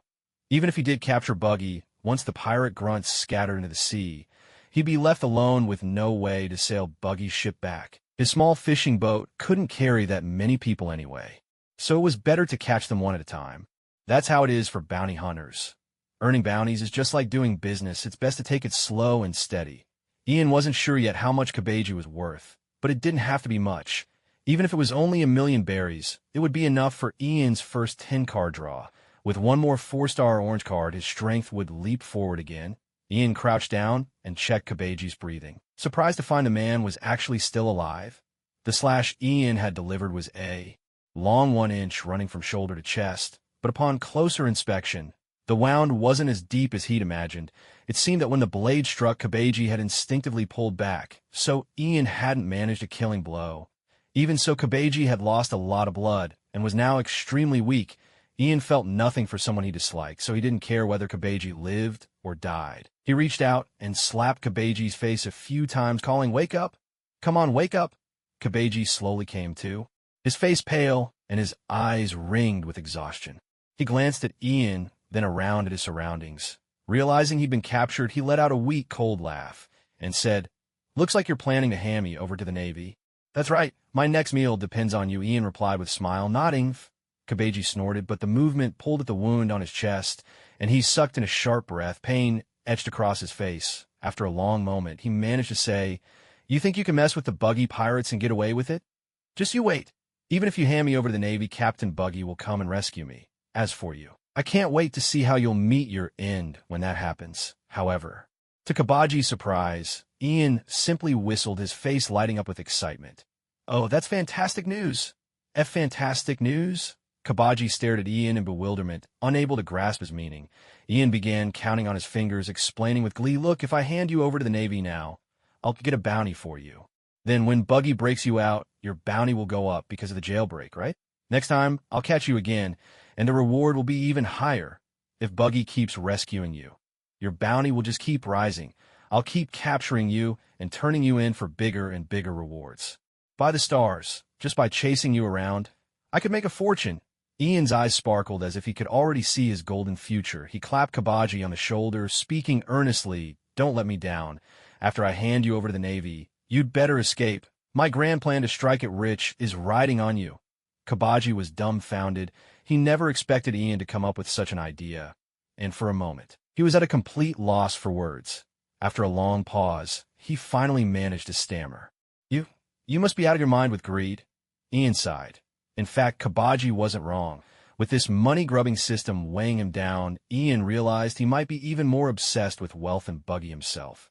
Setting those thoughts aside for now, Ian turned to Kabeji and asked, "By the way, you must know a thing or two about navigation, right? Which is the nearest island with a Navy garrison from here?" "Of course I do." Kabeji sneered. "I'm the chief strategist of the Buggy Pirates. I've spent more time at sea than a rookie like you could ever dream of. But why should I tell you? So you can hand me over to the Navy?" Ian nodded. "That's right. Makes sense if I were in your shoes and someone was trying to throw me in jail. I wouldn't show them the way either. Still, let me remind you, if you don't get your wounds treated soon, You'll bleed to death. I don't have any medicine or bandages on my boat. So if you won't give me directions, you'd better be ready to wait things out. Don't count on Buggy to save you either. I broke the rudder before I left. It's your choice. Kabaji fell silent, wrestling with himself for a long moment before finally, speaking in a strained voice, turned the ship east. That's where the nearest Navy outpost is. It seemed that when faced with the choice between pride and survival, Kabaji still chose life. Even if it meant going to a Navy prison, Ian wasn't surprised by this in the slightest. For someone as slippery as Kabaji, doing otherwise would have been unthinkable. Ian glanced up at the sun overhead, found his bearings toward the east, adjusted the sails, and set off with the wind at his back as he sailed along. Ian also began inspecting the system in his mind. After 2 years, his experience points had finally increased once more. Back on Buggy's pirate ship, he had taken down 9 pirate lackeys, each of whom had given him 150 experience points. The reward for defeating Buggy himself was even greater, an astonishing 4,300 points. The stronger the opponent, the more experience Ian received. He had already confirmed this long ago. With all this new experience, he was now close to reaching level 6. Leveling up was important, but what Ian cared about even more was acquiring better cards to use. As this thought crossed his mind, Ian glanced over at Kabaji. He couldn't quite recall what Kabaji's current bounty was. Only by bringing him to the Navy would he find out for sure. Curiosity getting the better of him, Ian turned and asked, by the way, what exactly is the Buggy Pirates' business here in the East Blue? If he remembered correctly, Buggy should have had a map of the Grand Line in his possession. For most pirates, setting sail for the Grand Line was a daunting challenge. But not for someone like Buggy. After all, he had once sailed alongside the pirate King Roger and conquered the Grand Line before. With a map in hand and his experience, it seemed odd that Buggy would linger in the East Blue for so long. Ian couldn't help but wonder what his true intentions were. That's why Ian posed the question to Kabaji, who as an officer of the Buggy Pirates ought to know some inside information. Kabaji, having lost a lot of blood, was now shivering from the cold. Truth be told, he was probably even more desperate than Ian to reach land. Even if Ian handed him over to the Navy, at least they would treat his wounds. He answered weakly, "How should I know? We all just follow Captain Buggy's orders." "Say, can't you make this boat go any faster? I haven't eaten anything.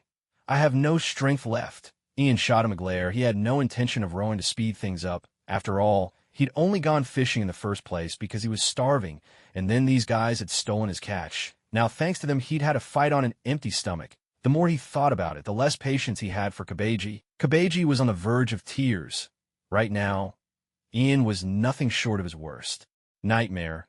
He'd even resorted to begging to be handed over to the Navy, but now, all he could do was hope Ian would be merciful. But perhaps fate wasn't ready to end Kabaji's journey just yet. As the two exchanged words, the distant outline of an island slowly came into view ahead of them. Outside the dock of the small island, a short and skinny boy sat fishing in a little boat. He had pink hair and wore a pair of round glasses, which made him look a bit absent-minded because of his nearsightedness. His fishing rod had been dangling in the water for a long time, but there hadn't been any sign of a bite. Exhausted, he couldn't help but tilt his head back and let out a big yawn. The tears that welled up from the yawn made his eyes blurry. And just then, he thought he saw a boat in the distance making its way towards him. Thinking it must be his imagination, he quickly wiped the mist from his glasses and took another careful look, only to find that there really was a small boat approaching. Could that be a fisherman returning from the sea? He wondered to himself. The boat drew closer and closer, and he saw a figure stand up on it, waving and calling out, "Hey there, kid! Is there a Navy base on this island?" It was the first time anyone had addressed him as kid in such a way, and for a moment, he felt as if he'd suddenly grown up a little. Scratching his head, he let out an awkward, goofy laugh. Of course, the person on the newly arrived boat was Ian. Having spotted someone on the other boat, Ian had asked his question, but was taken aback when the boy simply laughed instead of answering. Ian couldn't help but think, is this kid a bit simple? Once the two boats got close enough, the boy finally noticed the bloodied figure of Kabaji lying inside Ian's cabin. He was so startled that he let out a frightened cry, stammering, "What happened to him? How did he get hurt so badly?" Ian thought the pink-haired boy looked oddly familiar, so he offered a bit more explanation.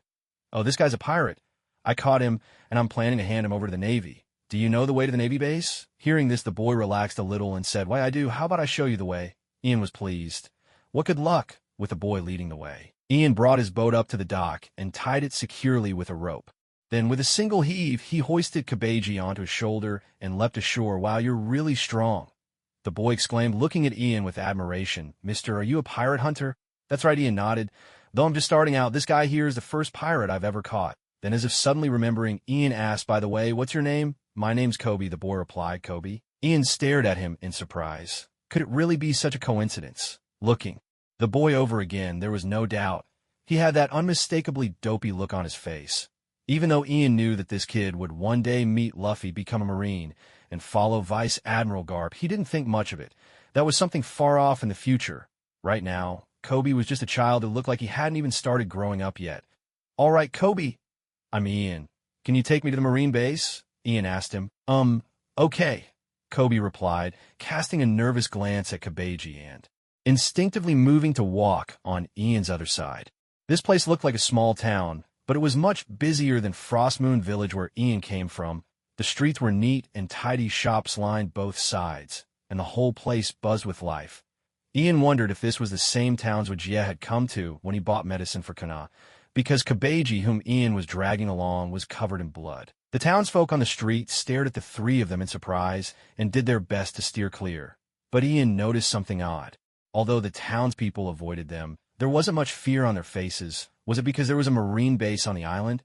Curious, Ian asked Kobe about it. Kobe nodded and said, "That's right, brother Ian. This is Shellstown. The 153rd Marine branch is stationed here. And just a few days ago, a Marine hero made his name here. So the people here aren't really scared of pirates anymore." "Shellstown?" Ian was taken aback. "So this was Shellstown?" He quickly asked, "What Marine hero?" "Don't tell me. It's someone named Morgan?" Kobe looked surprised. "So you've heard of him too, brother Ian?" "Yes, it's Sergeant Morgan." "Oh, wait. He's been promoted to lieutenant now, thanks to his achievements. Not too long ago, he captured the captain of the Black Cat Pirates, Kuro. That's how he got promoted. Everyone in Shellstown is talking about it and calling him a hero. The names Black Cat Pirates, Captain Kuro, and Morgan all sounded so familiar that Ian couldn't help but frown as memories surfaced in his mind. Oblivious to Ian's change in expression, Kobe went on full of excitement. "I heard that battle was brutal. An entire ship of Marine soldiers lost their lives, and even Lieutenant Morgan's jaw was shattered by that ruthless Captain Kuro. But in the end, Lieutenant Morgan still managed to capture him and bring him back. Now everyone in Shellstown admires him so much." Kobe's eyes sparkled. "Me too. Honestly, I want to join the Marines when I grow up. Someday I'll be a Marine hero like Morgan and capture all the wicked pirates." Listening to him, Ian couldn't help but notice how festive the town felt, as if they were in the middle of a celebration. Clearly, Kobe was right. The people here were rejoicing over the downfall of the Black Cat Pirates. Ian looked at Kobe, who was lost in his dreams. With a hint of pity, he actually wanted to tell him, "Don't idolize Morgan so much." Before long, this axe-wielding Morgan would be promoted to colonel. And then the people of Shellstown would truly suffer at his hands. This man was no hero of the Navy. Even the capture of Captain Kuro, which he was credited with, was a sham. Once he rose to colonel and took control of Shellstown, his arrogance and pride would run rampant in this small naval town. Those who now admired him would soon be living in fear of him. Of course, Ian had no intention of telling Kobe any of this right now. Even if he did, no one would believe him. So he simply asked earlier, "I saw you fishing. Do you like fishing a lot?" "Yes," Kobe nodded enthusiastically. "In the future, when you go fishing at sea, you'd better be careful," Ian said, offering a subtle warning that left Kobe rather puzzled. Who knows if this little reminder would stop Kobe from naively boarding the wrong ship and ending up as forced labor for Alvida, that infamous lady pirate. As they spoke, the naval base came into view. It was a tower that tapered upward with a wide base. Looking much like a nuclear power plant's cooling tower, its walls were painted with a camouflage pattern and dotted with numerous windows. The Navy's signature M-shaped seagull emblem was emblazoned on the side, and at the very top, naval flags fluttered in the breeze, flanked by several cannons. As Kobe led Ian up to the tower, they caught the attention of patrolling Marines. Spotting the weapon slung across Ian's back and a severely wounded man he dragged along, the Marines immediately tensed. Leveling their rifles at Ian, "Halt! This is a naval base, state your business here," one of them barked, seeing the guns pointed in their direction. Kobe, though fully aware these were Navy men, couldn't help but tremble. His knees shook and his teeth chattered audibly. He just couldn't help being timid. Ian, on the other hand, was seeing Navy soldiers for the first time and couldn't resist taking a closer look. These Marines seemed to be ordinary rank-and-file soldiers, all dressed in crisp white short-sleeve shirts and wearing the iconic seagull-marked Navy caps. Each one looked well-trained and disciplined. "Speak up. Who are you? And what's your business here?" A burly, bearded, middle-aged Marine who appeared to be of higher rank pressed them for answers. Realizing this man was likely in charge, Ian hoisted up Kabeji and said, "I've captured a member of the Buggy Pirates. I'm here to turn him in for the bounty. Is this the place for the handover?" The middle-aged Navy officer was utterly stunned, staring at Ian in disbelief. "You're a pirate hunter? At such a young age?" Ian felt a bit annoyed. His youthful appearance always seemed to invite either ridicule or underestimation. But deep down, he was a grown man. So he retorted, his tone less than pleasant. "What? Is there some kind of age requirement to be a pirate hunter?" No, of course not." The bearded officer hastily waved his hands. "I'm just surprised, that's all." He cleared his throat, clenching his fist, and then continued with a serious air, "The pirates you captured need to be handed over at our naval base. Follow me. I'll help you with the paperwork." The other Navy soldiers stepped aside, making way as they watched Ian drag Kabeji inside. Kobe, the timid boy, clung tightly to the hem of Ian's shirt, trailing behind like a frightened little animal. Once inside the base, Ian took a quick look around. It was clearly an office for the Navy. Several desks were stacked high with papers, and there were desk lamps, din mushy, and other such things scattered about. "Who exactly did you catch?" the middle-aged officer asked Ian. "I need to confirm. The chief of staff of the Buggy Pirates. His name's Kabeji," Ian replied. "The Buggy Pirates, you say? Please wait a moment." The officer pulled out a stack of wanted posters and started flipping through them. Before he could find the right one, the battered Kabeji feebly raised his head and spoke in a weak voice. "Hey, could someone take a look at my wounds first? I really am Kabeji, but I'm about to die here." The officer glanced at the long gash on Kabeji's body and clicked his tongue in sympathy. He called a few Navy soldiers in to help. The room bustled with noise and activity as the soldiers began dressing Kabeji's wounds. Ian watched the scene, when suddenly a flat, gruff voice cut through the commotion. "What's going on here? What's all this noise?" Turning around, Ian saw a Navy man coming down from the second floor. The man's head was completely bald, his chin fitted with a steel brace, and his eyes glinted with a fierce, intimidating light. His right hand was gone, replaced by a gleaming axe. At the sight of him, the bearded officer straightened up at once, snapping to attention and saluting with deep respect. "Ensign Morgan, sir. Are your injuries healing well?" "Much better," Morgan replied, nodding as he lifted his weaponized arm. "Still getting used to having this thing instead of a hand, but I'll manage." After exchanging a few words, Morgan pressed further, his voice stern. "So, what's going on here? This is our base. You're making a real racket." The middle-aged Marine smiled and pointed at Ian, saying, "Oh, this young man is a pirate hunter. He says he's captured a member of the Buggy Pirates and has come to claim the bounty. Just now, he was tending to the pirate's wounds." Monka glanced at Ian and snorted disdainfully. "A pirate hunter, is it? Honestly, those people are nothing more than bloodthirsty hyenas, doing this job solely for money. I really can't understand what the higher-ups are thinking, allowing such people to exist." The middle-aged Marine didn't know how to respond to that, so he could only offer an awkward chuckle or two. Ian, meanwhile, kept his eyes fixed on Monka. He noticed that at this point, Monka didn't yet have the air of someone who acted with complete impunity. Perhaps it was because he hadn't fully seized power at the naval base yet. Still, his words were dripping with a sense of superiority, and he made no effort to hide his contempt for pirate hunters. The seeds of his arrogance were already starting to show. Ian remained silent. But Monka wasn't finished. He continued, "If you ask me, dealing with pirates should be left to us Marines. Pirate hunters are only in it for the money. We are the absolute embodiment of justice." He even went so far as to recite the Navy's slogan. The middle-aged Marine, seeing this, hurried to flatter him. "Absolutely, just like how you wiped out the Black Cat pirates." Ensign Monka. That hit Monka's sweet spot. It was his greatest point of pride, the reason for his promotion, and he burst out in hearty laughter. "By the way, have you found the wanted poster yet?" Monka asked. "I'd like to see just what kind of pirate this young hunter managed to catch." Ian couldn't help but roll his eyes. He knew full well that Monka was riding high at the moment, and it was only natural for him to look down on pirate hunters. I'm still looking." The middle-aged Marine quickly started rifling through the stack of wanted posters. after searching through them once. However, the Marine's face was clouded with confusion. He went through the stack a second time, just to be sure. That's odd.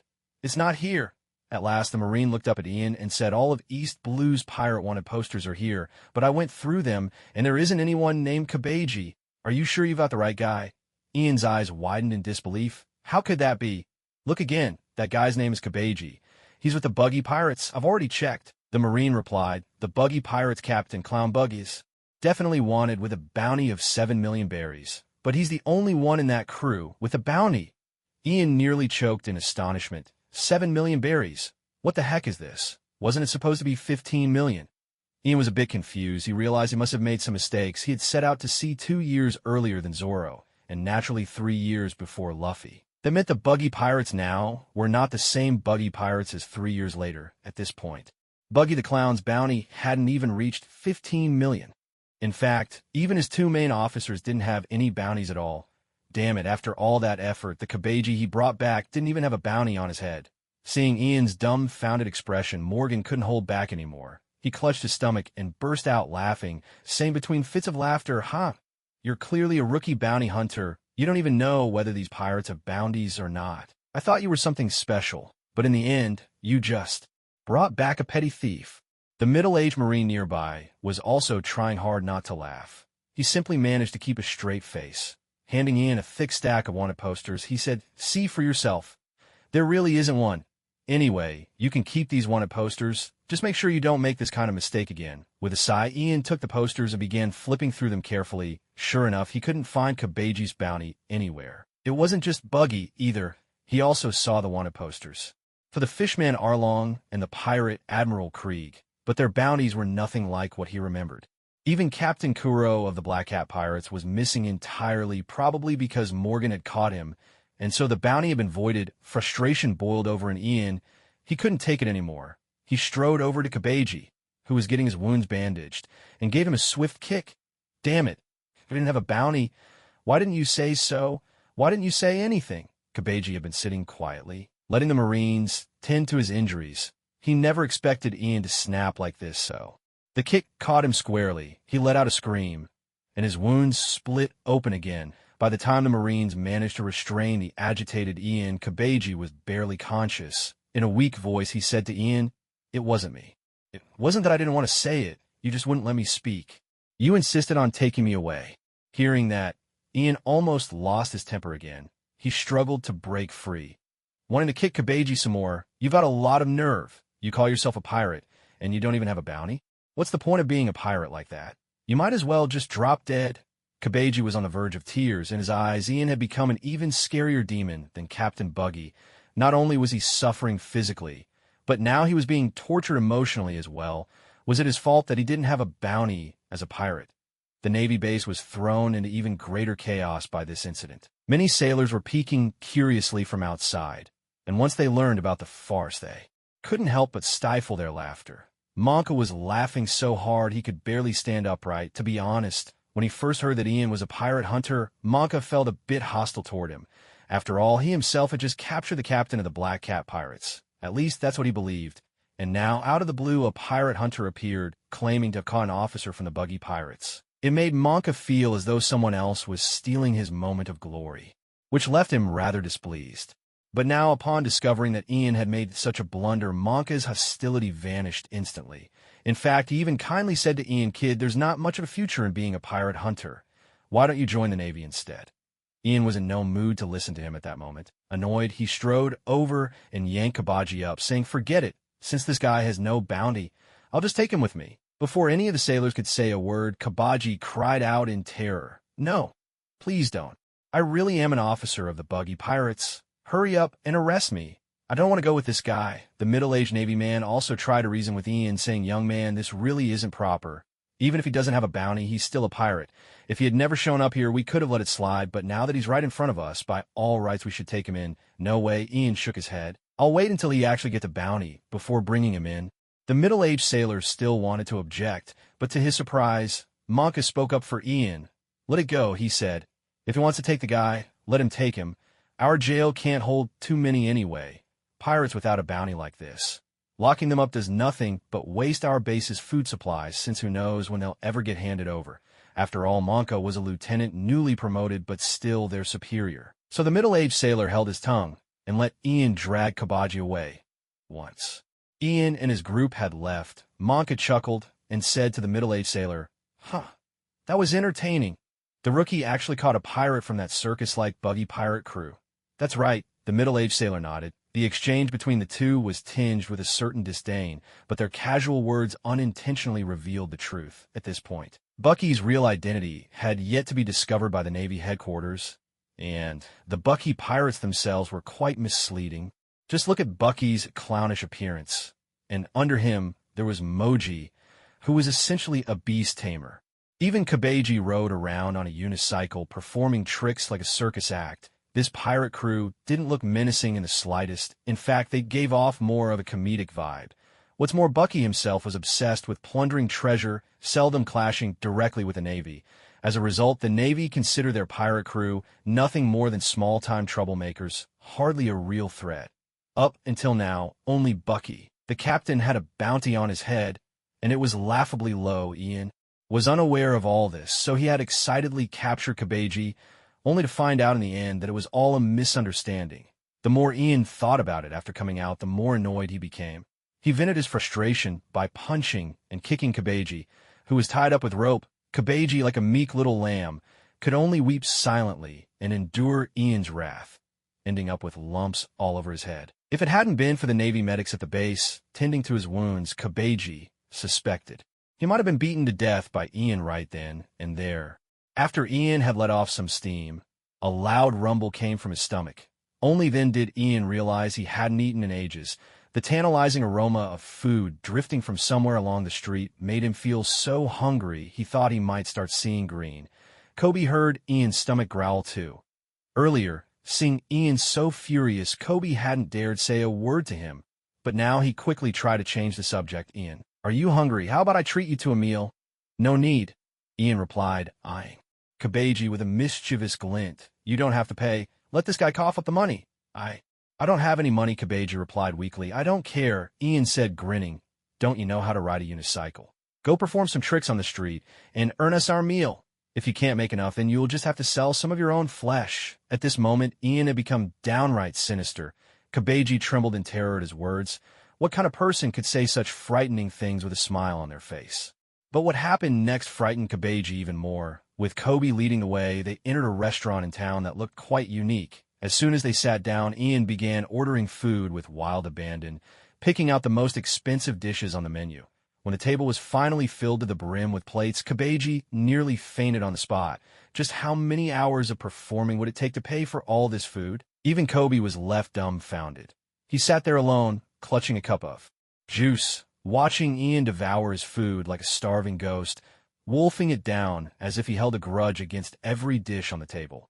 Unable to help himself, Kobe cast a look of sympathy at Kabeji, who was tied up with a rope off to the side. The message in his eyes was clear. "You're really in for it now." Ian, however, paid no mind to anything else. He ate with all his might, and whenever he tasted something delicious, he would shout loudly to the restaurant owner, "This is great. 10 more plates of this, please." Kabeji was on the verge of a breakdown. "Can you even eat that much?" he cried out. Ian shot him a glare. "If I can't finish, I'll pack it up and take it with me, okay? You better figure out how to earn some money. If I don't get my reward, it's your job to make it up to me." This time, Kabeji really did cry. He threw his head back and wailed silently in his heart, "Oh, great Captain Buggy, where are you? Please come save me." Perhaps Kabeji's desperate plea was heard by fate itself. While Ian was busy feasting in the restaurant outside the waters of Shellstown, a pirate ship with a long-nosed elephant figurehead was anchored just off a rocky cliff. This was, of course, the Big Top, flagship of the Buggy Pirates. The coastline here was all sheer cliff, so there was little risk of being spotted by passers-by. A small boat swiftly rowed up to the Big Top. Several agile pirates climbed up the rope ladder onto the deck. Upon spotting Buggy seated there, they called out between gasps for breath, "Captain Buggy, we got the news." Buggy straightened up and asked, "What did you find out?" "It's just as we thought." The kid took Chief of Staff Kabeji to the Marine 153rd Branch Base. The pirates reported, "We didn't dare get too close to the base, but we questioned the townsfolk. They all said they'd seen the kid. So we figure, if Kabeji went in there, he's definitely locked up by now." "Excellent. Buggy burst into. Loud laughter. All right, boys. Set sail for Shellstown. We're going to bust Kabeji out and catch that pesky brat as well. Yeah.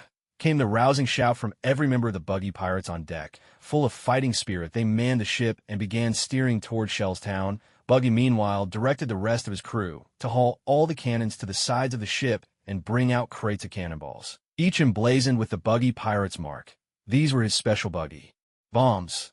After all, Kabeji was a high-ranking officer in his crew, though Buggy usually preferred to keep a low profile for Kabeji's sake. And to take revenge on Ian, he was ready to make a grand entrance this time. After all, Buggy was someone who had survived the Grand Line. He usually kept his distance from the Navy, but that was simply because he chose not to provoke them. Not because he couldn't. Even a cornered rabbit will leap over a wall. How much more so Buggy? It was actually Moji who hesitated a little, asking Captain Buggy, that's a Navy branch base we're talking about, are you sure it's okay for us to do this? What are you worried about? Buggy shot him a glare. It's just a branch, not even a direct headquarters branch. There's no way anyone powerful will be stationed there. The highest-ranking officer at Branch 153 is only a colonel, and he's just some old guy waiting for retirement. Buggy truly wasn't concerned. The Navy's real elite forces were all concentrated on the Grand Line, the branches they were directly under. Headquarters and their designations always started with a G, like G2 or G5. But here in the East Blue, the Navy was nothing compared to those direct headquarters branches. Even if they had a colonel, the difference in strength was worlds apart. If you were facing a colonel from a headquarters branch, Buggy would have had to think twice about attacking Shellstown. But when it came to that almost retired colonel from Branch 153, Buggy didn't give him a second thought. Moji nodded, feeling a bit more at ease, but he still reminded Buggy, oh, and Captain, I heard there's a Marine in Shellstown named Morgan. Not long ago, he wiped out the Black Cat pirates and even captured Captain Kuro. That's someone we should probably watch out for. Is that so? Buggy paused, then rubbed his chin with a cold, mocking smile. Fine, I'll take care of that one myself. The rest of you just focus on storming the base and getting Kabeji out. The big topsail cleared the cliffs, heading straight for the docks of Shellstown, and before long, its outline appeared along the coastline. At the 153rd Navy branch base, a Marine stationed at the lookout atop the tower was the first to spot Buggy's pirate ship. The Jolly Roger fluttering above was impossible to miss, and he quickly sounded the alarm. A loud, blaring siren echoed through all of Shellstown, signaling the arrival of pirates. At first, the townsfolk were stunned, but as they realized what was happening, panic set in. Families rushed out of their homes and shops, gathering loved ones and hurrying toward the Navy base for safety. Meanwhile, the Marines at the base armed themselves and rushed out to meet the threat. Some organized the townspeople, ushering them into the base for shelter, while others hurried to report the Buggy pirates' attack to their superiors. Colonel Rode of the 153rd Branch was an aging naval officer who had spent 2 or 3 decades here in the East Blue. His rank was earned through sheer endurance, years of steady service. In these peaceful waters, an attack by pirates on a Navy base was something he had never encountered before, and even he found himself at a loss for what to do. Fortunately, the newly promoted Ensign Morgan, though arrogant, showed a bit of nerve. He immediately reported the incident to Colonel Rode and then volunteered to lead a squad to intercept the pirates. Colonel Rode agreed without hesitation. To be honest, when Captain Kuro was captured, even Morgan himself wasn't sure how he managed it. But that feat had earned him a promotion, and with it his ambitions had truly been awakened. In secret, he'd already set his sights on Colonel Rode's position, plotting how he might take over once the old colonel retired and become the leader of the 153rd Branch himself. The sudden attack of the Buggy pirates was the perfect opportunity, if he could lead the Marines to drive off these pirates. His achievements would be undeniable. With such merit to his name, a promotion to colonel should be well within reach. With that thought, Morgan marched toward the docks brimming with confidence, his squad of Marines close behind. Meanwhile, Ian, who was still eating in the restaurant, looked up in utter confusion. After a while, with his head down, he suddenly realized the place was deserted. There wasn't a soul left inside. Not only were the customers gone, but even the restaurant owner had disappeared. Where had everyone gone? Ian was so hungry that he hadn't even heard the alarm during his meal. Just then, Kobe came running in from outside, panic written all over his face. It's terrible, brother Ian. The Buggy pirates are here. They're attacking. Ian turned to look at Kabeji, a wide smile spreading across his face. Kabeji, seeing Ian's expression, immediately felt dread wash over him. Sure enough, the next moment Ian, picking his teeth with a toothpick, spoke up. "I got good news and bad news for you. Which one do you want first?" What do you mean?" Kabeji stammered, trembling. "The good news is, it looks like you won't have to perform for your meals anymore. The bad news is, you might be headed for jail. In fact, you might be joining your captain in there." As Ian and Kabeji exchanged words, battle had already erupted on the sea between the buggy pirates and the Navy. The Navy struck first. The cannons mounted high up on the base gave them a wide firing range. Able to reach targets near the shore, the thunder of the cannons echoed across the water, and solid cannonballs sliced through the air with sharp whistles. When they crashed into the sea, explosions sent towering columns of water shooting skyward. Still, it was no easy feat for the cannons to hit ships moving swiftly across the sea. So far, Bucky's pirate ship had yet to be struck by a cannonball as it sped toward the dock. At the same time, Lieutenant Monka had already led his Marines to establish a defensive position at the wharf. They stacked sandbags into barricades, each soldier gripping his musket tightly, eyes fixed anxiously on the Bucky pirate's ship. The moment the pirates landed and disembarked, the Marines were ready to open fire without hesitation. However, what the Navy hadn't anticipated was that just as Bucky's ship neared the pier, the pirates launched their own counterattack.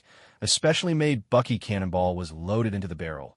The pirate crew aimed the cannon straight at the Marines' fortifications and set the fuse alight. With a thunderous explosion, the special Bucky cannonball soared through the air. One side was still moving on the water, while the other remained stationary on land. So, when the cannonball was fired, it hit the Marines' barricade dead on. The destructive force was devastating. The point of impact on the Navy's defenses was blasted open, and the soldiers sheltering behind were hurled skyward in an instant. Some, less fortunate, were torn apart where they stood. The cannonball, undeterred by its first impact, continued hurtling forward, smashing into the homes behind and bringing down an entire row of houses in a heap of rubble. Such was the power of the special Bucky cannonball. Not only was its explosive force tremendous, but its penetrating ability was formidable as well. Watching this scene from the deck, Bucky burst into gleeful laughter, utterly satisfied with his custom ammunition. The pirates on board cheered along with him, reveling in their destructive success. But for the Marines on shore, it was nothing short of a tragedy. Lieutenant Monka's eyes nearly popped from their sockets as he saw the barricade blown apart. The heavy casualties among his men brought back unwelcome memories of his capture of Captain Kuro. The haunting image of a ship full of dead Marines. "Get down. Take cover," Monka shouted urgently to the remaining soldiers. The Bucky pirates fired off two more special cannonballs toward the shore. This time, their aim was off. The shots whistled past the Marines' defenses and crashed into the town behind, sending two more rows of houses tumbling down in a cloud of dust and debris. Monka took in the destruction at his back. The Bucky pirate assault was wreaking havoc on the entire town, and there was nothing he could do to stop it. All he could do was hope that the fortress cannon atop the base would finally manage to land a hit on Bucky's ship. Perhaps it was thanks to Monka's prayers that a cannonball fired from the battery above finally struck Bucky's ship, exploded on the deck, sending the pirates in that spot flying into the air and blasting a gaping hole in. The planks, Buggy, distressed over the damage to his ship, began to hop around and shout, "Charge ashore! Get us to the shore now!" By this point, the Beakadop had already bumped up against the pier. A swarm of pirates, wielding all manner of weapons, leapt over the ship's railings and stormed onto the shore, shouting and brandishing their arms as they charged toward the last of the Navy's defensive positions. "Fire! Quickly fire!" Monka commanded, rallying the Navy soldiers. The Marines mustered their courage, rose from behind their barricades, and opened fire at the oncoming pirates. The crackle of gunshots filled the air. Many of the pirates at the front were struck, blood spurting as they fell backward in the chaos. The brutal reality of battle between the Navy and pirates revealed itself. Neither side escaped heavy casualties. Yet there was a difference. The pirates under Buggy were little more than rabble, recruited without care, so their deaths meant little. But for the Navy, every soldier represented years of training and investment. Each loss was a bitter blow. Despite the hail of bullets, the pirates used their overwhelming numbers to push through to the barricades. Soon the two sides clashed in close combat, a vicious melee where every blade drew blood, every wound was deep. The fighting grew ever more savage. Pirates fell beneath swinging swords, but so too did Navy soldiers, some succumbing to sudden attacks from behind. At this point, the battery atop the Navy base tower dared not fire, for fear the shells might land among the tangled fighters and strike their own men. This was Monka's moment to shine. Wielding his iron axe, he swung it with force, felling any pirate who dared approach. In no time at all, more than a dozen pirates lay defeated at his feet. He was a formidable fighter, and his presence rallied the Navy soldiers around him. Unfortunately, his valor also drew the attention of Buggy's crew. Just as Monka dispatched another pirate who lunged at him, he suddenly noticed the light above dim. Turning, he saw a massive lion leaping straight at him. It was none other than Moji, the first mate of the Buggy pirates, accompanied by his lion, Richie. While Richie had seemed foolish when facing Ian, in truth, when he fought seriously, he was a fierce beast. With a single pounce, Richie pinned Monka to the ground. Although Monka managed to block the lion's gaping jaws with the flat of his axe, he was no match for Richie's brute strength and couldn't break free. "So you're Axan Monka, the Navy ensign?"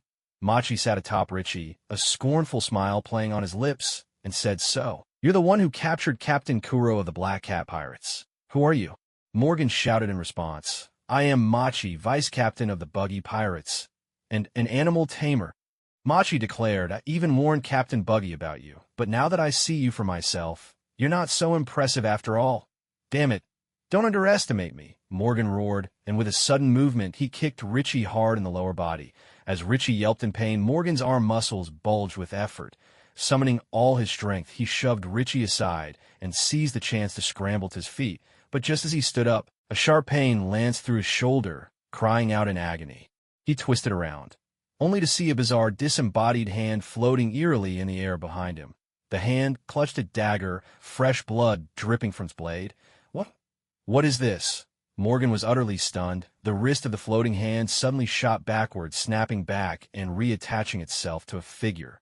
Buggy himself. That trademark bright red nose left Morgan in no doubt as to who it was, and he blurted out in shock, "Buggy, you're a devil fruit user?" As a Marine, Morgan had certainly heard the legends of devil fruits. But since the Navy had never clashed directly with the Buggy pirates before, no one in East Blue's Navy had realized Buggy possessed such powers until now. "Ha, that's right, I am Buggy." Buggy stood there, his cape, his captain's hat perched on his head, and the crossbones emblazoned on his forehead made his grin look especially menacing. He fixed Morgan with a fierce gaze and demanded, "Tell me, where's the kid with the bare-eared hat? And my chief of staff, Kabeji? Did you lock him up at the Marine base?" Morgan knew he was in real trouble now. The fighting strength of the Buggy pirates was nothing like a circus act, and that bounty hunter who brought Kabeji to the base wasn't some rookie either. Anyone capable of capturing the chief of staff from Buggy's crew had to be formidable. The cries of wounded Marines filled Morgan's ears, and he realized the Navy had lost. Their enemies not only outnumbered them, but also had a devil fruit user among their ranks. There was no way the Marines could win this fight. Without another thought, Morgan made his decision. He spun on his heel and bolted toward the rear of the Marine base, fleeing as fast as he could. Buggy hadn't expected Morgan to run off without a word. He was caught off guard for a split second, and in that brief moment, Morgan had already vanished into the distance. Buggy stamped his foot in rage and shouted, "After him! Don't let him escape, or he'll use Kabeji as a hostage." Bucky had gotten the wrong idea. He thought that when Morgan fled back to the base, it was to use Kabeji as a hostage to threaten them. That was, of course, a pirate's way of thinking.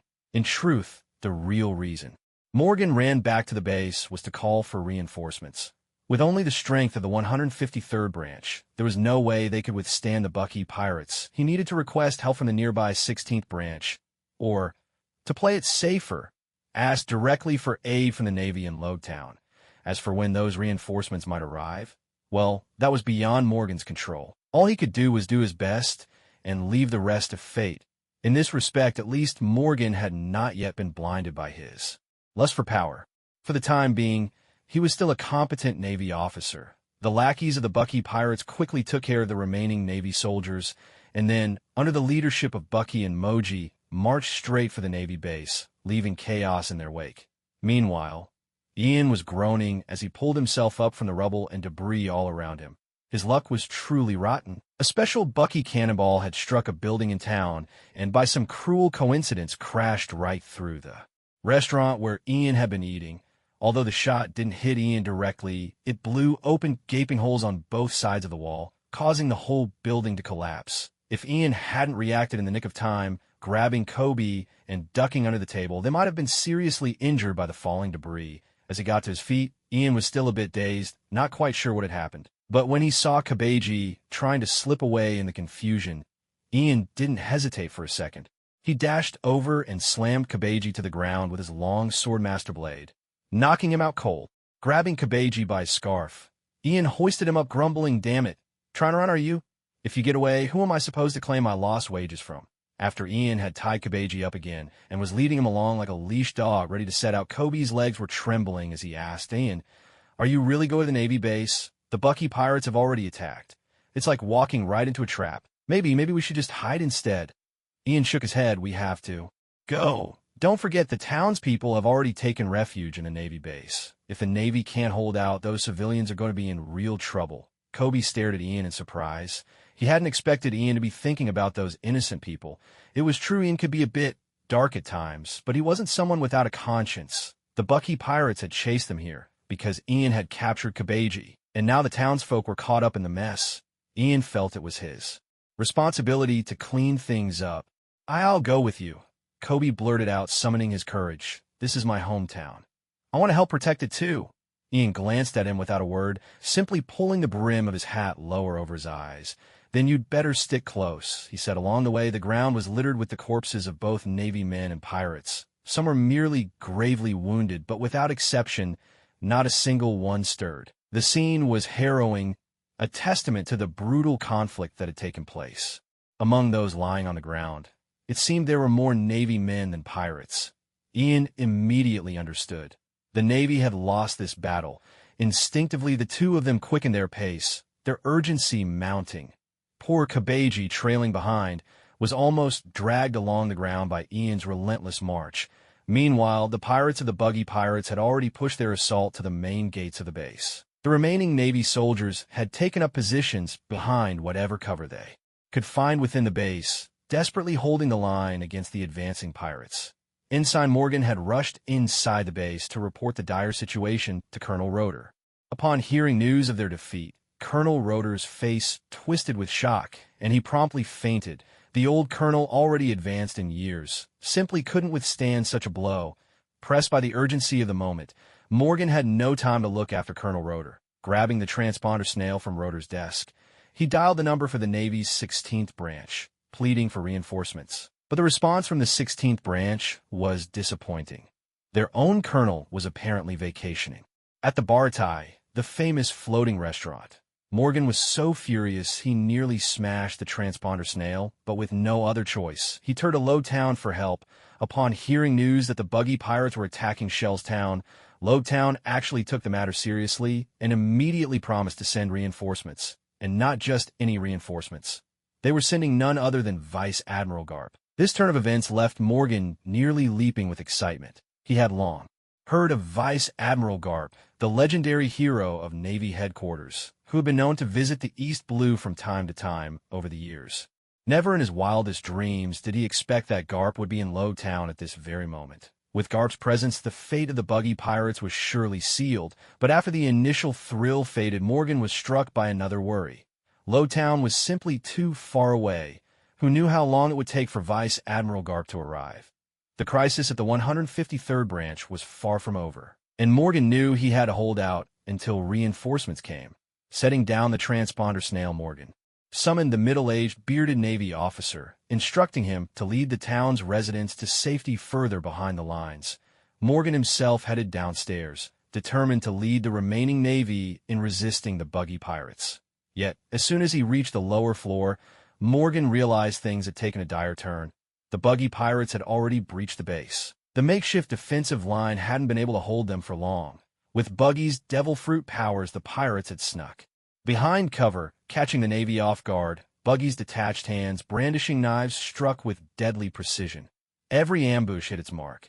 In the end, there were only a dozen or so Navy soldiers left inside the base. They hid behind office desks, exchanging gunfire with the pirates. Bullets zipped through the room, tearing through piles of documents and sending shredded paper swirling everywhere. The buggy pirates roared with laughter, but amidst their raucous mirth, Navy soldiers kept falling as they were struck by gunfire when Morgan appeared. The remaining Navy men were instantly heartened and managed to hold out a little longer. Sadly, though, their fate remained unchanged. They too were eventually gunned down. At last, only Morgan was left. The pirates stopped shooting. Buggy pushed past the others, appearing before Morgan with a grin. "Well, Lieutenant Morgan, you're the only one left. Tell me, where are you holding Kabeji? If you answer, I might just let you live." Morgan shook his head. "Kabeji isn't locked up here. That pirate hunter took him away." "Nonsense." Buggy stamped his foot. "My men found out that punk brought Kabeji to the base." "How could you not have locked him up?" "I'm telling the truth," Morgan replied, inching closer to Buggy while watching his every move. "Kabeji didn't have a bounty on his head. The pirate hunter realized there was no reward and took him away." Buggy froze for a moment. "Come to think of it, Kabeji really wasn't wanted. So where did that brat go?" Buggy asked through gritted teeth. "Go ask him in hell." Morgan had finally drawn close enough. He suddenly swung his axe, bringing it down hard on Buggy, but Buggy stood there unmoving as if in a daze, watching as Morgan's axe came crashing down on him without any attempt to dodge. In a flash, Morgan's sharp blade split Buggy cleanly in two from head to toe. Morgan burst out laughing, triumphant. Took you out." His laughter echoed through the room, the only sound to be heard. The other pirates, however, stared at him with strange, almost amused looks. Morgan's laughter faltered. Something was wrong. He just killed Buggy, so why weren't the pirates panicking? Just then, two blades suddenly shot out from either side, stabbing through Morgan's arms. He screamed in agony and collapsed to his knees. Buggy's body split in two, reassembled itself. He stood tall, looking down at Morgan, and said, "Sorry to disappoint you. I can't be killed."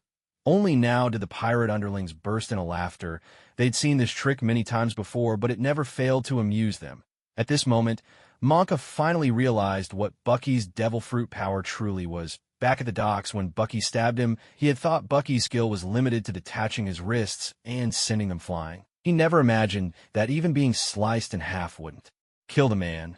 Monka's arms hung limply at his sides. As he lifted his head to look at Bucky, his face filled with disbelief. "If you don't know either, then it's time for you to die," Bucky sneered, raising the knife in his hand. In that instant, fear took hold of Monka. The memory of that day, when the entire crew of the Black Cat pirates wiped out the Navy, flashed vividly through his mind. If he'd never captured Captain Kuro and survived that ordeal, perhaps he would have remained a hot-blooded naval soldier, ready to die honorably in battle with Bucky. But ever since his promotion to lieutenant, things had changed. He realized he didn't want to die. With useless old Colonel Roeder about to retire, Monka saw a chance to move up to colonel himself. How could he die now? Suddenly, he shouted, "You can't kill me. I'm a naval officer. If you dare kill me, it's a serious crime, you hear? Even if you run to the ends of the earth. Vice Admiral Garp will hunt you down and bring you to justice." That sentence was packed with information the moment Bucky heard the words Vice Admiral Garp. He nearly choked, blurting out in terror, "Garp? Where is he?" No sooner had the words left his mouth than Bucky realized something was off. How could there be two voices speaking at the same time, saying the exact same thing? He whipped around in shock, and the sight that greeted him made him jump back instinctively. There, standing behind him without him noticing, was Ian. Bucky stared in horror and stammered, "Well, what are you doing here?" Even the pirates behind him were so startled, they practically spat out their drinks in unison. Truth be told, Ian was rather surprised himself. He had only just entered the base when he heard from Monka that Garp was coming, which was why he'd echoed Bucky's words in shock. But on second thought, Ian found it unsurprising. After all, it wasn't odd for Garp to be in the East Blue. Lest anyone forget, his grandsons Luffy and Ace were both here. Odds were Garp liked to drop by and check on them from time to time. Hearing Bucky's words, Ian acted as though he'd just noticed him. With a casual wave, he greeted, "Hey there, Bucky, long time no see. Long time I foot." Bucky roared back, spittle flying, standing silently behind someone like that.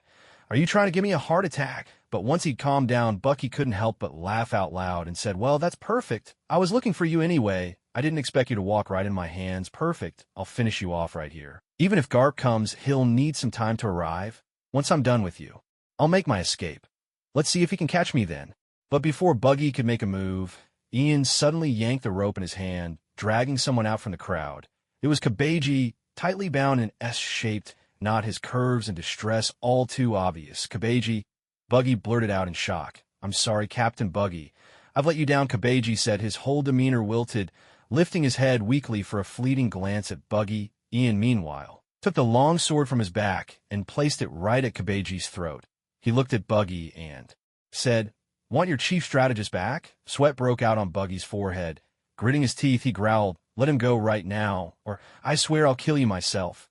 Relax. Ian waved his hand dismissively. I brought him here just to hand him over to you. Oh. Buggy's face lit up with delight. It looks like you've finally come to your senses and decided not to go against the great Captain Buggy, huh? Don't get the wrong idea. Ian shook his head. That's not what this is. I'm not giving him to you for free. The guy has no bounty, so you're the only one who can pay for him. What do you mean? Buggy asked, not quite following and sounding a bit dim. It means you pay me, and I'll hand him over. Ian explained patiently. You must have plenty of cash, right? I'm pricing this guy at 5 million berries. Hand it over. And he's yours, you little brat. Are you trying to mess with me? Buggy's teeth ground together audibly. Too much for you? Ian asked, genuinely puzzled, and then started lowering the price himself. Can't do 5 million. How about 4 million? 3 million. What, not even 3? Fine, 2 million. Oh, come on, 1 million. Final offer, clearance sale.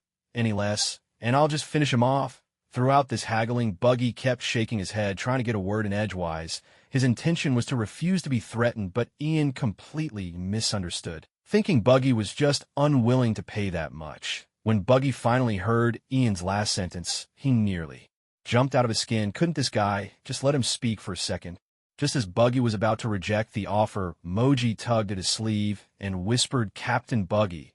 With Kabeji in his hands, we have to play along for now, just agree, and once Kabeji is back, we can finish that kid off, we'll get our revenge, and our money back in one go. Buggy stroked his chin, thinking the idea actually wasn't bad at all. He then spoke up, Fine, 1 million it is. With that, he turned to one of his pirate lackeys and barked, Go fetch the money from the ship. For someone as money-grubbing as Buggy to agree to hand over the cash so readily. Of course, Ian knew exactly why, but he wasn't the least bit bothered by it. He found his first experience as a bounty hunter truly fascinating. His first bounty wasn't claimed from the Navy, but from pirates. Instead, he couldn't help but wonder if in the future he should try his hand at kidnapping or ransom jobs. With that thought, Ian stroked his chin in contemplation. The prospect of receiving such a large sum immediately lifted his spirits. A whole 1 million berries. Setting out to sea was definitely the right choice. If he'd stayed holed up in that little Shimatsuki village, he might never have seen so much money in his life. Now, with this money, he could finally afford his first 10-card draw. That empty slot on his card deck was driving his perfectionist side crazy. He'd been itching to fill it for ages. Soon enough, the pirate lackey who'd been sent to fetch the money came rushing back, panting, a bulging money pouch in his hands. Buggy, wary as ever, opened the pouch and counted the bills himself. Only after confirming it was indeed 1 million berries did he, with a pained expression, hand it over to Ian. Here you go. You can let him go now, right? Aha! Thank you, Boss Buggy. Ian was so delighted he even addressed him as boss. Taking the pouch, Ian pulled out stack after stack of green bills, moistened his fingers with a quick spit, and began snapping through the bills one by one. The sight was the very image of a nouveau riche landlord. So much so that all the pirates, including the ones behind Buggy, and even Moji, were left speechless, unsure of how to react. Buggy had already counted the money himself. Why did Ian have to do it again? But Ian didn't care when it came to money. You could never be too careful. He was sure Nami would agree if she were here. Once he was satisfied, Ian shoved Kabeji back toward Buggy and said, Thanks, Boss Buggy. Much appreciated. Buggy in turn tossed Kabeji behind him, where his crewmates scrambled to untie him with a sinister grin. Buggy said to Ian, Don't thank me yet. In a moment, you'll wish you were dead. Boys, take him out. Just as expected, Buggy went back on his word. With a single command, his underlings erupted with a roar and charged at Ian, brimming with murderous intent. These fools really had forgotten the lesson Ian taught them earlier, cutting down 8 or 9 of them on the ship. But Ian simply raised a hand and shouted, Wait! The sudden cry caught Buggy and his crew off guard. For a moment, they all froze, not knowing what Ian was up to. After that, they saw Ian solemnly shove the heavy money pouch deep into his pocket. Hold on, let me put the money away first, he said with utmost seriousness. Bucky and the others were speechless for a moment, but what they didn't know was that Ian was actually using this action as a cover for recharging his account. There was no way he could let that whole bag of money simply vanish in a thin air right in front of everyone's eyes. Was there? System, I want to recharge. Ian communicated silently in his mind. All right, would you like to recharge the entire 1 million? Berries. For some reason, Ian could sense that the system's voice sounded a little more excited than usual. Leave 20,000 berries, Ian replied. The first time he'd recharged, he'd topped up with 20,000, so keeping the same amount on hand now was just in case he needed to spend it. Recharge complete. You have received 4,900 diamonds plus a 10% bonus, bringing your total to 5,390 diamonds. As the system's notification echoed in his head, Ian felt the money pouch in his pocket turn instantly weightless. Ian realized that with the extra 10% bonus on large recharges, the more he recharged at once, the better the deal. For example, charging 1 million berries earned him an additional 500 diamonds. If he charged 10 million, he'd rack up enough bonus diamonds for an extra 10-pull draw. But at the end of the day, it was just another sneaky way to encourage spending. Shaking his head inwardly, Ian navigated over to the card draw interface to begin his very first 10-pull. The moment of truth had arrived. The first 10-pull guaranteed a 4-star orange card, but which one he'd get still depended on Ian's luck. If he remembered correctly, the cards drawn were usually based on the host's current basic skills. Still, there was a small chance of drawing other types of cards. If he ended up with one of those but lacked the corresponding skill to use it, he'd be out of luck. Once he selected the 10-pull, the card appeared on the screen in a neat grid of 2 rows, 5 cards per row. The backs were all identical, forming a uniform pattern. Then, one after another, each card began to flip over. You have obtained blue equipment, Knight's Sword Shard times 5. You have obtained Breakthrough Stones times 50. You have obtained Exclusive Treasure Zampa-Kudo, Higher Rimmer Shard times 3. You have obtained 2-star card shard, Shelly times 5. You have obtained 3-star card shard, Robert Garcia times 3. Congratulations, you have obtained 4-star orange card. Hi, you have obtained Advancement Stones times 20. You have obtained 2-star card shard, Shelly times 5. You have obtained 4-star card shard, Mikoto Misaka times 1. You have obtained 2-star card shard, Shelly times 5. The speed of flipping cards in a 10-pull was impressively fast. Apart from a brief flash of light during the 6th draw, when a complete card was obtained, the rest were simply laid out in quick succession. Ian was quite excited because he realized that this 10-pull was indeed different from the single daily draws he'd accumulated for free. With those free single pulls, he would only ever get 1-star or 2-star card fragments. But with a 10-pull, not only could he get 3-star fragments, he even managed to draw a 4-star fragment. Although the quantities were small, just 3 fragments for the 3-star cards and only 1 for the 4-star. This was still a rare chance to obtain high-ranking, powerful cards. Fei-ing, his very first orange 4-star card. He couldn't wait to see what it looked like. Ian switched to the card inventory screen and immediately spotted a card marked with 4 stars. Its border was orange, and the character depicted was a man standing with his back turned. He had spiky black hair, wore a sleeveless black shirt, and one hand was wrapped with bandages. As he glanced back over his shoulder, Ian could see a white headband tied around his forehead. Fei-ing card star level. 4 stars title. The Forbidden Child Spirit Realm Thief level. 1 strength, 40 speed, 160 vitality, 80 none, 120 skills. Evil Eye Master, pseudo and passive, senses the strength and weakness of enemies. When activated, Nun power increases by 100%, but vitality drains at a rate of 10% per second. Shadow Thief, passive effect. Increases sword attack speed by 50% and movement speed by 50%. Can be activated with advanced swordsmanship. Wicked King's Flame Fist. Imbues fists with fire. When attacking enemies, the fire's damage varies depending on the amount of Nun consumed. Can be activated with basic Nun training. Wicked King's Flame Sword. Imbues sword with fire. When attacking, fire damage is determined by Nun consumed. Can be activated with intermediate Nun training. Ultimate skill. Black Dragon Wave. Summons a black dragon from the depths of the demon realm, scorching all enemies in its path. The caster can also absorb the dragon, temporarily boosting their Nun by 300%. Requires expert Nun training. Unlocked when a card is upgraded to 5-star red. Bonds. Obtain Shelly, Vitality plus 42%. Obtain Yusuke Urameshi, Strength plus 38%. Obtain Karama, Speed plus 25%. Obtain Makuro, Nin plus 36%. 5-star red card bond, currently locked. After reading through the entire Fei Ing card in one go, Ian couldn't help but want to shout with excitement. At last, he had witnessed just how powerful a 4-star orange card truly was. Not only did it boast higher basic stats than a 3-star card, but also came with more skills, and even featured a signature ultimate move, although this ultimate skill has many requirements. Ian believed that one day he would still be able to meet them. All he needed was a large sum of money to invest in his development. This high card was not only based on Ian's current swordsmanship, but also drew from his nun cultivation skills, so it wasn't surprising that he managed to draw such a card.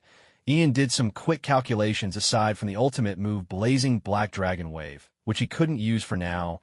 He was able to access all the other abilities on this card.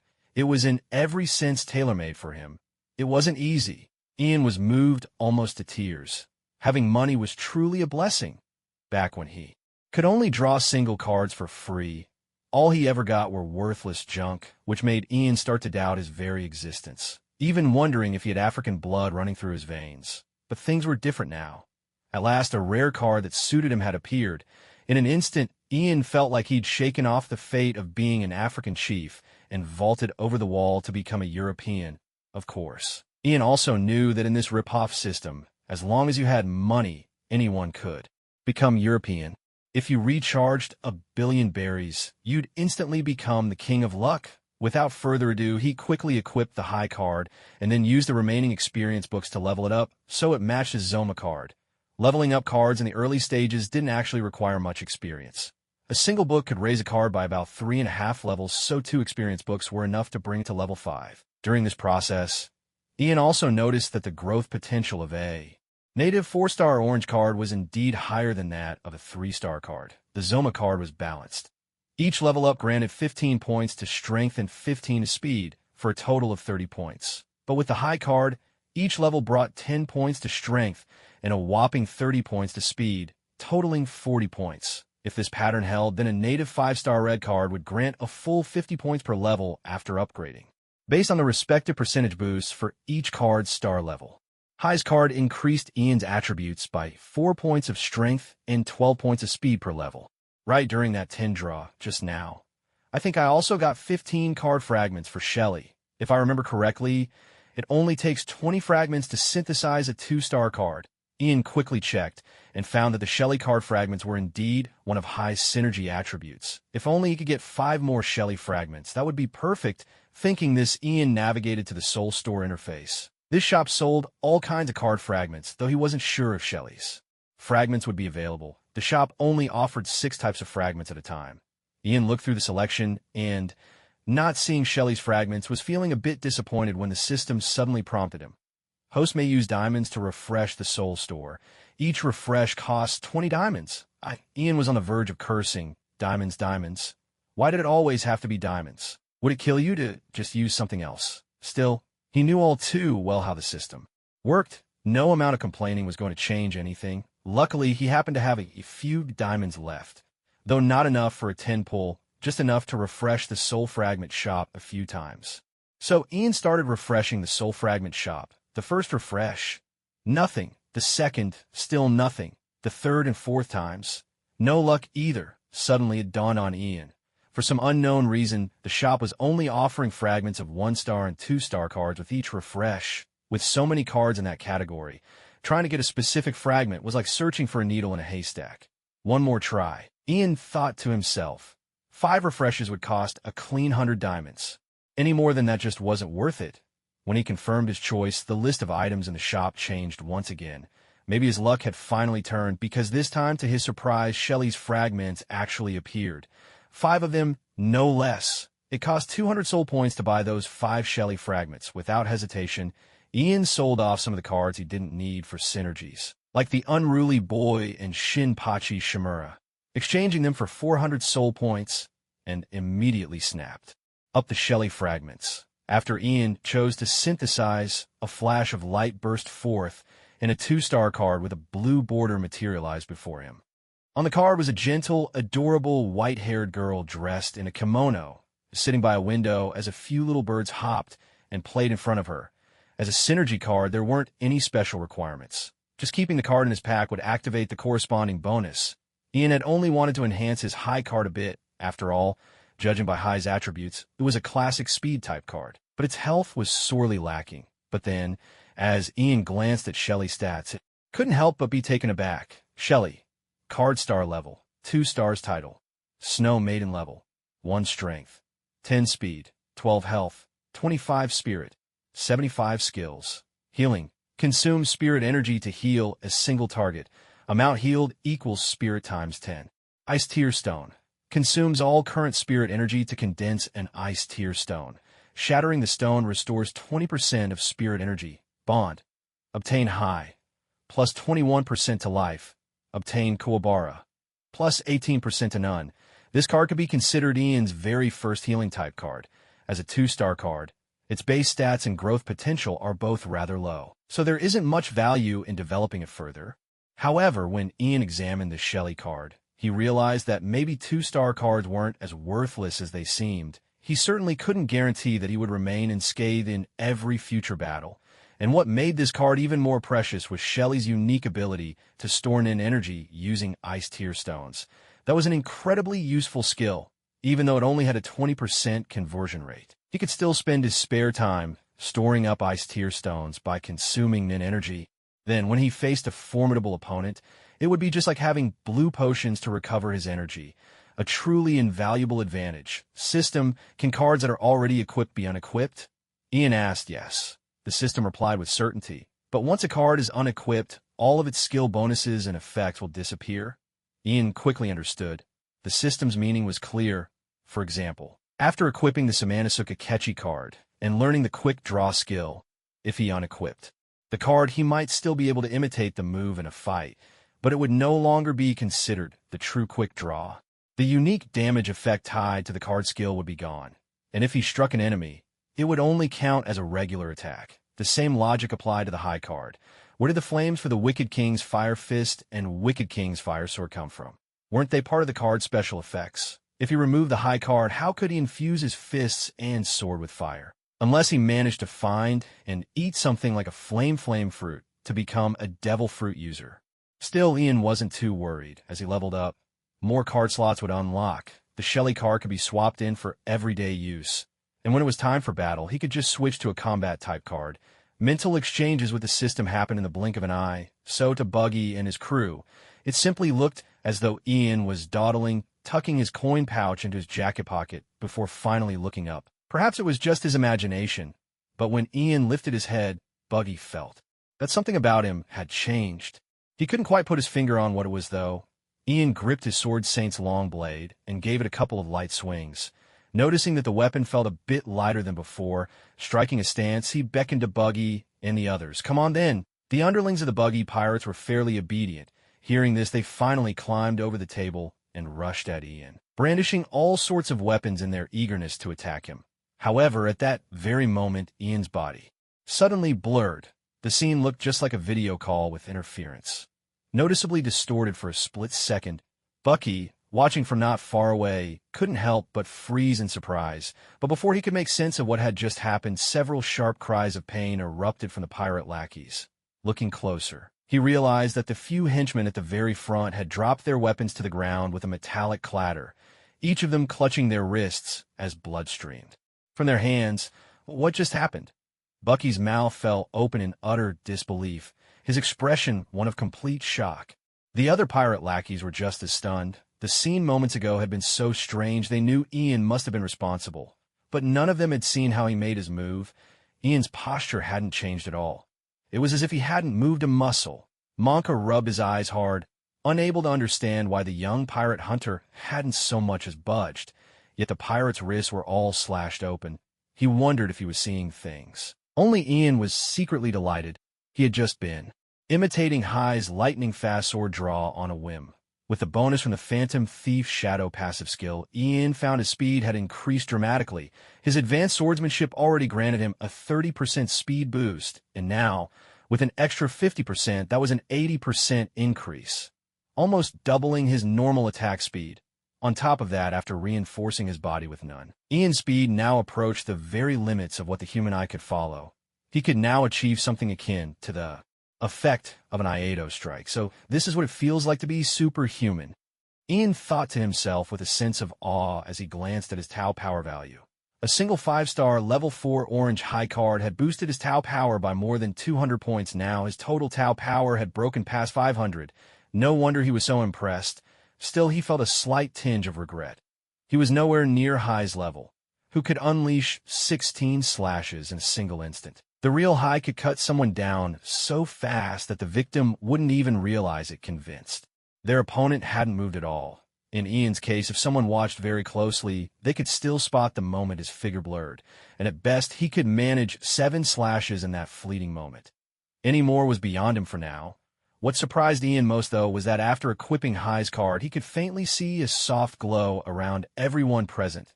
This, he guessed, must be the effect of the Evil Eye Master, pseudo skill. When the passive activated, he could roughly gauge the strength of his enemies. The lowest rank, of course, were the lackeys of the buggy pirates. A soft white glow shimmered around their bodies, as if marking them out as harmless opponents. In contrast, both Kabeji and Moji were surrounded by a faint green hue, slightly stronger than white, but still indicating they posed little threat. Even Morgan fell into this category. Only Buggy himself was different. A deep green light radiated from him. Comparing this to his own strength, Ian guessed that Buggy was considered a more formidable opponent. Thinking it over, Ian figured this must be related to Buggy's Devil Fruit powers.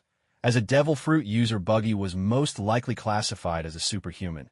His power level might not rival Ian's current strength, but compared to ordinary people, he was certainly a force to be reckoned with. Whether it was pale green or deep green, all the people present were by this color code, ones Ian could easily defeat. He surmised that if he encountered someone truly stronger than himself, their aura would likely glow yellow or even red as a warning. This Evil Eye skill was practically a built-in radar. Although being a pseudo-ability, it didn't reveal exact power levels. It was already incredibly useful as it was. Having gauged how much of a threat Buggy posed, Ian decided not to waste any more time with them. Ignoring the pirate underlings, he charged straight for Buggy. This time, his speed wasn't so fast as to be invisible. Buggy actually managed to react and try to raise his weapon to parry, but his efforts were in vain. To bystanders, it looked as though Ian simply slashed at Buggy with his sword. Yet in the next instant, Buggy's body was sliced into a dozen ragged pieces, vertical cuts, horizontal cuts. Ian's blade flashed 6 or 7 times in a heartbeat, as if he wanted to mince Buggy into ground meat. There was a savage satisfaction in this style of swordplay. What did you just do? Thanks to the power of the chop fruit, Buggy, of course, was not dead. His body parts, severed into pieces, now floated in midair as he stared at Ian in shock and fear. "I cut you up," Ian replied with a cheerful grin as he turned. Buggy, however, still had faith in his Devil Fruit powers. The chop fruit didn't grant him much offensive might, but its defensive abilities were top-notch. Since Ian was a swordsman, Buggy believed there was nothing he could do to him. So he retorted stubbornly, "Didn't I tell you? I'm immortal. You can't kill me." As if to prove his point, Buggy used his chop assembly technique, reattaching the pieces Ian had sliced apart, restoring himself to his original form. "Oh, really?" Ian gave a slight smile, and without warning slid the longsword of the sword saint behind his back. With a sudden burst of strength, he lunged forward, his fist lashing out like the wind and landing squarely in Buggy's stomach. Though Ian had never formally learned martial arts, he was no stranger to throwing a punch. This blow combined his natural strength with explosive speed, making it incredibly powerful. The force struck Buggy right in the gut, his eyes nearly bulging out of his head. With a resounding crash, Buggy was sent flying, tumbling through the air and smashing into a slew of tables along the way. Captain Buggy, the pirate lackeys rushed forward, eager to check on Buggy's condition, though truthfully many of them saw this as the perfect chance to put some distance between themselves and Ian. But before they could reach him, Buggy suddenly sprang up from the ground. "Ow, ow, ow, that's burning hot!" Buggy howled, darting in frantic circles, his entire body ablaze with orange flames. He beat at the fire with both hands, desperately trying to put it out. But no matter what he did, the flames refused to die down. Everyone froze in astonishment. None of them could comprehend why Buggy had suddenly caught fire just from a punch. It wasn't until they turned their gaze to Ian that the truth dawned on them. Both of Ian's fists were wreathed in roaring flames. Standing there, he looked almost godlike, exuding an aura of overwhelming power.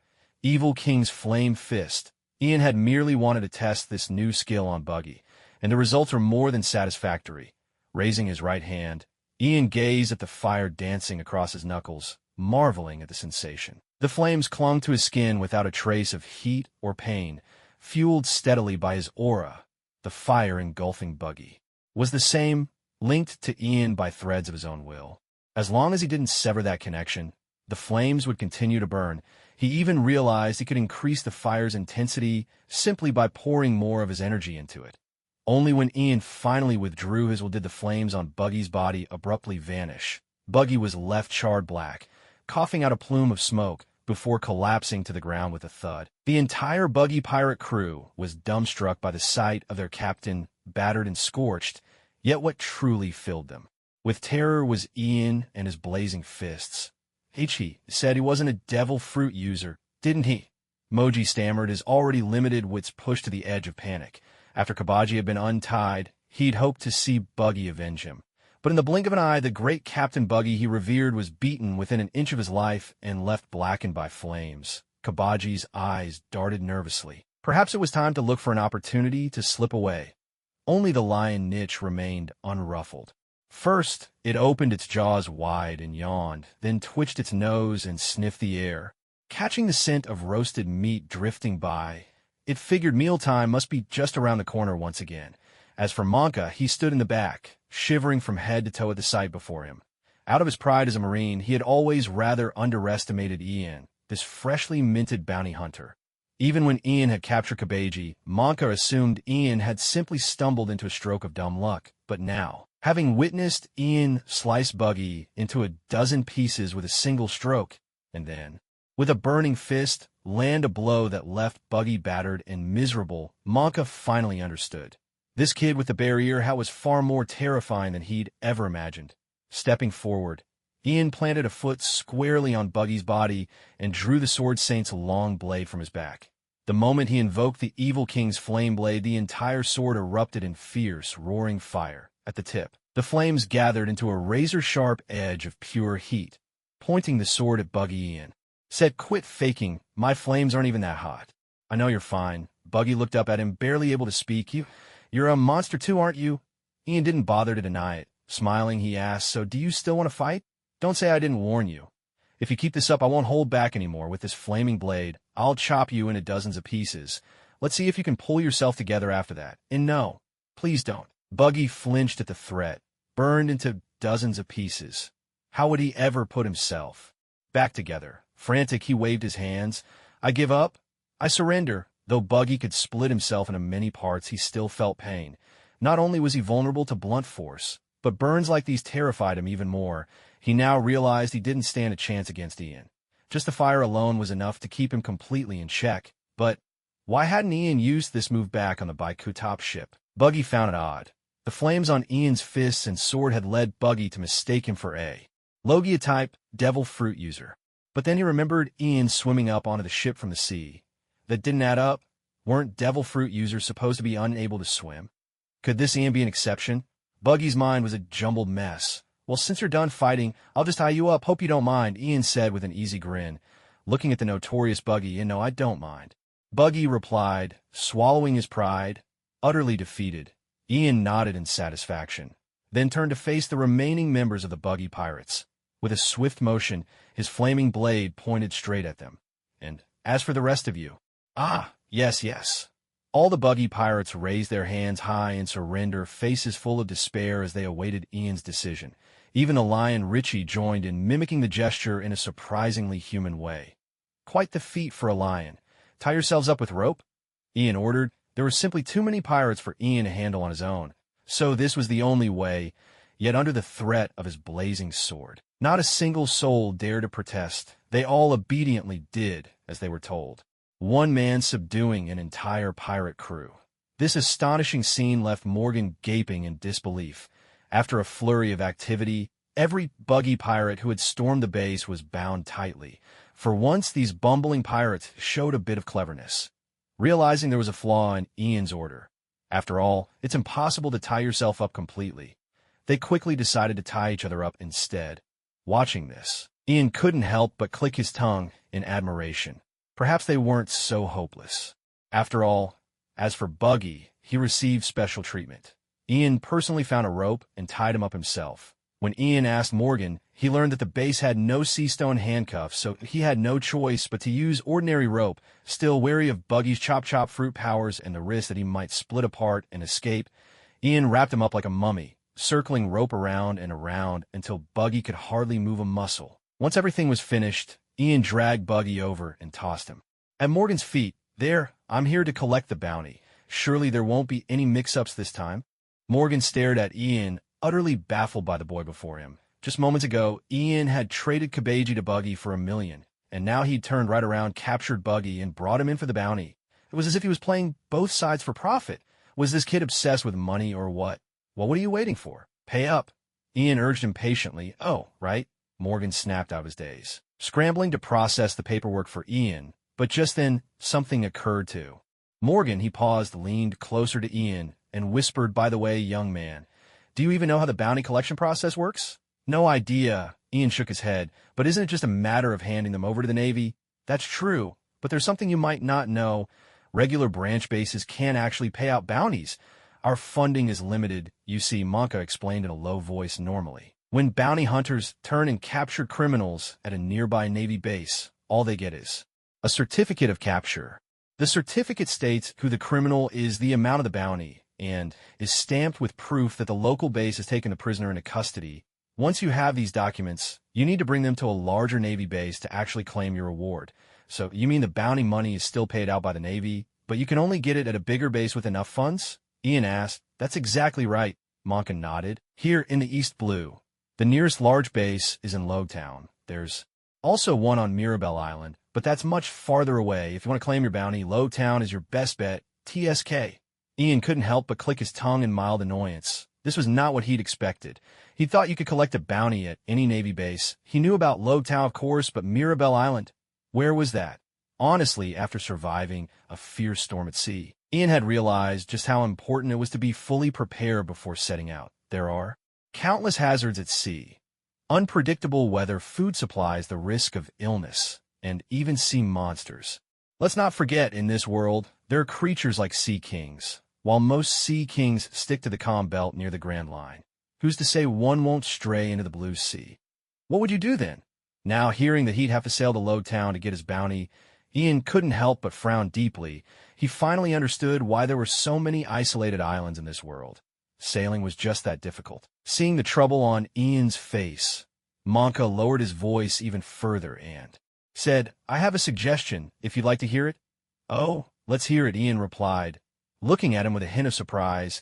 Ian didn't particularly like or dislike Monka, but he didn't have any ill feelings either. At the very least, he thought this guy had been able to lead his men in resisting the buggy pirates. That made him a competent Navy officer in Ian's book, and Ian generally reserved judgment for capable people. As long as they didn't infringe on his interests, "You hand over the members of the buggy pirates to me, and I'll pay you the bounty directly, without issuing any proof of custody.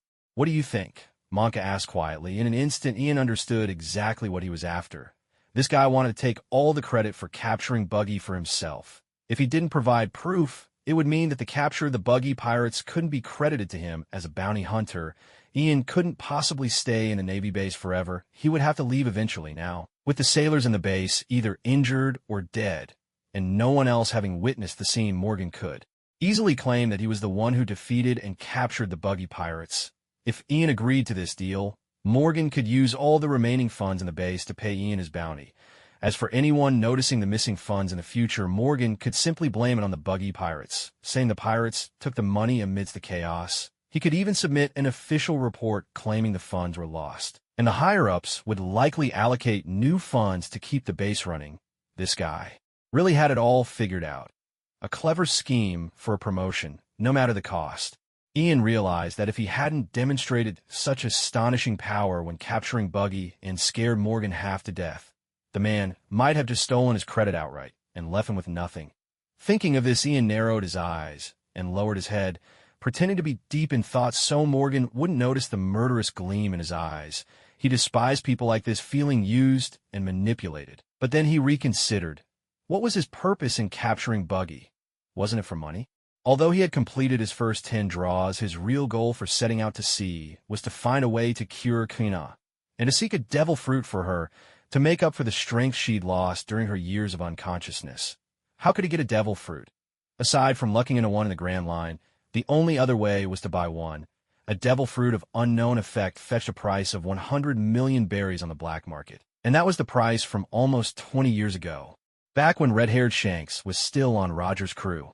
Now, the price was likely even higher, so Ian needed a lot of money, which was why he decided to become a bounty hunter from the start. Compared to robbing and pillaging as a pirate, being a bounty hunter felt much more reliable. Of course, there was another way. The world government.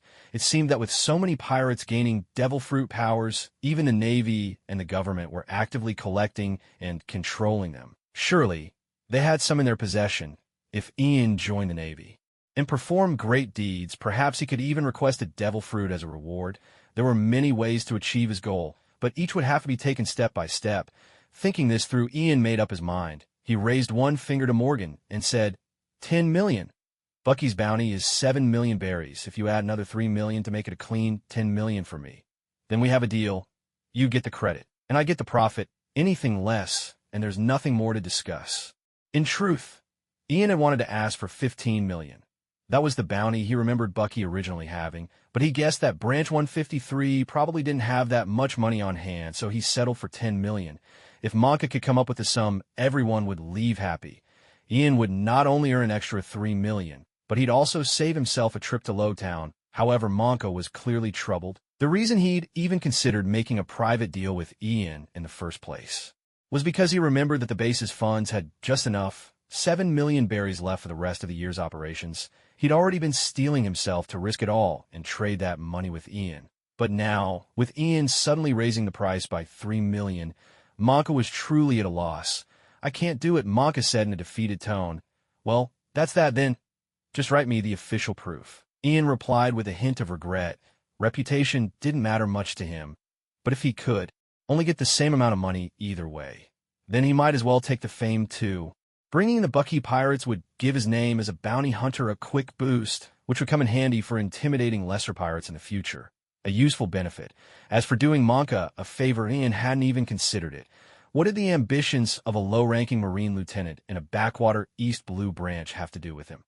Even if Monka wanted to climb the ranks, that was hardly Ian's concern. After receiving the proof, Ian checked the amount written on it, flicked the paper with his finger, and waved it at Monka.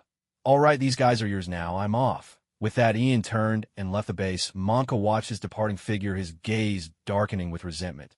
The failure of this deal made Monka feel even more keenly the importance of power.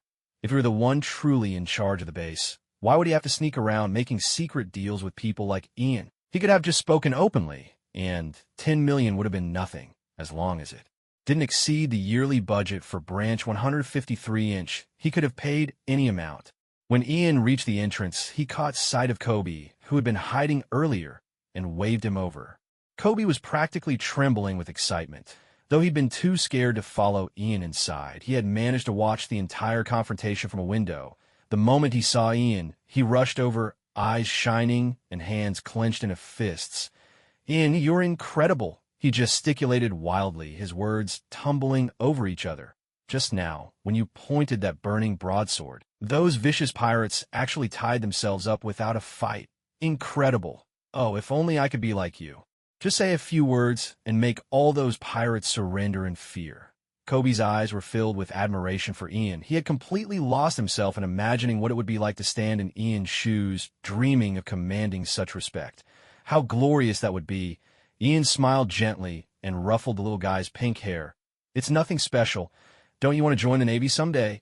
If you become an admiral, you'll have the same power, really. I could really become an admiral? Kobe asked, hardly daring to believe it. One day, you will, Ian replied with a warm grin. As long as you don't give up on yourself, you've got a shot. But remember, if you ever do become a Navy officer, make sure you stay honest and upright. Don't turn into someone like that fellow inside. Kobe had no idea who that fellow inside referred to. He hadn't overheard Ian's conversation with Morgan, so he just nodded along, trying to understand.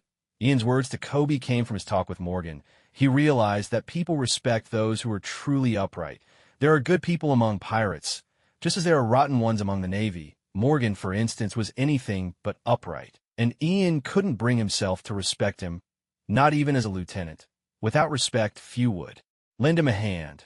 Even knowing that Morgan was desperate for this success to secure a promotion, Ian felt no urge to help him. Such is the way virtue wins support, while lack of it finds little aid. In contrast, Kobe, though timid and meek, had a kind and honest heart. Ian didn't want to see him lose that innocence, so he offered his advice, hoping Kobe would grow into someone truly respected. With that, Ian planned to leave Shell's Town and head to Lowtown to claim his bounty. When Kobe heard Ian was leaving, he couldn't help but feel disappointed. "Can't you stay a little longer?" Seeing Ian shake his head, Kobe bit his lip and suddenly blurted out, "Brother Ian, why don't you take me with you? Let me join you as a pirate hunter." "No way," Ian laughed. "You're still too young. I don't want to drag you into danger. Besides, don't you want to join the Navy? How would following me help with that?" In the end, Ian didn't agree to let Kobe come along. Although if they were to set out to sea, Kobe would indeed make a fine companion. The kid has already mastered quite a bit of navigation knowledge in preparation for his dream of joining the Navy someday. He could be considered a competent navigator. With him around, Ian's voyage would be much more secure. However, as Ian had pointed out, Kobe was still too young and lacked any real means of self-defense. Bringing him along would only create more trouble. In the end, Kobe had no choice but to give up on joining the journey, and instead helped Ian gather supplies in town for the upcoming voyage. It seemed that Captain Morgan had already announced the capture of the buggy pirates, and the residents of Shell's Town were gradually returning. Yet most of the houses had been destroyed by buggies, specially made cannonballs. So many people were busy rebuilding their homes. The people of this world appear to have grown used to being ravaged by pirates. The arrival of the great age of sail might sound thrilling, but in reality, it was the common folk who bore the brunt of the suffering. Among the ever-growing number of pirates, perhaps some truly yearned for freedom, but most were simply out for plunder.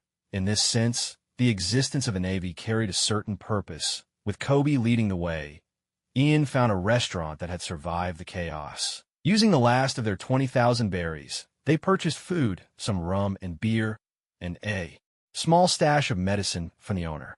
Before long, the money was all spent. Kobe explained that fresh water doesn't last long aboard a ship. After a few days, it's no longer fit to drink, but alcohol is a different story. It can be stored for a long time and is essential for lengthy voyages.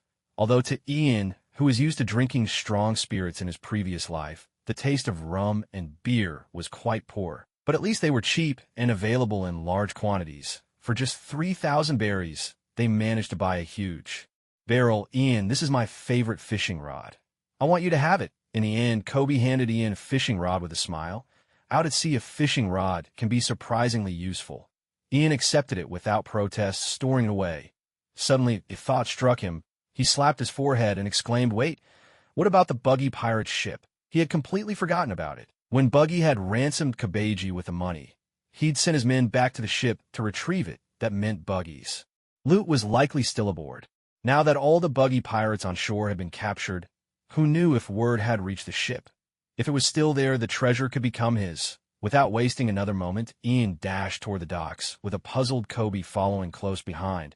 By the time they reached the shore, they discovered that the Bi-Q-Top ship of the buggy pirates was already gone. Most likely, the remaining pirates on board had heard the news and made their escape. This made Ian stomp his foot in regret. "Damn, my money, it's just gone like that." He had already considered the treasure on Buggy's ship as his own. "Oh well, I'm leaving now. Maybe I can catch up to that ship."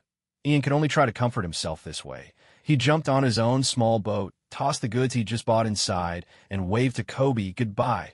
With that, he paddled away from Shell's Town without a second thought. His spur-of-the-moment departure was exceptionally carefree, so much so that before Kobe even realized what was happening, Ian was already far out at sea.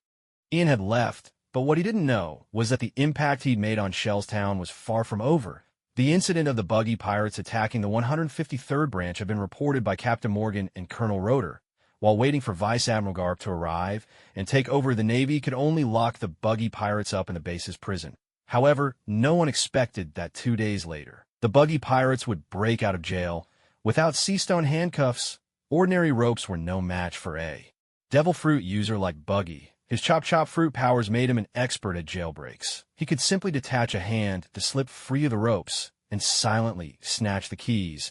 With the pirates who had fled earlier aboard the Bikudop ship coming to help, Buggy managed to escape without much effort.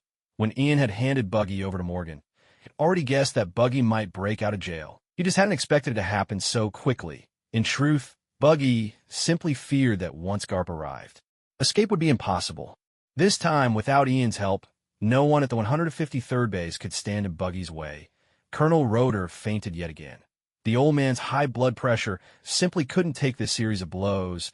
With too many wounded in the base and not enough hands to stop the jailbreak, the Navy's superiors, upon learning what had happened, didn't blame them. Instead, they promoted Morgan directly to Major as recognition for his efforts.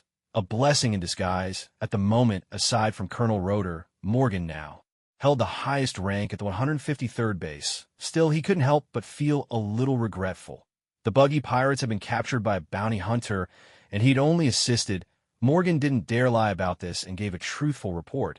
If he'd made a deal with Ian back then to claim all the credit for himself, perhaps he could have been promoted to colonel in one stroke. For now, he still needed to spend a few more years accumulating experience before he could take Colonel Rod's place. In light of the recent attack on Shellstown and the prison break incident, Navy headquarters had raised its threat assessment of the buggy pirates, recalculated Buggy's bounty, and increased it to 15 million berries, making him one of the few pirates in the East Blue with a bounty exceeding 10 million. Meanwhile, because the 16th branch's support during these incidents was inadequate, the branch's former colonel, who had been vacationing at the Sea Restaurant, was demoted and transferred. His position was filled by the former Lieutenant Commander Nizumi, who now became the head of the 16th branch. At the same time, Navy headquarters realized that leaving the East Blue without a true expert to oversee things was unwise. Though Garp was currently stationed in the East Blue, he was, after all, a vice admiral of headquarters and could not remain in such a backwater forever. So the Navy decided to assign White Hunter Captain Smoker from a directly controlled branch of headquarters to be permanently stationed at Logetown's naval base, serving as a deterrent to the pirates of the East Blue. Amidst all this, the pirate hunter Ian caught the Navy's attention as well. Since Colonel Morgan's report didn't include a photograph of Ian, Navy headquarters had no idea what this pirate hunter looked like. They had only heard tales of a man whose fists burned with fire and whose long sword was wreathed in flames as well. Thus, within Navy headquarters, Ian was officially given a title and code name: Ian the Burning Blade. The Navy generally supported pirate hunters, considering them a useful supplement to the cause of justice. Of course, there were those like Sakazuki, a kainu, who believed in absolute justice and viewed both pirate hunters and bounty hunters as mere hyenas chasing after rewards, looking down on them with disdain. But this did not affect the Navy's overall stance. Naturally, someone like Ian had yet to truly capture the Navy's attention. For now, they simply filed a report on him within the intelligence division, then set it aside and moved on. For the people of Shellstown, the story was much the same, though the version they heard was a little different. With the help of a pirate hunter named Ian, the Burning Blade, Major Morgan captured the notorious buggy pirates. Although the pirates later escaped during a jailbreak, due to the Navy being short-handed, this did nothing to diminish the townspeople's growing admiration for Morgan. When reporting to his superiors, Morgan's account differed somewhat from what he told the residents of Shellstown. In his telling to the townspeople, he cleverly reversed the roles, making it seem as if he was the one in charge, and Ian merely his subordinate. Only Kobe, this child, truly understood what had happened, and he argued passionately on Ian's behalf. Yet his timid and cowardly reputation meant that few people took his words seriously. Amidst a chorus of admiration, Morgan's prestige soared, and his authority at the naval base continued to grow. But that is a story for another time. Having set out to sea once more, Ian searched the nearby waters for the buggy pirates' main ship, the Big Top. But after some time, he had to admit with regret that the ship had truly gotten away, to have come so close to Buggy's treasure, only to miss it by a hair. Ian could only claw at his hair in frustration. If only he'd thought to hurry over sooner. Perhaps the treasure would already be his, but regret was useless now. As he drifted across the ocean, Ian set his course for Logetown. letting the sea breeze carry his sails, while he continued his sword training on deck. After finishing his routine exercises, Ian finally settled down and began to contemplate a new training plan, now that he had acquired the Flying Shadow card and experienced that incredible boost in speed. Fresh ideas were coming to him. Could he perhaps combine his flash move with his rapid draw technique, unleashing an attack that struck 7 times in an instant? Or maybe, could he execute the Evil King's flame-killing sword at the very moment of flash? That would surely make for a far more destructive blow. In fact, if he dared to imagine it, perhaps he could even combine all 3, striking 7 times in a single instant, each blow infused with the Evil King's flame-killing sword. If he could achieve that, Ian would truly be worthy of being called a master swordsman. After all, card skills were gifts of the system, but what Ian desired now was to make those skills his own. He didn't know yet if it was possible, but he had to try, didn't he? Over the next 2 days, whenever Ian was on his boat, he kept testing out his ideas. At first, he found that executing 7 strikes in rapid succession with the Evil King's flame-killing sword wasn't an issue. How many times he could swing simply depended on his speed, but when he tried to combine the Evil King's flame-killing sword with flash, he failed again and again. Initially, he thought perhaps the 2 skills simply couldn't be fused, but when he paid closer attention to the feeling, he realized the real problem lay in how he was channeling his energy, the flash move from. The SummonAny card required him to distribute his energy primarily to his legs, arms, and the blade itself. The energy in his legs was for that explosive burst of movement. In his arms, it enabled faster, more powerful swings, and in his blade, it amplified destructive force. When using flash alone, Ian could allocate his energy perfectly. But when he tried to combine it with the Evil King's flame-killing sword, things became different. The Evil King's flame-slaying sword is a skill that essentially channels all of one's aura onto the blade. Not directly onto the surface, but rather it wraps around the outer edge of the sword, leaving a thin gap between the blade itself and the aura. This peculiar arrangement arises because the Evil King's flame-slaying sword sustains its flames entirely through aura, forming a superheated edge that encases the weapon. This fiery blade is even sharper than the sword itself, slicing through objects by melting them with its intense heat. In other words, it functions much like a flame cutter. Because of this, the Evil King's flame-slaying sword and the flash skills create a kind of conflict as soon as they both try to infuse the blade with aura at the same time. Ian originally wanted to try withdrawing the aura from the flash skill that was applied directly to the blade, maintaining only the flaming edge around it. Yet when he attempted to do so, he found it surprisingly difficult. It wasn't that it was impossible, just extraordinarily hard to pull off. Ian had reached a point where he could more or less control the output of his aura with ease, wielding it quite skillfully. But the moment he tried to adjust these 2 skills, he discovered that his aura became sluggish and unresponsive. This attempt at modification caused his aura consumption to multiply many times over. So much so that after only a single experiment, Ian felt completely drained.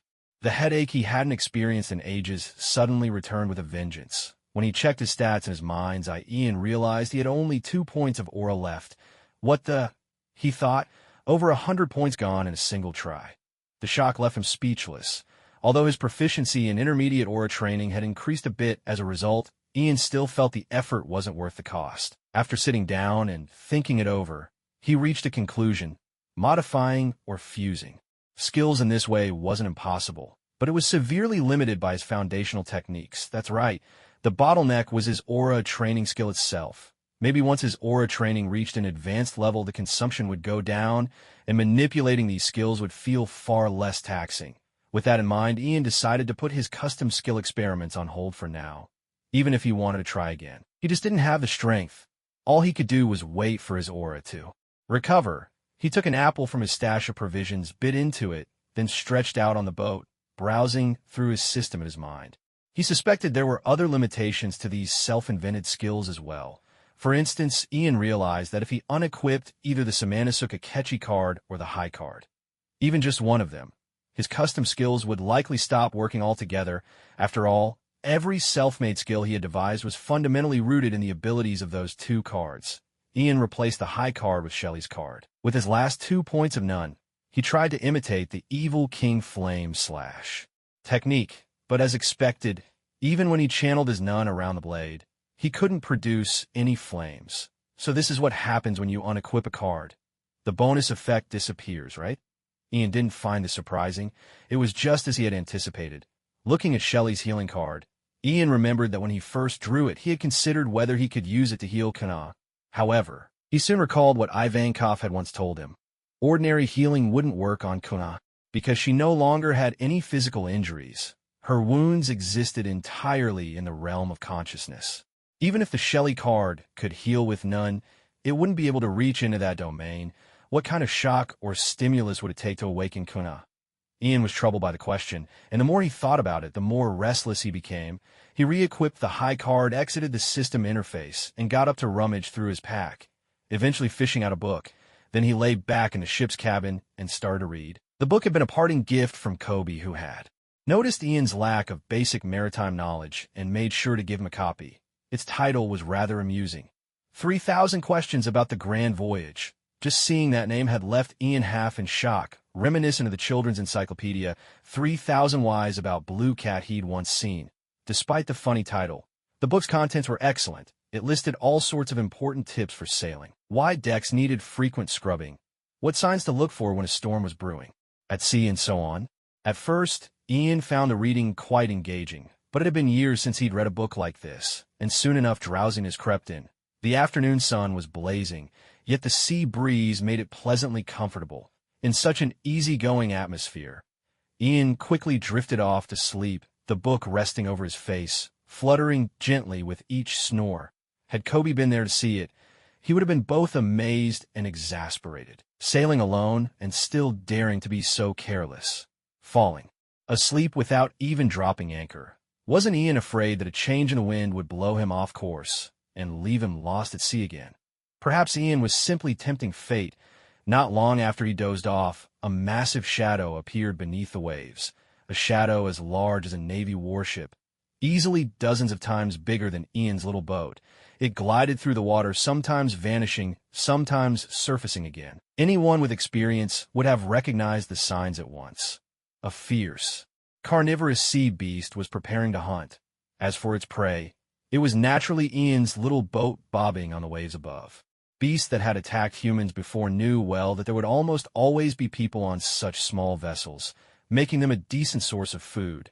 Meanwhile, Ian was still fast asleep, blissfully unaware of what was unfolding beneath the surface.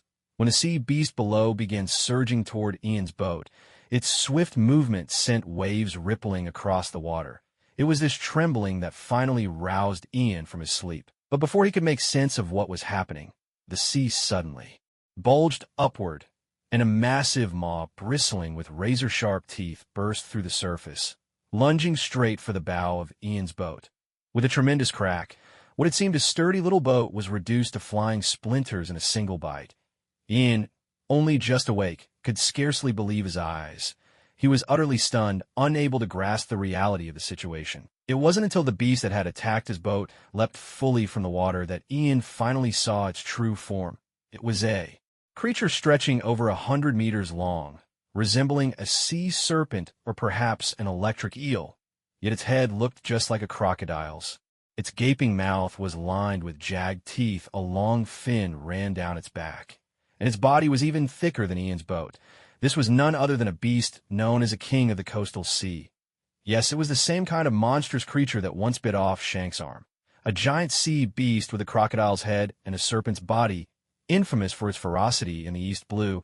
These monsters lurk in the waters near islands, attacking fishermen and lone travelers alike. For ordinary people, encountering one means certain doom. There's simply no hope of escape.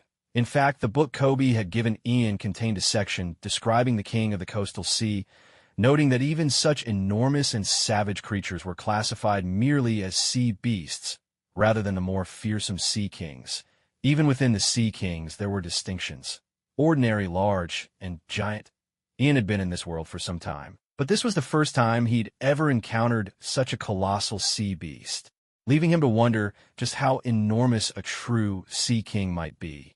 The creature had bitten clean through the bow, but missed the meal it had expected. Its massive body crashed back into the sea with an explosion of spray, carving a shining arc through the air. It had made a mistake, assuming the boat was a typical fishing vessel. Usually fishermen cast their nets from the bow or stern, and the beast had attacked many such boats before, following its usual instincts. It hadn't gone for the center of the vessel, but this time Ian had been napping in the middle of the boat, so he narrowly escaped the creature's jaws. Even so, Ian was left shaken, his heart pounding with lingering fear. Next came a surge of fury, for he saw water beginning to pour into his cabin. The Sea King had bitten off the prow of his boat, which meant the vessel was done for. Even if Ian were the densest man alive, he knew exactly what it meant to lose your boat in the vast, endless sea in a flurry of panic. He twisted up his bundle of food and slung it over his shoulder, then managed to salvage a barrel of rum as well. By the time he had hoisted it onto his shoulder, his little boat was already on the verge of sinking. Meanwhile, the Sea King broke the surface once more, its serpent-like body coiled in several loops, and its ferocious, carnivorous eyes fixed coldly on Ian. In the next instant, its jaws gaped wide and lunged toward him again. Grinding his teeth, Ian stomped down hard on the boat, using the force to spring himself into the air. Narrowly dodging the Sea King's attack, its enormous maw snapped, shut around Ian's boat, splintering it into 1,000 pieces. Beast, did you really think I'd be your next meal? Ian was seething with rage. As he fell back down, he twisted his wrist and drew the long sword slung across his back. With a flash of cold steel, he brought the blade down hard at the Sea King's neck. A blood-curdling roar erupted from the Sea King's mouth, echoing across the surrounding waters. Never had it imagined it would meet such fierce resistance from its prey. A thin, deep slash appeared across its neck, slicing straight through. As the monster howled, blood spurted from the wound in a fine crimson spray, arcing far across the waves. By the time the Sea King's massive body crashed back into the sea, its head and body were already completely severed. Even without using any special skills, Ian had slain it with a single stroke. Flipping midair, Ian landed atop the Sea King's corpse. With his boat gone, this was now his only foothold. For some unknown reason, the slain Sea King did not sink. Perhaps Ian had killed it so swiftly that its lungs or swim bladder still trapped air inside. Its enormous body, nearly 100 meters long, now floated on the surface like a temporary island. Ian felt utterly hopeless. Now what was he supposed to do? He couldn't help but wonder if his streak of awful luck was because he'd forgotten to make an offering to the gods before setting out to sea. First, he'd sailed straight into a storm. Then, when he went fishing, he'd run into pirates who stole his catch. Now, after dozing off on his boat, he woke up to find it destroyed. Could anyone be more miserable than him? With a heavy sigh, Ian looked down at the Sea King's corpse beneath his feet. Blood was already spreading in a wide crimson bloom across the water, and the powerful scent had started to attract circling sharks. For now, perhaps cowed by the Sea King's sheer size and lingering menace, the sharks kept their distance.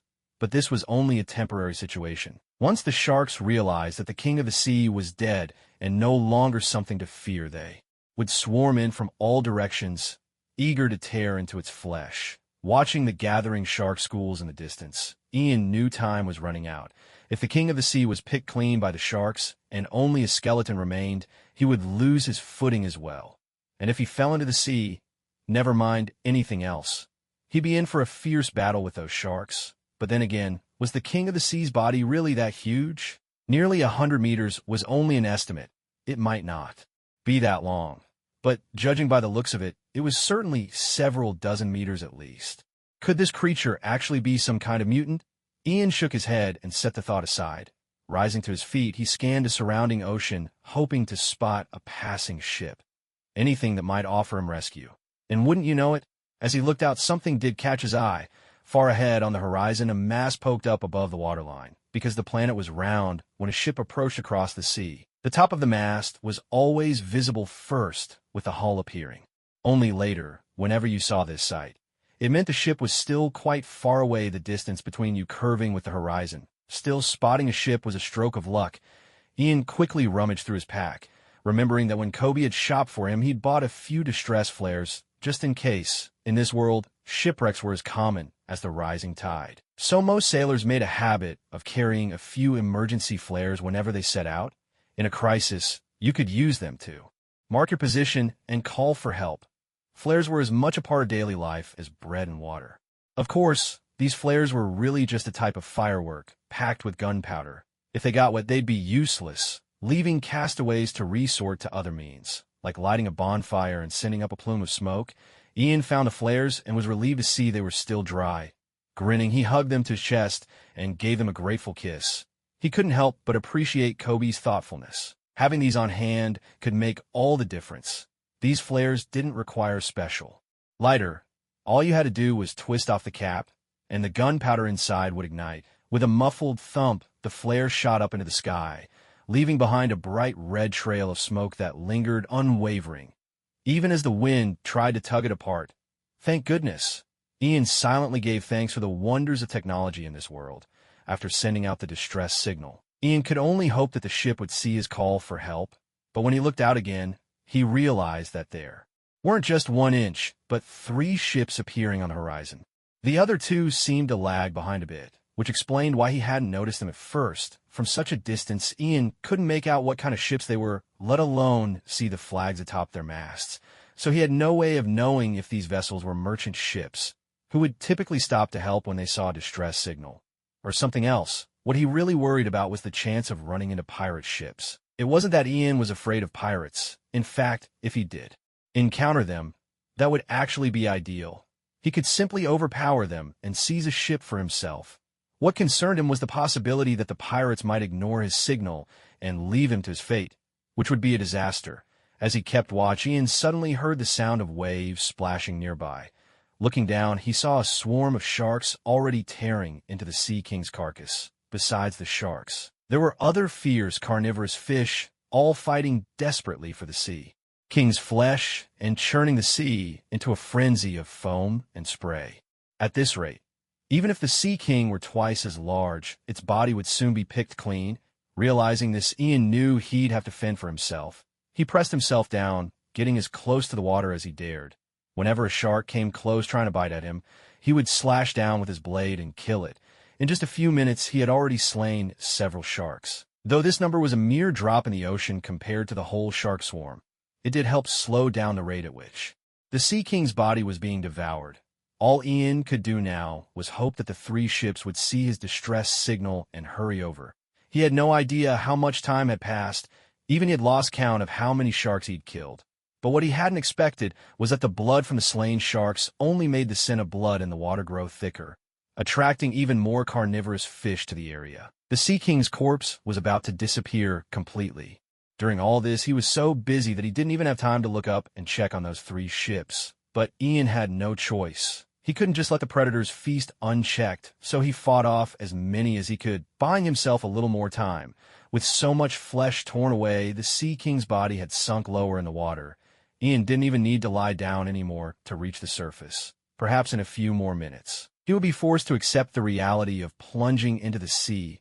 Just then, Ian suddenly heard a few sharp whooshing sounds slicing through the air. He recognized these instantly. The piercing shriek of cannonballs flying overhead. Yet oddly, there hadn't been any sound of cannons firing. He had just raised his head in confusion when several shells exploded on the sea nearby.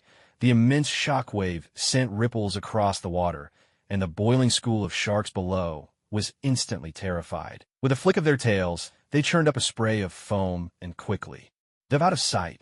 The shells had landed with remarkable precision, striking right where the sharks were most densely packed. So the result was astonishing. A large portion of the predators vanished from the waters in an instant. Only then did Ian clearly see the 3 ships approaching not far away. Massive vessels. They were truly enormous and not just large. Their blue and white paint, the billowing sails emblazoned with seagull emblems. Every detail announced that these were 3 high-ranking Navy ships. Ian was a little stunned. He had considered the possibility that the 3 ships were merchant vessels, passenger liners, or even pirate ships, but he had never imagined they would turn out to be naval warships. He stood there in a daze, watching as one of the warships drew closer. Along the railing, Navy soldiers in white uniforms and caps stood with their guns at the ready, eyes fixed on him with fierce vigilance. A naval officer appeared at the ship's edge, draped in a Navy coat, sword in hand, and hat pulled low. Dressed almost like a secret agent, He addressed Ian coldly. "Was it your distress signal just now?" "Ah, yes," Ian replied. "Who else could it have been out here besides me? What's your business? Are you a pirate?" The officer scrutinized Ian's appearance. One hand gripping a long blade, the other clutching a bundle, a barrel of wine tucked under his arm. He looked nothing like an ordinary traveler or fisherman.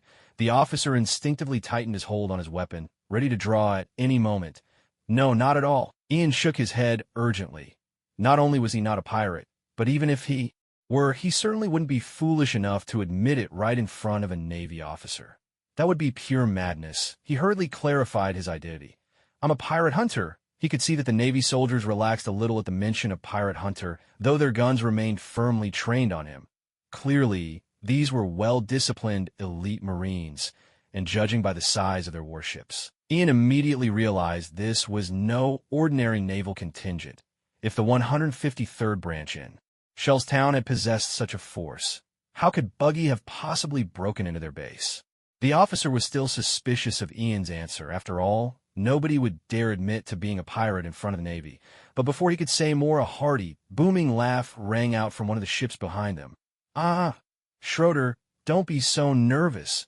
Even if he really is a pirate, are you telling me you're actually afraid?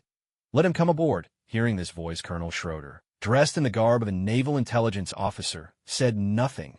With a wave of his hand, one of the Navy warships lowered a small boat. Several sailors, oars in hand and rifles at the ready, rowed toward Ian's position. Seeing this, Ian breathed a sigh of relief. As the boat drew near, he pushed off with his feet and landed lightly aboard. The armed sailors kept their eyes glued to him as the small boat headed back toward the warship. When they reached the hull, Ian climbed up onto the deck using the rope ladder. He ignored the wary stares of the Navy men, and the moment he set foot on deck, he couldn't help but plop himself down with a thud. The feeling of solid ground underfoot was simply wonderful. Not long ago, standing atop the corpse of a Sea King, he'd felt so dizzy from all the rocking and swaying that he'd nearly thrown up. "Huh, that's a massive sea beast. Hey kid, was it you who took down this monster?" That same booming voice rang out again, and suddenly with a heavy thump, a figure landed right in front of Ian. Ian looked up, and the next instant, he nearly bit his own tongue in shock. The man who had leapt over from the other ship and landed before him was none other than Garp, Vice Admiral Garp of the Navy headquarters. Iron Fist Garp. In that moment, Ian suddenly remembered what Morgan had once said back at Base 153. Garp would be coming. Back then, Ian thought it was just a bluff to scare Buggy, but who could have guessed it was true? Ian was headed for Logtown, while Garp was coming from there. As long as neither had strayed from their course, it was inevitable that they'd meet. It made perfect sense now. Standing before Ian, Garp had his hands shoved into his trouser pockets, a navy coat draped over his shoulders like a cape. It seemed that naval officers of his rank all liked to wear their coats this way. The sea breeze caught the trailing hem and sleeves, making them billow dramatically. Garp wore his signature dog-headed cap, and from beneath it a few locks of messy, graying hair peeked out. A scar slashed across his left eyebrow. But despite this, he didn't look fierce at all. He grinned widely, his neat teeth gleaming. And though he stood right in front of Ian, his gaze was fixed on the Sea King's carcass knot.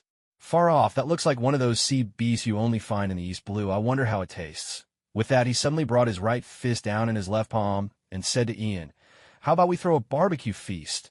Ian was still reeling from the shock of Garp's sudden appearance, and this suggestion left him utterly speechless. Colonel Schroeder, standing nearby, looked exasperated. "Vice Admiral, please. Show a little dignity." "Huh, just kidding, Garp chuckled, rubbing his dog-headed cap as he spoke.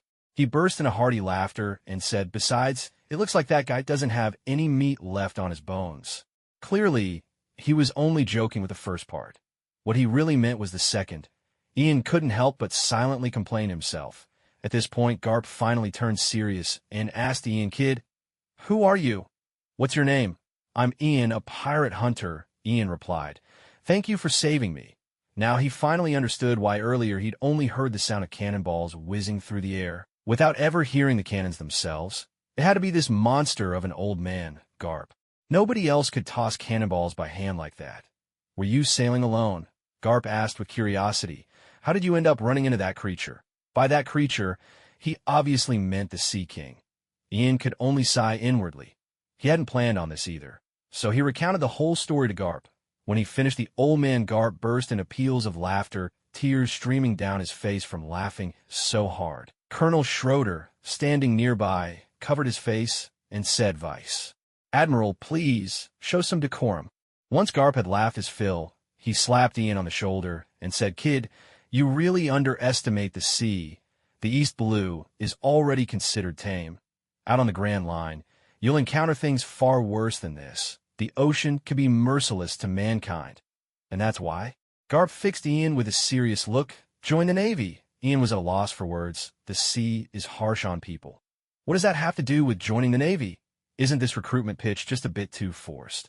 Colonel Schroeder, still standing by, kept his face buried in his hand. "Vice Admiral, please, have some dignity. Nonsense. If a man goes to sea, what else would he do if not join the Navy?" Garp shot Schroeder a glare. Yes, of course," Schroeder replied, giving up any hope of arguing. Ian now had a first-hand taste of Garp's personality. He really was every bit as eccentric as the rumors said. A normal person could never keep up with his way of thinking. Shaking his head, Ian said, "I need money, so for now I can only be a pirate hunter." "Kid, what do you need money for?" Garp asked with curiosity. "The Navy pays a salary. You know, I need at least several billion berries. How many years would it take to earn that with a Navy salary?" Ian shrugged and shot the question back at him. Garp's eyes nearly bulged out of his head.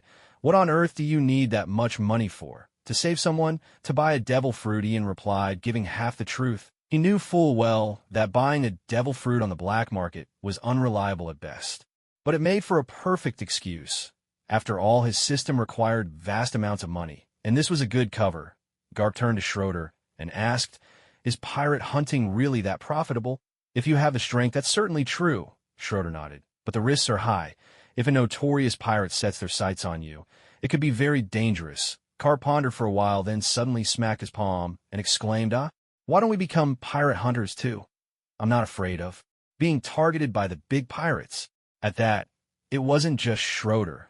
All the Navy soldiers standing nearby immediately raised their voices in protest. "Vice Admiral, please don't joke about things like that." It seemed Garp's unpredictable nature had already left his subordinates at their wits' end.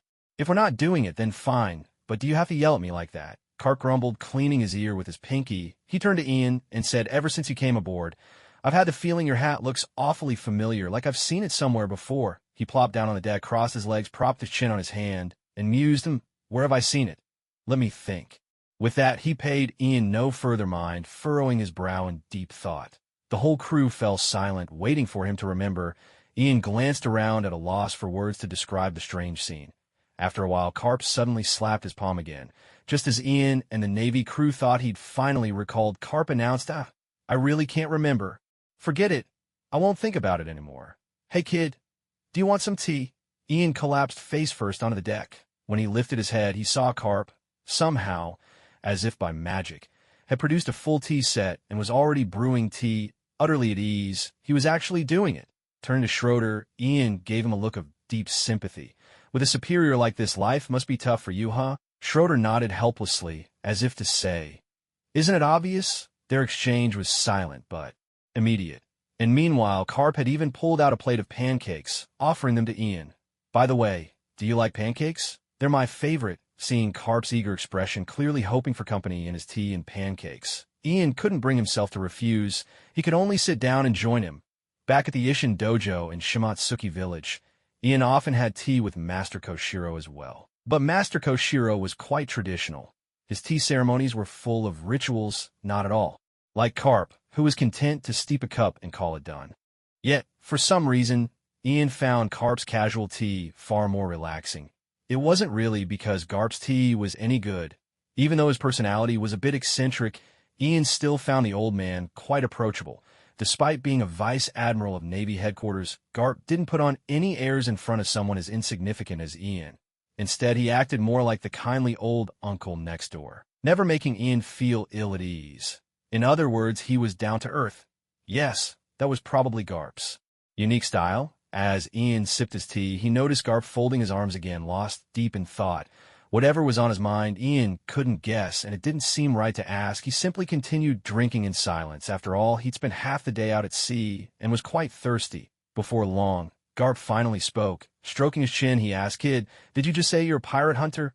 Ian nodded. Yeah, didn't I just mention that? To take down such a huge sea monster, you must be pretty strong.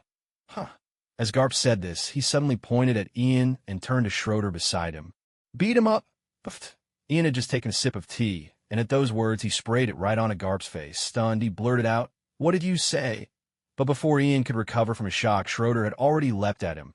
With a swift, sweeping kick, Schroeder's powerful foot landed squarely on Ian's face. With a thunderous crash, Ian was sent flying, slamming into the bulkhead of the warship's cabin. The impact was so fierce that cracks appeared in the wall, testament to the sheer force behind that kick. Struggling to his feet, Ian felt the left side of his face go numb, the metallic taste of blood filling his mouth. He must have started bleeding. He glared at Schroeder, his expression dark. Never had he imagined that Schroeder would attack without the slightest hesitation. Although Garp's subordinates often grumbled about his oddball ways, the truth was they held Vice Admiral Garp in deep respect. The moment he gave the order, even if Ian had been sharing tea with Garp as a guest just seconds before, Schroeder didn't hesitate at all. Seeing Ian struggle to his feet, Schroeder charged at him again. Ian drew the long blade from his back, rushing to meet Schroeder head-on. He didn't know why Garp had ordered someone to rough him up, but just standing there and taking a beating wasn't Ian's style. Through the passive probing of his evil and master's skills, Ian sensed the aura radiating from Garp. It was a deep, intense crimson, clearly not someone he could hope to defeat. Schroeder's aura was also red, but noticeably lighter in hue. Ian wanted to test himself against such a threatening opponent to see just what level he was up against, so right from the start, he unleashed his full speed. In a flash, the two of them closed the gap to striking distance. Ian swung his blade, unleashing a flurry. One slash, then 7 more in rapid succession. Straight at Schroeder. Schroeder instantly saw through the brilliance of Ian's move. He abruptly halted, clenched his fists, and planted his feet firmly in a horse stance. Iron body, he roared. At the same moment, Ian's blade came crashing down on him. Since they were aboard a Navy ship, Ian knew he couldn't get away if he killed Schroeder. So he struck with the flat of his blade rather than aiming for a vital spot. Yet when his sword landed on Schroeder, there was a metallic ringing and a powerful jolt of resistance. Nothing at all like the feeling of cutting into flesh. Glancing over, Ian saw that aside from a few tears in his uniform, Schroeder appeared completely unscathed. Garp, having wiped the sprayed tea from his face, couldn't help but burst into laughter again. "Don't underestimate Schroeder, kid. He's my personal intelligence officer. Colonel from CP5's headquarters. You'd better watch yourself when you fight him." Iron Body, the Navy's 6 powers?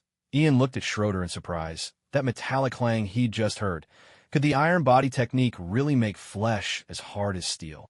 The so-called 6 powers were a set of martial arts techniques widely practiced in the Navy. Iron Body, Paper Art, Moonwalk, Tempest, Kick, Finger Gun, and Shave. With enough training, these techniques allowed the user to surpass the limits of a human body and unleash astonishing combat strength. To be precise, the 6 powers were considered an alternative for Navy officers who had not awakened Haki, especially those of the rank of captain and below, or intelligence agents from CP0 to CP9. Higher-ranking officers generally master Haki, making the 6 powers less relevant to them. The technique Schroeder had just used was Iron Body, a powerful defensive art that hardens the body to the density of iron by tensing every muscle, making it nearly impervious to bullets or blades. Though Ian's 7-blade strike was blocked, he wasn't especially shocked since he hadn't infused the attack with any of his aura. Earlier, he'd exhausted his energy experimenting with skill fusion, but after resting for over an hour on the ship, he'd recovered a bit, enough to use techniques like Flash or the Cursed King's Flame sword, though not at full strength. "Not bad speed," Schroeder remarked, glancing at the gash in his uniform. "And plenty of strength, but you'll need more than that to take me down." Ian said nothing. He just gripped his sword tightly, facing Schroeder, waiting for him to make the next move. Shave. In the very next instant, Schroeder's figure vanished from sight. The principle behind this move is to stomp on the ground more than 10 times at an extremely rapid pace. Using the powerful rebound force to unleash explosive speed, it makes Schroeder seem as if he's vanished in a thin air. Ian was startled for a moment, but fortunately his reflexes were sharp enough. He instantly sensed which direction Schroeder was moving and swung his blade defensively towards his rear flank. Schroeder appeared there, pointing a finger at Ian as he called out, "Finger gun!" That finger jabbed the flat of Ian's blade, and a mighty force erupted from Schroeder's fingertip. Ian felt a tremendous shock travel up the blade, making his hands go numb with the impact. Even so, Ian gritted his teeth, flicked his sword upward to deflect the force, and seized the brief opening created by his successful parry to launch his own counterattack. Flash slash. With a swift horizontal swing, the sword, Saint's blade in Ian's hand, turned into a cold, gleaming arc, slicing straight towards Schroeder's waist.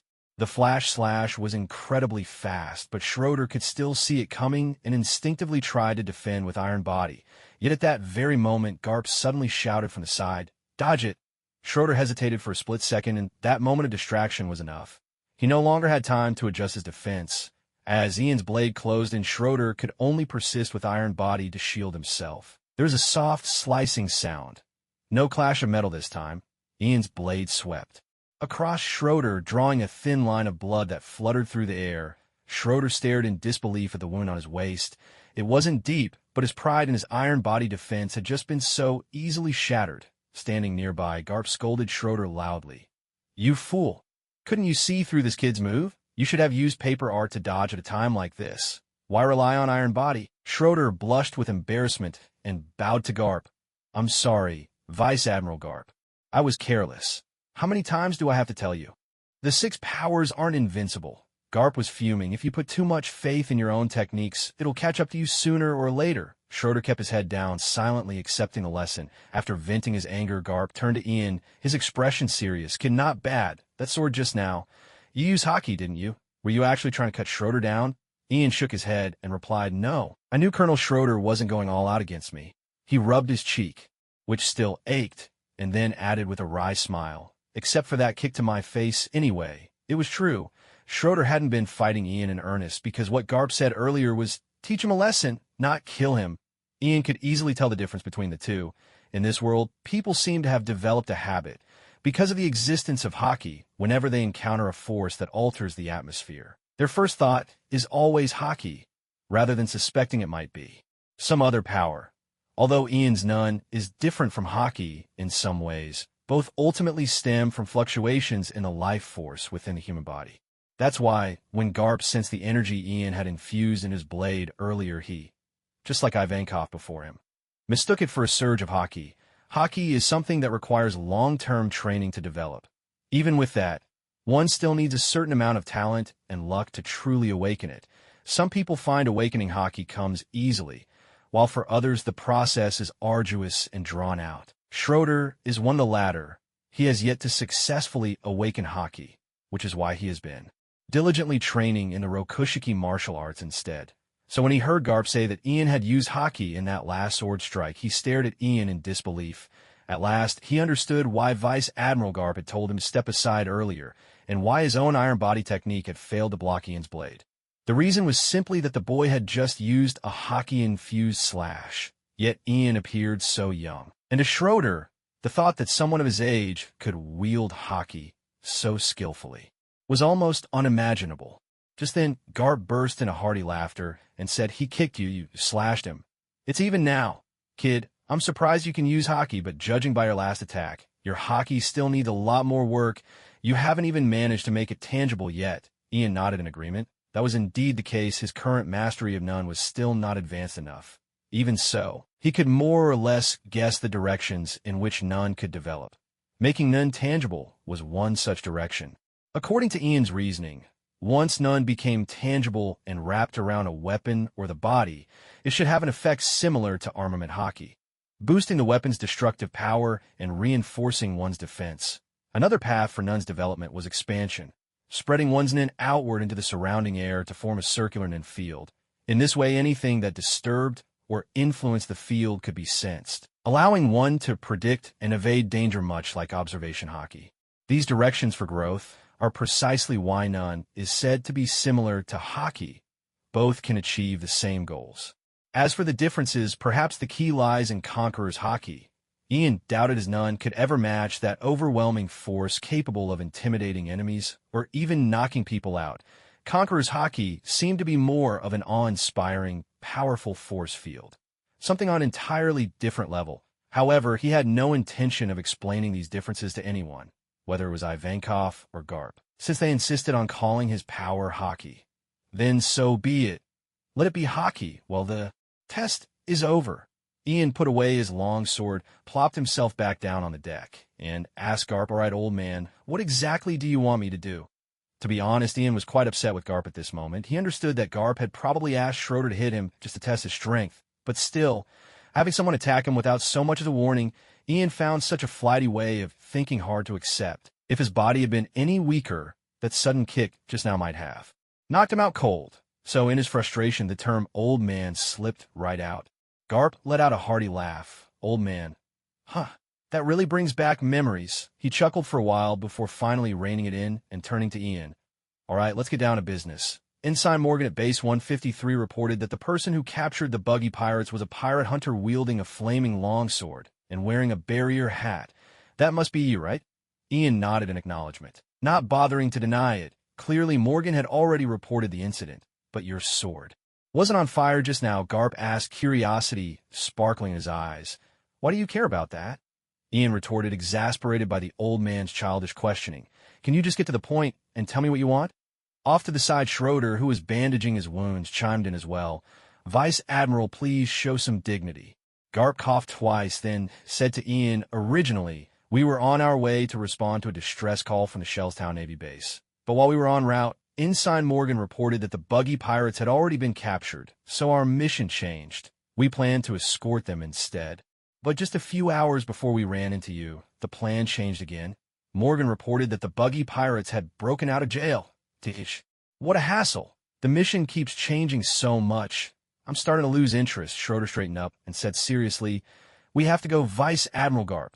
We still don't know whether the report about the buggy pirate escape is true or false. We need to investigate and see if Base 153 fabricated the report. Ian was a little surprised. Buggy broke out that fast? It had only been 2 days since he'd captured Buggy.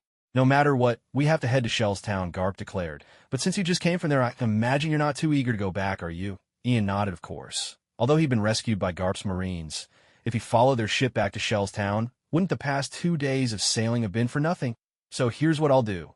I can give you a small boat, so you can leave on your own. Garp raised a finger as he spoke.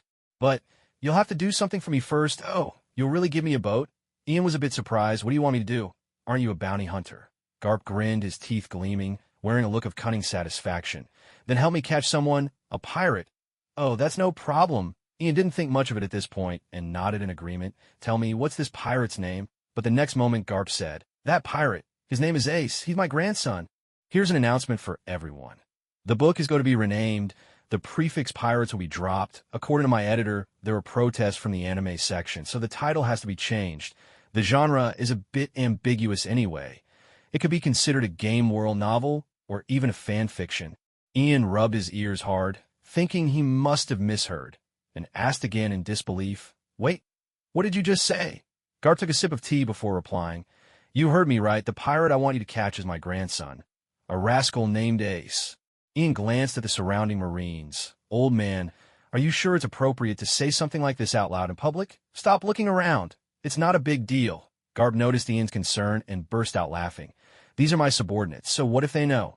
Ian realized he'd overthought it. This was just Garp's character. He wasn't afraid to talk about his grandson going out to sea as a pirate. Not even in front of Fleet Admiral Sengoku. The only thing he kept secret was Ace's true identity. Seeing Schroeder and the other Marines looking completely unfazed, Ian decided not to worry about it either. He just asked out of curiosity, but you're a Marine. Why don't you catch him yourself? Why ask an outsider like me? At this, Garp suddenly grew agitated and shouted, you think I don't want to bring him back and make him a Marine?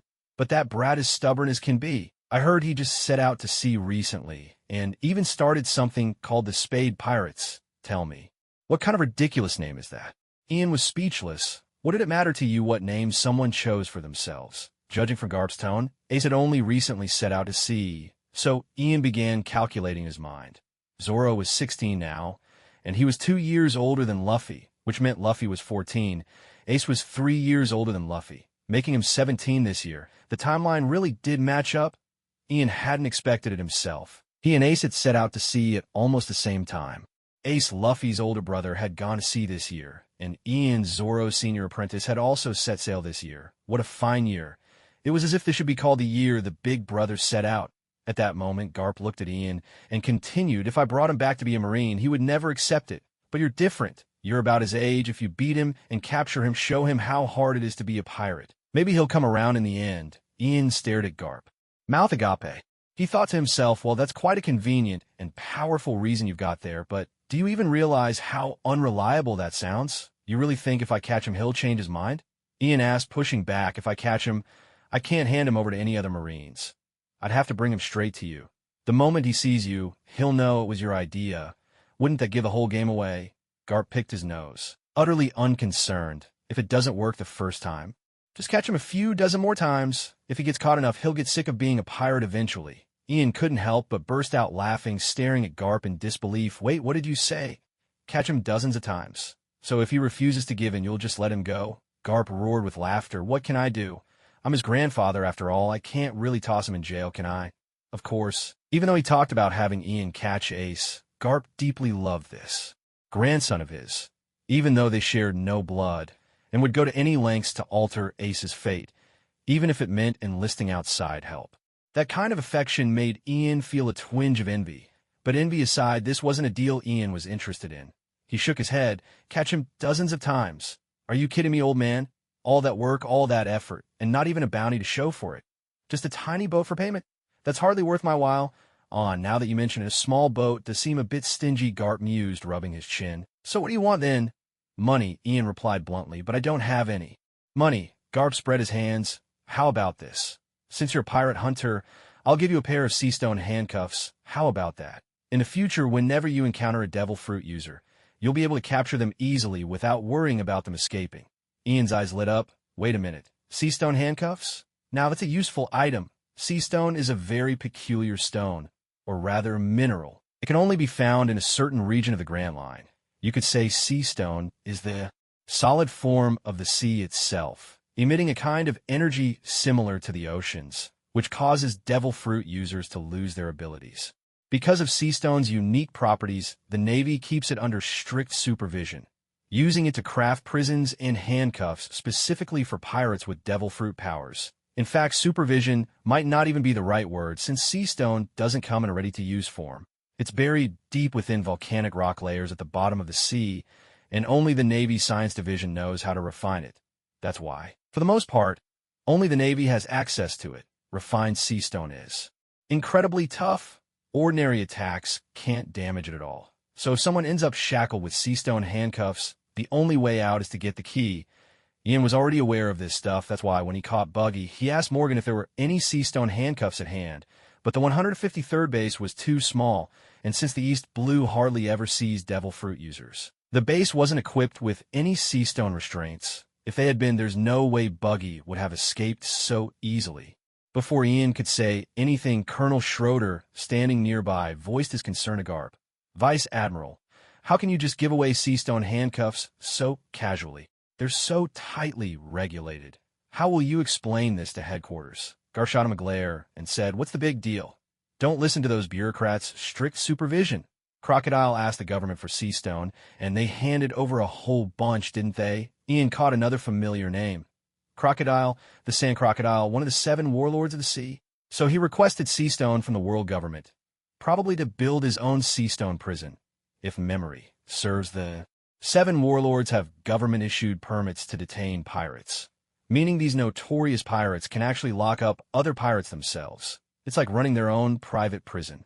Ian kept a straight face, showing no emotion, and shook his head at Garp. It's still not enough. 1 ship, 1 pair of handcuffs. How much could that really be worth?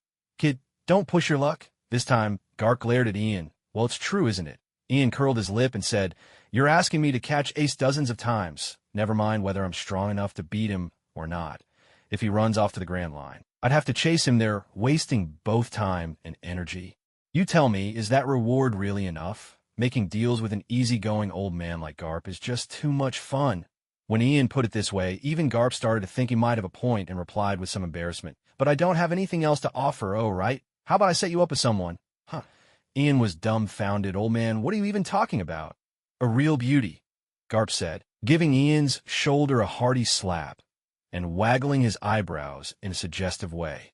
"And she's even a colonel at our Navy headquarters." Colonel Schroeder, who was standing nearby, suddenly got a bad feeling and quickly pressed Vice Admiral Garp. "You're not talking about." Garp looked up at him and replied, "Of course. I mean that little girl Tashiji." "What's the matter? What?" Colonel Schroeder and the other Navy soldiers all let out a collective shout, glaring at Garp. "Please don't joke about things like this." At that moment, every sailor on the ship was filled with righteous outrage. "Vice Admiral Garp, sir, isn't this joke going a bit too far? You actually want to hand over the goddess we all admire to this kid? Are you out of your mind?" Ian was also breaking out in a cold sweat as he looked at Garp. The old man's name might sound like reliable, but how could someone so unreliable act and speak this way? Of course Ian knew who Tashiji was. As soon as her name was mentioned, an image popped into his head. A woman with flowing pink hair, sunglasses perched on her head, and a cigarette dangling from her lips. A striking older sister type. If his memory served him right, this proud and alluring officer was the object of admiration for every man her age at Navy headquarters. And yet, just to get him to catch Ace, Garp was willing to offer up the Navy's goddess? Wasn't he worried the whole crew might revolt on the spot? Seeing Garp still looking clueless, Ian realized the old man had no idea what kind of trouble he was causing. Noticing the angry glares from the sailors starting to target him instead, Ian hurriedly changed the subject. All right, let's talk about this later. I have a suggestion. Why don't you hear me out?" "Go ahead," Garp replied, folding his arms. "As long as it doesn't involve money, I'm all ears a him." Ian was caught off guard by that remark and coughed for a while before he managed to speak. "Catching Ace dozens of times. That's just not possible. Besides, I have no idea where he is right now, but I can promise you this from now on. Whenever I run into him, I'll do my best to capture him. Consider this small boat and the sea stone handcuffs as payment for the first job. If I manage to catch him again and bring him to you, we can discuss the reward then. How does that sound?" "So you mean," Garp mused, stroking his shin, "you want a reward each time you catch him, right?" "That's doable, but let's make it clear. Your reward can only be something I have to offer. Deal?" Ian extended his hand toward Garp. Garp let out a hearty laugh and shook Ian's hand with his own massive paw. A small boat was lowered from the warship and landed gently on the surface of the sea. Then, with surprising speed, the boat set off in the opposite direction from the warship's course, heading off alone toward the horizon. Standing at the ship's rail, Garp, his trademark doghead cap perched atop his head, watched the little boat sail away, arms folded across his chest. Beside him, Colonel Schroeder stood silently, gazing out as well. After a long moment, he finally spoke in a low voice. "Vice Admiral Garp, that hat the boy was wearing." "I know," Garp interjected suddenly. "That hat is exactly the same as the one Kumo wears." "Then why did you say you couldn't remember earlier?" Schroeder asked, puzzled. Was there any need to say it out loud? Garp turned and gave him a faint smile. "It's just a hat. Can you prove he has any connection to Kuma?" "I can't," Schroeder admitted, shaking his head. "I'm just worried that someday we'll see another pirate on the level of the 7 warlords. That would be a real headache." "Exactly. Sometimes you have to play dumb when the situation calls for it," Garp replied, grinning broadly. "Don't worry. I can't say for sure what his connection is to Kuma, but it's clear the kid isn't a pirate. By the way, you fought him earlier. What did you think of his skills?" "His swordsmanship fundamentals are flawless. It's obvious he's been taught by a true master," Schroeder replied. "He's got decent strength, but his speed is even better. It's a shame, though. His style isn't really suited to wielding such a large blade." "How does his swordsmanship compare to yours?" Garp asked. "Hard to say," Schroeder answered after a moment's thought. Garp burst out laughing, feeling more convinced than ever that sending Ian after Ace was a wise move. Even Schroeder admitted the kid's swordsmanship was impressive, so when he faced off against Ace, there shouldn't be any problem, right? Now all Garp had to do was wait. Returning to the deck, Garp waved his hand and gave the order, "Set sail." Our next destination, Shell's Town. At that moment, sitting in the small boat, Ian was vigorously rubbing his hand, full of regret. He regretted acting on impulse and shaking hands with Garp. With Garp, of all people, the Iron Fist Garp. Just hearing that name is enough to imagine the strength in that old man's grip. Earlier, caught up in the excitement after reaching an agreement, Ian had instinctively reached out and shaken Garp's hand. But Garp's hand, strong as an iron vise, gave just the lightest squeeze, and Ian's whole hand swelled up immediately. Even now, after securing a boat and setting out again, the swelling hadn't gone down one bit. This left Ian seriously wondering if Garp had noticed something and decided to give him a little lesson. Truth be told, in his deal with Garp, Ian had come out more than just unscathed. He'd hit the jackpot. Without anything actually being put into action yet, he'd managed to get his hands on a small boat and a pair of sea prism stone cuffs. As for catching Ace, Ian didn't worry about it at all. It wasn't that Ian was planning to go back on his word. It was just that he had no idea where Ace actually was. In a world this vast with so many people, what were the odds of running into him? Anyone could guess the answer. Ian had never really intended to devote himself to tracking Ace down, since the chances of meeting were slim to none. The agreement with Garp would simply have to wait. In other words, whether or not he'd try to capture Ace depended entirely on his own mood. Lying in the cabin, Ian didn't dare read this time. He was afraid that, lost in his book, he'd drift off and fall asleep. Again, and if a sea beast attacked, things would be disastrous. The first time he'd been lucky. Garp's Navy ship had come to the rescue. If it happened again, well, he probably wouldn't be so fortunate. So this time, even while lying down, Ian kept a constant watch over the sea around him. With a fair wind, it would still take about 1 or 2 more days to reach Lowtown. Ian decided to use this time to plan out his future training. Glancing inward, he saw that he'd already reached level 6 and a half, an experience boost from defeating Buggy. But his earlier fight on Garp's ship against Schroeder hadn't earned him any experience at all. That Colonel Schroeder hadn't fought him seriously. The man's real strength was swordsmanship. Ian remembered when he first boarded. Schroeder carried a sword, but never drew it in their match. Still, though he'd gained no experience, Ian had come away with some valuable insights. He realized that hand-to-hand combat was currently his biggest weakness, although Ian's speed and strength were already impressive thanks to the enhancement from his cards, and he had trained regularly in both areas. His training had never been formal or systematic. It couldn't truly be called martial arts. It was like a bodybuilder. He might look powerful, but that didn't mean he knew how to fight. The benefits of learning proper martial arts were obvious. It would make Ian much more resilient in battle, and mastering powerful techniques would even enhance his swordsmanship, enabling him to strike faster and with greater force. Realizing this, Ian suddenly understood why his basic swordsmanship skill had stagnated at maximum proficiency, unable to break through to a higher level. It was probably because his martial arts foundation was lacking. So, training in martial arts had to become a top priority. The problem was Ian didn't have a good method for practicing martial arts right now. The Navy's 6 powers technique sounded promising, but someone had to actually teach it to him. Maybe he mused, if he could really capture Ace and hand him over to Old Man Garp, he could get Garp to teach him. If it was Garp, his martial arts would surely be incredibly strong. Besides that, Ian also had the card system. The next card slot would unlock at level 10-inch, and then he'd be able to equip a new card. If he happened to draw a character skilled in martial arts, perhaps that would activate his own basic martial arts training ability. After all, that's how he'd unlocked his basic nun cultivation skill. TSK.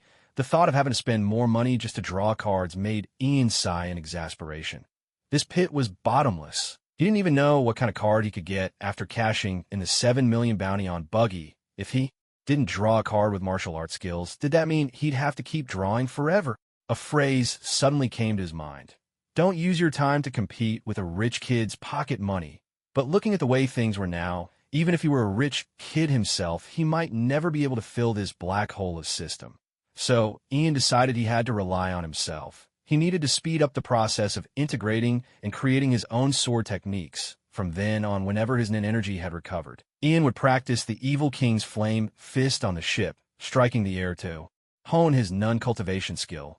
He wanted to break through to the advanced level as soon as possible. Maybe then he could finally unleash his own flame flash technique. Yes, flame flash. That was the name Ian had chosen for the sword technique he'd created. Deliver a flash attack with the Evil King's flame sword, and it became the Flame Flash. If he managed to perform 7 flashes in a single stroke, he'd call it Flame 7 Flash. 8 strikes would be called Flame 8 Flash, and so on. As for making it even more impressive, once he could draw his blade a dozen times in a single motion like Fei Ying. Calling the move Flame 13 Flashes just didn't sound right, so he decided to name it Blazing Chaos Flash instead. Secretly giving himself a mental round of applause for coming up with such a name, Ian couldn't help but feel a little proud. 2 days at sea passed without any further mishaps. Other than the occasional heavy waves, the journey was smooth, and Ian arrived safely on the island where Lowtown was located. From afar, when land first appeared on the horizon, Ian already had the impression that Lowtown must be a large place. But it wasn't until he actually set foot ashore that he realized the town was even bigger than he'd imagined. The docks of Lowtown were packed with ships, hundreds, maybe even 1,000 of them, of all sizes.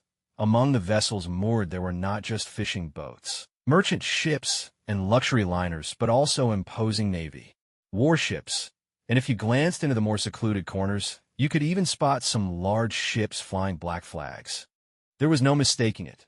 Those had to be pirate ships. At first, Ian found it puzzling. Was it really all right for these pirate ships to dock so openly at the port? But as soon as he set foot on land, he discovered Lowtown was even more bustling than he'd imagined. Calling it a town hardly seemed fitting. Lowtown was nearly the size of a small city. Wide streets were lined with shops and colorful signs, and crowds of people bustled back and forth. Fashionable, alluring women and stylish dresses strolled about swinging their elegant handbags as they browsed high-end boutiques. Once they picked out something they liked, their well-dressed companions would step forward to pay. The whole scene felt just like a modern metropolis, vibrant, commercial, and lively. In a city this prosperous, how could they possibly turn pirates away? After all, pirates made for excellent customers. They needed supplies. They wanted to relax and have fun. And compared to ordinary folks, pirates tended to spend their money freely and without hesitation. This open attitude meant that Lowtown welcomed pirates rather than turning them away. Besides, this was the very place where the pirate king, Joel D. Roger, had been executed. A town of beginnings and endings whose very reputation served as a warning to pirates. And with the largest Navy base in the East Blue located here, the authorities weren't particularly worried about pirates stirring up trouble. As Ian walked into Lowtown, he couldn't help but feel a rush of familiarity and warmth. Compared to Shimotsuki Village, he was much more at home in such a lively urban setting. Of course, to truly live in a place like this, you needed money. Ian had some, but for now it was only on paper. He hadn't cashed it in yet, so he stopped a passerby to ask for directions to the Navy base, and then made his way there, taking the sights along the way.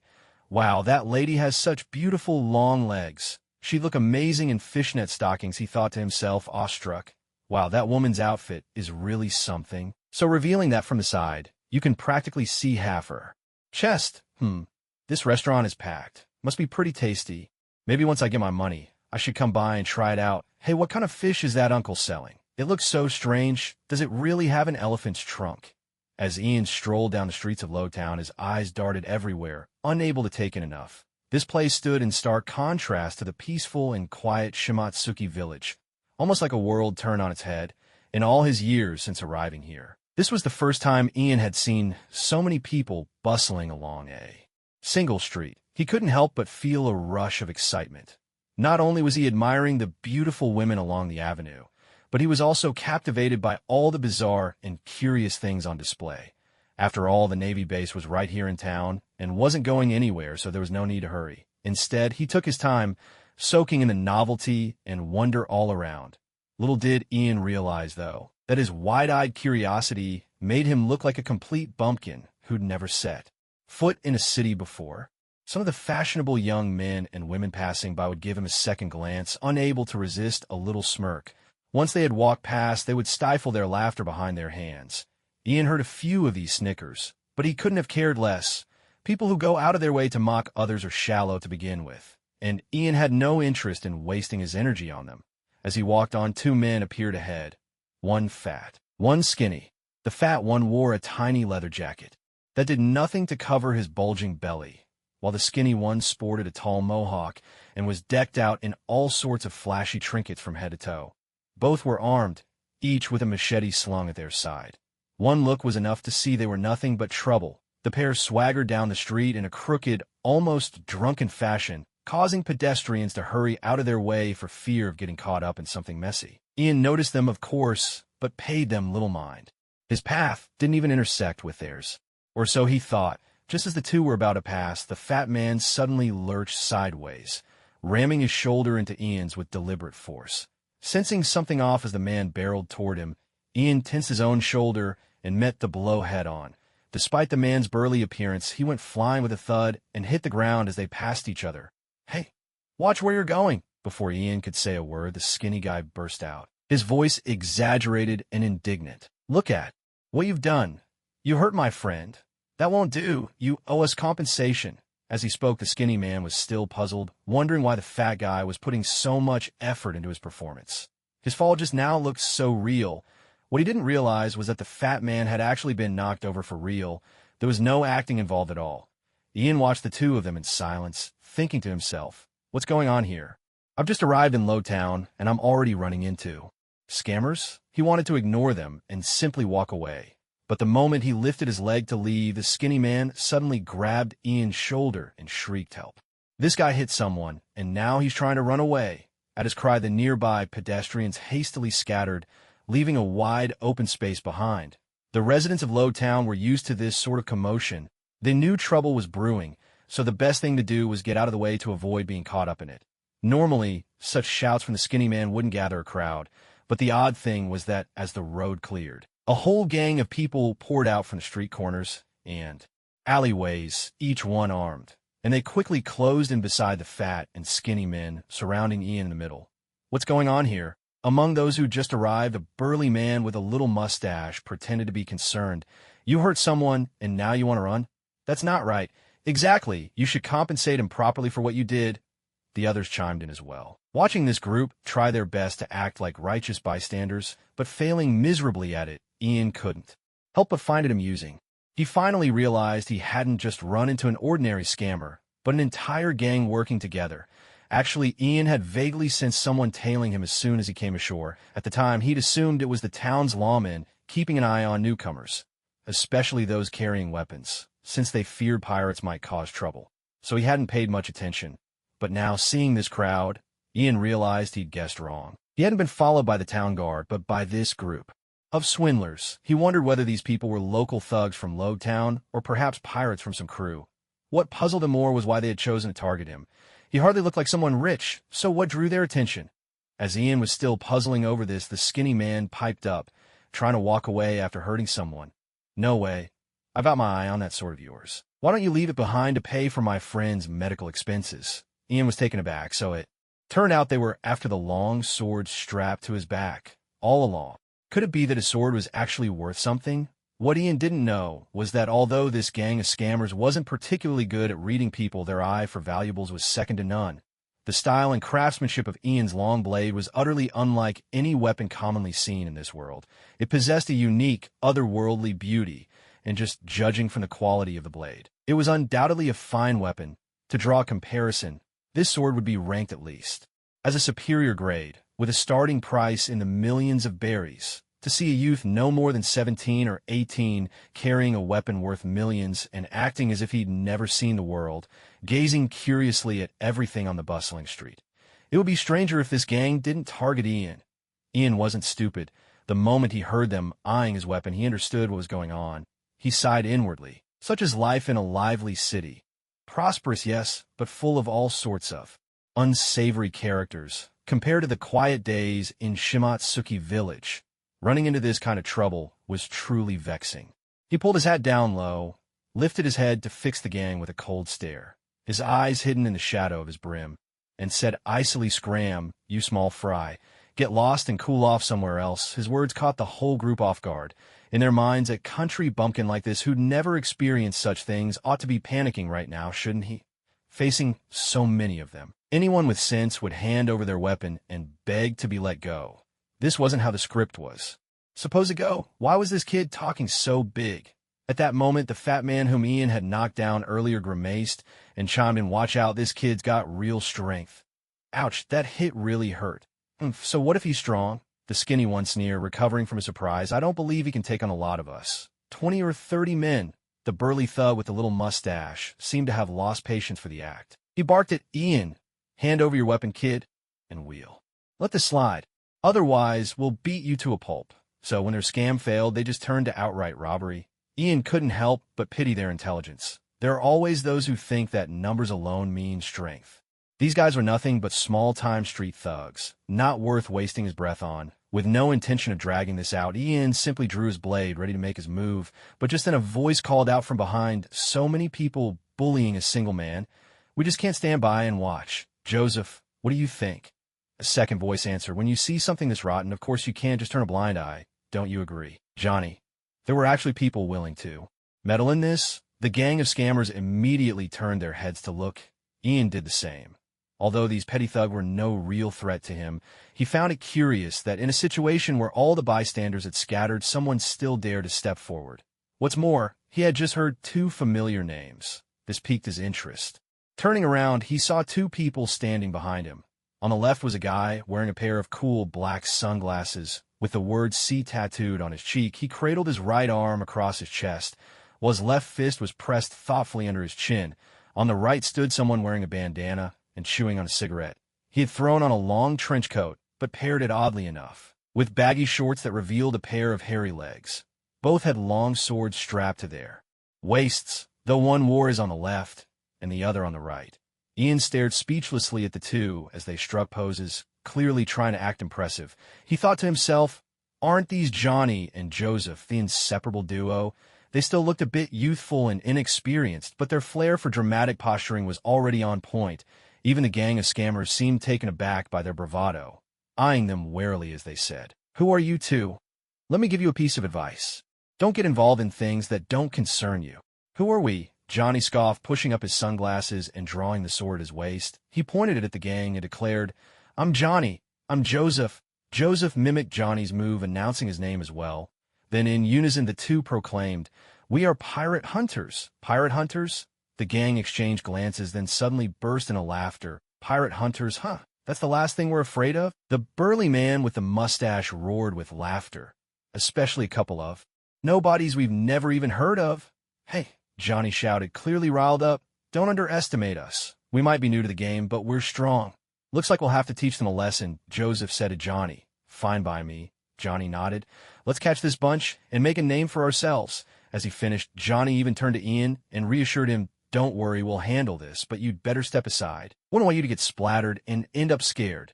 Ian, speechless, stepped aside to clear a path. Then he watched as Johnny and Joseph charged at the gang with swords drawn, plunging into the fray as bystanders shrieked in alarm. After a flurry of chaos and crashing sounds, Johnny and Joseph were swiftly taken down by the gang.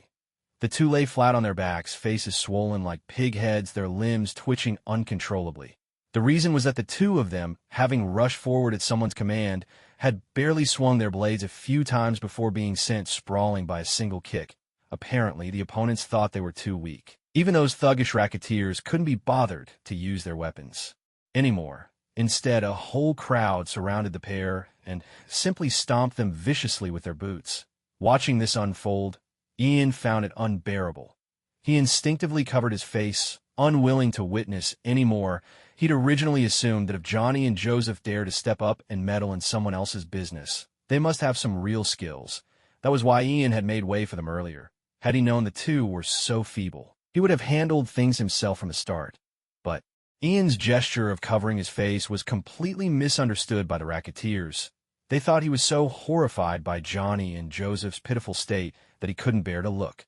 This only made them even more brazen, bursting into raucous laughter. At that moment, Johnny, trembling all over, somehow managed to prop himself up on one side. He called out to Ian, "Damn it, we almost had them.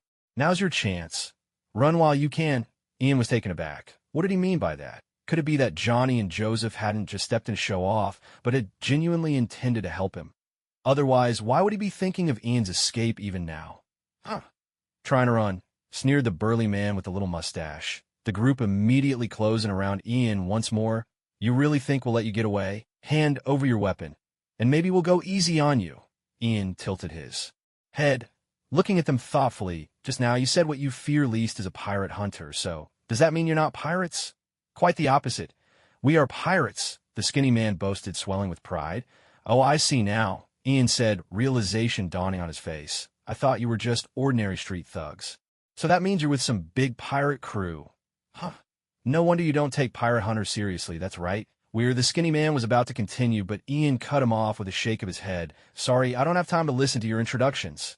Ian pointed his long blade at them. "Because whether or not you feared pirate hunters before, you'd better start now, from this moment on." What do you mean?" The skinny man stammered. "It's simple. I'm a pirate hunter too," Ian replied, and with that he sprang into action. The flat of his blade struck the skinny man's shoulder with a sickening crack. The sound of bone shattering. The man howled in agony and collapsed his knees, Ian didn't even bother to use the sharp edge on these low-level pirates. After all, this was a busy street. A bloody mess would be in poor taste. So he chose to use the dull side of his blade. Get him! Kill him! The rest of the gang roared, surging forward. The miserable state of the skinny man didn't frighten these pirates at all. If anything, it only roused their ferocity. 2 or 3 dozen pirates brandished their weapons and charged at Ian in unison. Ian raised his longsword, blocking the axe that one pirate swung at him from the front. He lifted his leg and delivered a powerful kick to the man's chest, sending him hurtling away like a cannonball. With a tremendous crash, the pirate smashed through the storefront beside them. They're just too weak, Ian thought, other than sheer numbers. These guys have nothing going for them. Individually, they probably couldn't even match the grunts from Buggy's crew. Even as they attacked together, they were no threat at all to Ian's speed and reflexes. With a casual sweep of his blade, he carved a crescent arc through the air, striking precisely at each pirate's wrist and knocking the weapons from their hands with practiced ease. While they stood stunned, the back of his sword came down hard on their shoulders, crack after crack. The sound of breaking bones echoed in quick succession. The nearest group of pirates received the same brutal treatment as the skinny man, collapsing to their knees and crying out in agony. One person screaming might be nothing, but when 7 or 8 people howl in pain together, it becomes almost comically over the top. At last, the remaining pirates were cowed. They stared at Ian with weapons trembling in their hands, uncertain whether they should dare rush him again. While they hesitated, Ian did not. He had no intention of letting a single one escape.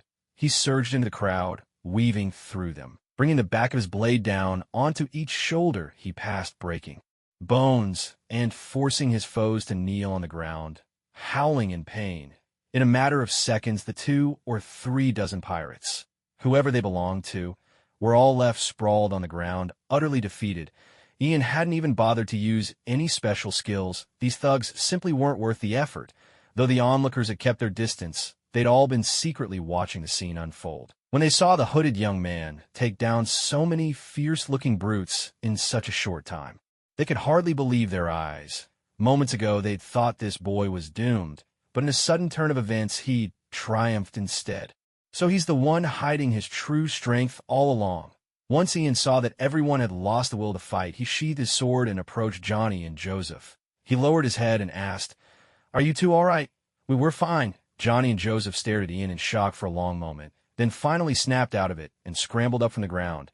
Looking at the pirates writhing and moaning all over the street, Ian felt a headache coming on. Unsure how to deal with the aftermath, he thought for a moment and then turned to Johnny and Joseph. "Do you have any rope?" "Ah, yes." Johnny and Joseph, still a little dazed, quickly replied, "We do, big brother." After witnessing Ian's battle just now, the two finally realized that Ian didn't need them to meddle at all. His strength far surpassed theirs by an unknown margin. So the moment they spoke, they addressed Ian directly as boss. Ian knew exactly what these two were like. Anyone stronger than them would instantly earn their respect as boss. So he wasn't surprised and simply instructed them to tie up the group of pirates with a rope. Johnny and Joseph immediately accepted the order and sprang into action. It didn't take long for them to complete Ian's task. "Let's go to the Navy base," Ian called out to them, and then a rather extraordinary sight appeared on the main street of Logtown. 20 or 30 pirates, all bound together at the waist by a single rope, with Ian walking in front, holding the rope's end and leading them along. Every one of those pirates had their right shoulder smashed, so as they walked they groaned in pain, their bodies sagging to the right. Anyone unaware of the situation might have thought they'd stumbled upon a group of slave traders. The commotion caused by the pirates earlier had clearly been reported to the Navy. Just as Ian was leading the pirates down the street, a squad of Navy soldiers arrived, and the sight before them startled them so much that they immediately raised their guns, aiming at Ian and his group. Johnny and Joseph threw up their hands in fright, but Ian remained perfectly calm and said, "I'm a pirate hunter, here to collect a bounty at the base.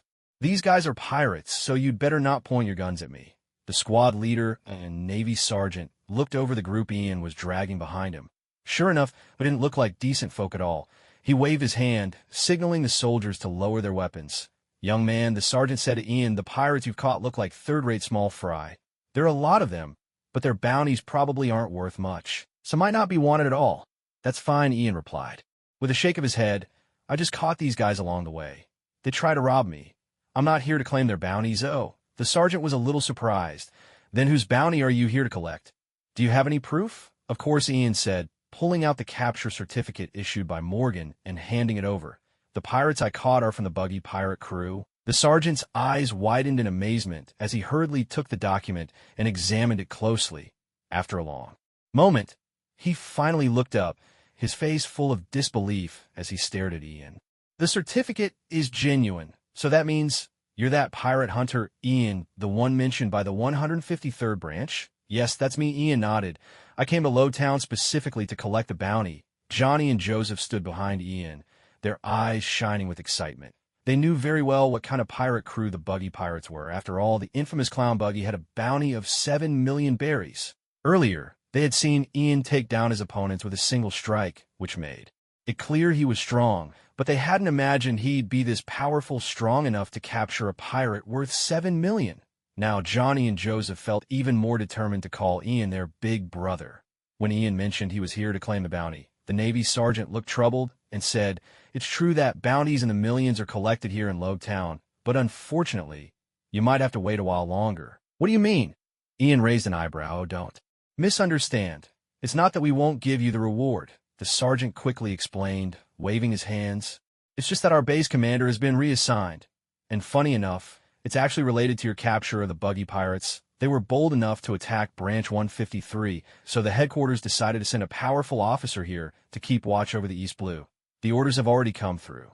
Colonel Smoker from HQ is on his way. He's taken the Calm Belt route, so he'll be here soon, just 2 days from now." "Colonel Smoker?"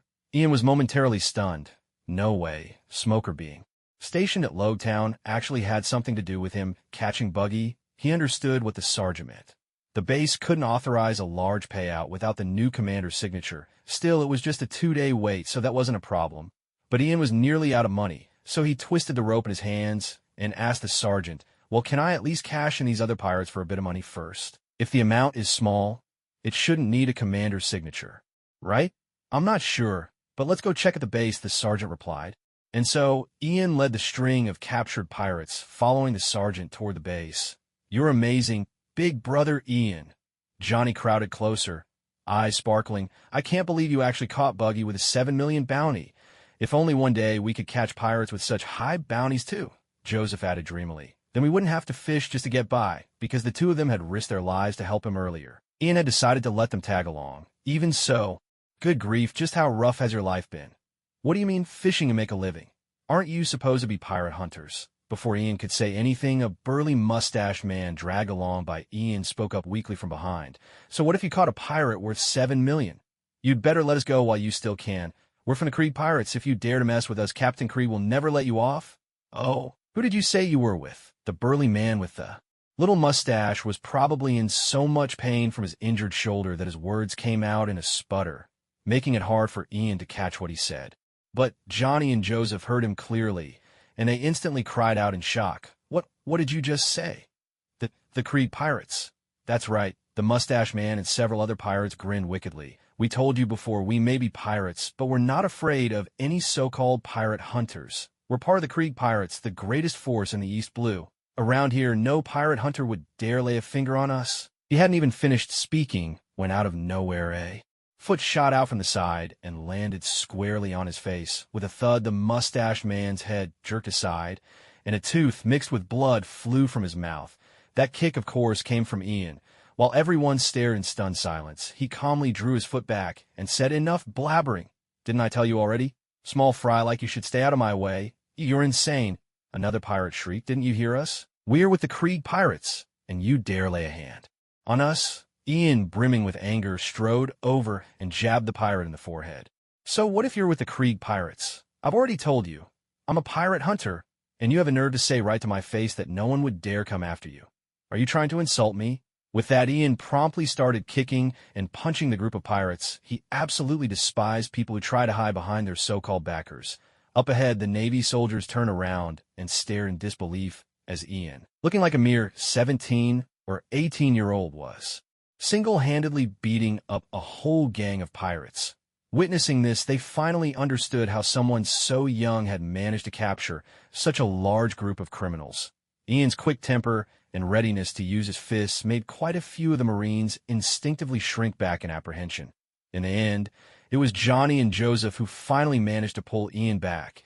Johnny quickly produced a stack of wanted posters. Flipping through them for Ian, listen to us. These guys aren't like buggies. Crew, their leader, Admiral of the Pirates Krieg, really is the real deal. A pirate with a bounty in the tens of millions. In the East Blue, he's notorious for his brutality. If you mess with him, you're in for some serious trouble. Ian took the wanted posters and glanced at them, noticing that Krieg's bounty was exactly as he remembered. 17 million berries. It struck him then. He had set out to sea 3 years before Luffy, and even Buggy's bounty was only 7 million. He hadn't expected this Krieg guy to already have such a high price on his head. What Ian didn't know was that in reality bounty amounts depended mainly on the government's attitude toward pirates. Krieg, for instance, had originally been a Navy soldier before defecting and becoming a pirate. Yet he often disguised his pirate crew as Navy officers or merchant ships, lulling others into lowering their guard before launching attacks on villages and ships. To the government, this man was not only a disgrace to the Navy, but also constantly tarnishing its reputation. A pirate representing a grave threat. This explains why. Krieg's bounty reached the 10 million mark even before Buggy's did. Buggy, after all, was mostly interested in plundering treasure and rarely provoked the Navy, keeping a low profile. In stark contrast, Krieg was notorious. Their reputations simply couldn't be compared. Infamy, it seemed, had its own advantages. The Krieg pirates had become the acknowledged overlords of the East Blue, attracting many pirates eager to join his ranks. Thanks to Johnny and Joseph's explanation, Ian finally understood why they were so apprehensive about Krieg. Rumor had it that the Krieg pirates were thriving, now possessing over 30 large ships and 2,000 or 3,000 subordinates. Such a force could even surpass some of the smaller naval branches. Ian turned to the Navy sergeant and asked, "You Navy folks are just going to stand by and let the Krieg pirates keep expanding like this?" The sergeant spread his hands helplessly and replied, "What can we do? The Navy's elite are all concentrated in the main branches along the Grand Line, not just the East Blue. Even the South North and West Blue are the same. The naval presence in all 4 seas is weak. We want to help, but we're powerless. Maybe things will improve once Colonel Smoker from headquarters arrives." Ian couldn't help but shake his head after hearing this. Even the Navy feared Krieg, but Ian knew the truth. For all his bluster, Krieg was actually a tragedy in the making. In terms of strength, he didn't even measure up to Buggy. At least Buggy was a devil fruit user, while Krieg was just an ordinary man, merely stronger than average. As for cunning, he couldn't hold a candle to Captain Kuro of the Black Cat Pirates. His so-called strategies amounted to little more than sly tricks, disguising and ambushing ships. Nothing worthy of being called real. Tactics, his so-called might, was just an illusion built on sheer numbers. Maybe it was because of this inner weakness that he was always obsessed with equipping himself with all sorts of external weapons. So 2 years later, when Krieg recklessly tried to challenge the Grand Line, he met a miserable end at the hands of Dracul Mihawk. Mihawk single-handedly decimated his entire fleet, and Krieg limped back after surviving only 7 miserable days in the Grand Line. Ian didn't care much about this so-called Krieg pirates. He had a pretty good sense of his own strength. He knew he was far stronger now than Zoro had been when he first set out to sea. If that so-called pirate Admiral Krieg really dared to come looking for trouble, Ian figured he'd just deal with him when the time came. As for those thousands of so-called crew members, just looking at this group of pirates in front of him made it clear what kind of people they were, resorting to petty tricks like blocking roads and robbing passers-by.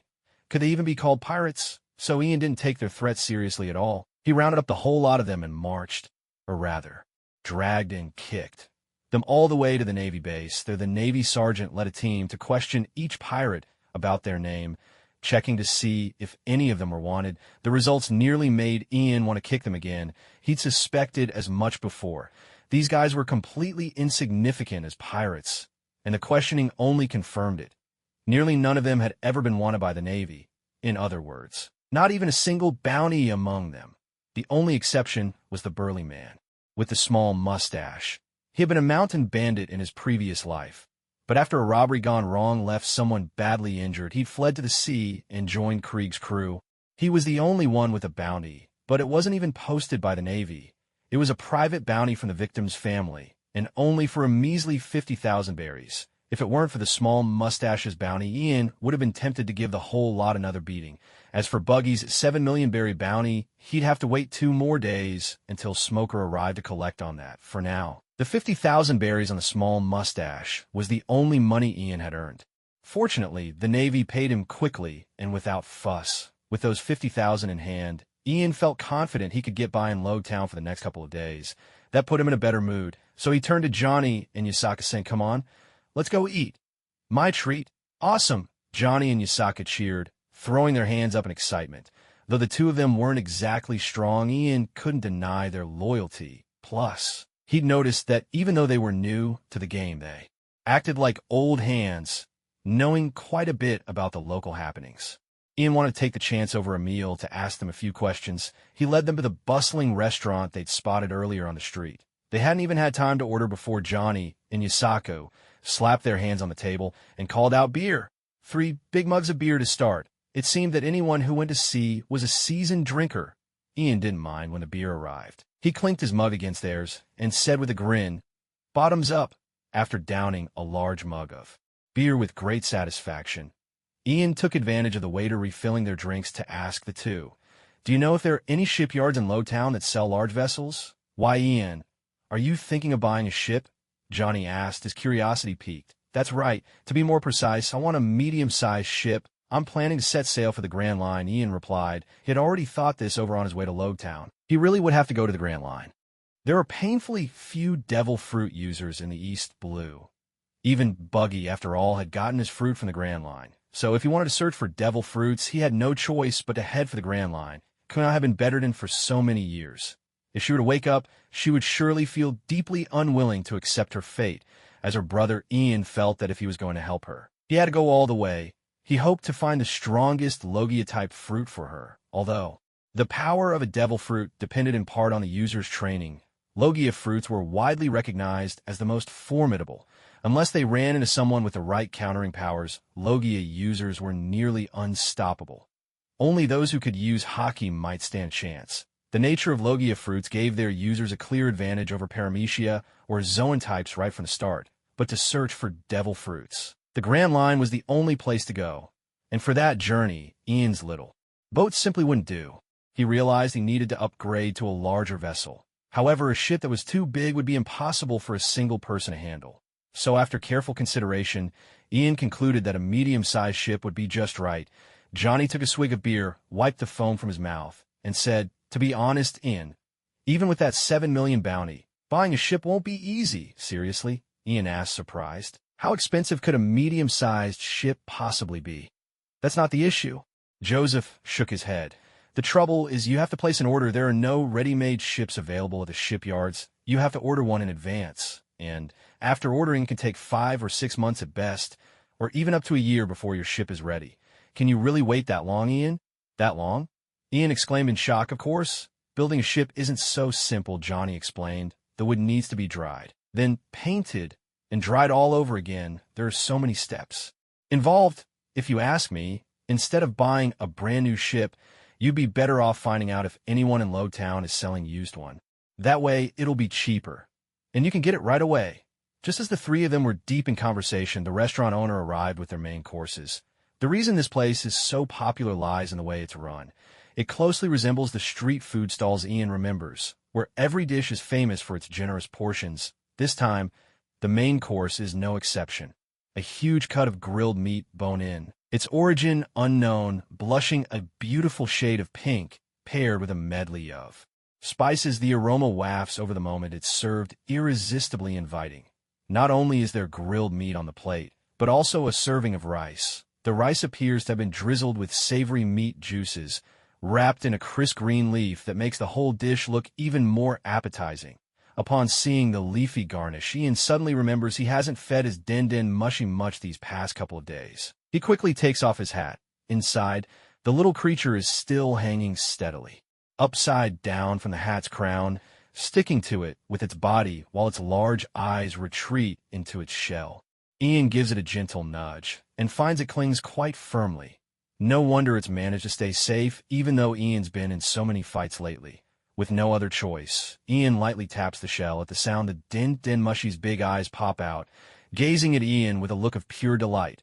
Honestly, animals in this world all seem to possess an uncanny intelligence, almost as if they're enchanted. The Din Mushy, for example, is a lazy creature. It rarely moves and seldom feels the urge to seek food on its own, so it much prefers to be looked after by people. That way, it has a steady food supply. Their appetites aren't large either. Sometimes a single meal can last them several days without needing to eat again. The only pity is that Din Mushy are living beings, not mass-produced gadgets. There aren't enough of them for everyone to have one like a cell phone. Otherwise, Ian could use his Din Mushy to call his master Koshiro back in Shimatsuki village, or even have a long chat with Zoro. Of course, not being able to make calls doesn't mean there's no way to keep in touch. Ian can always write letters. There's a mail steamer docked in Logetown's harbor for that very purpose, handling the delivery of letters and documents by sea. Tearing off the leaf from his plate, Ian places it inside the hat to feed the Din Mushy, then turns to his own meal, after so many days at sea surviving on cold rations. Finally tasting a hot meal is pure bliss. Food has never tasted so good. Johnny and Joseph are also hunched over their plates, eating with gusto. The three of them have hearty appetites. One serving isn't enough. They keep ordering more, and before long a pile of empty plates is stacked up in front of them. When they finally finish and look up, Ian is startled by the mountain of plates. How did we eat so much? He checks his pockets. There's only a little over 50,000 berries left. If that's not enough to pay for the meal, they'll really be in trouble. The renowned pirate hunter reduced to washing dishes in a restaurant to pay off debt. What a disgrace. Are you two pigs? Unable to hold back, he smacked Johnny and Joseph on the head. These two, their bellies already round as drums, were still shoveling food into their mouths. It looked as if they were trying to eat enough to last a whole lifetime in one sitting. Ian, you said it was your treat, didn't you? Johnny mumbled, clutching his head while still chewing. You're not going back on your word, are you? Bullshit.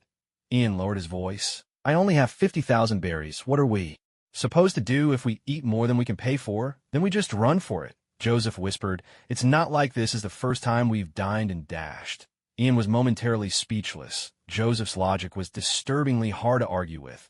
Just then a sudden commotion broke out behind them. This place was always lively, more like a street-side eatery than a restaurant, so the usual clamor was nothing new. But this time, the noise was much louder than before, making the three of them turn around in curiosity. On the far side, something was happening at another table. A crowd of more than 20 customers had gathered, forming a half circle as they argued and pointed at something in the center. What's going on? Why did that guy suddenly stop moving? Yeah, he was just eating like normal a moment ago. Did he die? His face is buried in his food, and he hasn't moved at all. Look, he's still holding food in his hand. It looks like he just keeled over while eating. Hey, boss, did you serve something bad? Did he get food poisoning or what? The customers started speculating, and soon their suspicions turned on the restaurant owner. The owner, flustered, waved his hands frantically. Impossible. With so many people here, why would only one person have a problem? Hearing the debate, Johnny said, Ian, looks like someone just dropped dead. Joseph, arms folded, declared confidently. Probably just some guy with a heart condition. Had a sudden attack while eating, that's all. Johnny shot back. Annoyed, how would you know? You haven't even seen him. The two began bickering, oblivious to the changing expression on Ian's face. How to put it? Ian's face looked peculiar, a mix of confusion and disbelief, his expression oddly strained. This scene, it felt strangely familiar. Ian sprang to his feet and hurried toward the dining counter, where a crowd of patrons had gathered. Pushing his way through the throng, he finally got a clear look inside. There he saw a man sitting on a stool with his back to Ian. Both hands were raised high, still gripping a knife and fork, each one skewering a chunk of food. Yet the man's head had slumped forward. His face was pressed right into his plate. The supposed victim wore only a pair of black shorts, each side chained with iron links, and his upper body was bare. Atop his head perched an orange cowboy hat, and a tattoo snaked along his left arm, spelling out the letters ASC. Though the S was crossed out with a bold X, the instant Ian saw that tattoo, everything fell into place. It really was him. When Ian had overheard the diners whispering that someone had suddenly stopped moving while eating, he'd already had a bad feeling. Now, seeing who it was, he was seized by an overwhelming urge to let loose a string of curses on the spot. No one else dressed like this came to mind. No one but that rascal Ace. and Ian's urge to curse wasn't just from the shock. He promised Garp he'd help catch his grandson Ace, but never had he imagined his target would appear so soon, like he'd thought before. In this vast sea with so many people, what were the odds of bumping into a single specific person? Well, Ian's current predicament was living proof. The odds were enormous. So enormous he didn't even know where to begin complaining. Vice Admiral Garp, sir, do you really have the gift of foresight? You'd barely handed me the task, and the next step I take, I run right into Ace himself. Did you plan this all along? What truly left Ian speechless, though, was that just moments before, he'd been quietly whispering to Johnny and Joseph about the topic of Dine and Dash, only to turn around and come face to face with the king of Dine and Dashers himself, Ace. Good grief, this world is truly full of wonders. No ordinary person could make sense of it. While Ian was caught in this whirlwind of confusion, the man with his head in the plate, Ace, suddenly jerked upright. The crowd of onlookers who had just assumed a corpse lay before them were so startled their jaws practically hit the floor. Completely oblivious to the commotion he'd caused, Ace let out a hearty gasp. Phew! Drew in a deep breath and started chewing his food again, still a little shaken. He muttered, "That was close. I actually dozed off a second there. Almost suffocated myself." As soon as he spoke, the diners and even the restaurant owner all collapsed in a heap of shock. He'd just fallen asleep. Roadtown may have seen its share of oddballs, but never before had anyone witnessed something quite this bizarre with a few hearty bites. Ace finished off the food on his plate and stacked it on top of an already towering pile of dishes, all of which he had eaten himself. His appetite alone nearly matched what Ian and his two companions could eat together. I'm stuffed.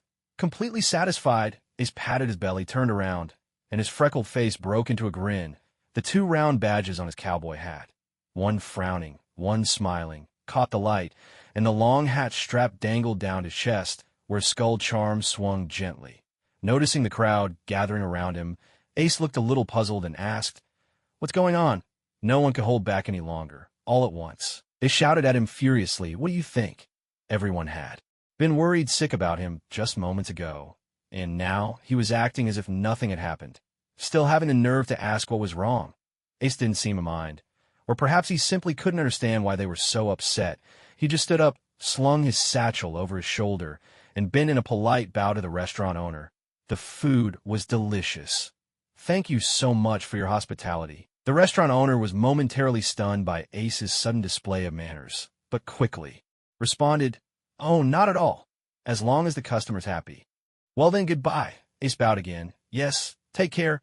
Please come again," the owner replied reflexively. It wasn't until Ace had already left the restaurant that the owner had the nagging feeling he'd forgotten something. Finally, one of the waiters quietly reminded him, "Boss, that guy hasn't paid yet."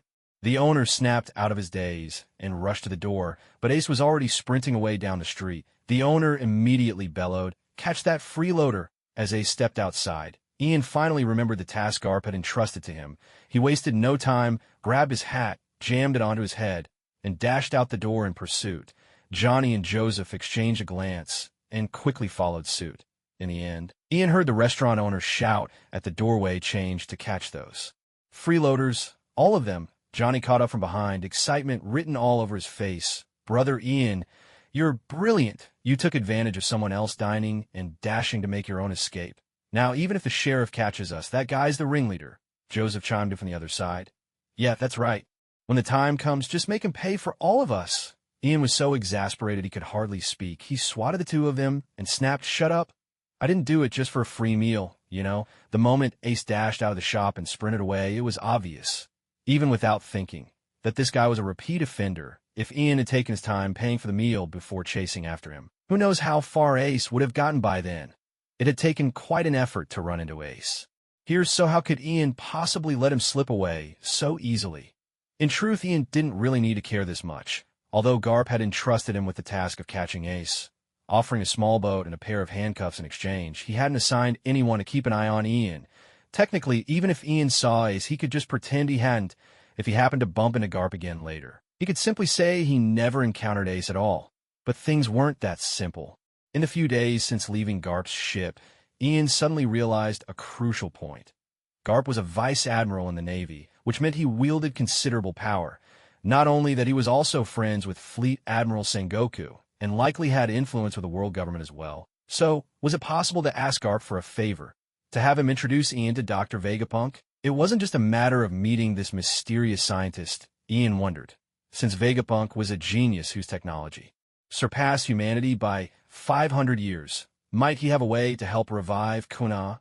If Vegapunk could even modify the human body, perhaps he also knew something about the nature of the soul. If Ian didn't know about any of these people or matters, it would be one thing. But as a transmigrator, someone who had crossed over into this world, he was well aware of these famous figures, and naturally, he would want to seize every possible opportunity. After all, this fantastical world truly did have souls. The clearest example was Brooks' Revive fruit. If Vegapunk was really such a genius, there was no way he'd be ignorant about the existence of souls. With this thought in mind, Ian realized he absolutely couldn't afford to cut off his connection with Garp. But Ian wasn't anyone special to Garp. At best, they were mere acquaintances. The only thing he could leverage to earn Garp's favor was, of course, catching Ace. That was why he was so desperate to give chase. He had made up his mind. As long as Garp was still in the East Blue, he had to catch Ace no matter what, and bring him before Garp. However, damn, Ace could really run. Ian kept up the pursuit, watching Ace's bare back as he fled. At this point, Ace hadn't joined the Whitebeard Pirates yet, so he didn't have their symbol tattooed on his back. After all, Ian had set out to sea 3 years earlier than in the original story. Some things just hadn't happened yet. No one knew why Ace had shown up in Lowtown. Ian had originally thought Ace must be stopping here on his way to the Grand Line. But something about the timing struck him as odd. It was just as his grandfather Garp had left for Shellstown that Ace appeared. "Stop right there!" Ian shouted at Ace. "Hold it!" But for some reason, Ace seemed to think that Ian and his two companions were the restaurant owner's men chasing after him. Instead of stopping, he pushed off even faster and dashed away at full speed. Johnny and Joseph, though running behind Ian, were already gasping for breath. When they saw Ian calling out to the guy who had just dined and dashed, they managed to ask, "Ian, are you trying to catch that guy?" "Yeah," Ian replied, without even looking back, too focused on the chase to bother with their antics. Johnny and Joseph didn't say another word. They just ran even harder. "Ace, stop right there!" Ian shouted again, this time channeling his aura into his legs. His speed surged, and he finally managed to close the gap between them. But then something strange happened. Ian realized that even after boosting himself, Ace was somehow keeping up. The two of them were running neck and neck, neither one falling behind. Ace glanced back and saw Ian right behind him, and his eyes widened in surprise. "Stop chasing me. Even if you catch me, I don't have a single coin to give you." "It's not about the free meal," Ian called out as he ran. "I just need to talk to you." "What's so urgent that you chase me across 2 streets?" Ace shot back, clearly skeptical. "Besides, I don't even know you." Indeed, Ian had already chased Ace for 2 whole blocks in such a short time, their speed turning heads everywhere they passed. Bystanders stared, wide-eyed, as the pair stormed past like a sudden gust. No one had any idea what was going on. As luck would have it, both Ian and Ace were anything but ordinary. Ian's strength went without saying, and Ace, who'd grown up wrestling beasts in the mountains, was just as physically gifted. They both sprinted this far at breakneck speed. Yet neither was even short of breath. Ian realized this chase couldn't go on forever. His eyes flicked with inspiration.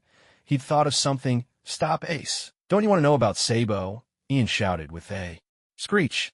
Ace came to a sudden halt. Ian, caught off guard, crashed right into him, and the two of them tumbled head over heels across the ground. Ian was left dizzy from the fall, but before he could collect himself, he felt Ace grab him by the collar. "What did you just say?" Ace demanded anxiously, twisting Ian's shirt in his grip. "How do you know about Sabo?" "As in he already died." "Let go first," Ian snapped, swatting his hand away. "Sorry, I lost control." "I apologize," Ace hurriedly said, "but please tell me quickly." Ian picked up his hat, checked on the tiny den mushy inside, and seeing it was unharmed, put the hat back on his head. He turned to Ace and said, "Who told you Sabo was dead?" Earlier, in his rush to stop Ace, Ian knew that dropping Garp's name wouldn't work. He figured Ace would only run faster if he heard it, so he brought up Sabo instead, certain it would make Ace stop. Ian didn't mind letting Ace in on the truth. In fact, ever since he'd saved Kana, Ian realized that his presence had inevitably altered the course of this world's history. Since things had already changed, there was no harm in Ace knowing that Sabo was still alive. As for whether Ace would go searching for Sabo after learning the news, that was no longer in Ian's hands. In the original timeline, Ace never got to see Sabo again before he died. Maybe with Ian's intervention, this regret could finally be mended. He's not dead. That's wonderful, truly wonderful. As Ian's words sank in, Ace broke down in tears, repeating the same sentence in disbelief and joy. If Luffy knew about this, he'd be so happy. Ian said nothing, simply gazing quietly at Ace. He understood the bond the three brothers shared, and naturally, he could feel Ace's emotions in this moment. After crying for a while, Ace suddenly seemed to remember something. He grabbed Ian's sleeve and wiped his face with it, leaving streaks of tears and snot on Ian's clothes. Before Ian could get angry, Ace abruptly sat cross-legged on the ground, bowed his head low, and offered a deep bow. "Thank you. This is the best news I've heard since I set out to sea. But please tell me if Sabo is alive. Where is he now?" "To be honest, I don't know where he is now," Ian replied, shaking his head. "It all happened many years ago. Back then, I was just a 10-year-old kid. The ship that rescued Sabo docked in our village, so I learned about it then. If I remember correctly, it was the Revolutionary Army who saved him, really." "The Revolutionary Army?" A faint smile broke through Ace's tears. "Well, that means besides Luffy's benefactor, I have one more person to thank in the future." Something sounded off to Ian, so he quickly reminded him, hey, the Revolutionary Army is an organization, not a single person. Don't get it mixed up. Is that so? No wonder I thought this person's name sounded so strange. Ace was taken aback. "Then where can I find the Revolutionary Army? How should I know?" Ian shot him an exasperated look. Suddenly, a troubling thought crossed his mind, and he lowered his voice to ask, "Hey, you're not thinking of joining the Revolutionary Army, are you?" "Of course not. I still want to be a pirate," Ace replied with a laugh. Ian immediately breathed a sigh of relief. It would be a disaster if because of his presence Ace decided to give up being a pirate and go join the Revolutionary Army instead. If that happened, old Garp would probably have his head. After all, that guy was dead set on making Ace and Luffy join the Navy. The two of them sat there chatting on the street, attracting curious and bewildered looks from every passerby. Just then, Ace seemed to remember something. Tilting his head, he looked at Ian with a puzzled expression and asked, "That's odd. No matter how hard I try to recall, I don't remember ever meeting you. What's your name? And how do you know about me and Sabo?" That was a question Ian definitely couldn't answer truthfully. He couldn't exactly say he was a time traveler, could he? So he could only reply vaguely, "Don't worry about it. Just think of it as fate. We're about the same age, so just call me Ian." "How mysterious." Ace burst out laughing. "Well, if you don't want to say, I won't ask." Ace could be a bit of a joker at times, but that didn't mean he was naive. He was indeed puzzled as to why this stranger would know so much about him. Not only calling him by name, but even knowing about Sabo. Still, he could sense that Ian wasn't lying to him. And that was enough. He reached out a hand to Ian and said, "Nice to meet you, Ian. From today on, we're friends. Thanks for bringing such good news." "Don't thank me just yet." Ian also reached out to shake Ace's hand, but added, "Just don't get mad at me in a minute, okay?" "Why not?" Ace asked, confused. "Because of this."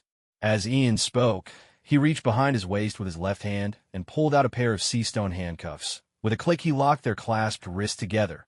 The mood changed in an instant. Ace stared, utterly bewildered. What's the meaning of this?" "It's simple. Someone hired me to catch you." Ian shrugged. "And that someone happens to be your grandpa." "Old man Garp." "Huh?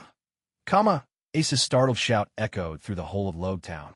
"You're a Marine? You're one of my grandpa's men?" Ace stared at Ian in shock, unable to process how Ian kept mentioning name after familiar name. No. Don't get the wrong idea. I'm no Marine. I'm a pirate hunter," Ian boasted, having successfully cuffed one of Ace's hands, and explained, "And I'm not one of your grandfather's men, either. I'm just hearing your grandpa's request. He asked you to catch me."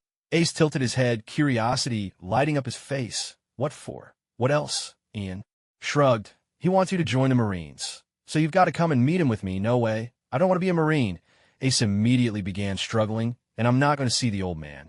He'll just beat me up the moment he sees me." Ian hurriedly tightened his grip on the other end of the handcuffs, worried Ace might break free. But to his surprise, Ace's strength was far greater than he'd imagined. Unable to hide his shock, Ian blurted out, "How are you still so strong? Aren't you a devil fruit user?" Ace blinked in confusion. "Devil fruit? Like that thing Luffy ate?" "Not me. I haven't eaten one." TCH. Ian winced inwardly at his mistake. He'd assumed Ace had already eaten the flame fruit and had used sea-stone handcuffs just in case. Who would have thought Ace wasn't a devil fruit user yet? Come to think of it, Ace hadn't entered the Grand Line at this point. Devil fruits usually show Up there, it actually made sense that Ace hadn't eaten one yet, which meant to him these sea stone cuffs were just a pair of unusually sturdy handcuffs. "Hey, let me go," Ace called out to Ian, his voice impatient. "Or else I'll have to rough you up." "Not a chance." Ian shook his head, tightening his grip. The two of them began to wrestle, testing their strength against each other through the sea stone cuffs. Just then, a voice called out from behind, "Ian, big bro." It was Johnny and Joseph, who had finally caught up. Ian had left them behind in his rush after Ace, and had nearly forgotten about them altogether. Now panting from the chase, Johnny and Joseph arrived in front of Ian and Ace, both out of breath. "You guys really run fast," Johnny managed between gasps. They quickly took in the scene, the heated struggle, the handcuffs on Ace, and immediately understood what was going on. Without waiting for Ian to explain, Johnny and Joseph slipped seamlessly into their usual act, standing back to back. Johnny propped his fist under his chin. "Hey, Joseph, looks like big bro Ian's target isn't giving up without a fight." Joseph folded his arms and bit down on a cigarette.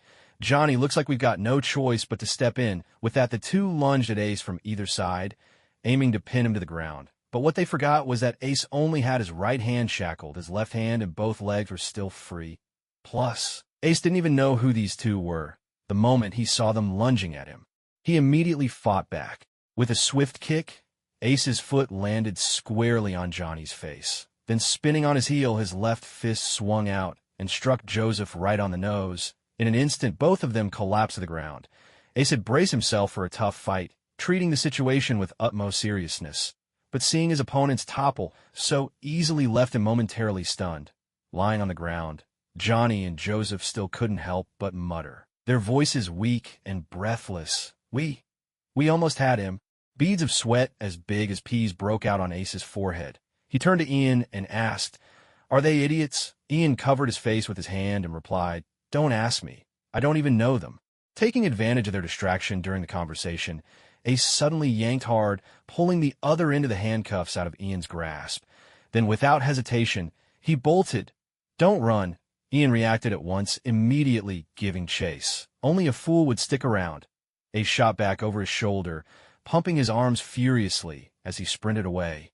The chase was on, and in no time the two of them had dashed far from where they started, leaving Johnny and Joseph sprawled on the ground.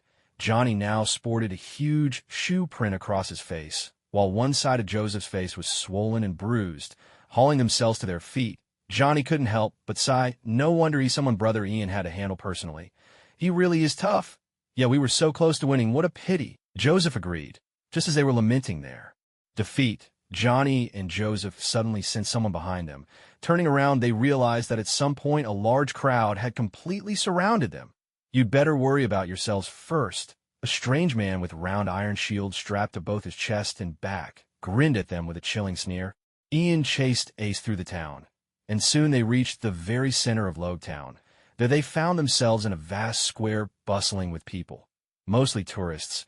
Many of them were holding cameras, snapping away at the sights. At first, Ian didn't notice anything unusual, but when Ace suddenly stopped in his tracks ahead, Ian finally saw it. In the middle of the square stood a tall platform built from sturdy wooden beams. In a flash, Ian realized where they were. This was Logtown's most famous landmark, the execution platform. 19 years ago, it was right here on this very platform that the pirate king Gold Roger was executed, and it was from this spot that he uttered the words that drove the whole world into a frenzy. "Do you want my treasure? If you want it, I'll let you have it. Go find it." I left everything the world has to offer in that one place. Although Ian had grown up in the remote little village of Frostmoon, he'd still heard many stories about Roger. The elders in the village spoke most often of the legend of the Pirate King. So when Ian laid eyes on this execution platform, he suddenly felt a bit dazed. Ace, too, had stopped some distance ahead, right in front of the scaffold. He lifted his head and gazed up at the top in silence, not uttering a single word. Seeing this, Ian couldn't help but sigh. At last, he understood why Ace had come to Logtown and why he'd chosen this particular time, slipping in while Garp was away. It wasn't simply because Logtown was so close to the entrance to the Grand Line, but because Ace wanted to see it for himself. The very place where his so-called father Roger had been executed, Ian could empathize with Ace's feelings in this moment. He resented Roger, for the Pirate King had never fulfilled any duty as a father, instead of bringing Ace any honor. Roger's legacy had only brought him endless pursuit by the Navy, to escape their relentless hunt. Ace's mother had carried him in her womb for 20 long months before finally giving birth, only to die of exhaustion. From the very beginning, Ace had neither father nor mother, and he bore the infamous bloodline of the pirate king Roger. All he ever heard from others was hatred and contempt for Roger, which had once pushed Ace to the brink of despair, if not for Luffy and Garp, who had given him the warmth of family. Ace might truly have ended his life long ago. When it came to Roger, Ace felt nothing but bitterness. He never wanted to admit he was Roger's son. Yet even so, he still wanted to come and see the place where that man had died. It was a tangled, complicated feeling, one that even many psychologists might struggle to describe. In truth, Ace was a truly pitiable soul. Ian walked up from behind and came to stand by Ace's side. He patted him on the shoulder and said, "Do you want to go up and see?" "I'll go with you." At that moment, Ian himself was caught up in the heat of the moment, swept away by a rare impulse. He didn't care what kind of commotion they might cause by climbing the execution platform together. All he thought was that perhaps Ace really should see it for himself. But unexpectedly, Ace was even calmer than Ian had imagined. He pulled the brim of his hat lower, hiding his eyes, and said, "No need. Seeing it from here is enough." Strangely, Ace didn't ask Ian how he knew what he was feeling, perhaps after hearing so many familiar names from Ian's lips. Ace had subconsciously assumed that Ian had learned certain things about him from Garp, and now felt a deep connection with him. Sure enough, in the next moment, Ian shrugged and said, "Up to you, but if it were Luffy, he'd definitely go up there." Ian had originally been talking about how 3 years from now, Luffy would end up standing atop the execution platform. But to Ace, those words sounded like confirmation of his own suspicions, and he couldn't help but laugh as well. Yeah, if it's my idiot little brother, that's exactly the kind of thing he'd do. Perhaps just mentioning Luffy, the simple-minded fool, was enough to lift Ace's spirits a little. He turned his head, taking in the bustling crowds all around. People milled about in small groups, using the execution platform as a backdrop for their photos. With a touch of irony in his voice, Ace remarked, "Look at that. If the Pirate King knew that the place he was executed would after so many years become a tourist attraction and a way for petty merchants to make money, I wonder what he'd think of it. Maybe he'd start charging those merchants a protection fee." Ian replied with a shrug. Ace burst out laughing at that, his laughter ringing out loud and clear. Ian felt a dry humor in his own response and couldn't help but join in, the two of them laughing together without restraint beneath the shadow of the execution platform, drawing bemused stares from the nearby tourists. After a good while, Ian finally managed to stifle his laughter. He cleared his throat and said, "All right, we've seen what we came to see, had our laughs. No regrets now, right? So it's time to get down to business. Be good and come with me to meet Garp." "No way." Ace shook his head firmly, his tone resolute. "I swore to myself that I'd live my life free and without regrets. I want to be a pirate, not a marine, so I can't go with you." With that, Ace clenched his fist, his right hand still shackled with a pair of seastone cuffs. As he squared up to Ian, his stance made it clear. "If you want to take me, you'll have to beat me first." Ian couldn't help but shake his head. It seemed Sabo's experience had left a deep mark on Ace. Even now, knowing Sabo was alive, it hadn't changed his resolve. He hated his father, yet he was still determined to walk the same path. "Looks like we'll have to settle this the hard way," Ian said, drawing the long blade strapped to his back. Ace had his convictions, and Ian had his own. Now that their beliefs were clashing, there was only one way forward.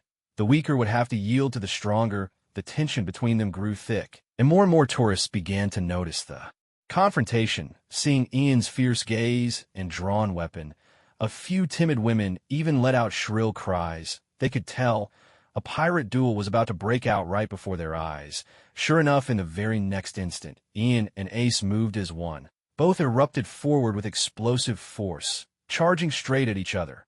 Ian swung his blade in a diagonal arc, slashing down toward Ace. At this moment, he no longer cared whether he might injure Ace. He used the sharp edge of his sword without holding back. Though Ace had no weapon in hand, Ian could see, thanks to the passive ability of the Evil Eye Master, a faint yellow aura radiating from Ace's body. This meant that in terms of sheer spiritual power, Ace was every bit his equal. Facing such an opponent, to hold back and use the flat of the blade would not only insult Ace, but also himself. Seeing Ian's blade coming at him, Ace did not retreat. Instead, his left arm suddenly swung out in a punch, striking the broadside of Ian's sword from the side with tremendous force. A surge of power rushed through the blade, and Ian's strike was knocked off course, slicing past Ace's side. Seizing the moment, Ace's right fist shot toward Ian's face in a fierce punch. As the sword was deflected by Ace's punch, Ian immediately realized that Ace's strength was even greater than he had expected. When Ace's right fist came flying at him, Ian dared not take the hit. Just as the punch was about to land, Ian activated his flash technique, instantly shifting his position to Ace's right side and swinging his sword upward in a swift slash. Yet something strange happened. Despite the incredible speed of Ian's movement, Ace seemed to have anticipated it. With a sudden side roll, he brought his heel up in a sharp kick, landing it squarely on Ian's wrist. Ian sensed a wave of energy like a surge of willpower emanating from Ace. It dawned on him at once. This was the fluctuation of hockey. Ace had actually begun to grasp the use of hockey, and not just any hockey, but observation hockey. With his wrist struck by Ace's kick, Ian's flash was disrupted, and a tingling numbness crept up his arm, a clear sign of Ace's formidable martial prowess. In fact, it made perfect sense. Garp, famed for his physical strength, was both Ace and Luffy's grandfather. Surely, when training the two, he would have focused on physical conditioning above all. Though Ian had lost the upper hand in this first exchange, his competitive spirit was only fired up. He pushed his speed to the limit, vanishing from his spot in an instant. Even if Ace's observation hockey could sense his attacks at this velocity, Ian was determined to see whether Ace could still react in time.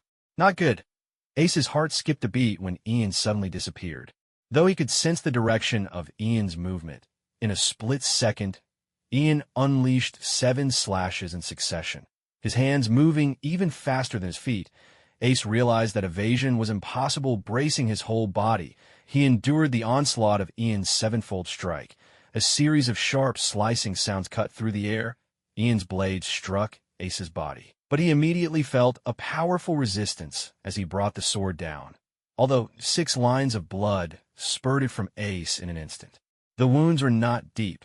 No sooner had Ian completed his slash than Ace, ignoring his own injuries, seized the opportunity to grab Ian in a tight embrace. He tackled Ian to the ground and drove his elbow hard into Ian's face. Blood gushed from Ian's nose from the blow. He struggled to get up, but Ace pinned him down relentlessly and landed another heavy punch. That was enough to make Ian furious. He realized Ace was fighting with the rough, scrappy tactics of a street brawler, and, annoyingly, it was working against him. Pinned like this, Ian couldn't use his swordsmanship at all. So Ian simply tossed his long blade aside and retaliated with a punch to Ace's face. This time his fist was wreathed in blazing fire. The Wicked King's flame fist. Ace recoiled in surprise, quickly tilting his head back so that Ian's flaming fist swept just beneath his chin, nearly singeing him.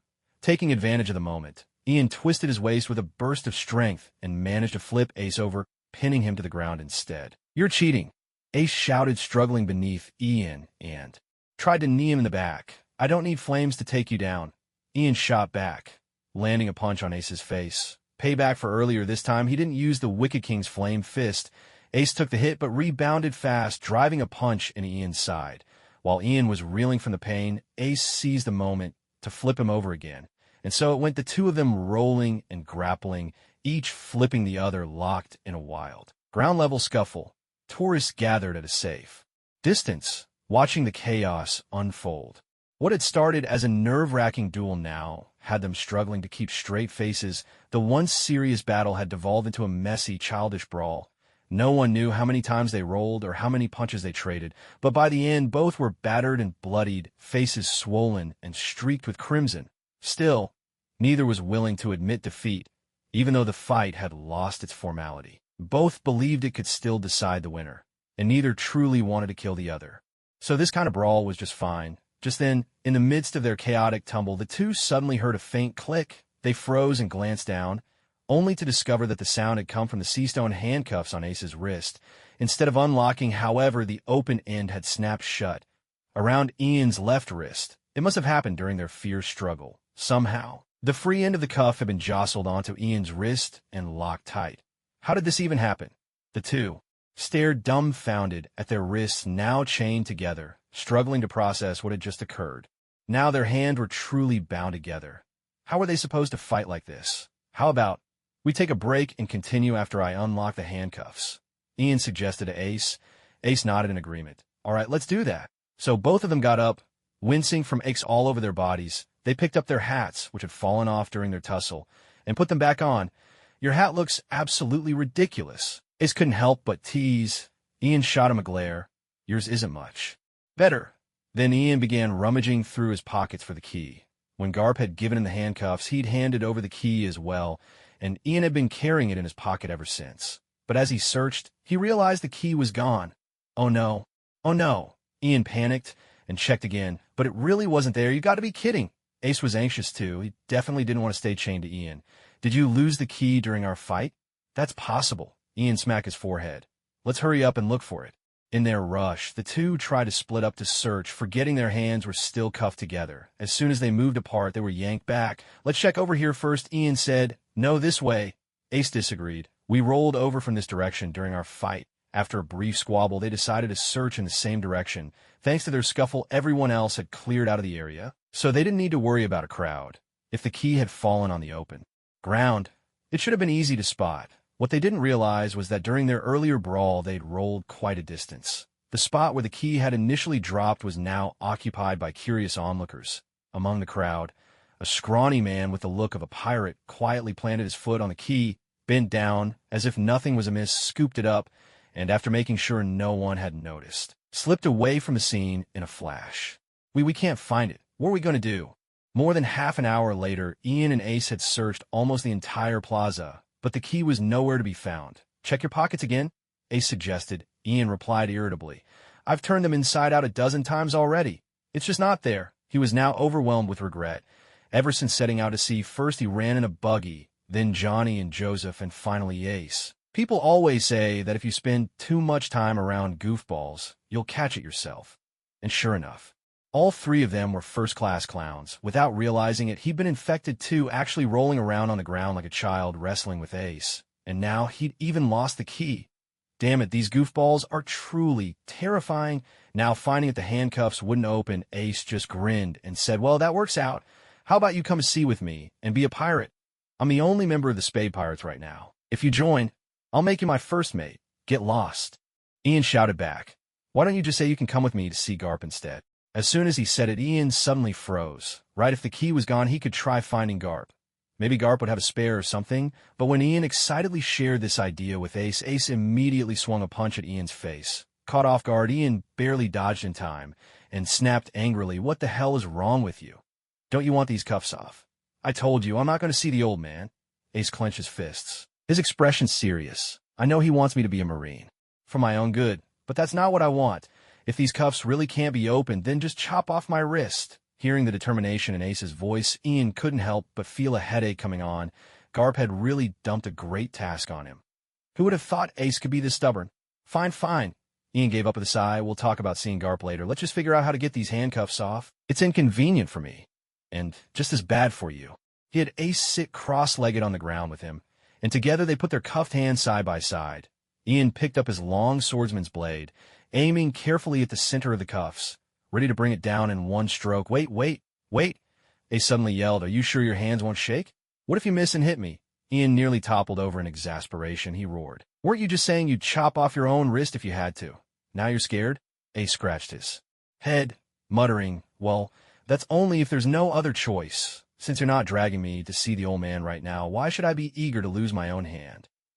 Ian was at a loss for words. He realized that talking to Ace could be exhausting at times, so he decided to change the subject. Relax, I won't hit you with that. Ian gathered all his strength and brought his blade down hard on the cuffs. Clang!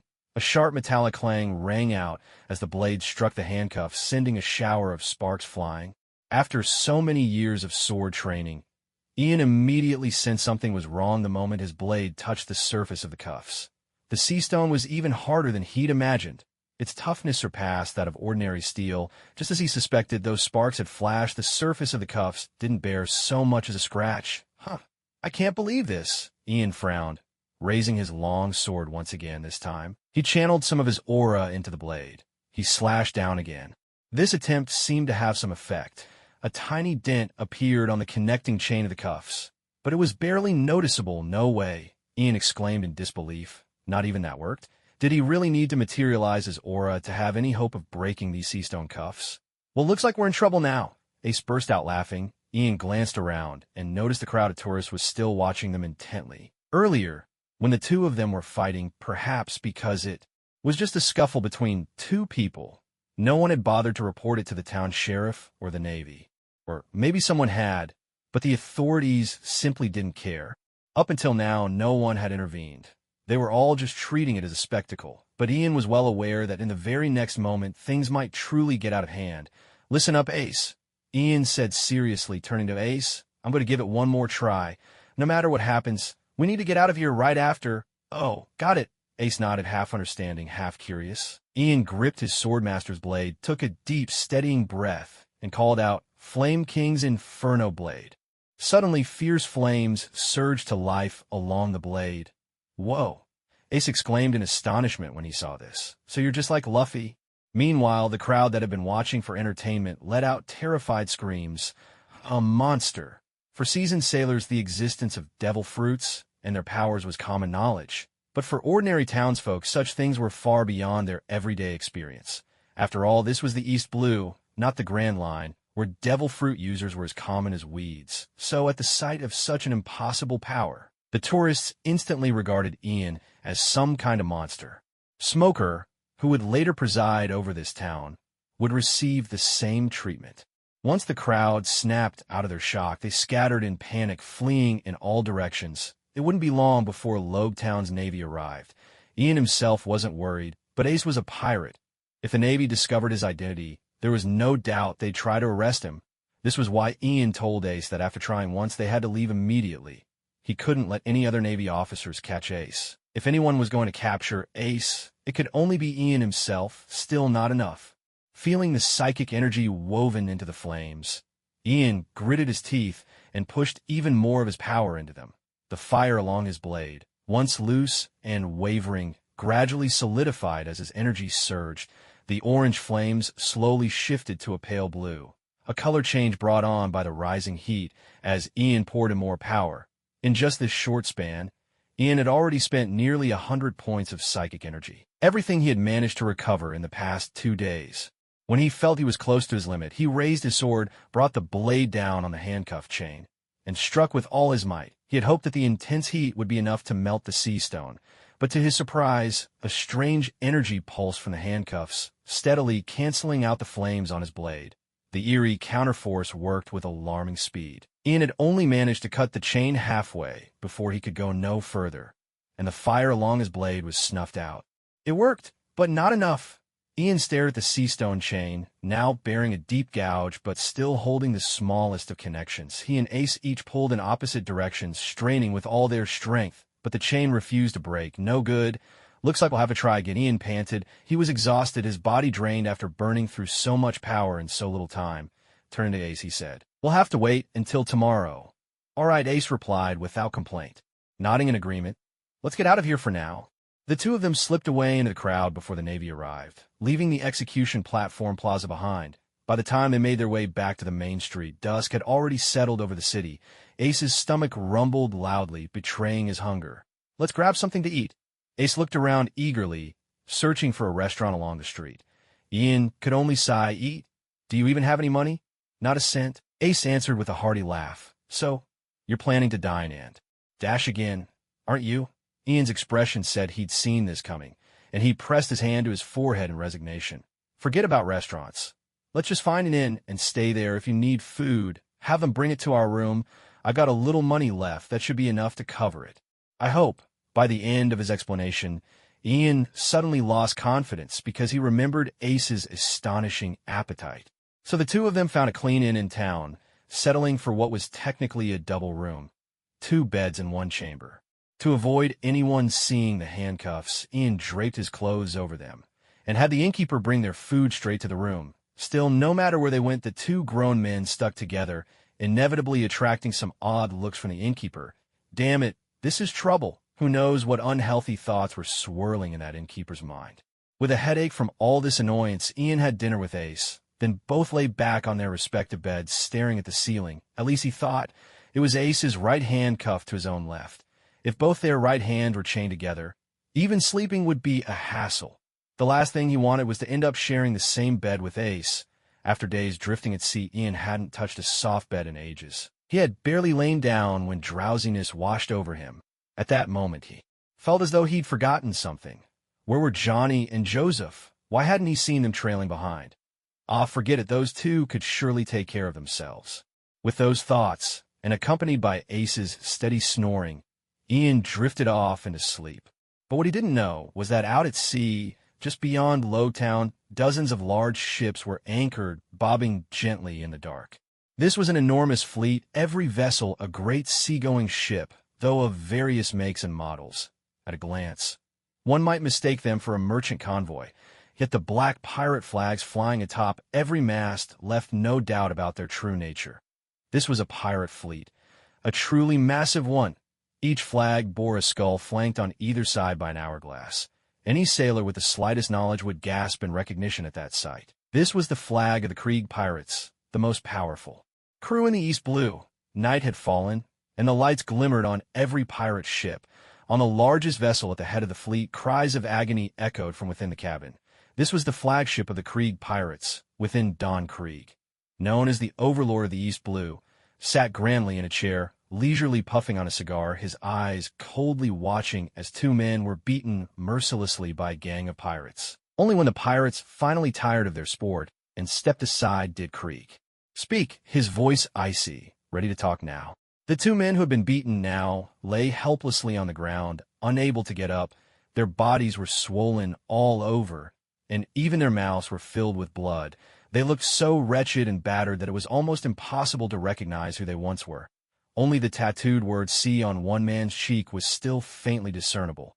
If Ian were here, he would probably recognize them, because these two beaten men were none other than Johnny and Joseph.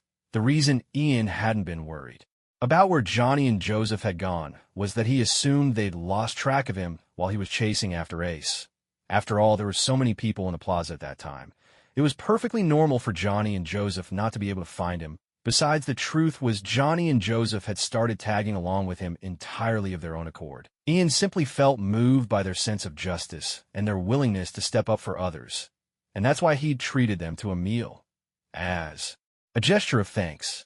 In reality, he didn't have much of a bond with them. So when Johnny and Joseph disappeared, Ian didn't give it much more thought, but he'd overlooked one thing.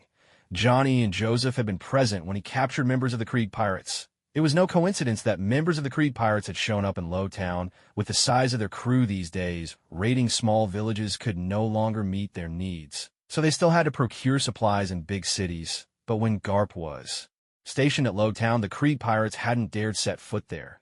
Now that Garp had left for a while, the Krieg pirates seized the opportunity to come ashore and resupply. The group of pirates Ian captured had actually been one of several teams sent by the Krieg pirates to purchase supplies. What no one expected was that on a whim, these pirates tried to rob Ian, only to get captured themselves. If there were 2 or 3 dozen of them, there were bound to be even more scattered around town. When Ian handed this group over to the Navy base, the other Krieg pirates lurking in the town quickly got word. Led by the officer Ironwall Bala, the Krieg pirates immediately prepared to take revenge on Ian and his companions. But at that moment, Ian was already chasing Ace toward the execution platform plaza, so Ironwall Bala only managed to catch Johnny and Joseph. The two who couldn't run fast enough. That's why Johnny and Joseph ended up on the Krieg pirates' ship.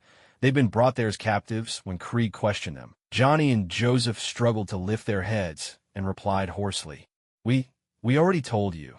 There were only the 2 of us. No one else was involved. Before they could finish, Ironwall Bala, standing nearby, swung his heavy round iron shield and slammed it into Johnny's face with a dull, brutal thud. With a guttural sound, Johnny spat out a mouthful of fresh blood, sent flying by the blow. The crimson splattered against the wall, staining it a brilliant red. Do you really take me for a fool? Krieg's face was dark as he spoke. My men told me there were 3 bounty hunters who captured our men. But you claim there's no one else? There really isn't. Johnny was too hurt to speak, so Joseph answered in his place. It was just the 2 of us. With a sharp motion, Krieg sprang to his feet. As expected from the current overlord of the East Blue, his stature was imposing and his physique formidable. Clad in a dazzling suit of golden armor, he radiated a fierce, commanding aura. Looking down at the two of them, he said coldly, "You think you can mess with the Krieg pirates? Tell a little lie, and just take the fall yourselves? If you won't give up the identity of that third bounty hunter, then I'll just beat it out of you at Krieg's." Order. The pirates surrounding them surged forward once more, pummeling Johnny and Joseph without mercy. It wasn't until a wide pool of blood gathered beneath the two that the pirates finally pulled back. Well, still not willing to talk? Krieg stared at them with a mocking smile. Despite the savage beating, Johnny and Joseph gritted their teeth and refused to utter a word. Joseph, trembling, even managed to pull a crumpled cigarette from his pocket, stuck it between his lips, and said shakily, "We might be weak, but don't you dare underestimate our loyalty." "You!" The veins on Krieg's forehead bulged as Joseph's words struck a nerve. His authority challenge. Krieg roared, "Hit them! Beat them within an inch of their lives." Again, Johnny and Joseph suffered a brutal, merciless thrashing. In the end, their bodies could take no more. They passed out cold. But through it all, neither one begged for mercy, let alone breathed a word of Ian's name. "Boss Krieg, they fainted. What should we do?" Iron Wall Bala asked from the side. Krieg pondered for a moment, then sneered, "Get a few men and toss them in a log town before dawn. If they won't talk, then let that third bounty hunter come to us himself." Without delay, a few pirates hauled the limp, battered Johnny and Joseph onto a small boat and rowed them toward Log Town. "Tell everyone to be ready," Krieg ordered his men. "The moment the last bounty hunter shows himself tomorrow, I want it brought straight to me, Captain, what about our brothers locked up in a Marine base? Should we try to rescue them?" one pirate asked cautiously. "Why bother saving them?" Krieg sneered, curling his lip. "They've already tarnished the reputation of the Krieg pirates. Let them rot in that cell for the rest of their lives." At his words, the pirates nearby couldn't help but shiver, but none of them dared utter a single complaint. There are actually two ports in Log Town. The one to the east is the largest, and that's where the Krieg pirate ship is docked. Meanwhile, at the western port, another pirate ship is anchored as well. It's Buggy's Big Top. At this moment, Buggy is in the cabin of the Big Top, clutching a key in his hand and laughing so hard he can barely stand. "Ha ha ha! Isn't this the key to the Seastone handcuffs?" Buggy's laughter shakes his whole body. After a while, he wipes the tears from his eyes and turns to a scrawny pirate standing before him. "Are you sure you saw it clearly? That Ian kid really got cuffed with those?" "I'm absolutely certain." The scrawny pirate, a member of Buggy's crew, replied with conviction. "I was right there in the square. That pirate hunter called Ian was fighting someone. I'm not sure who, probably a pirate he was after. In the chaos, I saw a key fall from his clothes. I quietly stepped on it and picked it up. Ha ha, well done." Buggy beamed, clapping the scrawny pirate on the back. "This time, you've really made a contribution. I'll promote you to bosun." The scrawny pirate was overjoyed and thanked Buggy profusely. But Buggy had already turned his attention elsewhere. Stroking his chin and staring at the key in his hand, he began to plot. The keys to Seastone handcuffs are specially made, and even the keys themselves contain Seastone. Buggy, being a devil fruit user, sensed at the moment he touched the key. Although he was surprised that Ian ended up with Seastone handcuffs, after hearing the report from his crew, Buggy realized this was his chance. After escaping from the Marine base prison in Shellstown, Buggy had managed to contact his crew, who had fled. With the ship in a pirate crew, the captain's authority is absolute. Typically, without the captain's permission, no one is allowed to leave the crew on their own. Those pirates who escaped with the Big Top knew their captain might break out, so they didn't dare touch Buggy's treasures or ship and loyally fell back in line. Even though the escape went smoothly, Buggy still seethed with resentment. To him, being captured like that was an unbearable humiliation. If he had been captured by the Navy, he could have accepted it. But the person who caught him turned out to be an obscure rookie bounty hunter. How could he, Buggy, a pirate who had returned from the Grand Line, possibly swallow that humiliation? So the moment he escaped, the first thing Buggy thought of was to seek revenge on Ian. His ship, the Big Top, was a large vessel with its sails unfurled. It was naturally faster than Ian's, so even though he left Shellstown 2 days later than Ian and had to take a detour to avoid Garp's warship along the way, he still managed to catch up just as Ian arrived at Lowtown.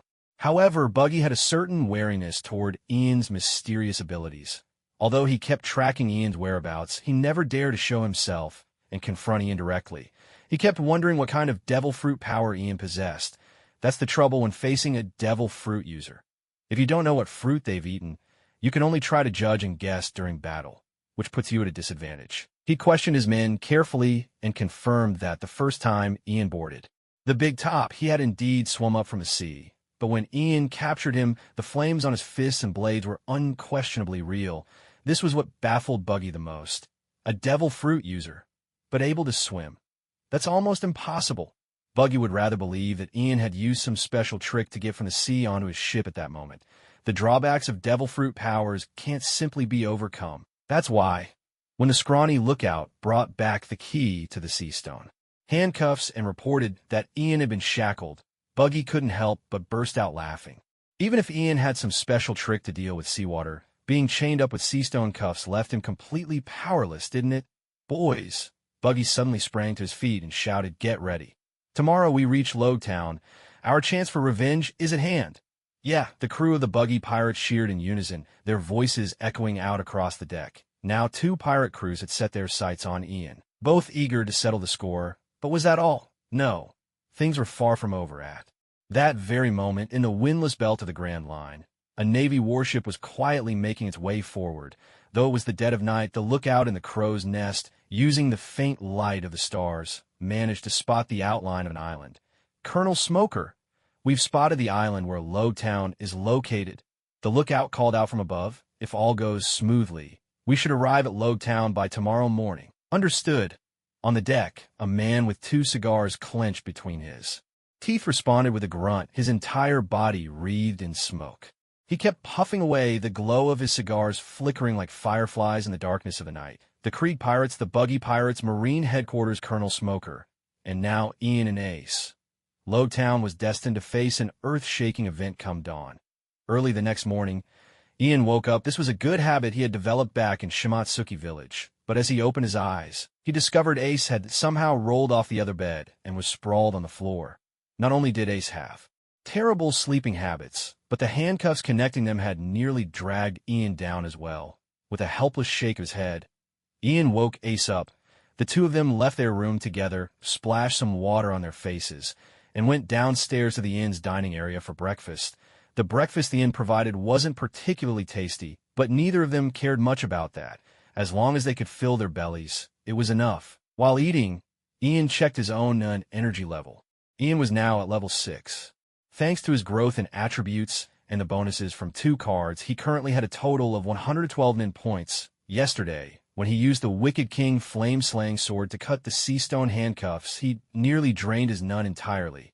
But with his intermediate nun cultivation skill, he was able to recover 5 points every hour. After a good night's rest, he had regained over 40 points. By Ian's estimate, that should be enough nun to break the chains now. Nun energy had always been a major obstacle for Ian.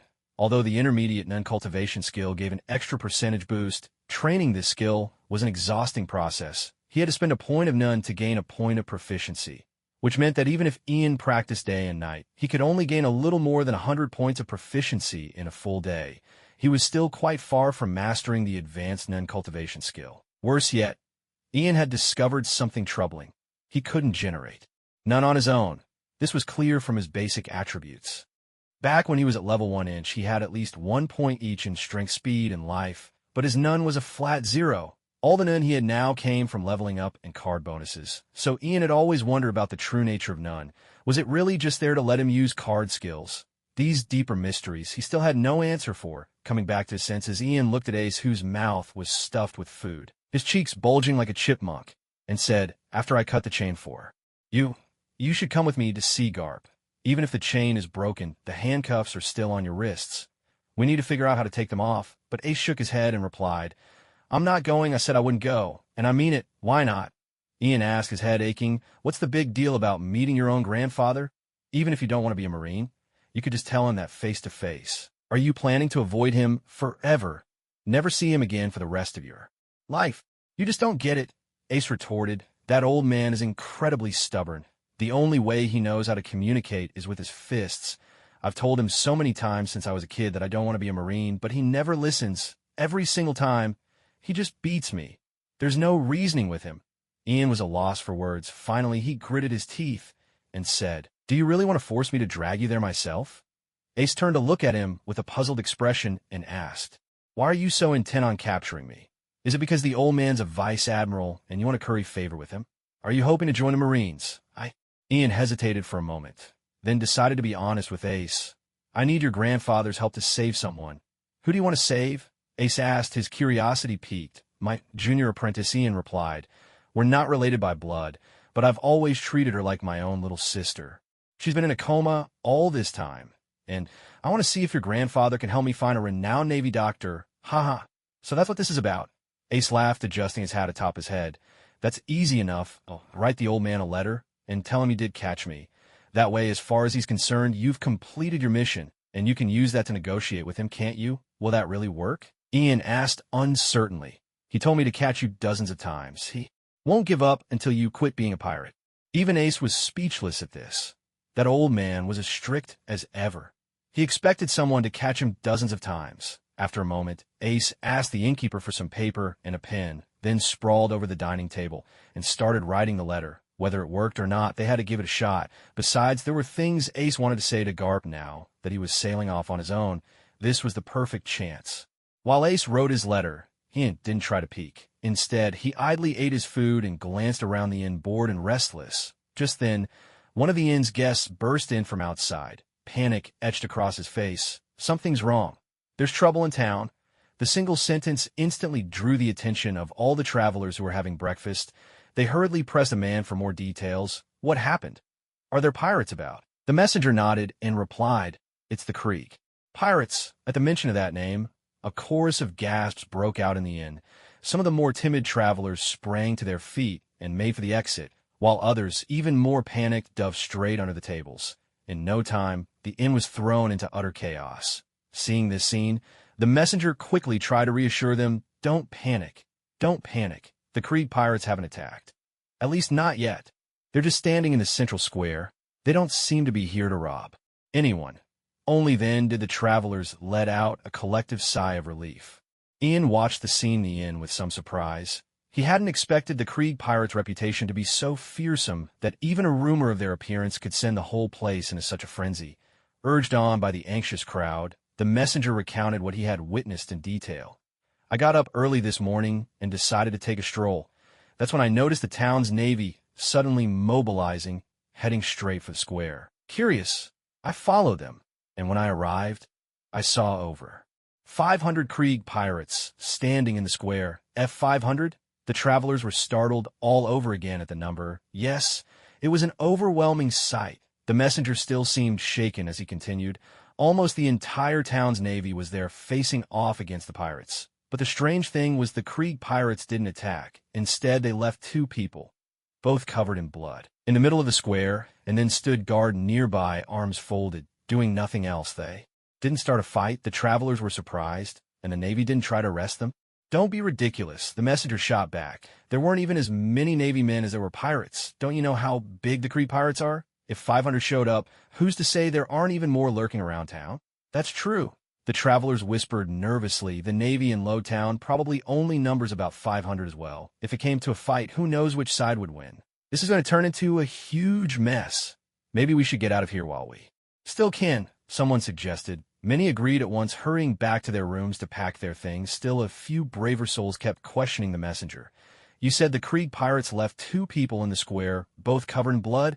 What's that about?" "I've no idea either," the traveler shrugged and said, "but judging by the scene, it looks like they're displaying those two people in the square a bit like they're out for revenge, aren't they?" "Revenge? That's entirely possible." The crowd began to murmur among themselves. Who are those two unlucky souls, anyway? Who would dare provoke the Krieg pirates? "I'm not sure, but I heard the two people covered in blood are bounty hunters," the traveler who brought the news replied. Hearing this, Ian felt a sudden jolt in his heart. For some reason, the moment he heard the words bounty hunters, he immediately thought of Johnny and Joseph, who had vanished without a trace yesterday. He couldn't help but suspect it. After all, he had just captured some members of the Krieg pirates the day before. Realizing this, everything clicked in Ian's mind. He shot to his feet, and the sudden movement tugged at the handcuffs binding him to Ace. Ace, who had been writing a letter, jerked his hand in surprise, leaving a long, messy line across the page.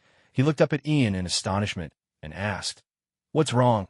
Ian didn't answer. He drew the long sword from his back, and a fierce blaze erupted from the blade. With a swift motion, he slashed at the chain of handcuffs linking the two of them with over 40 points of energy, and striking the same spot he had weakened the day before.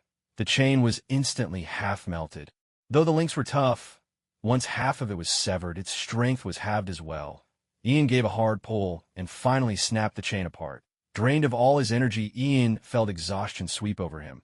He turned to Ace and said, "Once you're done writing your letter, leave it with the innkeeper for me. I'll come pick it up later. If you want to leave, just go on your own. This time, I'll let you off. What are you going to do?" Ace asked curiously. "Kill someone," Ian replied, pulling his hat down low over his eyes. He slid the sword back onto his back and strode out of the inn.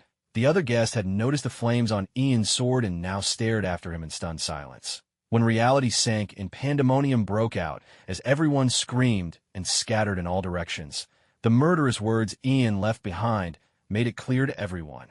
Something terrible was about to happen. Not only had pirates come to town, but now a monster had arrived as well.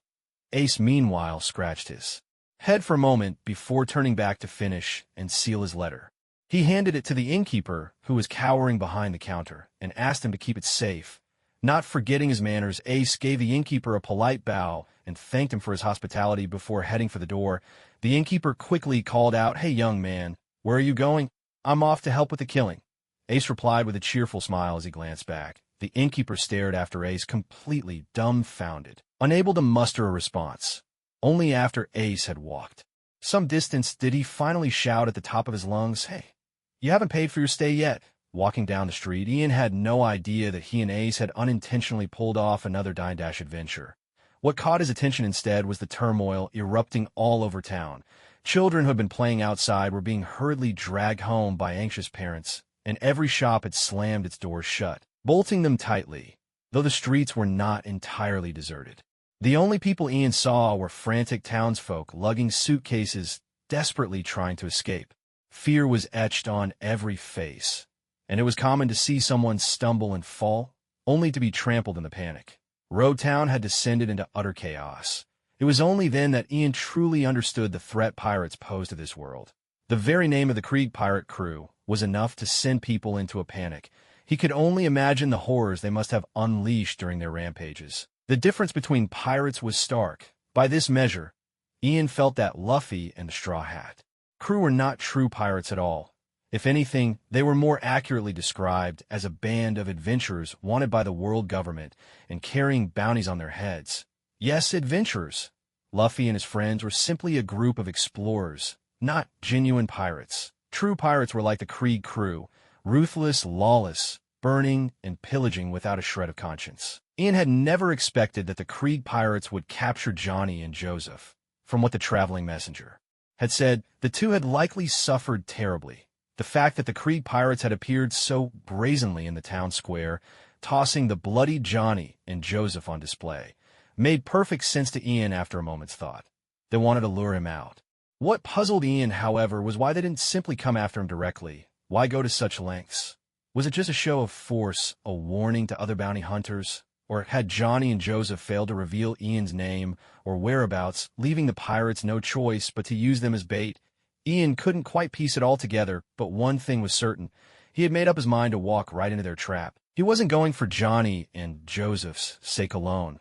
When someone comes looking for a fight at your doorstep, you have to hit back hard. Besides, Krieg's head carried a hefty bounty, and for someone as obsessed with money as Ian, thanks to the system, Krieg was practically a walking bag of berries. As he hurried toward the square, a familiar voice called out from behind him, "Ian, wait for me." It was Ace running to catch up. Turning around, Ian saw Ace running up from behind, his shoulder bag slung across his back. "What are you doing here?" Ian asked in surprise. "This is my business. Why are you following me?"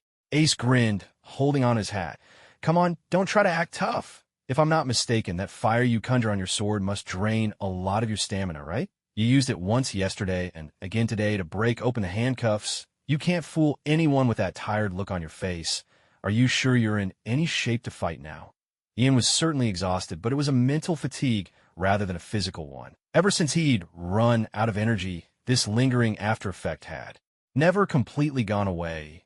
Though it was much milder than the splitting headaches he'd suffered the first time, it was still impossible to shake off. Ian considered explaining this to Ace, but decided against it. If Ace wanted to think that way, so be it. His offer to help was out of kindness. It wouldn't be right to refuse him. Besides, Ian thought there were simply too many members in the Krieg Pirates. While most were small fry who could be dealt with easily, sheer numbers could still become a nuisance. Having someone to help was definitely a good thing. "All right, let's go," Ian said, skipping any words of thanks and getting straight to the point. The two of them dashed off toward the plaza, and it didn't take long before they returned to the very execution square from the day before. The reason the Krieg Pirates had gathered there was likely due to the significance of the execution platform. They probably intended to execute the person who had challenged their authority right there, using the spot as a warning to other pirate hunters. When Ian and Ace arrived, they saw a large number of Marines encircling the pirates, rifles raised completely surrounding the Krieg crew at the center. There wasn't a single ordinary citizen left in the square. No matter how brave, everyone had retreated to a safe distance to watch from afar. The standoff between the Marines and the pirates was tense as a drawn sword. The kind of scene where a single spark could ignite a fierce battle. For any bystander to get caught in the middle would be nothing short of a death wish. Both sides stood ready. The Marines with their guns trained on the pirates bracing themselves with weapons drawn. But neither side dared to make the first move. The Marines, for their part, still didn't know exactly what the Krieg Pirates wanted. The pirates didn't seem to be here for robbery. And although it was the Marines' duty to arrest pirates, the odds were clearly not in their favor right now. None of them dared to be the first to act. The Krieg Pirates were equally cautious. Before they set out, Krieg himself had warned them. It was best to avoid a full-on fight with the Marines if they could help it.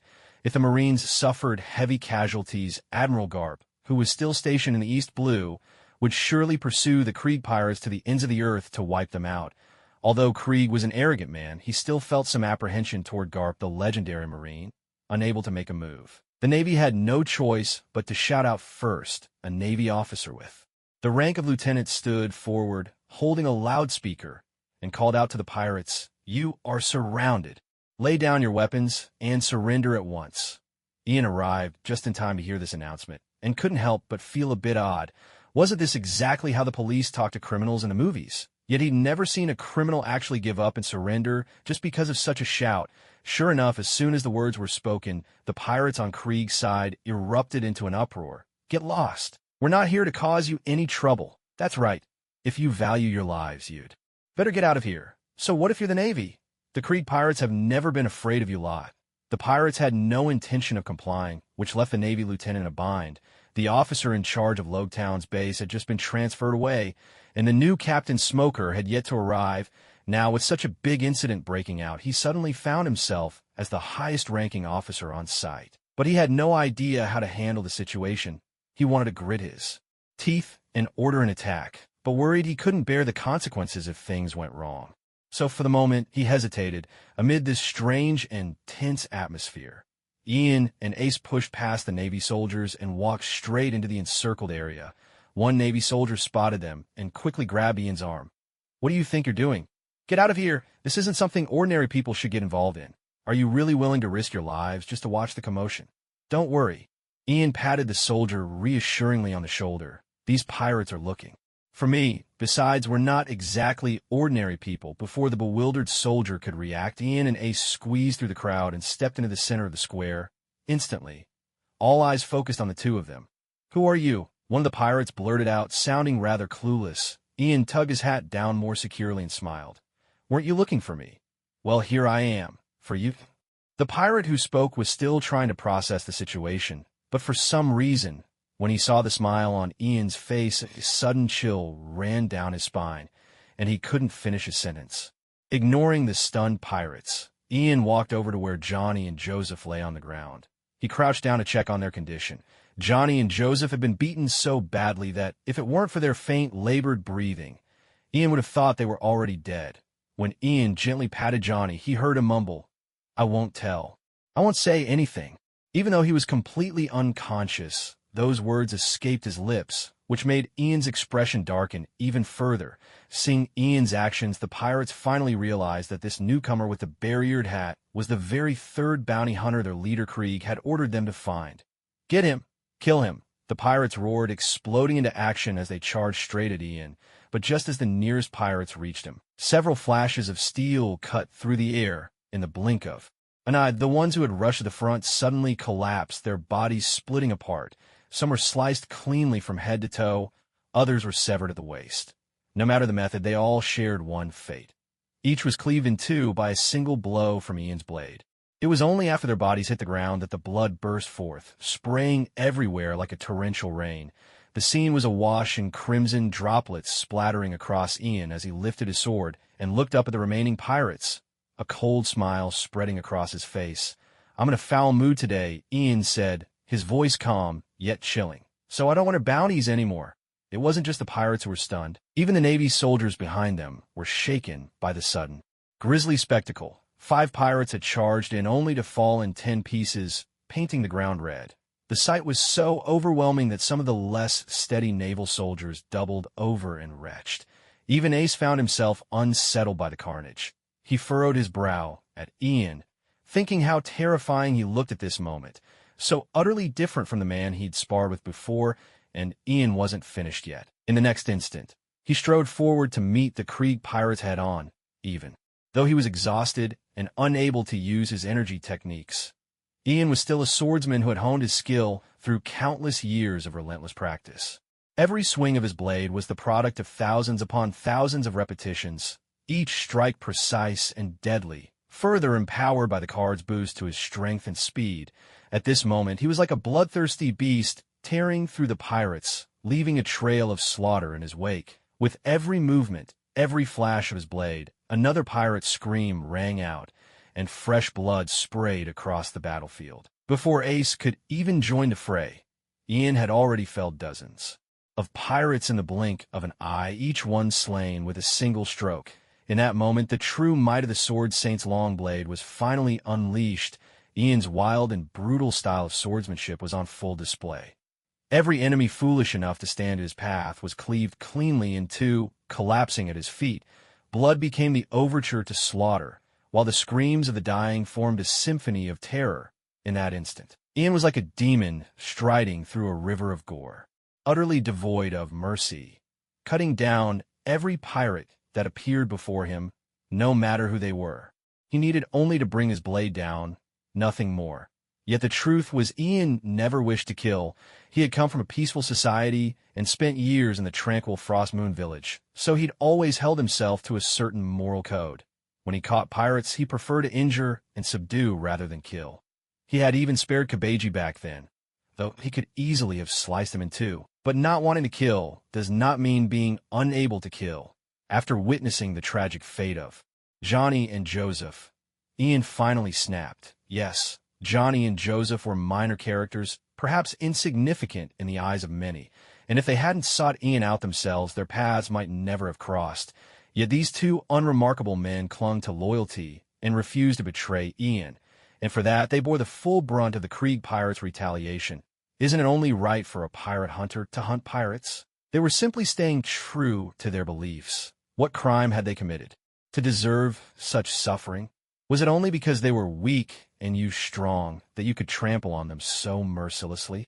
If that's the way of this world, then since I am stronger than you, I owe you no mercy. In this world of pirates, everyone pursues their own goal. Zoro and Kunal live for their dreams. Buggy lives for his treasure. Ace lives for his freedom. And what about Ian? When he first arrived in this world, he too was lost, unable to find his purpose. But today, in this very moment, Ian finally understood. He would live to become stronger. By the time Ian immersed in slaughter and contemplation, regained his senses, the square was awash with corpses.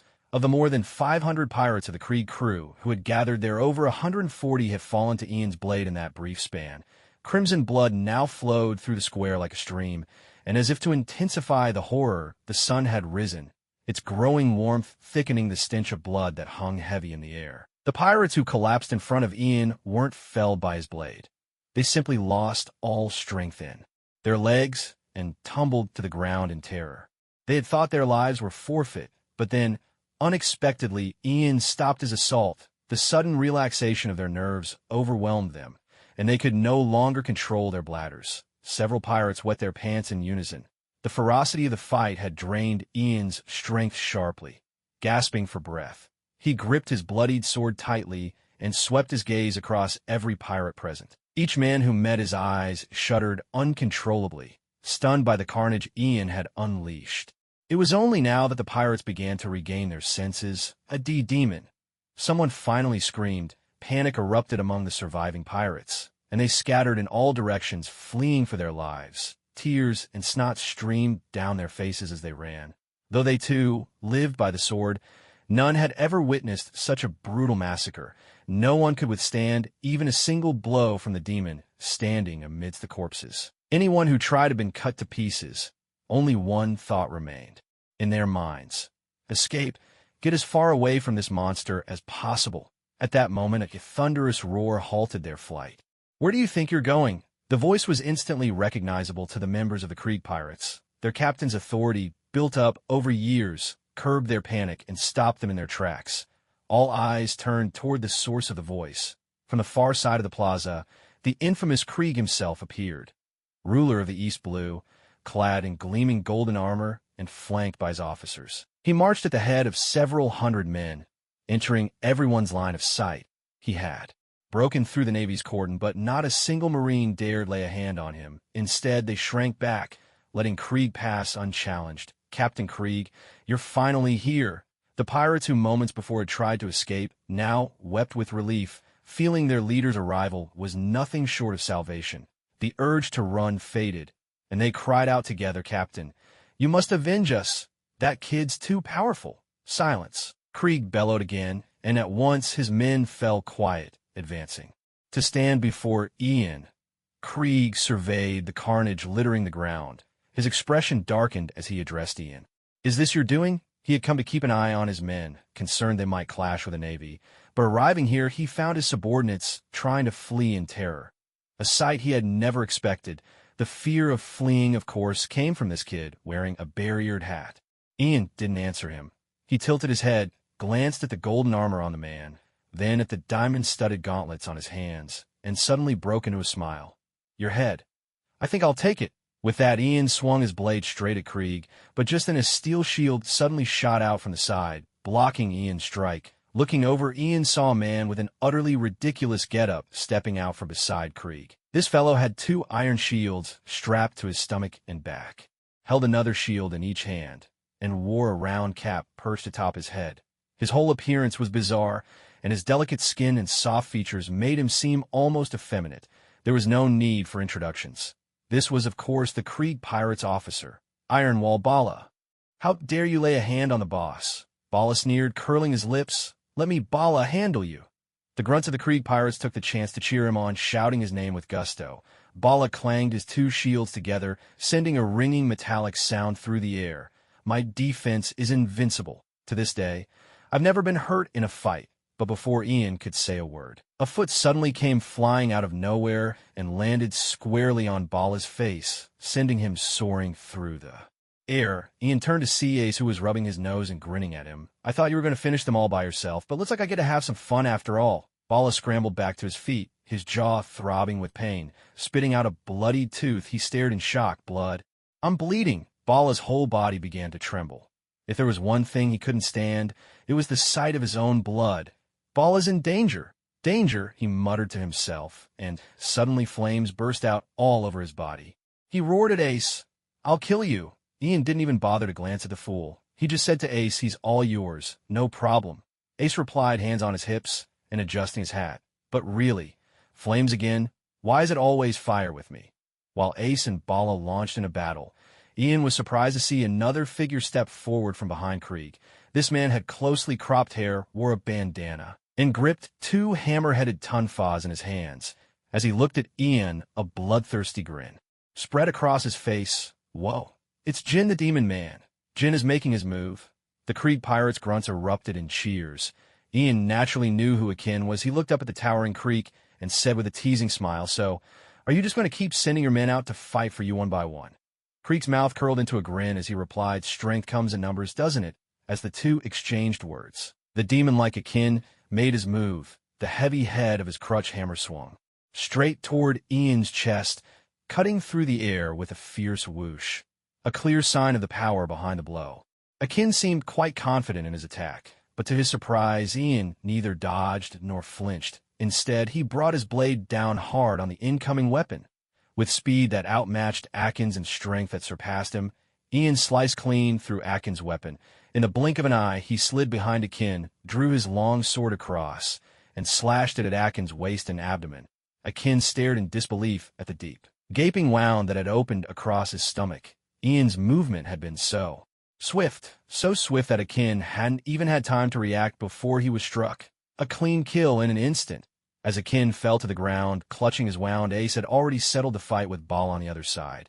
Bala was left battered and bruised, his face swollen, and he'd lost consciousness. Ace, after all, fought with his fists and hadn't taken his life. Now, it was Krieg's turn to be dumbfounded. He had never imagined that his two most capable officers would be defeated so quickly. Not even managing to hold out for a little while. Whether it was Ace or Ian, both of them were even stronger than Luffy and Zoro would be 3 years after setting out to sea. In front of them, the so-called officers of the Creek Pirates were hardly better than ordinary grunts. There was no way these fights would drag on for half a day before someone won. They ended in moments. Now there's only one left. Do you want to take him, or should I? My last fight barely warmed me up. Ace walked over to Ian and asked. Ian considered for a moment and said, "How about we play rock, paper, scissors for it?" "Great idea," Ace replied, giving him a thumbs up, and so right there in front of countless pirates and marines, the two of them boldly began a game of rock, paper, scissors, making it clear they didn't take Krieg, the so-called overlord of the East Blue, seriously at all. Krieg was utterly infuriated by Ian and Ace's behavior. How could he just stand by and watch them decide the outcome with a game? With a flourish of his cloak, Krieg suddenly revealed a host of pistols strapped to his shoulders, waist, and hands. Without hesitation, he fired them all toward Ian and Ace. Bang, bang, bang, bang. Gunshots rang out in rapid succession. Bullets whizzed toward the two of them. Though Ian and Ace seemed to be playing around, in truth, they had been keeping a close eye on Krieg all along. The moment he fired, they dodged without hesitation. As he moved out of the way, Ian used his long blade to deflect the bullets, coming out completely unscathed. Ace, however, was not so lucky. While rolling aside, a bullet grazed his cheek, leaving a thin line of blood. Whoa, that was close. Ace wiped the blood from his face and turned to Ian.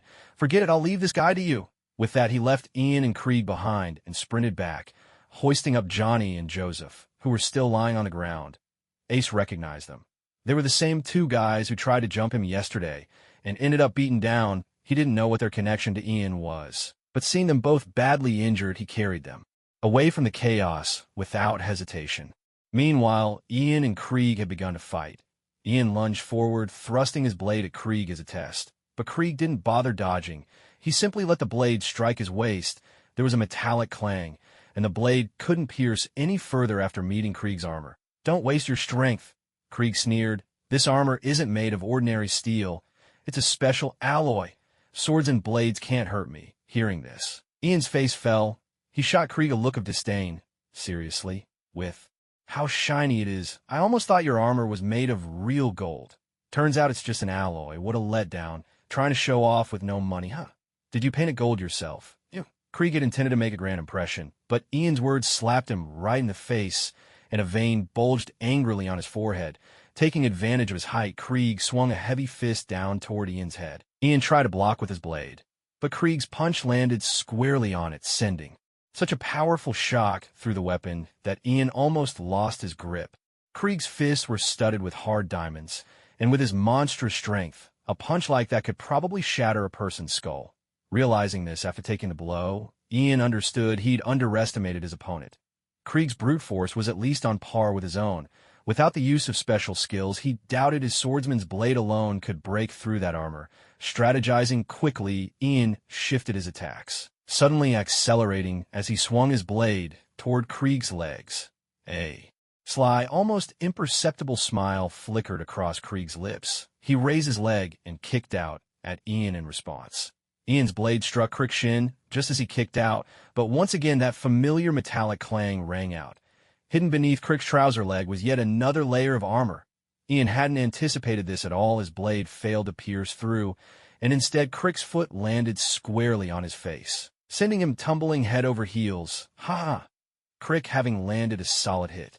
Burst into wild laughter. Did you really think I'd leave such an obvious weakness exposed?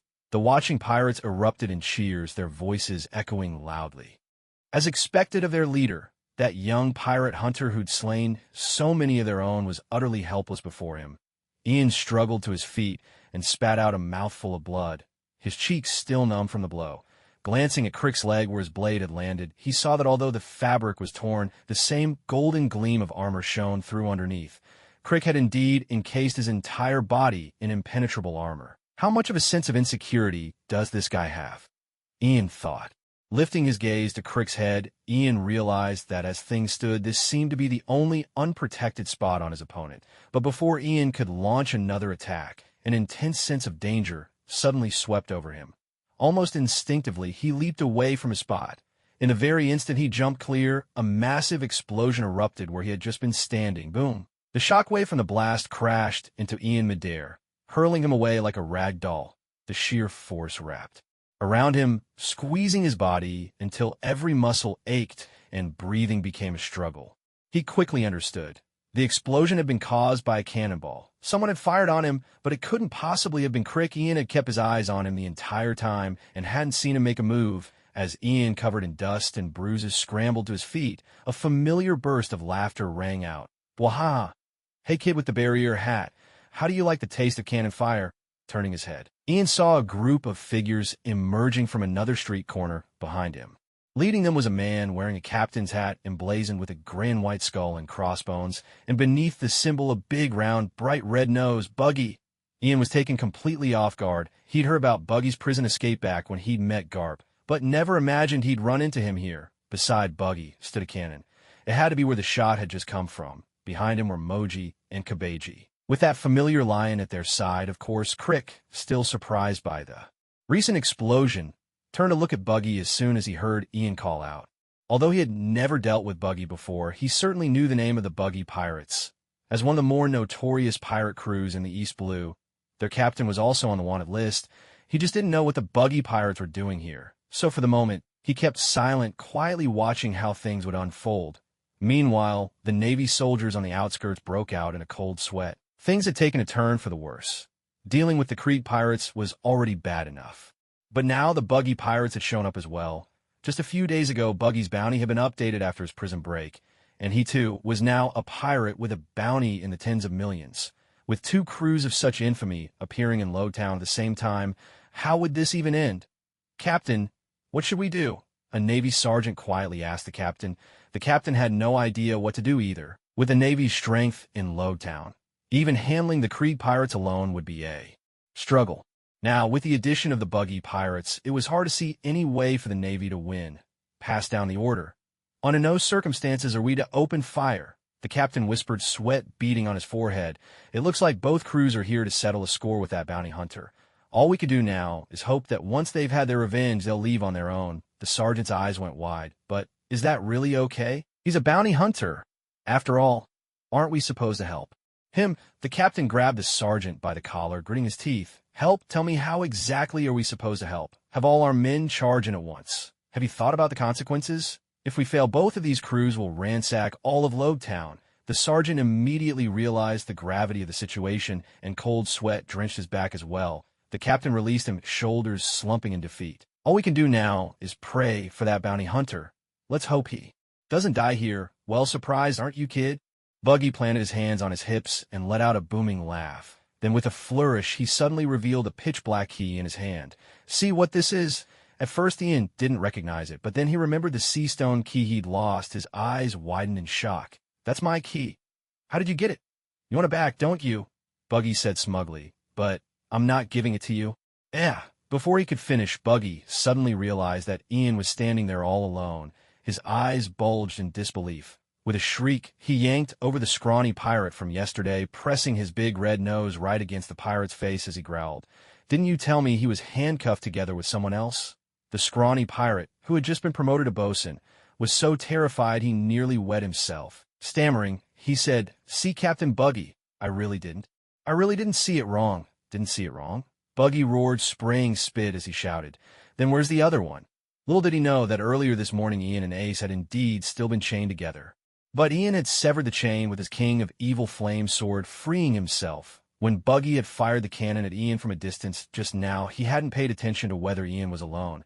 Now, seeing clearly, his first reaction was to think his subordinates had deceived him. Fortunately, Moji stepped in to defuse the situation. He said to Buggy, "Captain, look at that kid's wrist. He really does still have the handcuffs on." Buggy shaded his eyes with his hand and took a closer look. Sure enough, that seemed to be the case. Without the key, the chain could be cut, but the cuffs themselves couldn't be broken. The sea stone there was even thicker and sturdier. Seeing this, Buggy was finally reassured. He propped his hands on his hips and burst out laughing again. "Kid, I know you're wearing sea stone cuffs. You're a devil fruit user. What can you possibly do now that you're chained up?" The grunts of the Buggy pirates joined in, jeering. "Yeah, where's your fire now?" Krieg, standing to the side, was taken aback. He looked at Ian in surprise. If Buggy hadn't said so, he would never have guessed that Ian was a devil fruit user. Now, realizing this, a sly grin crept across Krieg's face once more. Ian, meanwhile, scratched his head, thoroughly confused. What was going on? He clearly had known and left, so why did Buggy assume he couldn't use fire because he was shackled with sea stone? He didn't even know how to answer. If he told Buggy that this was all just a wonderful misunderstanding, would Buggy ever trust his own intelligence again? Buggy, unaware of Ian's inner grumbling, saw that Ian was silent and thought he'd hit a sore spot. This only made Buggy laugh all the harder, his voice full of glee. "Kid," Buggy sneered, "did you know? While I was locked up in a Navy base these past 2 days, I never stopped thinking about getting revenge on you. Now the chance has finally come. Let's see what you could do to me, shackled with sea stone cuffs." With that, he pulled out a cannonball, stuffed it into the mortar, and pointed straight at Ian's position, bellowing, "Fire!" A member of the Buggy pirates rushed forward, torch in hand, and lit the fuse at the back of the cannon. With a thunderous boom, the cannonball screamed through the air. When Ian saw the fire being lit, he had already left his original spot. Yet the cannonball still landed precisely where he had just been. That was exactly why Buggy had insisted on moving the cannon onto land, without the rocking of the waves at sea. The Buggy pirates' aim was deadly accurate. "Keep going. Fire!" Buggy didn't pause for a moment. He commanded his crew to continue bombarding Ian, and soon the square in front of the execution platform was filled with the thunderous roar of explosions. The sound echoed far and wide, carrying across the entire town of Logtown. Everyone could hear it, and panic only grew deeper. Those who had a chance to escape desperately made their way toward the docks, while those with nowhere to run huddled inside their homes, clutching their loved ones as they trembled in fear. Both the east and west harbors of Logtown were now packed with crowds desperate to flee. People pushed and jostled in chaos, cramming every small boat so full that passengers were pressed shoulder to shoulder. Even then, some waved stacks of berries, pleading for just a single spot aboard. In their frenzy to escape, neither the residents nor the travelers noticed a colossal warship slowly appearing on the horizon.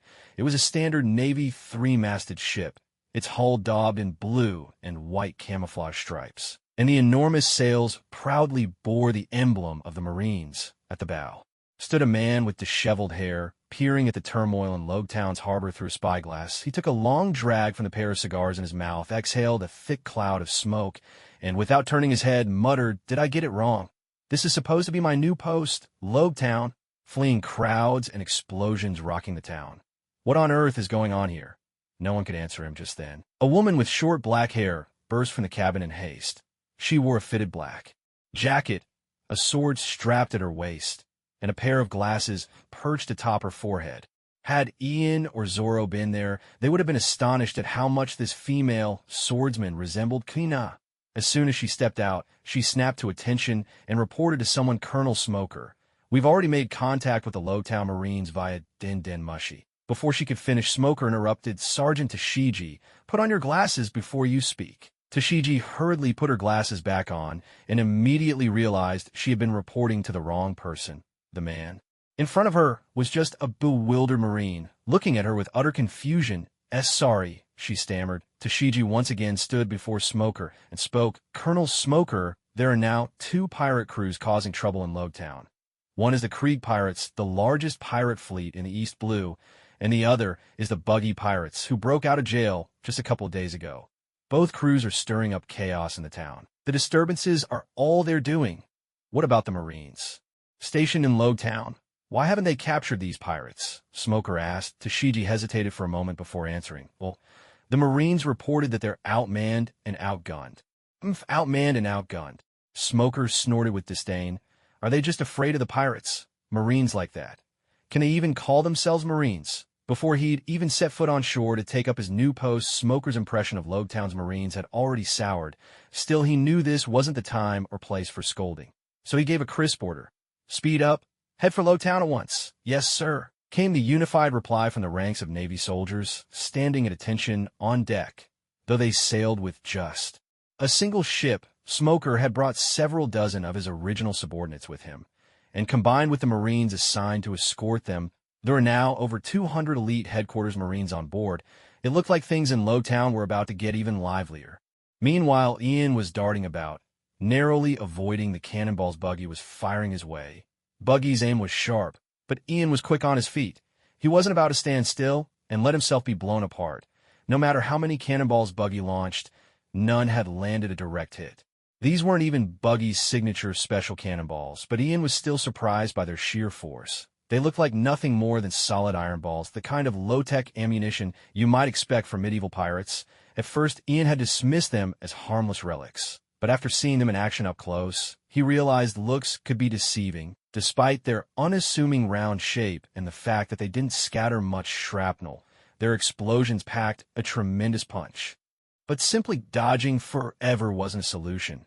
Thinking quickly, Ian sidestepped another cannonball and then darted straight toward Krieg. Krieg, who had been watching the spectacle with amusement, hadn't felt the need to get involved since Buggy had already taken the initiative, but he was caught off guard when Ian suddenly rushed right up to him, leaving Krieg momentarily stunned. No, this is bad. Krieg snapped back to his senses and glanced over his shoulder. Sure enough, Buggy had just fired a cannonball in their direction, although Krieg's heavy armor offered solid protection. Its weight had a clear downside. He simply wasn't fast enough to get out of the way. When the cannonball came flying, Ian was quick to dodge out of the way, but Krieg wasn't so lucky. He couldn't escape in time. The shell landed right at his feet and exploded. Fortunately, as the blast hit, Krieg crossed his arms in front of him to shield himself. Though he was blown off his feet, he came out unscathed. Rising to his feet with a dark scowl, he bellowed at Buggy, "What do you think you're doing?" Buggy let out a cold laugh. "I'm blasting that brat with my cannon. But you, what are you standing there for? Don't you even know how to dodge?" As soon as he said this, the members of the Buggy pirates burst into laughter as well. Rivalry between pirates was perfectly normal. Although Krieg's crew boasted about being the overlords of the East Blue, Buggy's crew never acknowledged that claim. Now that their own Captain Buggy had a bounty in the millions, almost matching Krieg's, they certainly didn't feel inferior. The Buggy pirates had no intention of showing any respect to Krieg's crew. "Damn clown," Krieg spat through clenched teeth, waving his arm and shouting to his men, "Teach them a lesson." The Krieg pirates, who had been watching the chaos unfold, immediately howled and charged at Buggy's crew as soon as they received their captain's order. They'd just been standing by watching the fight between Krieg and Ian, but now at last they had something to do. "Teach me a lesson? Buggy sneer, boys. Show them what the Buggy pirates are made of." At that, the two pirate crews crashed into each other, the clash ringing out in a wild, chaotic brawl. Ian, along with the nearby Marines, was left dumbfounded. How had this happened? How did a simple disagreement turn into an all-out pirate brawl? Hadn't they agreed to work together for revenge? The Marines looked on in confusion, but for Krieg and Buggy, this was hardly surprising. Pirates thrived on rivalry, and sometimes seizing each other's treasure could turn a scuffle into a deadly battle. With their crews locked in combat, Krieg and Buggy stood apart, staring each other down from a distance.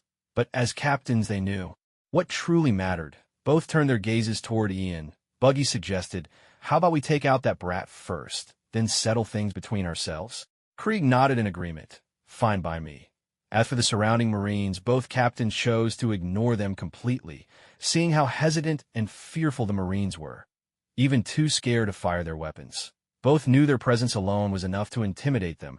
Krieg pulled out a large, round shield emblazoned with the emblem of the Krieg pirates. Suddenly, an opening appeared on its surface. In the next instant, a barrage of massive, razor-sharp spears shot out from that gap, all aimed straight at Ian. Ian's eyes narrowed sharply as he swung his sword to parry the incoming javelins, knocking them aside one by one. But he hadn't expected that Krieg Ever the schemer would hide a small cannonball among the javelins as he fired. Caught off guard, Ian struck the cannonball, and in an instant the explosion sent him flying. Meanwhile, on the other side, Buggy had aimed a cannon at the fallen Ian. With all his crew engaged in battle against Krieg's pirates, Buggy was forced to handle the cannon himself. But before he could light the fuse, a fist shot out from the side and landed a heavy blow right on his bright red nose. The punch came from Ace, who looked thoroughly annoyed. "Hey, did you guys forget about me?" he said with a scowl. Buggy's nose stung so badly that his eyes were brimming with tears. In a fit of rage, he snapped at Ace. "And who are you supposed to be?" Ace pointed his thumb over his shoulder to indicate Ian's position behind him, then gestured at the handcuffs on his wrist. "I'm his friend. We're together in this. You've got the key to these sea-stone cuffs, right? Sorry, but I'll be taking it. Back now. You want the key? Let's see if you're tough enough." Buggy roared, "Chop, chop, clown knives." With a flick of his wrist, a fist clutching a flurry of knives shot through the air straight at Ace. On both sides, the battles erupted at once. The fight had become a 2-on-2 standoff. In the original history, Ace only met Buggy after joining the Whitebeard Pirates, a meeting that would have taken place years later. But thanks to Ian's intervention, Ace encountered Buggy much earlier, and their first meeting turned into an all-out brawl. Unlike Ian, Ace fought entirely with his fists and feet. This spelled disaster for Buggy. His chop-chop fruit allowed him to split his body into countless pieces, a classic trait of Paramecia-type devil fruits. Against Ian's sword slashes, he could remain unfazed, but when it came to Ace's punches, no matter how Buggy split apart, he couldn't escape getting hit. What's more, Ace had already begun to grasp the basics of observation hockey. Even if Buggy tried to launch a sneak attack with his separated arms, Ace could easily dodge every time.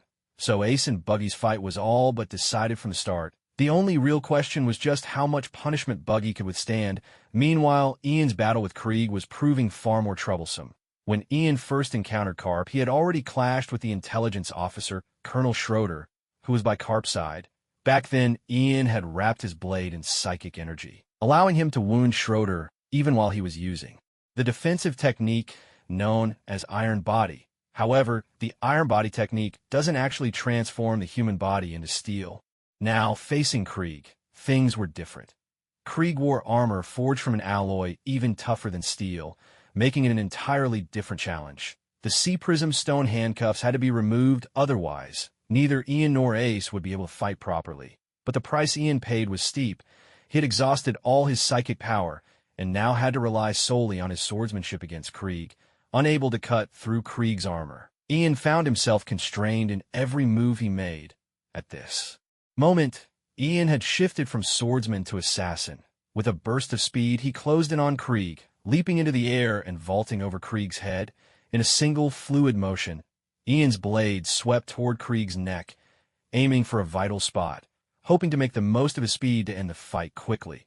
But although Krieg couldn't match Ian's speed, the area he needed to defend was small. He simply raised both arms to shield his head, and Ian's blade sparked harmlessly against the gauntlets on Krieg's wrists. His first strike having failed, Ian twisted in midair, swinging his sword once more in an attempt to stab at the back of Krieg's neck. But Krieg suddenly stepped forward, widening the distance, and Ian's blade fell just short. "Useless!" Krieg sneered as Ian landed, turning to face him. "I know you can only attack my head, so as long as I protect it, you can't hurt me." Ian clicked his tongue in annoyance. Right now, Krieg seemed like a giant turtle. Once he retracted his head, there was little Ian could do. "Mortar!" Krieg raised a shield and leveled it at Ian, expecting another barrage of cannon fire. Ian sprang out of the way, but instead a volley of iron javelins shot out from Krieg's shield, covering the entire area where Ian might dodge. The attack was called one thing, but turned out to be something else entirely. With this underhanded trick, Krieg caught Ian off guard.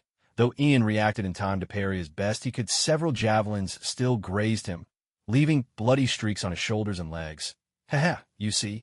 Krieg's voice dripped with cold amusement. "I've got invincible defenses and an endless arsenal. I am the strongest. There's no way you'll ever beat me." Ian just shook his head and replied, "I have no interest in arguing with you. Damn it, even with a card system at my disposal, I wouldn't dare call myself the strongest. Yet here you are, without even a devil fruit power, relying on nothing but weapons and gear, and you have the nerve to call yourself the mightiest? You can shout that all you want in the East Blue, But if you dared say something like that on the Grand Line, you'd be dead in an instant. You, having been belittled by Ian time. And again, Krieg could no longer hold back. With a sudden motion, he tore off his 2 shoulder guards and slammed them together, assembling his most powerful weapon. The great battle spear, he roared, "I'll finish you now. I'll show everyone what happens to those who defy me, Don Krieg." Ian, slightly out of breath, didn't answer. He was turning over an idea in his mind. Should he really use that move? Well, since everyone already calls me a monster anyway, being a bit stranger probably won't make a difference. Just as both Ian and Krieg were preparing for their final clash, an unexpected change swept over the square. Thick white smoke suddenly billowed out, shrouding the entire plaza. The smoke seemed almost sentient as it swept past the outer ring of Navy soldiers heading straight for the battling members of the Krieg pirates and the Buggy pirates. Any pirate touched by the smoke was instantly immobilized, as if bound tightly by invisible ropes. "What is this? Help! I can't breathe!" The pirate grunts shrieked in panic. The dense smoke brought their fighting to a halt, and seeing the others' predicament, they scrambled desperately to avoid the swirling fog. But it was futile. More and more pirates were encircled and ensnared by the tightening smoke. What's going on? Krieg, too, noticed the bizarre phenomenon. Ian, however, realized what was happening, but even he was a little astonished. Smoker the White Hunter. Wasn't he supposed to arrive tomorrow? How is he here already? Sure enough, the Navy soldiers on the perimeter suddenly parted to form a path there. At the end of the corridor stood a man with a cigar clamped between his teeth, his arms transformed into rolling clouds of smoke expanding outward. Behind him, a large contingent of elite Navy troops. Smoker's own men from headquarters charged into the plaza. They wasted no time in rounding up the pirates trapped by Smoker's smoke, binding them tightly with ropes. The Navy soldiers stationed at Lowtown recognized Smoker at once and snapped to attention and salute, but Smoker glared at them with fury. "Look at you! Do you call this the Navy? Standing by while pirates run wild? Are your guns just for show?" No one dared answer. Many hung their heads in shame. Yet for some reason, even a Navy captain from earlier, every soldier in Lowtown felt a secret sigh of relief. The new commanding officer has arrived, and he's brought reinforcements with him. Now it looks like nothing bad will happen to Lowtown. After cursing a couple of times, Smoker fell silent. He'd taken in the situation on the square. The pirates far outnumbered the Marines, and he understood the difficulties the Lowtown unit faced, so he stopped giving them a hard time and barked, "Well, what are you waiting for? Go help catch the criminals." "Yes, sir." The Lowtown Marines snapped to attention, then hurried off to assist the headquarters Marines. Gunshots suddenly rang out sharp and relentless as the Marines finally opened fire. Any pirate who dared resist was shot down without hesitation. At that moment, Smoker's gaze fell on the glaringly obvious bloodstains at the center of the square. Even he couldn't help but avert his eyes. He turned away and asked, "What happened to those people?" The lieutenant from earlier answered, "Colonel Smoker, that young man with a long sword. He's a pirate hunter. The Krieg pirates and the Buggy pirates both came here to settle a score with him. As for that pile of bodies on the ground, they're all his handiwork." Smoker's eyes widened in disbelief. "You mean he killed all those pirates by himself?" "Yes, sir." The lieutenant nodded. Smoker said nothing more, his eyes locked tightly on Ian in the middle of the square. When he caught sight of Ian's hat, his heart gave a sudden jolt. What's this guy's connection to Bartholomew Kuma? Was Smoker's immediate thought, the way he treats pirates with such brutal force. It's exactly like Kuma. As a headquarters colonel, Smoker was well aware of Bartholomew Kuma, one of the 7 warlords of the sea, infamously known as the Tyrant. Even though Kuma was a pirate himself, he was the stuff of nightmares for many others of his kind. It was said Kuma harbored a special hatred for pirates. Those who ran into him rarely survived, their ships smashed, and their crews wiped out. Kuma possessed the powers of the pawpaw fruit, allowing him to compress the air itself and unleash it in an instant with a terrifying attack, known as Ursa's Shock. The devastation left in his wake was second to none. Places he fought looked as though a hurricane had torn through, not only sinking ships but shattering massive boulders. Pirates unlucky enough to face him met with truly gruesome ends. That's how he'd earned his fearsome nickname, the Tyrant. Smoker knew all about Kuma's exploits. What he hadn't expected was to suddenly see a young pirate hunter wearing the same distinctive hat as Kuma and dispatching pirates with the same ruthless efficiency. Smoker hadn't witnessed the events firsthand, so he couldn't have known about Ian's fury at the time. The hat alone might have meant nothing, but when even his manner matched Kuma's, it was too much to be written off as coincidence. From a very first moment he laid eyes on Ian, Smoker instinctively made the connection. This young man was somehow just like the tyrant Kuma. Turning his head, Smoker also caught sight of Ace and Buggy, so he asked again about Ace's identity. However, the Marines in Lowtown didn't know much about Ace. After all, he had only just set out to see the Spade Pirates were still only him alone, and he hadn't gained any reputation yet. So the Marines there could only regard him as Ian's friend. Assuming Ace was also a bounty hunter, arrest them all. Smoker made his decision firmly after hearing this. The Marine soldiers were taken aback and asked cautiously, "Even those two bounty hunters? Arrest them." Smoker nodded decisively. Even if they are bounty hunters, this commotion was started by them. They must give Lowtown an explanation. As soon as Smoker's order was given, the Marine soldiers sprang into action. Ace had already given Buggy a thorough beating, leaving his face bruised and swollen. As Ace bent down to pick up the seastone key that had fallen for Buggy, he was suddenly startled by gunfire at the ground before him. Marine soldiers were firing warning shots. Ace looked up in surprise and saw several Marines aiming their guns straight at him. "What are you doing?" Ace asked in bewilderment. After all, he was helping Ian fight pirates. Shouldn't he be on the side of justice? "It's Colonel Smoker's order," one Marine replied. "Even though you're bounty hunters, you have to be arrested all the same." Ace glanced around, then suddenly clutched his hat and shouted to Ian, "Sorry, Ian. Looks like the Marines are after me. I'm out of here." The letter for the old man is at the end. "Go grab it yourself.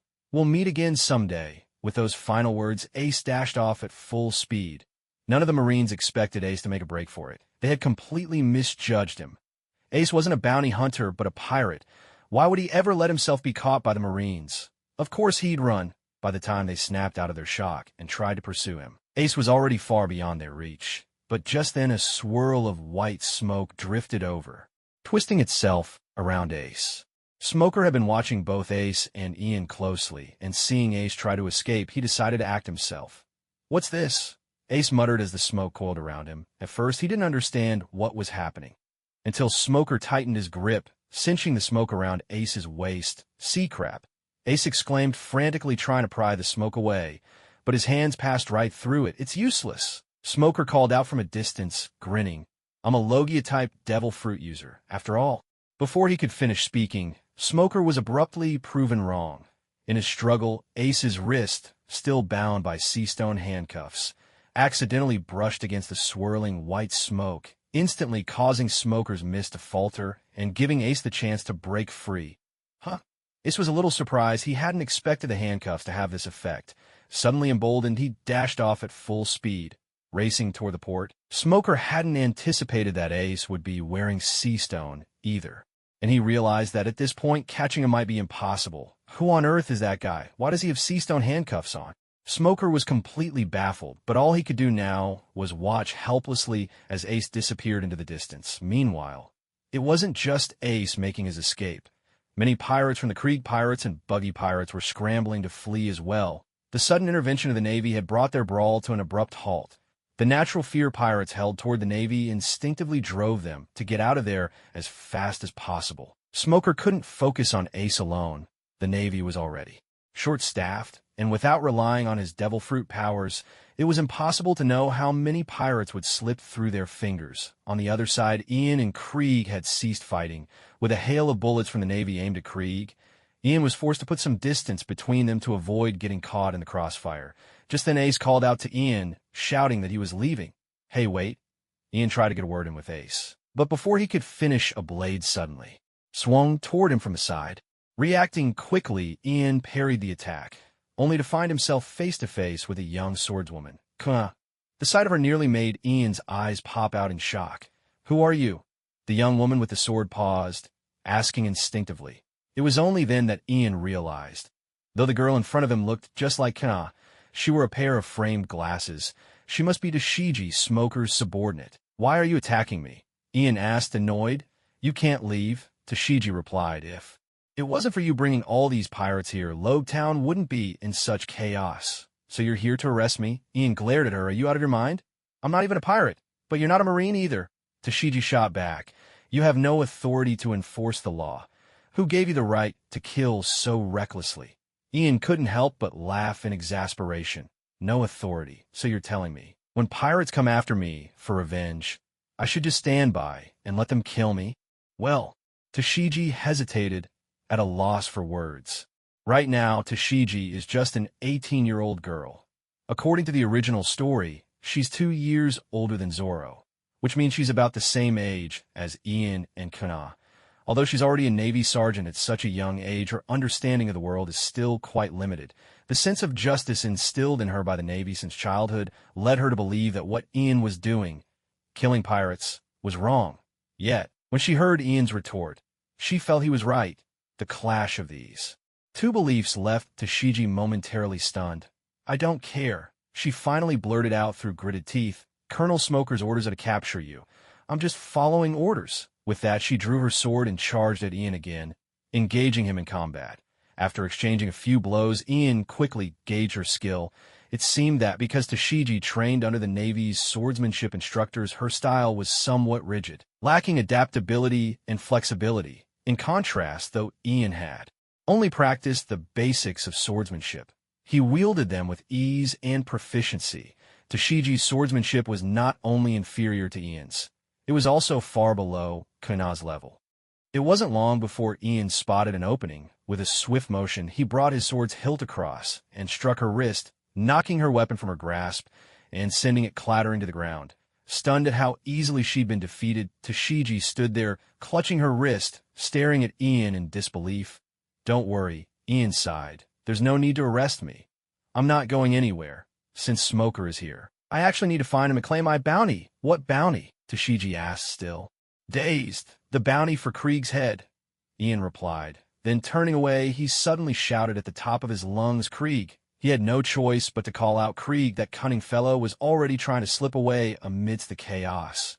Not only him, but even Buggy was being quietly whisked away by his underlings Moji and Kabeji at some point, with Smoker leading the Navy's elite troops onto the scene. None of the pirates had any desire to keep fighting naturally. Their only thought was to escape. The Navy's bullets couldn't pierce Krieg's armor defenses, but he knew better than to challenge the Navy head-on. Though he boasted of having over 3,000 men, he hadn't brought that many to Lowtown. He had to leave some behind to guard the ship, after all. Now, most of those he brought had already been captured by the Navy. If he didn't escape soon, he might not get another chance. As the captain of a pirate crew, he couldn't afford to be trapped here. While Ian was entangled with Tashigi, the fearsome Jin, trembling, managed to struggle to his feet. Although he'd taken a slash from Ian, it had only opened his abdomen, a wound but not a fatal one. Surveying the chaos around him, Jin pushed himself upright and said to Krieg, Sea Captain, go on ahead, I'll hold off the Marines. Jin had always been fiercely loyal to Krieg. Even gravely wounded, he spread his arms wide, placing himself between Krieg and the Marines' gun barrels, determined to cover Krieg's retreat. Yet Krieg was a man without loyalty or compassion. Seeing Jin trying to shield him, he didn't say a single word. He simply turned and fled. When Ian turned around, this was exactly the scene that greeted him. Hearing Ian shout, Krieg glanced back and sneered coldly, saying, Kid, what do you think you're doing? I already let you off today. Don't you know how to be grateful? I think you got that backwards, Ian replied disdainfully, picking at his ear. Remember what I told you before? Your bounty. It's mine. Krieg burst out laughing at Ian's words. You want my bounty? And how do you plan to do that? With your sword skills? Don't forget, you can't even scratch my armor. Their voices were loud, making sure that many of the nearby Marines heard every word, including Tashigi and Smoker, who had been watching the scene unfold. What's he trying to do? A Marine gaped at Ian, turning to his companion. Krieg's armor can't even be penetrated by bullets. Exactly. Does he really think he can slice through that armor with his sword? His fellow Marine nodded in agreement. Tashigi, having crossed swords with Ian herself, had to admit he was the superior swordsman, but even she couldn't believe Ian could break through Krieg's defense. Is that kid a fool? Smoker mused to himself, chewing on his cigar. Even my smoke fruit can't do much against Krieg. At best, I can catch him. Where does this kid get such confidence that he can stop Krieg? As everyone was thinking along these lines, Ian calmly raised his long sword upright, a faint smile playing on his lips. Who told you? I can't cut through it? In the next instant, a third eye suddenly appeared on Ian's forehead. Tashigi, standing right beside him, was so stunned by the sight that she thought her nearsightedness was acting up and couldn't help rubbing her eyes in disbelief. Smoker and the other Marines nearly dropped their jaws. What on earth was that? In truth, this sudden third, I was nothing but an illusion. A side effect of Ian activating the Evil I'm Master skill from the Flying Shadow card. The Evil I'm Master's ability, when passive, allows him to roughly sense the strength of his target opponent. However, when actively triggered, it instantly doubles Ian's None energy. This surge is only temporary and comes at a steep price. Every second, Ian must sacrifice 10% of his life force. In other words, he can sustain this power for a maximum of 9 seconds. Never a full 10, or else his life force would drop to 0, and he may truly die. Though it only lasts for 9 seconds, this skill is incredibly powerful. Ian's None, which had been utterly depleted, was not only fully restored in an instant, but he found himself with twice as much as before at this moment. He had an astonishing 224 points of None energy. This was Ian's first time using the skill. His original intention was simply to refill his None, then finish Krieg off with the Evil King's Flame Blade. Although Krieg's armor was tough, it shouldn't stand a chance. The Evil King's Flame Blade could even melt through sea stone, so cutting through armor would be no challenge. Yet as Ian activated the skill, he found things slipping out of control. The sudden abundance of None surged through him, and a sharp pain throbbed in his head. None was a strange thing when depleted. It drained the spirit when in excess. It caused splitting headaches. Ian hadn't expected this side effect, so even though he'd triggered the Evil I'm Master's ability, he found himself unable to regulate the outpouring of None. Flames leapt up along his blade, the very reason Ian had planned to use the Evil King's Flame Blade. But as None continued to flood into the sword, Ian felt the heat intensify, the flames shifting to a ghostly pale hue, threatening to spiral out of control. No, he thought, I have to unleash all this power at once. Acting on instinct, Ian let out a roar and swung his blade forward with all his might. In that instant, everyone present, Dashki, Smoker, and the throng of Navy soldiers, witnessed something astonishing. A wave of sword energy wreathed in pale flames erupted from Ian's swing, slicing through the air at blinding speed. Before Krieg even realized what was happening, the fiery blade had pierced straight through him, then continued on, cleaving through the wooden execution platform behind him, and finally disappearing. Only when it struck a building at the far edge of the plaza, a long smoking gash was left in the stone of that building, still smoldering from the heat. Creaking sounds echoed across the square as the execution platform slowly tilted to one side. The spot where the sword energy had sliced through the support beams was marked by a clean, precise cut. The uneven stress was too much, and with a tremendous crash, the platform collapsed. As for Krieg, disbelief was written all over his face as he slowly sank to his knees. The once impenetrable alloy armor on his chest had split open, and thin streams of blood were seeping from the cracked metal. As Krieg fell, half of his body began to slump sideways toward the ground. The sword energy Ian unleashed had actually cleaved his chest and torso in two. See? Captain Jin, the demon man, struggled to turn his head, only to witness Krieg collapsing in defeat. The members of the Krieg pirates, bound and held on the square, had been cursing the Navy with all their strength, but when they saw this scene, every one of them was struck dumb with shock. The captain is dead. No one wanted to accept this truth, yet the evidence was right before their eyes. Half of Krieg's body was sliding down to the ground, in full view of all the pirates. To the members of the Krieg pirates, their captain had always been invincible, yet now, just as he was about to escape, he'd been cut down before their very eyes. To be fair, Krieg had been a remarkably effective leader, commanding absolute authority within his crew. But the moment their pillar fell, a chain reaction was set off. With the backbone of the group gone, it was as though all their courage had been snatched away in an instant. Some pirates, who were still engaged in battle with the Navy, suddenly lost all will to resist. Their weapons clattered to the ground, surrendering themselves to be subdued and tied up by the Marines. This unexpected turn greatly reduced the casualties among the Navy's ranks. Tashigi collapsed to the ground, overwhelmed by another wave of nausea. She had seen the bodies of pirates before, but never had she witnessed someone being killed right before her eyes. This time was different. She had watched Krieg die up close and personal. At the same time, She looked at Ian in astonishment. She had never imagined that this young man, who appeared to be about her age, was actually a master swordsman.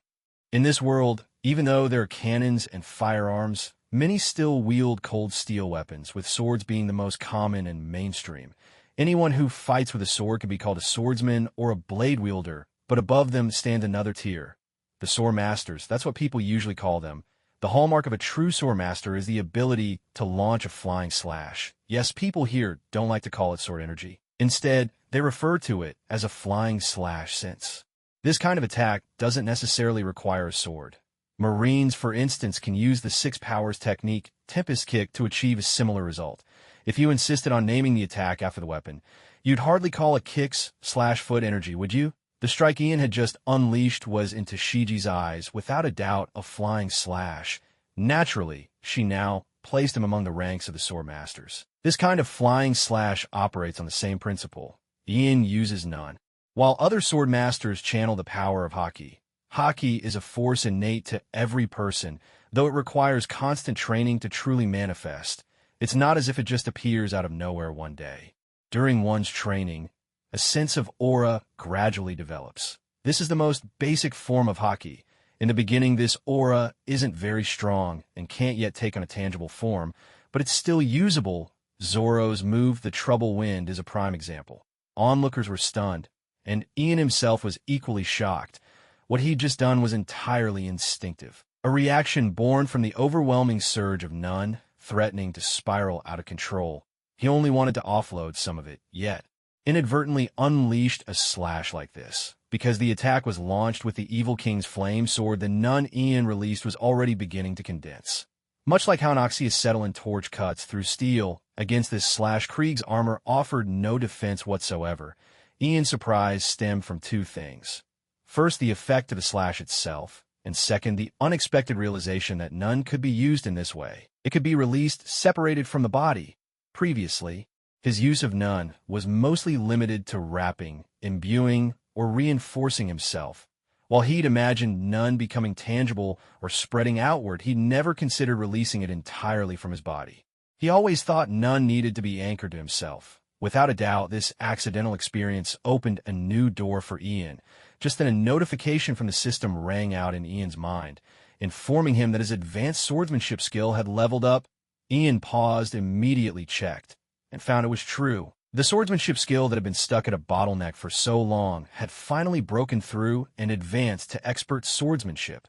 Expert swordsmanship, sword attack speed plus 40%, destructive power plus 40%, enables sword aura attacks proficiency 0/300000000. With his swordsmanship skill improved, Ian's attack speed and the power behind his slashes had both increased. However, Ian had always felt that the main purpose of raising these basic skills was to meet the requirements for using certain card abilities. Yet this breakthrough came about because he accidentally unleashed a sword aura, which made Ian wonder. Once these basic skills reach a high level, do they perhaps offer more than just simple improvements in one area? Take the breakthrough in swordsmanship skill as an example. Pure sword techniques alone could hardly be improved much further. It was only after combining them with an energy that a true breakthrough became possible. By this reasoning, will advancing high-level none cultivation skills to the expert level in the future also require the help of other foundational skills, achieving a breakthrough through integrated application? Of course, these are questions for later. There's no use in Ian speculating now, at present. The proficiency required for expert-level swordsmanship has tripled again. 30 million points are needed to master it. The further one progresses with foundational skills, the harder it becomes to improve, and the longer it takes. Putting away his sword, Ian looked at his now completely depleted none energy and couldn't help but let out a wry smile. That strike just now had consumed every drop of his none.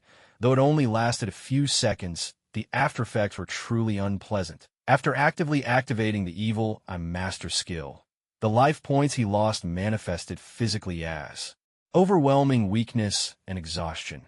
Unlike the mental fatigue of running out of none, this time his body itself felt drained. Like someone grievously wounded, his strength seemed to seep away, pain flaring through every muscle, making even the slightest movement of a finger feel impossible. This situation made Ian deeply wary. He realized that the life point attribute was far more than just a number. It was more like a chart reflecting his physical condition. As his life points dropped, his body displayed all kinds of symptoms. The bonus to life from the cards didn't actually increase his vitality. It was more akin to boosting his resilience against attacks. If he took too much damage, he could die all the same. At this moment, Jin, the demon man, collapsed to his knees, clutching his face as tears mingled with blood.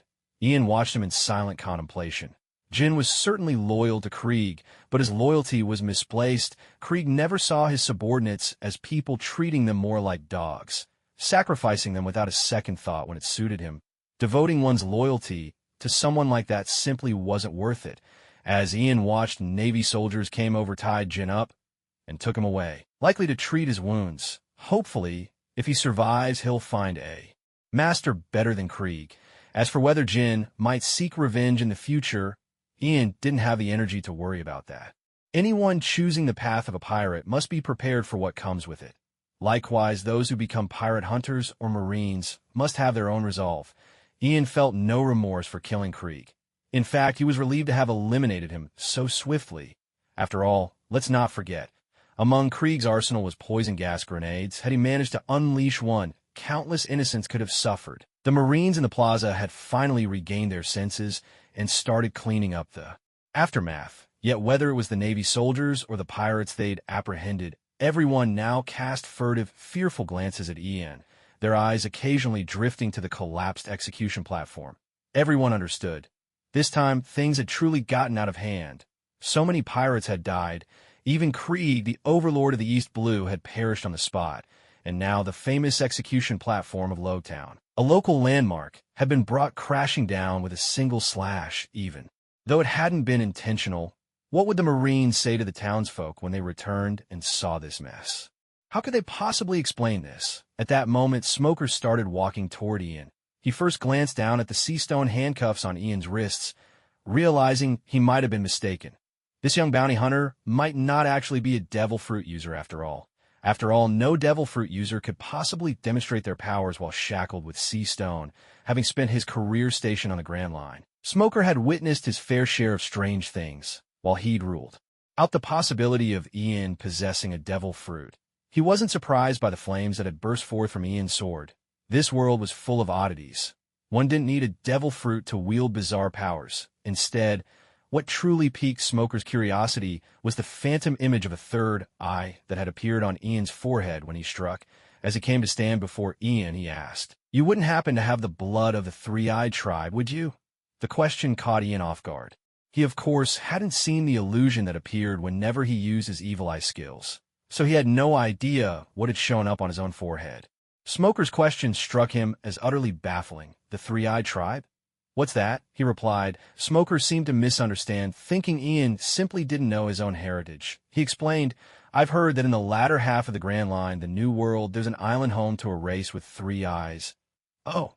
And then Ian asked. Of course, he was aware of the three-eyed tribe's existence. In this world, there weren't just the three-eyed. There were also giants, dwarves, long-armed folk, fishmen, countless extraordinary races. He just didn't know why Smoker was bringing it up now. Their conversation was completely out of sync, and after a moment, Smoker, at a loss for words, simply pointed at the toppled execution platform and said, "All right, let's put that aside for now. Why don't you tell me? What are we supposed to do about this?" "Do about what?" Ian replied, blinking innocently, feigning ignorance. Smoker exhaled a thick cloud of cigar smoke and said, "Don't play dumb with me. Just look at this mess. Do you have any idea how much trouble you've brought down on Lowtown just by showing up?" Ian turned his head and looked around. On the vast square, bloodstains and shell craters were everywhere. The execution platform had collapsed, and wounded pirates and marines sat on the ground, groaning softly. Doctors, drenched in sweat, rushed back and forth tending to the injured. The entire scene was a vision of devastation in the aftermath of a fierce battle. "This can't possibly be blamed on me, right?" Ian spread his hands, saying all of this was caused by the pirates, but you shouldn't have killed so many people either. Tashiji came over from the side and shouted at Ian. Ian shot her a glare. "They brought it on themselves. You." At that moment, Smoker spoke up. "Tashiji, don't be so naive. Now that you're a full-fledged Marine, you need to get used to things like this. If you keep holding on to that kind-hearted pity, you'll likely end up being killed by pirates first." Tashigi could feel the cold edge in Smoker's voice, and she was left speechless. In the end, she turned away and stomped off, fuming. Smoker shook his head. Young Marines are always like this, fresh out of the academy, brimming with justice and passion thanks to their training. Only after they've seen more of the world do they truly understand its harshness. Pirate or Marine, killing and being killed is just fate. He turned his gaze back to Ian and said, "Originally, I wanted to arrest you. But since you haven't run away, I'll let it go. Like you said, what the pirates did isn't my concern. They brought it on themselves. However, the execution platform was destroyed by you. That's a fact, isn't it? So I'm giving you two choices. Either pay for it or fix the platform yourself. But you have to do it by your own hands." "Do it myself?" Ian said in surprise. "I don't know the first thing about carpentry. You want me to fix it myself?" "Oh, so you're planning to pay then?" Smoker shot back. Ian cautiously asked, "Can I ask first, if I pay, how much would it be?" "At least 50 million berries." Smoker named the sum without hesitation. Ian jumped up in shock. 50 million? For a broken wooden scaffold? You're asking for 50 million? Why not just rob me outright? It's absolutely worth that much." Smoker said, dead serious. "You have to understand, this is the execution platform where the pirate King Roger was put to death. It's practically a historic monument. Most of the tourists who come to Lowtown are here to see it. Do you realize how many visitors will lose while it's being repaired? Damn, 50 million! Even if I add up Buggy and Krieg's bounties, it's not enough." Speaking of bounties, Ian suddenly remembered something. He hurried over to the corpse of Krieg, took off the diamond-studded gauntlet from his fist, wiped off the blood, and stuffed it into his pocket. After all, that's money too.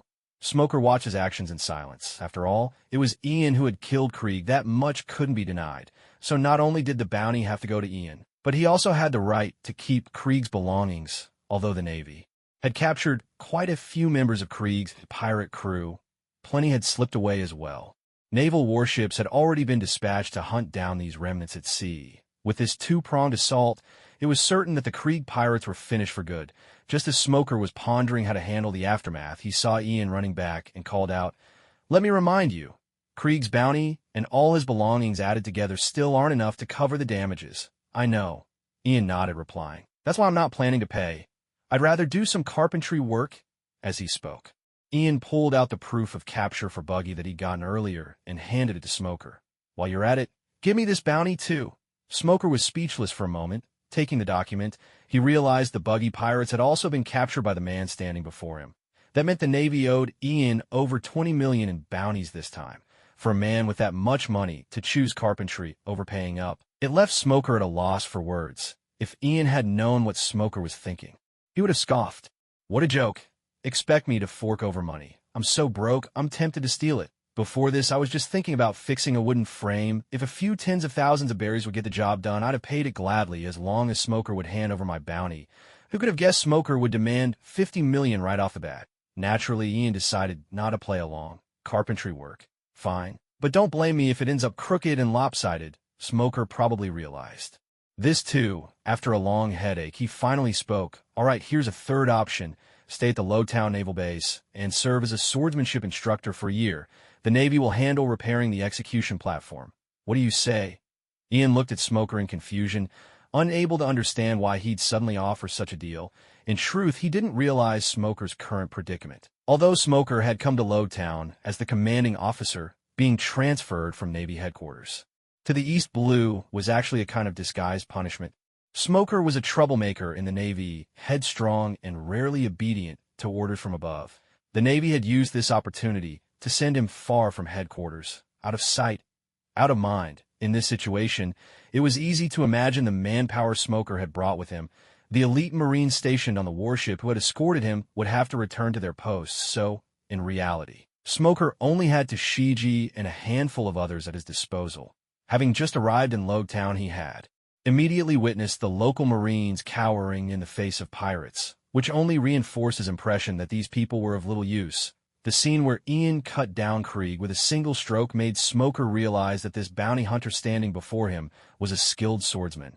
A sudden thought sparked in his mind. He wanted to keep Ian here as a swordsmanship instructor. This way, not only would he have a true expert at his command, but he could also use Ian to whip the Marines of Lowtown into shape. It was a solution that killed two birds with one stone. In fact, this impulse to recruit promising talent into the Navy wasn't unique to Garp. Many Navy officers felt the same way.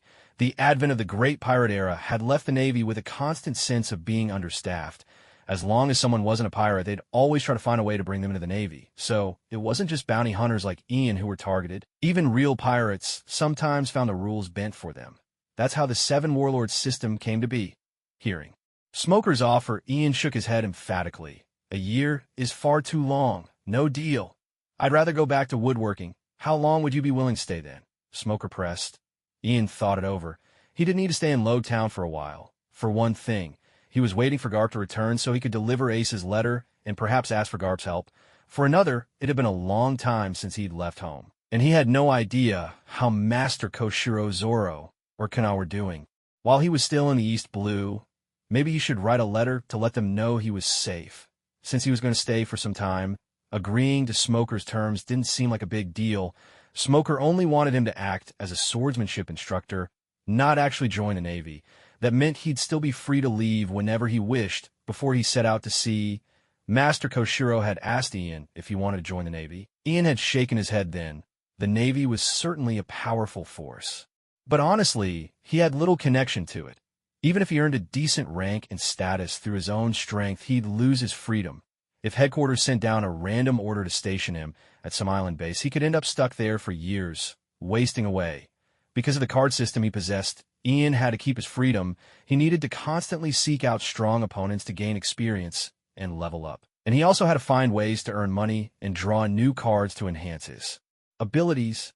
Although the path to becoming stronger doesn't necessarily require complete reliance on the system, it is after all a valuable aid. At the moment, Ian's plan is to master hockey as soon as possible, because if his guess is correct, once he learns hockey, the system should translate it into a corresponding form of none, one that would count as a basic attribute, if that's the case. Even if card attribute growth becomes harder later on, Ian's limitations in terms of nun energy will be much less of a concern, since he wants to maintain his freedom. Being either a pirate hunter or a pirate is the best choice. Still, Ian understands that becoming a pirate inevitably means being hunted by the Navy. Provoking such a massive force while he's still not strong enough would be courting disaster. He doesn't expect to have Luffy's kind of luck, always managing to escape danger at the last second. Ian remains somewhat confused about his long-term goals. He hasn't seriously considered things like becoming Pirate King or seeking Roger's legendary treasure. Those ambitions feel far too distant. For his short-term goals, however, his vision is much clearer. If in the future the Great War of Marineford is destined to happen, then it signals a coming era of turmoil. At that time, perhaps he'll align himself with one of the major powers. But whether he becomes a pirate, a marine, or even a revolutionary, all of that depends on a single premise: having enough strength to protect himself, as he is now. He's not qualified to take any side at all. When it comes down to it, survival is all that really matters in this world. Thinking along these lines, Ian felt a sense of clarity. He decided it would be best not to let things become too tense with the Navy. Raising a single finger, he said, "How about this? 1 month for the next month, I'll serve as your swordsmanship instructor. Let's drop the whole compensation for the execution platform." All right. Smoker initially thought 1 month was far too short, but seeing Ian's firm attitude, he realized there was no room for negotiation. So with a nod, he signaled his acceptance. Ian snapped his fingers with a crisp gesture. "Glad we could settle that. Now, could you do me a favor and report my bounty?" Smoker, lost in thought for a moment, unconsciously glanced at the Navy flag fluttering above the distant base. "You think kicking me out will solve your problems? Fine, then I'll submit the bounties for both pirates along with the repair costs for the execution platform. Let's see how they handle that headache first." Ian had no idea that Smoker was planning to use this incident as an excuse to request a substantial budget from his superiors. After striking the deal, Ian settled into the Navy base. He found this temporary arrangement quite agreeable. Staying at the base meant he didn't have to spend money on a hotel, nor worry about food. The Navy mess hall in Lowtown was spacious, and the cook skills weren't bad, either. After news of the Navy's victory spread, the refugees in Lowtown gradually returned. Most of them were local residents, and as soon as they had settled their families back home, they hurried to the square. There they clustered around the scars left by the battle, pointing and discussing animatedly. Word had already gotten around. This time the Krieg pirates and the Buggy pirates had appeared together, yet in the end the so-called overlords of the East Blue, the Krieg pirates, were utterly destroyed while the buggy pirates barely managed to escape, but it didn't stop there in this battle. Over 200 members of the Krieg pirates were killed. To everyone's astonishment, more than half of the casualties had been taken down single-handedly by a pirate hunter, with the rest falling during clashes with the Navy. Their infamous leader, Krieg himself, was also slain on the spot by that same pirate hunter. When the people of Lowtown heard this news, they couldn't help but cheer out loud. The notorious reputation of the Krieg pirates had long spread across the East Blue, and now, to see them finally eliminated by a pirate hunter, it was a truly satisfying turn of events. Everyone was eager to learn the name of this pirate hunter. The Navy made no attempt to hide it and share the news about Ian. When people heard that this Ian had not only taken down Krieg, but had also captured members of the buggy pirates before, they were utterly stunned. This pirate hunter had managed to catch 2 pirates, each with a bounty exceeding 10 million. By now, Buggy's bounty had already risen to 15 million. Throughout every street and alley in Lowtown, Ian's name was on everyone's lips. People regarded him as the strongest pirate hunter in all of East Blue, especially when word spread that Ian had become the Navy's swordsmanship instructor in Lowtown. Everyone felt a great sense of relief. In their eyes, having such a powerful pirate hunter teaching the Navy soldiers could only mean that the Navy's strength would greatly improve, giving the townspeople a much stronger sense of security. Perhaps this was another purpose behind Smoker's decision. After all, the turmoil in Lowtown had been so severe that announcing Ian's appointment to the Navy was sure to help stabilize people's hearts. Of course, no one knew that this swordsmanship instructor Ian would only remain at the Navy base for a single month, something Smoker had no intention of revealing. Out of gratitude, when the townsfolk heard that the execution platform had been destroyed during Ian's battle with Krieg, not a single person blamed him. On the contrary, they enthusiastically pointed to the scaffold under repair, chatting excitedly. "Did you hear? That pirate hunter Ian is a true swordsman. The execution platform was split by one of his flying sword slashes." "Really? That's incredible. And there's more. Do you see the house in the back?" someone exclaimed. The final strike landed right there. Even the stones were left with a deep crack that just shows how powerful the blow was. Ian's name was now on everyone's lips. Not only were the people of Lowtown talking about him, but even the remnants of the Krieg pirates scattered after losing their leader carried news of Ian's victory wherever they fled across the East Blue, as word spread that Ian had defeated Krieg. Pirates everywhere began to treat Ian, the pirate hunter, with caution and fear. No one dared to seek revenge against Ian. Many pirates had witnessed with their own eyes how he felled Krieg in a single stroke. Though this stirred up hatred among them, after sizing up their own strength, they quickly suppressed any thoughts of vengeance. After all, Krieg's title as the strongest had been uncontested for years. Whether true or not, it had become a fact in their minds. Now that even the mighty Krieg had fallen to Ian, how could any lesser pirate dare to make a move? As a result, pirates across the East Blue started to keep a low profile, terrified that Ian, the pirate hunter, might come knocking on their doors. At first, Ian hadn't expected his actions to have such far-reaching effects. It wasn't until he went back to his old inn to collect the letter Ace had left for him that he realized some of the benefits. When the innkeeper learned he was the one who had defeated Krieg, not only did he let go of the time Ian and Ace had dined and stayed without paying, but he even treated Ian to a lavish meal out of heartfelt gratitude, leaving Ian a little embarrassed. With Ace's letter finally in hand, Ian could tell that Ace had probably made up his mind to leave as soon as everything was settled. Otherwise, he could have handed the letter over in person instead of leaving it for Ian to pick up. Ian understood that Ace had set out on his own adventure. He didn't know whether Ace would eventually join the Whitebeard pirates, though it seemed likely. But with Ian's involvement, Ace had also learned about Sabo. Perhaps, during his journey, Ace might find himself with new tasks, like searching for members of the Revolutionary Army. Ian wasn't sure whether Ace would succeed in that quest. From what Ian remembered, the Revolutionary Army's members were scattered and hidden across the world, moving in secret. It wasn't something a lone pirate could easily uncover. As for the contents of the letter Ace had written to Garp, Ian had no idea. He hadn't thought to open it or see what was inside. He simply planned to hand it over to Garp once he returned, and that would be the end of it. Over the next 2 days, Ian remained at the Navy base. The seastone handcuffs that had shackled him were unlocked by the Navy's locksmith. As soon as the cuffs were removed, Smoker immediately claimed them, saying he wanted to polish them and embed the sea stone into his weapon, the jit, so that he could deal with devil fruit users in the future. However, after Ian's vehement protest, Smoker ended up taking only the remaining length of chain, returning the circular cuff bands to Ian. Ian couldn't help but look down on Smoker for this. When he was at Navy headquarters, hadn't it occurred to him to get some sea stone for his weapon? Why wait until he arrived in the East Blue to finally think of this? While waiting for Garp to return, Ian devoted himself to work, helping Smoker train the Navy soldiers stationed in Logtown. Back at Ishin Dojo in Shimatsuki Village, Ian had already been responsible for guiding his junior disciples as the senior apprentice, so this job suited him perfectly. The routines were all too familiar. What made the experience even smoother was the attitude of the Logtown Navy soldiers. Having witnessed Ian's prowess in the plaza battle, they viewed him with a mix of awe and respect.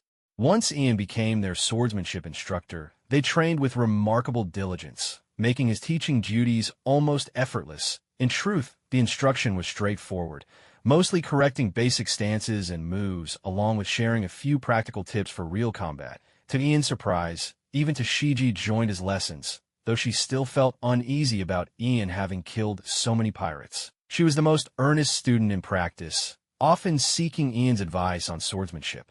Whenever this happened, Ian couldn't help but see a shadow of Kana in Tashigi.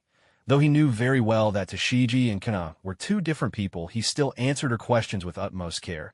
This, in turn, helped ease the tension between them.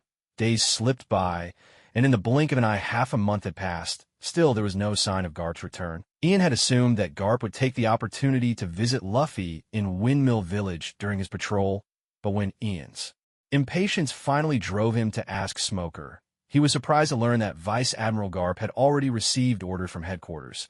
After completing his inspection of Shell's Town, he had returned straight to base through the Calm Belt, skipping Logtown entirely. Now, Ian had no idea how he was supposed to pass Ace's letter to him. Smoker, for his part, was surprised that Ian actually knew Garp, but didn't press the matter. Once the funds finally came through, he handed over Ian's bounty in full. 24 million berries. Ian then sold Krieg's diamond knuckle dusters to the local jeweler, though they only fetched a little over 3 million berries. Altogether, Ian now held a total of 27 million berries, by far the largest sum he had ever possessed. Just as he was delighting in thoughts of how to spend this newfound money, a recently docked cruise ship brought Ian a letter. At a glance, Ian recognized the handwriting. It was from his master Koshiro. He had just sent a letter to his master a few days prior, and hadn't expected such a swift reply. Opening the envelope, Ian began to read slowly. To my disciple Ian, I hope this letter finds you well. I have received your letter. The dojo is doing just fine, and so am I, Zoro. And Kuina are much the same as always. We've heard all about your recent exploits. Even Shimatsuki Village is abuzz with news of your defeat of Krieg. It fills me with pride. It seems that since you set out to sea, you've advanced even further on the path of the sword. When Zoro heard about your feat, he started clamoring to set out to sea as well. But just like I did with you back then, I refused him. He's been in a bit of a mood lately, no doubt wishing he could fast forward to his 18th birthday. In your letter you mentioned your intention to venture into the Grand Line. I won't try to talk you out of it, but you must be careful. Also, there's something important I want to tell you. The letter was long, and as Ian read the opening lines, he couldn't help but smile. He turned the page and continued reading. I've never spoken to you about your origins. All I ever told you was that you were an adopted child, and nothing more. When you left to go to sea, I hesitated about whether I should tell you the truth, about where you came from, but in that moment of hesitation, you were already gone. I don't know if it's right or wrong to tell you now, but seeing how much you've grown in strength, I've decided to lay it all out for you. Your homeland is not in the East Blue, but in the West Blue. Kuina's mother and I found you near a small island in the West Blue. At this point, Ian's brows furrowed. So he wasn't from East Blue after all? Or rather, the original owner of this body hadn't been. He frowned in puzzlement, surprised by the revelation. In truth, it didn't matter much to him where he was born. East Blue or West Blue, they were just places. He felt little attachment either way. He read on, and the letter continued. At the time Kana had just been born, her mother and I decided to return to the East Blue. While aboard the ship, we suddenly spotted a battered little boat drifting on the waves. At first, we thought nothing of it and were about to sail away, when suddenly the sound of a baby's cries reached us from the boat. Your master's wife-handed cut to me, and despite her weakness after childbirth, dove into the sea to rescue you. I can never forget the smile on her face when she brought you aboard. She said it must have been a miracle. Only afterward did we realize that the little boat carrying you had already been drifting on the sea for quite some time. This truly was a miracle. On such a dangerous ocean, you managed to survive. Reading this, Ian felt a cold sweat break out across his back. Indeed, for a battered little boat to float adrift on the open sea and not capsize in a storm, nor fall prey to any sea beasts or kings of the sea, and then by some stroke of luck to encounter Master Koshiro's ship and be rescued in the end. This went beyond what anyone could simply call a miracle. Yet between the lines of the letter, Ian sensed that perhaps his master's wife's passing was somehow connected to him. She had just given birth to Kana not long before, yet dared to plunge into the icy water to save someone. This was not something an ordinary person could do. Perhaps it was precisely this act of rescue that left her with a lingering illness. This was the first time Ian had ever heard of such things, and he began to understand why Master Koshiro had chosen not to speak of it face-to-face, but instead wrote it all down in a letter. It was nothing more than not wanting to see the look of guilt on his face. The place where we found you, the letter continued, was more than 100 nautical miles from Small Island. We made some inquiries and learned that the island was called Bambanroll. We heard there were people living there, so your master's wife, and I wondered if perhaps you had drifted from that island. We wanted to take you to see if you could find your family. But when we approached, we discovered the island had been sealed off. We weren't allowed to get close, and soon after something momentous happened in the West Sea. We could not remain there any longer, so in the end, we brought you with us to settle in the East Sea. Ian, you are an adult now, and I think it's time you knew all this. If one day you feel capable and wish to seek out your own family, then go to the West Sea and see for yourself. The letter ended there, but Ian was left full of questions. Some things that Master Koshiro mentioned seemed intentionally vague, as if he did not wish to state them outright. This gave Ian a sense of unease. When his master's wife found him, he was just a baby. Though his exact age was uncertain, he couldn't have been more than a year old. He was now 18-inch, which meant these events took place around 17 or 18 years ago. And at that time, something significant had happened in the West Sea. As Ian pondered this, his heart suddenly skipped a beat. Could it be? The most unforgettable event in the West Sea for Ian was the O'Hara incident. Could that be what Master Koshiro was referring to? Counting on his fingers, he realized that indeed, during this very period, the island of O'Hara, a small land devoted to the study of history, was wiped from the map by the world government through the Buster Call. Although the world government had gone to great lengths to cover up the incident, news of such magnitude couldn't possibly have gone unnoticed in the West Blue. Master Koshiro must have heard about it, which led him to suspect that his own origins might be connected to O'Hara. But then, what was the story behind this Bambanroll Island he mentioned in the letter? No need to rush. Take time to investigate thoroughly. Ian carefully tucked the letter into his pocket, making sure it was safe then. Hurried out of his dormitory, he headed straight for the records room at the Navy base. When he opened the door, he saw several Marine soldiers busy at their tasks. As soon as Ian entered, the soldiers recognized him instantly and snapped to attention, saluting, "Good day, Instructor." Although Ian was hired as a swordsmanship instructor and held no official rank, the Marines respected him for his abilities. No one ever looked down on him because of his age. Still, this was the Navy's records room, a classified area. So after saluting, one of the soldiers hesitated and said, "Instructor, according to regulations, we can't grant you access to this room." "It's fine, really." Ian waved his hand. "I just wanted to ask if you have any maps of the West Blue." Hearing that Ian was only looking for a map, the Marines breathed a collective sigh of relief. Maps weren't considered classified, so one of them quickly found a copy and handed it to Ian. Ian was careful to follow the rules. Once he had the map, he left the records room and stepped outside to examine it. Bambanroll. Bambanroll, Ian muttered, scanning the map for the name. Found it. After searching carefully for quite a while, Ian finally spotted the place on the map. It was a tiny island, and its label was minuscule, making it quite a challenge to locate, but at least he had pinpointed his first location, Bambanroll, territory of the Kingdom of Alugia. That was the only information the map provided. Ian then started checking the surrounding islands, trying to see if O'Hara was anywhere near Bambanroll. To his surprise, no matter how hard he looked, the name O'Hara was nowhere to be found on the map. Ian smacked his forehead. How could he be so absent-minded? O'Hara had already been destroyed. Checking the date the map was made, he realized it was produced 2 years ago. Ian hurried back to the records room and asked the Marines, "Do you have any older maps of the West Blue?" The soldiers are taken aback. "How old are we talking?" 18. "No, better yet, a map from 20 years ago," Ian replied. The Navy soldiers shook their heads and said, "We don't have anything like that." Whenever a new map comes out, the old ones are usually destroyed. The oldest map in the records room is only 5 years old. Ian couldn't help but feel disappointed. He had been secretly glad, thinking that by agreeing, almost by accident, to serve as Smoker's swordsmanship instructor for a month, he'd have a chance to access some naval records. But in the end, it all came to nothing. Noticing his expression, the Navy soldiers looked at him curiously and asked, "Why do you need such an old map of the West Sea?" Anyway, Ian thought for a moment and asked, "Have you ever heard of a place called Bambanroll?" "The West Sea? No, never heard of it." The Navy soldiers shook their heads, but then one of them added, "You could ask Sergeant Rona at the base. I think he's from the West Sea."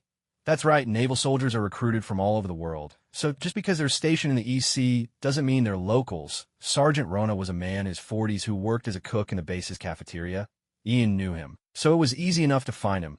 However, Ian didn't dare to mention anything about O'Hara, so he could only use the name Bambanroll when making inquiries, all the while watching Rona's expression closely, hoping to catch a clue. To Ian's surprise, as soon as he mentioned Bambanroll, Rona's face lit up with recognition. "Of course I know that place. Something big happened there years ago." Ian pressed him. "Tell me about it." "You mean about 17 years ago, right?" Sergeant Rona settled into his chair and took a drag from his cigarette. "Back then, I was in my 20s, just joined the Navy, hadn't even been posted to the East Sea yet. Bambanroll was part of the Kingdom of Alugia, but at that time an epidemic broke out there. It was said to be very serious. The Alugia Kingdom's army sealed off the island and sent medical teams and help, but the plague spread too quickly. In the end, everyone on the island died. A plague? Ian felt a headache coming on. He hadn't expected something like this. Had he been completely mistaken? Was his own past really unrelated to O'Hara? But something still didn't add up if he really had drifted from Bambanroll, and a plague had swept the island. Why hadn't Master Koshiro ever mentioned in his letters that Ian had been sick when he was found? If the epidemic had truly been that deadly, how could an infant just a few months old have survived unscathed? Or perhaps there was more to the story of the plague than met the eye. There are just too many uncertainties. First of all, he has no way of knowing where the island of O'Hara was located, nor whether it was anywhere near Bambanroll. This is a crucial point. If O'Hara happened to be close to Bambanroll, then he himself might also be a survivor of O'Hara. But if the two islands are far apart, then his birthplace was likely Bambanroll, the place where the plague broke out. However, after the destruction of O'Hara, the island was wiped off the map under the control of the world government. On new maps, this place simply doesn't exist, and older maps are hard to come by. Unless he asked some of the older people from West Blue, maybe they would know. But whether they'd be willing to talk about it was another matter entirely. Master Koshiro wasn't from West Blue, and he probably wasn't familiar with its geography, so he couldn't say for sure either. What's more, the O'Hara incident was strictly forbidden to discuss by the government, and letters weren't safe. That's why the account in the letter was so veiled and cautious. So Ian could only set the matter aside for now. He took out the letter, and with a spar from his hand, set it alight and burned it to ashes. "You're saying he's searching for Bambanroll Island in the Kingdom of Alugia?" Inside the room, Smoker was biting down on a cigar, bare-chested, slowly stacking stones one on top of the other. Without turning his head, he asked the question after hearing the report from the Marine standing at the door. "Yes, Captain Smoker." The Marine saluted smartly. "Understood, you're dismissed," with a grunt of acknowledgement. Smoker waited until the Marine had left, then leaned back in his chair and began to think. Although Ian carried the title of swordsmanship instructor, he wasn't truly a Marine. Smoker couldn't just let him run wild inside the base, so he'd assigned people to keep an eye on him. For the most part, Ian had just been teaching swordsmanship to the Marines or fishing by the shore in Logtown. Nothing out of the ordinary, but then he'd suddenly gone to the records room to look for maps of West Blue. That was strange enough that the Marine on duty reported it to Smoker as soon as Ian left. "West Blue, Bambanroll, where on earth is that?" "There are simply too many islands on the sea. Smoker couldn't possibly know them all. He had no idea about Bambanroll, but he did know the Kingdom of Alugia.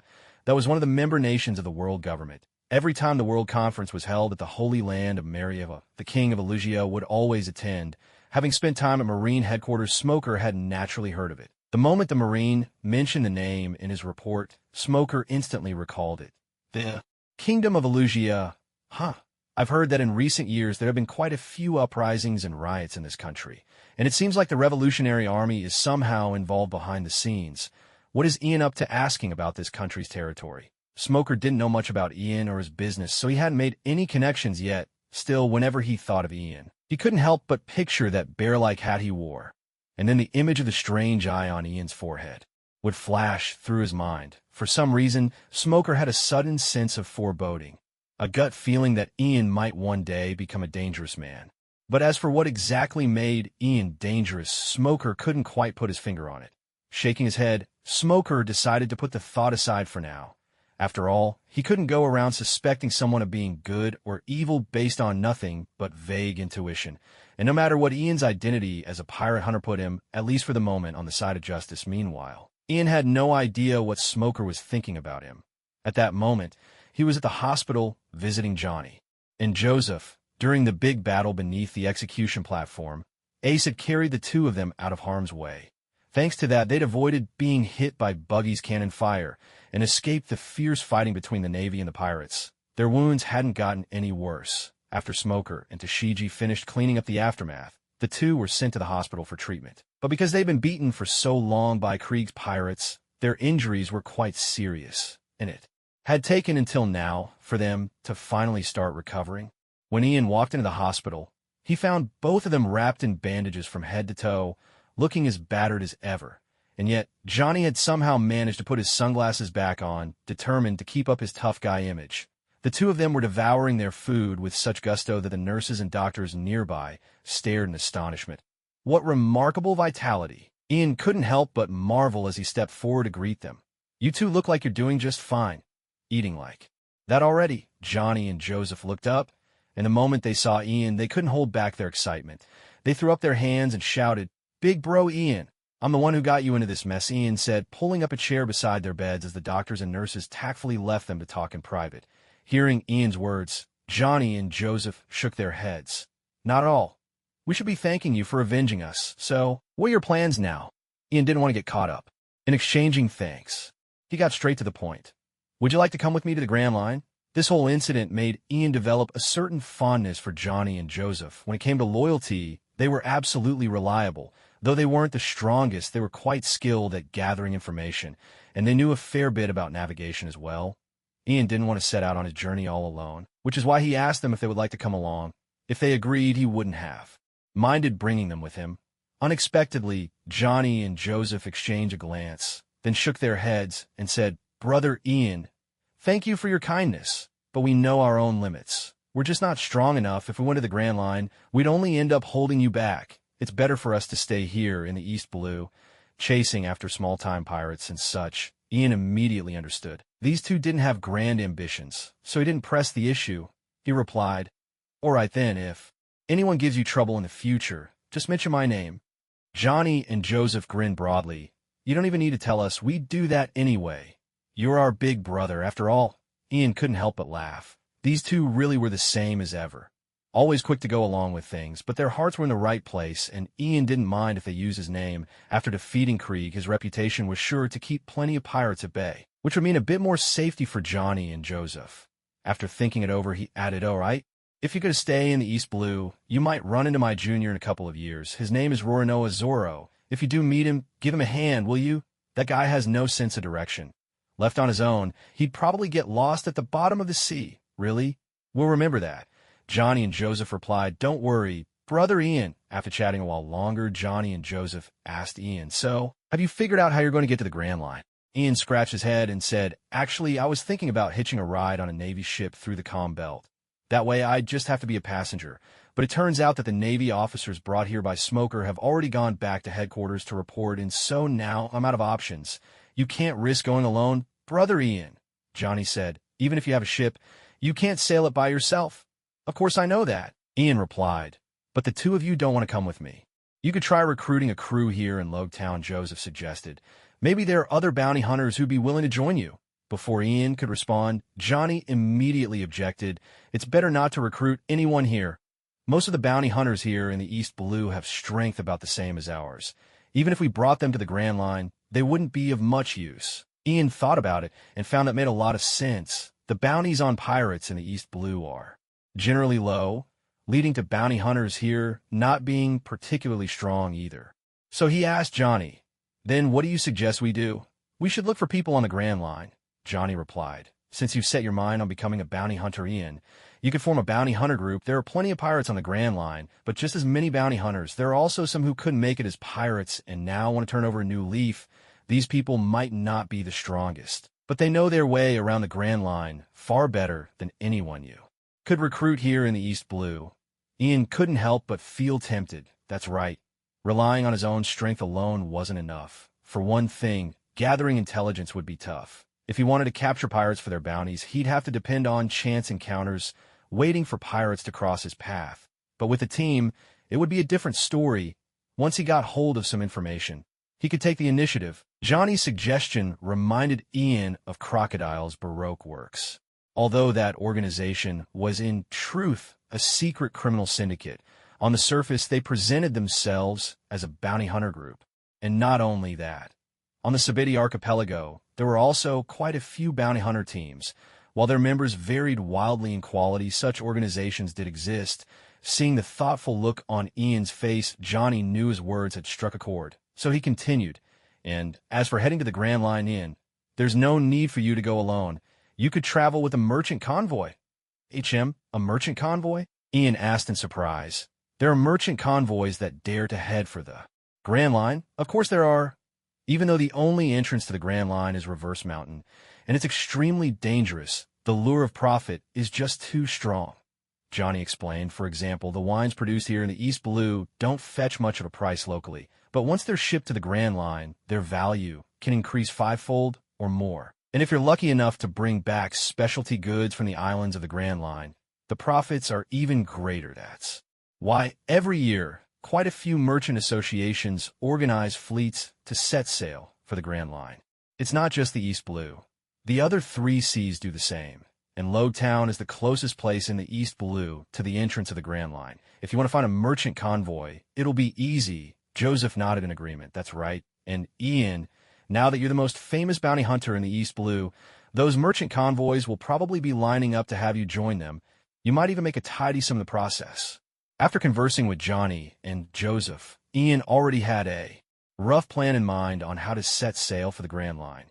However, before leaving, there were still a few things he needed to take care of. 2 days later, on the parade ground of the Roadtown Marine Base, over 300 Navy soldiers stood in 2 orderly rows. When Ian appeared, they all raised their hands and saluted at once. Walking among these saluting Marines, Ian couldn't help but feel a little moved. No wonder so many people in this world aspired to join the Navy. With these ceremonies, rules, and immaculate uniforms, there truly was an air of majesty. Even though Ian was only a temporary swordsmanship instructor, he was still treated with full respect by the Marines. Immersed in this atmosphere, he couldn't help but feel a surge of pride.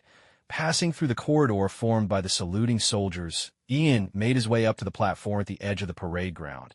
He turned to face the Marines below, who immediately snapped to attention, gazing up at him in unison. Ian looked over the assembled group, then slowly began to speak. "In 2 days, my term as your swordsmanship instructor will come to an end. Though it's only been a month, I've gotten to know many of you and have enjoyed our time together. So I want to thank you all for your support during my time here.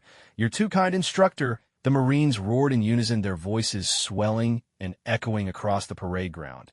Ian gestured for them to settle down, and once the field was quiet again, he continued. "Many of you probably know why I became your swordsmanship instructor. That's right. It's because I couldn't afford to pay for the damages to the execution platform." At this, the Marines broke out in laughter, unable to help themselves, and even Toshiji couldn't suppress a smile. Everyone at the base knew that Ian had been roped into this by Captain Smoker, and seeing him so candid about it only made the Marines feel warmer toward him. Once the laughter had died down, Ian went on, "Though my agreement with that old chain smoker was only for a month, I can promise you all with my hand on my heart, I taught you as seriously as I could. I held nothing Back, when it comes to swordsmanship, the most important thing is the basics. What I've had you practice every day are exactly those basic movements. From what I've seen, most of you have already mastered them. So even after I leave, as long as you keep practicing diligently, one day you'll all become true masters of the sword. Instructor, one Marine called out, raising his hand. Do you really think we can become sword masters like you? Strong enough to cut down someone like Krieg in a single blow? Yes, you can, Ian replied with absolute certainty. I won't say how long it'll take, but I know for sure. You absolutely can. What's more, this isn't just about taking down pirates. There's a chance you could even be recruited by Marine headquarters and become part of the elite force. Really? The Marines standing below the stage felt their blood surge with excitement at Ian's words, unable to contain their enthusiasm. Up in the base's attic window, Smoker watched the scene unfolding on the training grounds, chewing on a cigar. He'd heard Ian call him Old Smoky, but he didn't take offense. Yet when he listened to Ian stirring up the Marines with his speech, Smoker frowned slightly. It wasn't that he thought Ian was wrong. Rather, he sensed there was a deeper meaning behind Ian's words. Sure enough, after riling up the Marines to a feverish pitch, Ian suddenly continued, of course. If you want to become an elite soldier at headquarters, burying your head in training alone won't cut it. Now raise your hand and show me. How many of you have actually set out to sea and captured pirates? Among the soldiers present, only about half raised their hands. The rest, too ashamed, lowered their heads. Although Logtown boasted the largest Marine base in the East Blue, the truth was that most of its Marines had only ever maintained order within the town. The former commanding colonel here was a hedonist, never once taking the initiative to lead his men out to hunt pirates. Ian had already learned this from the soldiers during his time at the base, which was why he posed this question. And seeing the response now, it was just as he expected, but he wasn't finished yet. Ian then asked, "All right then, how many of you have actually faced pirates in direct combat?" Raise your hand if you have this time. Even among those who'd previously raised their hands, most let them fall back down. Face pirates head on. What a joke. Most of them were low-ranking soldiers, not even a single lieutenant among them. Even if they participated in capturing pirates, it was usually from afar, firing cannons from a ship. And if they were involved in any plaza arrests, it was only after Captain Smoker had used his powers to subdue the pirates first. Then they'd simply taken over. Real battle experience? That was pitifully rare. Seeing all these Marines looking utterly ashamed, Ian couldn't help but let a small smile tug his lips. Good, these guys are playing along nicely. He put on a look of deep disappointment, shaking his head as he spoke. It seems the situation is even worse than I imagined. But I don't blame you. Maybe you just haven't had the chance, right? Hearing Ian offer them a way out, the Marines finally lifted their heads a little. That's right. It wasn't that they didn't want to catch pirates, they just hadn't had the opportunity. Ian paced back and forth across the stage, pretending to ponder. Then all at once, he clapped his hands together and declared, "All right, it's decided then." He looked at the Navy soldiers below and said, "As members of the Navy, your duty is to protect our land and its people, and to uphold the honor of the Navy's flag. I've told you before. Even though my time as your instructor has been short, I take my responsibilities very seriously. So with that in mind, I've decided that in these last 2 days, I'm going to arrange a live combat drill. Not only will this test what you've learned over the past month, but it will also give you a taste of real battle, a live combat drill." The Navy soldiers below were stunned, and soon a wave of discussion swept through the crowd. Ian regarded them coolly and said, "What's wrong?" "Not willing." "Huh. How ridiculous. With that kind of attitude, you still dream of becoming the elite of naval headquarters." With that one sentence, he fired up the Navy soldiers once more. Instantly, they straightened their posture and fixed their eyes on Ian. Their message was clear. A live combat drill it is. Who's afraid of a challenge? Very good, Ian said with satisfaction. Now listen to my orders about face. Double-time march. Head for the harbor pier, prepare your water and rations, and then board your ships. The Navy soldiers filed out of the training ground, following Ian's commands. Only Tashiji remained. She marched up to Ian and shouted, "What do you think you're doing? You're actually taking a warship out to sea? Without Captain Smoker's orders, you can't just do as you please. In that case, why not just have him agree?" Ian shrugged, then turned his head and said, "Isn't that right, Captain Smoker?" Tashiji spun around, and sure enough saw Smoker standing right behind her. Anxiously, she cried, "Captain Smoker, you have to stop him." But to her surprise, Smoker ignored her and instead asked Ian with a puzzled look, "I don't object to a live combat drill. These guys could use the training anyway. But what are you really up to? Is this truly just a drill? Ian shrugged again and replied, It's just a drill. I plan to take them out to sea, see if we run into any pirates or the like. I'm sure you don't want a bunch of desk-bound soldiers, right? Besides, I'd like to see what it's like to command a Navy warship myself. Isn't that reason enough? Smoker didn't reply at once. He took a long drag on his cigar, thick smoke swirling around his head as he pondered the idea for a while. Finally, he jabbed a finger into Ian's chest and said, I'll let you run this combat drill, but you have to promise me. Bring my men back in one piece. Can you do that? Don't worry, Ian assured him. If we really run into a powerful enemy, I'll step in myself. With that guarantee, Smoker had nothing more to say. He waved at Tashigi and said, Keep an eye on him. Then he turned and walked away. Upon receiving Smoker's order, Tashigi instantly tightened her grip on her sword, fixing her gaze on Ian as if she were already carrying out Smoker's instructions. Ian didn't mind in the slightest. He turned on his heel and strode off with Tashigi. Quickly hurrying to keep up, they walked at a measured pace toward the harbor, where the Navy soldiers had already prepared a warship. The vessel assigned to the branch was a size smaller than those of headquarters, but it was still more than enough to accommodate 200 or 300 people, with all eyes of the Marines upon them. Ian boarded the ship with Tashigi in tow. He addressed the assembled soldiers, announcing, This drill has already been approved by Captain Smoker. So, let's set sail. Cast off the lines. Raise the sails. Prepare for departure, came the brisk commands from the ship's navigator. Under the navigator's direction, the warship eased away from the dock. Those lingering at the harbor watched in surprise, exchanging puzzled glances, unsure what the Navy was up to this time. Set course southeast. Ian called out loudly from the deck. Aye, southeast it is, the helmsman echoed, immediately spinning the wheel to adjust their heading. Ian stood at the bow, letting the sea breeze rush against him. The thrill of commanding a ship was exhilarating. Just a single command, and the entire vessel moved according to his will. The sailors on board assumed Ian was simply taking them out for a routine patrol, and if they chanced upon pirates, they'd bring them in. It all seemed above board, so everyone dutifully fulfilled their roles. But if any of them had taken a moment to rummage through Ian's pocket, they might have discovered a wanted poster hidden within. And had they seen that poster, every last one of them would likely have broken down in tears, for tucked away in Ian's pocket was none other than the most notorious bounty notice in all of the East Blue. Arlong's. So much for a combat drill. That was just a front. Ian's real motive was far from innocent. He was using official business for his own ends. He wasn't just taking the Navy out for a spin, he was heading straight for Arlong, as a dedicated pirate hunter, or perhaps more accurately, a money grubber.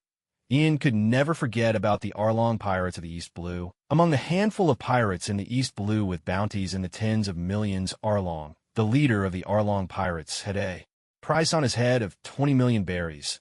Ian certainly didn't think he had too much money. Unlike the Krieg pirates, who were called the overlords of the East Blue due to their sheer numbers and vast influence, Arlong's infamy was another matter. If Ian hadn't seized the chance to take down Krieg when he came ashore, catching him at sea would have been nearly impossible, with over 3,000 men. Even if they lined up for Ian to defeat, it would take days to finish the job. This was exactly why Ian had been so eager to keep Krieg behind and finish him off. He understood perfectly well that as someone traveling alone, this was his one and only chance to face Krieg by himself. It would be a real pity to let it slip by. Now that Krieg's head had rolled and his two main officers had been captured, his pirate crew had dissolved. Although that fellow buggy managed to escape, he took quite a beating from Ace and probably wouldn't dare show his face again anytime soon. If you counted it up, of all the infamous pirate crews in the East Blue, only the Arlong pirates remained. Arlong's bounty was higher than Krieg's, not because his crew was larger, but because of the notorious brutality of the fishmen. If Krieg's crew was known for its numbers, then the Arlong pirates were renowned for their raw strength. Fishmen are born 10 times stronger than humans, and they're masters of naval battle. They can breathe underwater and launch attacks on ships right from the sea, which makes it incredibly tough for the Navy to wipe them out. Thankfully, the Arlong pirates hadn't expanded their ranks like Krieg's crew had, going around raiding and recruiting at every turn. Arlong harbored a deep disdain for humans, so his crew was made up almost entirely of fishmen, which naturally limited how quickly their influence could spread. So they settled into the village of Kokoyasi in the East Blue and set up their base right in town. Kokoyasi Village, famed for its lush orange groves, was also known as Orange Town, thanks to its steady income from the citrus trade. The Arlong pirates would show up at regular intervals to collect protection fees, squeezing the villagers for profit like shearing sheep. It wasn't just Kokoyasi. Over 20 neighboring villages suffered the same fate.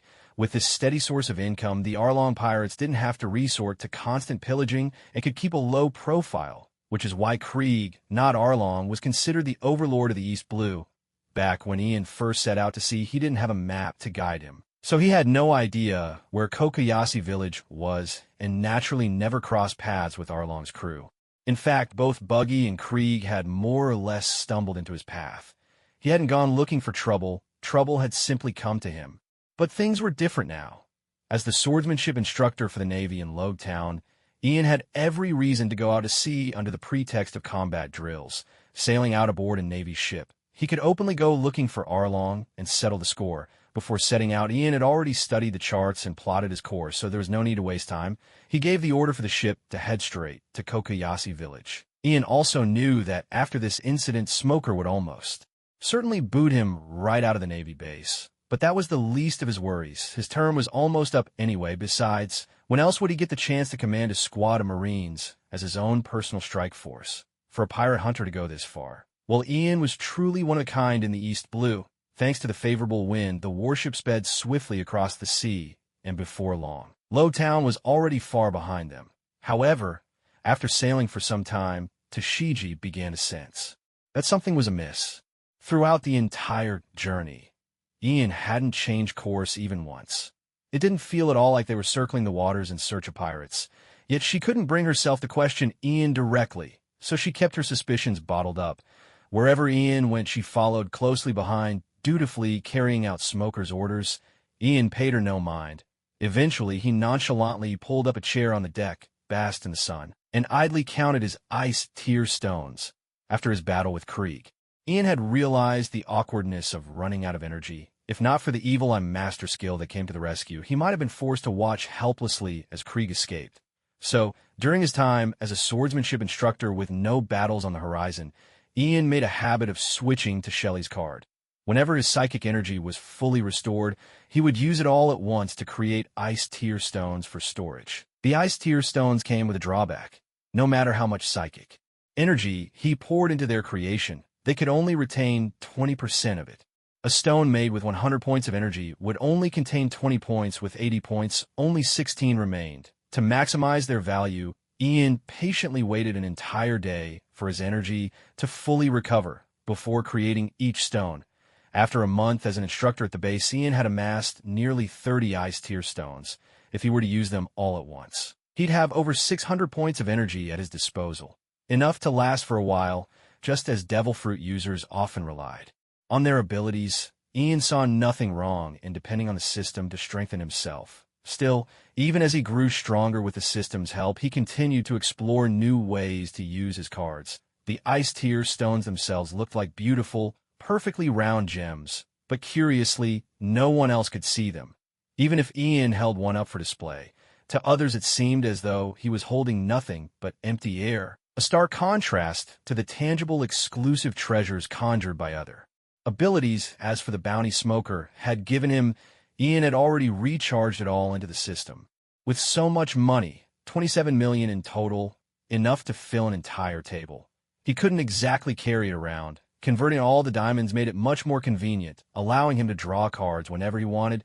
Yet up to now, Ian hadn't tried his luck at drawing new cards. His third card slot remained locked. Even if he managed to acquire a new card, he could only swap it in, not use it alongside the others. So, he decided to wait until he reached level 10 before trying his hand at drawing again. Having defeated Creek, then the demon-slaying Agin, and having cut down so many pirates, Ian had accumulated quite a bit of experience. He finally leveled up from midway, through level 6 to well past level 7. And now he was on the verge of reaching level 8. This was one of the reasons he set his sights on the Arlong pirates. Fishmen are stronger than ordinary humans, so fighting them would surely grant even more experience, wouldn't it? Maybe once he took down the Arlong pirates, he could reach level 10. Who knows? If he drew a decent card to equip, his chances of survival on the Grand Line would be that much better. The ship had been sailing for about 8 or 9 hours when all of a sudden a Navy soldier hurried over to whisper a few words to Tashigi. At once her face darkened with anger, and she stormed over to confront Ian. "You actually brought us to Kokoyashi village?" Tashiji's grip on her sword was so tight she nearly drew it, her voice trembling with barely contained fury. "Do you even know where this place is? Are you trying to get this whole ship of sailors killed?" "Oh," Ian responded with a faint smile. "So we're almost there, are we?" He stood up and gazed out over the rail. Sure enough, a strip of land had appeared in the distance. "You still have the nerve to smile?" Tashigi shouted, her anger flaring. "So you really do know where we are? All that talk about a field exercise. You actually brought us here to go after the Arlong pirates, didn't you?" The more Tashigi spoke, the angrier she became. She hadn't been in the East Blue for long, but she'd already learned a few things about the pirates here. The Arlong pirates' infamous reputation was well known. The Navy had tried to capture them before, but had never even reached their base. The fishmen would strike from beneath the sea, ambushing the ships and sending whole warships to the bottom. Every operation had ended in failure. With a pirate crew like that, the East Blue Navy wouldn't dare take action unless they were fully prepared. And now here was Ian, dragging a group of low-ranking sailors here under the pretense of a field exercise. Was he planning to send them all to a watery grave? Tashigi herself didn't mind. She was a Marine and had accepted that risk. If it were just her, she'd go along with Ian to hunt pirates. But it was different for the other sailors. They weren't strong enough. And if they ran into the Arlong pirates, they wouldn't stand a chance. "Turn the rudder, we're heading back," Tashigi shouted, her voice ringing out over the deck. Even though Ian was nominally in command, actual authority over the warship rested with her. But before she'd even finished speaking, Ian let out a scornful chuckle and said, "So this is what the Navy's come to, huh? Haven't even seen a single pirate, and you already want to run away?" Truth be told, Ian had always intended to deal with things his own way. Ask forgiveness, not permission. Now that they'd come this far, there was no way he'd let them turn back. He immediately silenced them with his words. Dasky spun around to glare at Ian, feeling that he had never been more infuriating than at this moment. He was actually using the Navy's honor as leverage. The other naval soldiers also hesitated to carry out Dasky's orders. If they turned the ship around now, it would be clear proof that the Navy had retreated without a fight. None of them dared to bear such a disgrace. "Relax," Ian sighed and patted Dasky reassuringly on the shoulder. "Do you really think I'm that stupid? Fight a naval battle against fishmen? I don't have a death wish." "Then what are you planning to do?" Dasky asked, puzzled. Turning to address the sailors on the ship, Ian said, "I know asking you to fight against the fishermen pirates might be too much, but don't worry. I promised Smoker I'd bring all of you back safely, and I intend to keep that promise. When the time comes, I'll handle the officers of the Arlong pirates myself. As for you, just focus on capturing the small fry. Surely that's not a problem, is it? Isn't catching pirates exactly what the Navy does?" Dasky bit her lip, torn between conflicting choices. If she refused, the Navy's honor would be ruined by her hand. But if she agreed, she had no idea how much confidence Ian really had. Ian stood beside her, not meeting her gaze, and said softly, "Dasky, we've been working together for a month now. Doesn't that make us friends of sort? Do you really think Captain Smoker hasn't guessed my real intentions? Yet he still agreed to this exercise. Do you know why? Can't a friend lend a hand when needed?" That final remark, uttered unintentionally, became the last straw that broke Dasky's resistance. Gritting her teeth, she shouted, "Stay the course. Our destination, Kokoyashi village." Only after the crew echoed her order did Dasky turn to Ian and say, "You'd better keep your word and bring all these sailors back safely." Ian gave a slight smile at this point. His plan was finally set in motion. Raising his voice, he called out, "Listen up. Even if you see ships belonging to the Arlong pirates, you are not to open fire. We'll dock directly at Kokoyashi village." As their ship approached the waters near Kokoyashi village, they had already been spotted by members of the Arlong pirates. Before long, a pirate ship from Arlong's crew appeared on the horizon, heading straight for them. "Are you sure it's okay not to open fire?" Dasky asked Ian nervously, peering through her telescope. "There's something else you should know. The seas here are actually under the jurisdiction of Branch 16. If our warship encounters pirates at sea, attacking them wouldn't be a problem. But if we go ashore and fight, it'll look like we're stealing credit from Branch 16.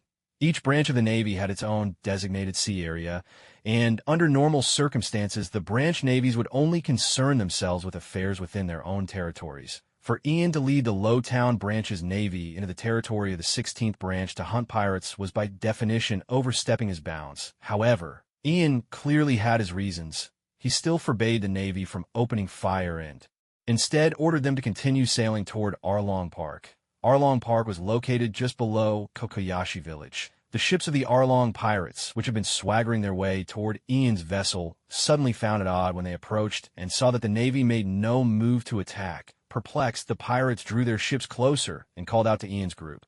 "Damn it, which Navy branch are you from? What are you doing here?" Those are fishmen. They really do look terrifying." The Navy soldiers on Ian's ship stared nervously at the fierce-faced fishermen pirates across the water, unable to stop themselves from swallowing hard. Ian, too, took in the sight of the fishmen, noting how strange they looked. Most of them had bluish skin, slick and moist, as if a layer of mucus covered their bodies. Even from a distance, the stench of their bodies carried on the wind to the Navy's ship. Seeing the pirates shouting at them, Ian stepped up to the ship's rail and called out loudly, "Where is Arlong? Take us to him." Hearing this, Tashigi was utterly bewildered. She couldn't make sense of Ian's intentions. After barging in with a group of Navy soldiers, he was now demanding to see the pirates' leader. Fishmen weren't stupid. Why would they listen to him? Yet in the next moment, to Tashigi's astonishment, the fishmen on the other ship huddled together, muttering amongst themselves. To her surprise, they then turned their vessel around and called back to Ian, "Then follow us." What's going on?" Tashigi asked Ian in confusion. Ian's face had grown a bit grim. His shout earlier had in fact been a test, of course. He knew this was under the jurisdiction of the 16th branch, but he'd purposely brought the Navy along as a precaution, specifically to guard against the 16th branch's commanding officer, Captain Izumi. During his days at the Lowtown Navy base, Ian had picked up bits of gossip from the soldiers. When he heard that due to the buggy pirates' attack on Shellstown, the previous colonel of the 16th branch had been demoted and replaced by Lieutenant Colonel Izumi, Ian was surprised, and the memories of that man came flooding back. Now a month had passed, and Ian still didn't know whether that ratty Captain Izumi had already struck a deal with Arlong. Since Ian had made up his mind to capture Arlong for the bounty, he couldn't let Captain Izumi get in the way. Ian could have come alone.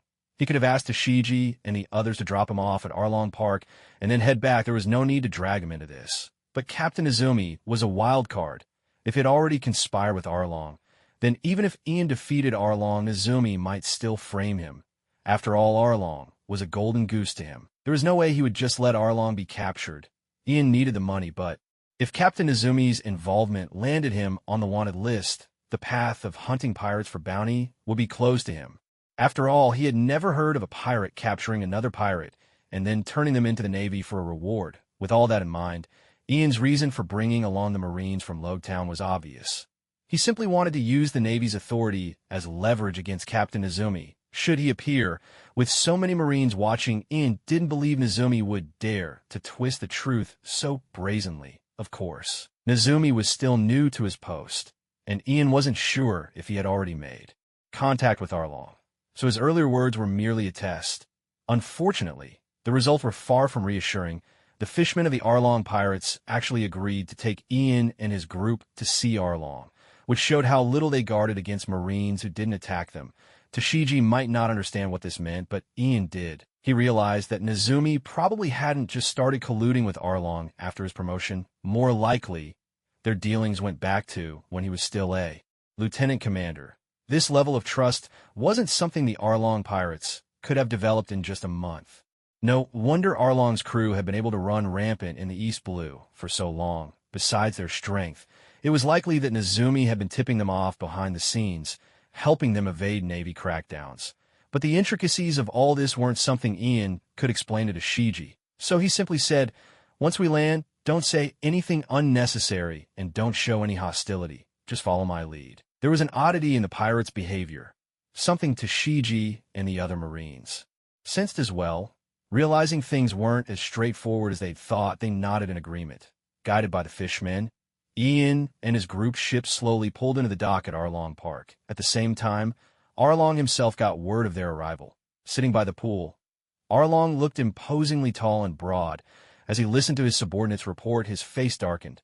A Navy patrol ship? Didn't that Izumi just come by a few days ago? Didn't we already pay him this month? Standing behind Arlong was one of his pirate crew's officers, named Chu, a fishman with an exceptionally long beak. Chu began to explain, It doesn't seem to be Captain Nozumi's ship. None of the Navy men on board look familiar. From another branch, perhaps? Arlong mused, stroking his chin thoughtfully. Bring them to me. At the same time, get in touch with that rat Nozumi and ask what's going on. Why would Navy from another branch show up here? And find an excuse to send Nami away. She can't know about our dealings with the Navy. The Fishman pirates hurried off to carry out his orders, while Arlong remained in place, waiting patiently. Before long, Chu returned, leading Ian and his group from a distance. Arlong sized up the newcomers. The Navy soldiers coming ashore were many, and though they carried weapons, none had drawn them. Suddenly, as if a realization struck him, a sly grin crept across his face. Well, what rare visitors, he bellowed with a booming laugh as he saw Ian approaching with Tashigi. Who would have thought the Navy would pay a visit to pirate territory? Ian looked directly at Arlong, undaunted by the menacing fishman with the jagged saw-like nose. He dropped into the chair opposite Arlong, slapped the table, and said, whether we're here as guests or not, that remains to be seen. It all depends on how Chief Arlong decides to handle things. Arlong eyed Ian with great interest. And how should I address you? Ian was dressed in plain clothes, not the Navy uniform, so Arlong couldn't discern his rank, given the number of Navy soldiers Ian had brought along. Arlong never suspected that Ian might not be Navy at all completely. Misunderstanding the situation, just call me Ian, Ian replied, keeping things vague as he certainly couldn't reveal his true identity. Then, getting straight to the point, he said, let's be frank. Whether we come as guests will depend on your sincerity. Chief Arlong. As he spoke, Ian made a motion with his fingers, mimicking the act of counting money, an unmistakably sleazy gesture. The reason he hadn't started a fight as soon as they landed was that he wanted to see if he could squeeze a little more cash out of Arlong. After all, if Arlong was willing to bribe Nozumi, surely he'd consider buying off other Navy officers too. Unfortunately for Ian, Arlong was even more cunning than he'd expected. Without falling for the ruse, Arlong sneered, forgive my bluntness, but you lot seem unfamiliar. Not like the Navy from these waters. Aren't you afraid of crossing into someone else's turf? At this moment, Tashigi shot Ian an angry glare. She hadn't expected this guy to use his Navy status to try to extort the Arlong pirates. Ian slammed his palm on the table. What does it matter which branch I'm from? Just answer me, Ar. You paying up or not? Seeing Ian lose his temper, Arlong's pupils narrowed into slits, making his expression even more menacing. With a dark look, he said to Ian, and what if I don't give it to you? Do you really think any random thug can just walk onto my turf and extort me? In that case, there's nothing left to discuss. Ian shot to his feet and barked, brothers, grab your weapons. The clash of steel rang through the air. The Navy's soldiers, already tense under the watchful eyes of the Fishman pirates, had been on edge for some time. Unlike Ian, they didn't have nerves of steel. Today's events had pushed them far beyond their comfort zone. The moment Ian gave the order, each one hastily drew their weapons, gripping their swords tightly and raising their muskets to aim at the Fishman pirates surrounding them. The Fishman pirates responded in kind, brandishing their own weapons and aiming back at the Marines. The atmosphere was electric with tension, and a brawl seemed only seconds away. Tashigi grew frantic. This was nothing like what they'd agreed upon before. What on earth was Ian up to? But just as she was about to speak, Arlong burst into raucous laughter. The savage look on his face vanished, and with a dismissive gesture he turned to Ian and said, come now, officer, there's no need for such recklessness. With a sharp slap, he pulled out a wad of bills from his pocket and tossed them onto the table. Of course I have money, and I can give it to you. But if you don't state your terms, how are we supposed to negotiate? Ian scooped up the cash, quickly flipping through it. He found only 20,000 berries and complained, that's all. I could promise you that we won't hunt down the Arlong pirates in the future, but for such a paltry sum, that's hardly enough to show your sincerity. Tashigi nearly fainted at his words. What did he mean, promise not to hunt down the Arlong pirates in the future? He wasn't even a real Marine. Still, she realized Ian was just toying with Arlong. Any promise he made was meaningless. He couldn't speak for the Navy, so whatever he said didn't count for anything. And that was indeed the case.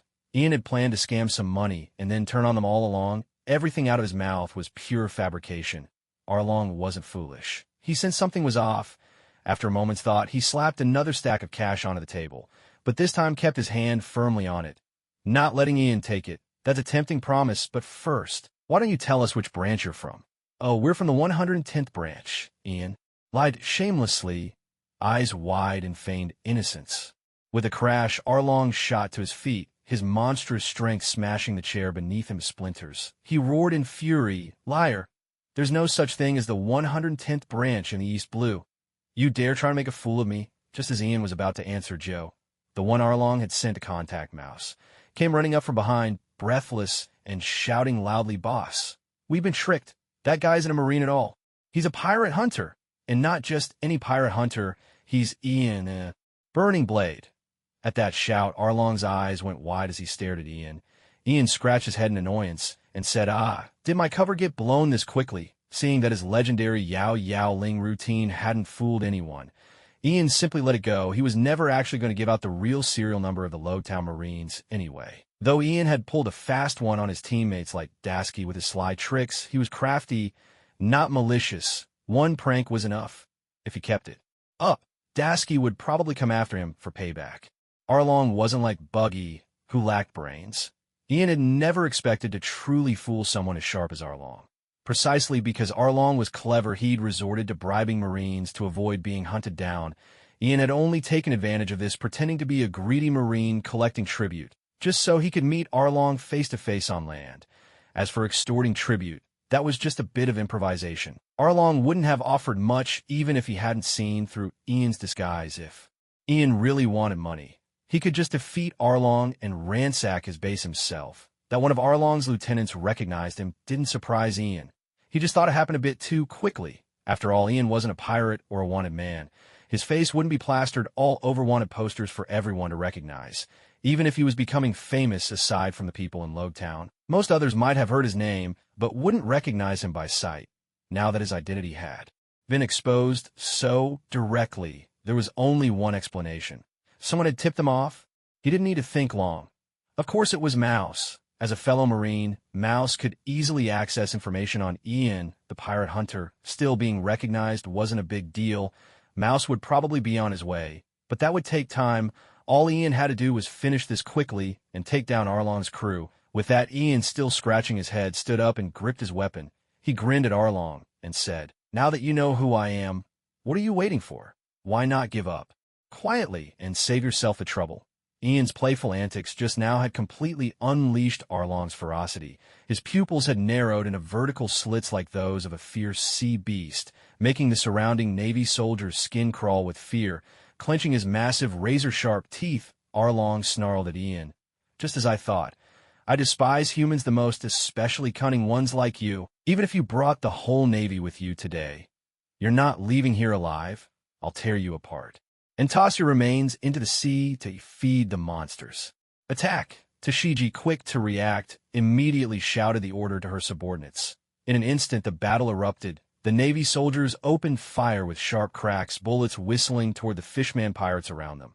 The fishmen, tough as they were, couldn't withstand gunfire, as shots rang out blood-spattered, and several fishman pirates collapsed to the ground, though the fishmen possessed greater individual strength. The Navy had the advantage in numbers, thanks to Ian's strategy. The battle was being fought on land, giving the Navy a significant edge. As the clash began, the Navy quickly gained the upper hand. Even when some fishmen drew their weapons and charged, the sailors would gang up, 3 or 4 against 1, swiftly bringing their opponents down. For the Arlong pirates, the outbreak of this battle caught them entirely off guard. If the fight had taken place at sea, no matter how many men Tashigi brought, they'd never beat the fishmen. But now, with the fishmen unable to retreat to the water, most of their advantage was gone. It didn't stop there. From the warship docked at the pier, Navy soldiers who had stayed aboard began to provide artillery support as soon as the fighting broke out. The cannons thundered, sending explosions through the ranks of the fishman pirates, scattering them in chaos. Seeing the tide turning against him, Arlong immediately gave orders. "Some of you, take out that warship at the dock first." The swimming pool in Arlong Park was actually connected to the sea. At Arlong's command, 2 of his officers, the puckered-lipped kiss fishman Shu and the wing-finned skate fishman Karubi, prepared to dive in. But just then a long blade, wreathed in roaring flames, appeared before them, blocking their path entirely. "I told you, I'll handle the officers myself." It was Ian barring their way, "so don't even think about going anywhere." Only then did the Arlong pirates realize why Ian had such a fearsome reputation. Faced with the blazing fire along Ian's blade, Chu and Kurubi instinctively took a step back. That reaction made Ian pause. Could it be that fishmen were afraid of fire? On this point, Ian had guessed correctly. The fishmen truly were afraid of fire. Although they looked human, they spent most of their lives in the sea and belonged to a cold-blooded species. While they could adapt to the temperature on land, excessive heat was a different matter. Whenever they stayed on land for too long, they had to douse themselves with water to keep their skin moist. When faced with the scorching heat of flames which could dry out their skin, their instinctive fear would always surface. In fact, when dealing with them, a blade might not be as effective as fire. Knives could cut their skin, but wouldn't cause it to die and rot. Fire, however, was a different story. Once their surface cells were burned, they lost the ability to secrete the mucus that protected their bodies. Fishmen were naturally 10 times stronger than humans, but that didn't mean they were without weaknesses. Fire was one of them. The moment he realized this, Ian's spirits lifted. Before coming here, he had already considered that Arlong's strength might far exceed his own, making a direct fight troublesome.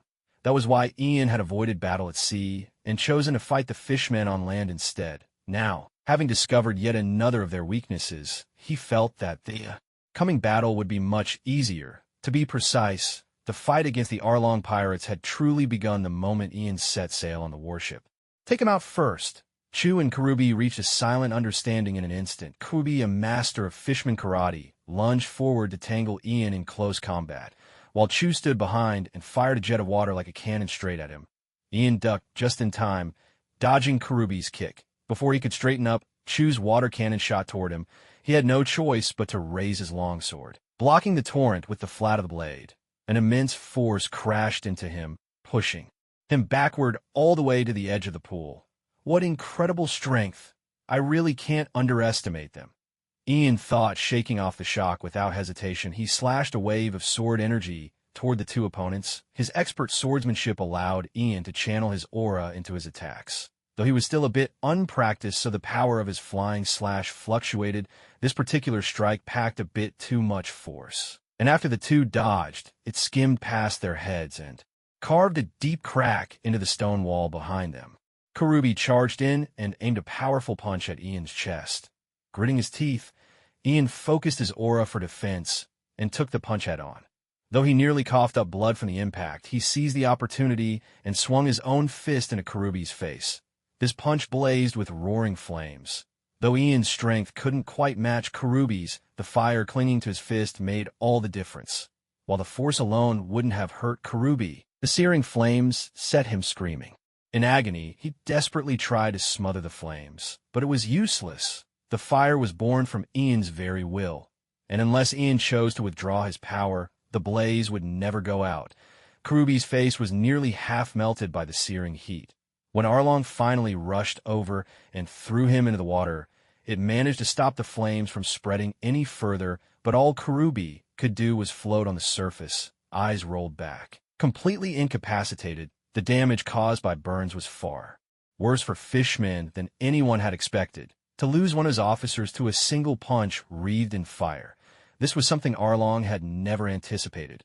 While he was busy tending to Kurubi, Ian's figure suddenly vanished. Just as Chu was firing his water bullets at Ian, he froze in shock, only to be racked by a wave of excruciating pain that shot through his entire body. In the next instant, he was engulfed in flames. Ian's Demon King flame-slaying sword had cut him 7 times in the blink of an eye. Fishmen have harder bones, so Ian's slashes didn't wound him too deeply, but the fire clinging to his blade took root in every cut it made, scorching Chu's flesh and sending him into a fit of tortured screams. Desperate, Chu bolted toward the pool and dove headfirst into the water. Ian's flames clung to their victims like a curse, refusing to be shaken off. But for now, all he could muster was the ordinary fire of the human world. It had yet to reach the infernal black flames of the demon realm. This fire still needed oxygen to burn, so plunging into the water could extinguish it, severing the flow of Ian's power. Even so, both Chu and Kurubi were left in a miserable state, burnt and helpless, staring at the two motionless bodies floating on the surface. Arlong realized he had finally met his match. Never in his wildest dreams had he imagined that the pirate hunter's flames would be so devastatingly effective against fishmen. He had always thought Burning Blade was nothing but a nickname for Ian. Who could have guessed that Ian could truly set his sword and fists ablaze, with his 2 officers out of commission? Arlong knew he had to take matters into his own hands, without hesitation. He leaped into the pool himself. Of course, Ian had no intention of following him into the water for a fight. He stood firmly on the edge and called out, "Arlong, if you don't come out, I'll start cutting down the rest of your crew." The words had barely left his mouth before Arlong's head broke the surface.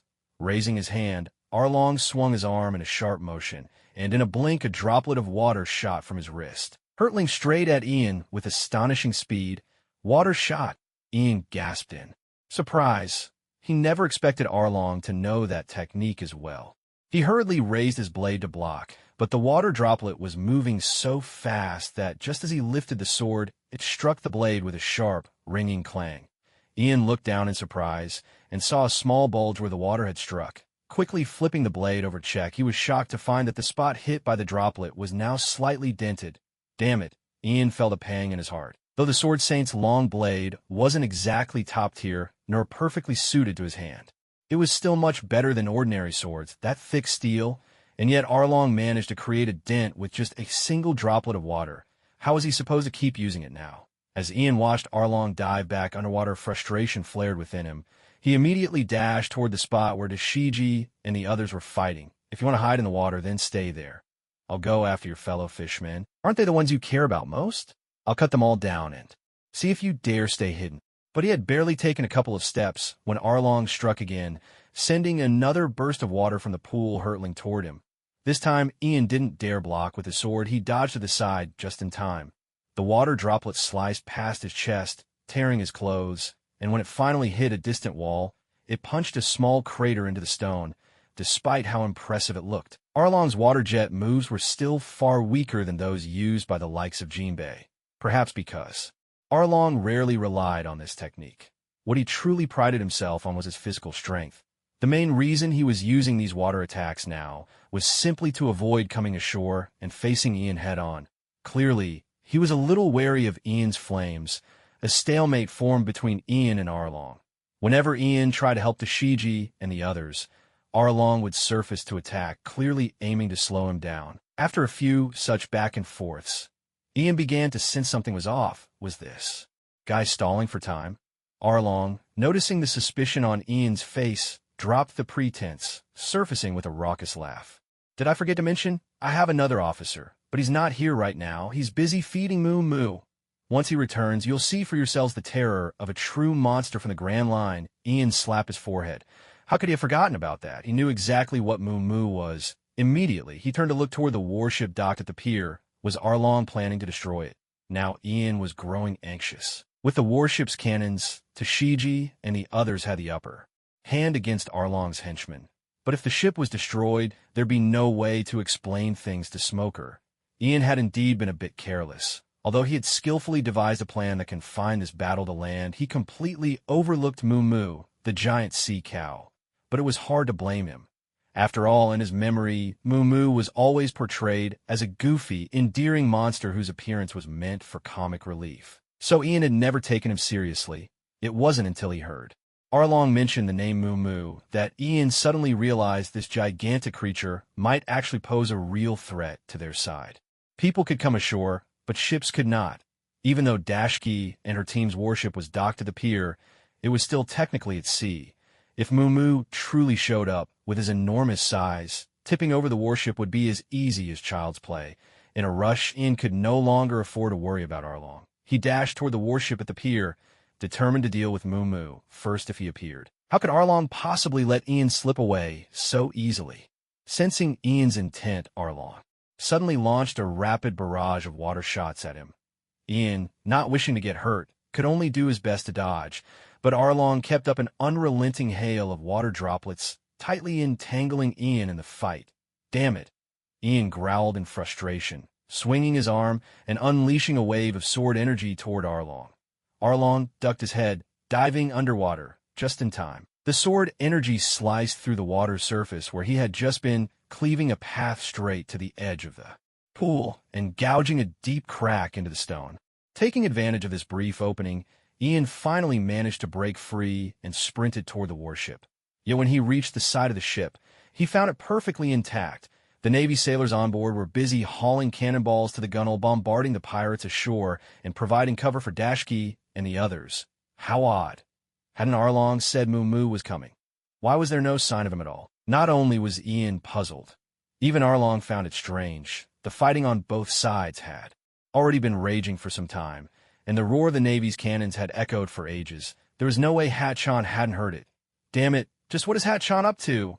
Floating atop the water in the pool, Arlong stared grimly toward the Navy warship at the pier, his face clouded with anger. Let's turn back the clock to a little earlier, when Ian and Dashki's group were approaching the shore on their warship.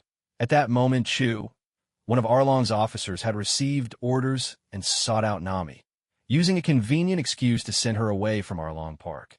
Nami had despised Arlong Park ever since she was a child. This place was steeped in her most painful memories. So when she heard Arlong grant her leave, she didn't give it a second thought and turned to go without hesitation. She intended to visit Kokoyasi village, so she took a small boat and set off from the coast on the other side. As a result, she never saw Ian and the others' warship. However, just as her boat had barely set off, she suddenly heard the distant rumble of cannons coming from the direction of Arlong Park. Nami's heart skipped a beat. She stood up in her tiny boat and gazed into the distance, only to see smoke rising from where Arlong Park stood. In an instant, she understood.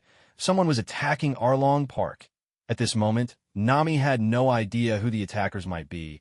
It could be the Navy or perhaps another band of pirates, but whoever it was, the sound of cannon fire was music to her ears. Of all people, Nami probably hated Arlong the most. He was the one who had killed her mother, Belmir. Every time she recalled the moment her mother died, it felt as if a knife was twisting in her heart. She had never stopped thinking about avenging her mother. Yet sadly, she was powerless. The brutality and strength of the fishmen were far beyond what a young girl like her could handle. In the end, to buy back her beloved Kokoyasi village, Nami had no choice but to swallow her pride and join the Arlong pirates. All these years, she had dreamed of seeing the Arlong pirates destroyed. So when she saw someone launching an attack on Arlong Park out of the blue, Nami immediately turned her boat around and started paddling back. Just then, she spotted an octopus fishman with 6 arms on the shore, running desperately, gasping for breath. Of course, Nami recognized him at once. He was Hatchan, one of Arlong's officers, but with the Arlong pirate base under attack. Why was Hatchan running in the opposite direction? A thought flashed through Nami's mind. She waved and called out to him. Hatchan, what's going on? Oh, it's you, Nami. At the sound of her voice, Hatchan turned, spotted Nami, and froze for a moment. Then all 6 of his hands started flailing about in panic as he stammered, Nami, it's bad. The Navy is here, and there's a really fearsome bounty hunter with them. The Navy? A bounty hunter? Nami felt a surge of excitement, though she kept her expression neutral and feigned surprise. Why would the Navy show up with a bounty hunter? I don't know either, Hatchan replied frantically, and that bounty hunter is crazy strong. He can use weird flames. Chu and Karubi were both taken down by him in no time at all. Hearing this, Nami's heart pounded even harder. She knew Chu and Karubi, while they were officers of the Arlong pirates and far from weak. Yet from the sound of it, both had been defeated by this bounty hunter. Could it be the very bounty hunter who had recently appeared and was already rumored to be the strongest in the East Blue, Rorinoa Zoro? The news of Creek's death had already spread throughout the East Blue, and naturally, Nami had heard about it too. Members of the Arlong pirates had been discussing this event not long ago, and when Nami overheard their conversation, she couldn't help but wonder, surely a pirate hunter like that wouldn't let the Arlong pirates off the hook, would he? From the very day she heard the news, Nami had been yearning for this pirate hunter to make an appearance. She longed to witness him capture the Arlong pirates with her own eyes. Yet, even Nami herself hadn't expected Ian to arrive so soon, and with the Navy in tow. At that moment, Nami was overwhelmed with excitement. She hoped with all her heart that Ian would defeat the Arlong pirates and free her and Kokoyasi village from Arlong's cruel grasp. Still, Nami was a resilient girl.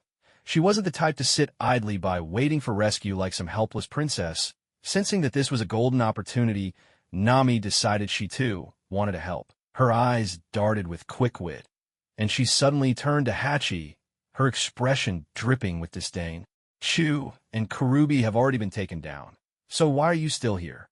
Don't tell me you're planning to run away." At this moment, Nami was still considered a member of the Arlong pirates, so Hachi was unsuspecting of her motives and immediately protested in a loud voice. "No way. I was just about to feed Momu, but when I heard something was wrong, I rushed back. Then I saw the Navy's ship docked at the pier, so I was going to fetch Momu. We can use him to sink the Navy's warship. I'm not running away." "Oh, really? Then I must have misunderstood you," Nami grinned, flashing a mischievous smile. "I'm part of the crew, too, but I'm not much helping to fight. How about I go with you to fetch Momu?" Hachi didn't think much of it and nodded. "All right, let's go together."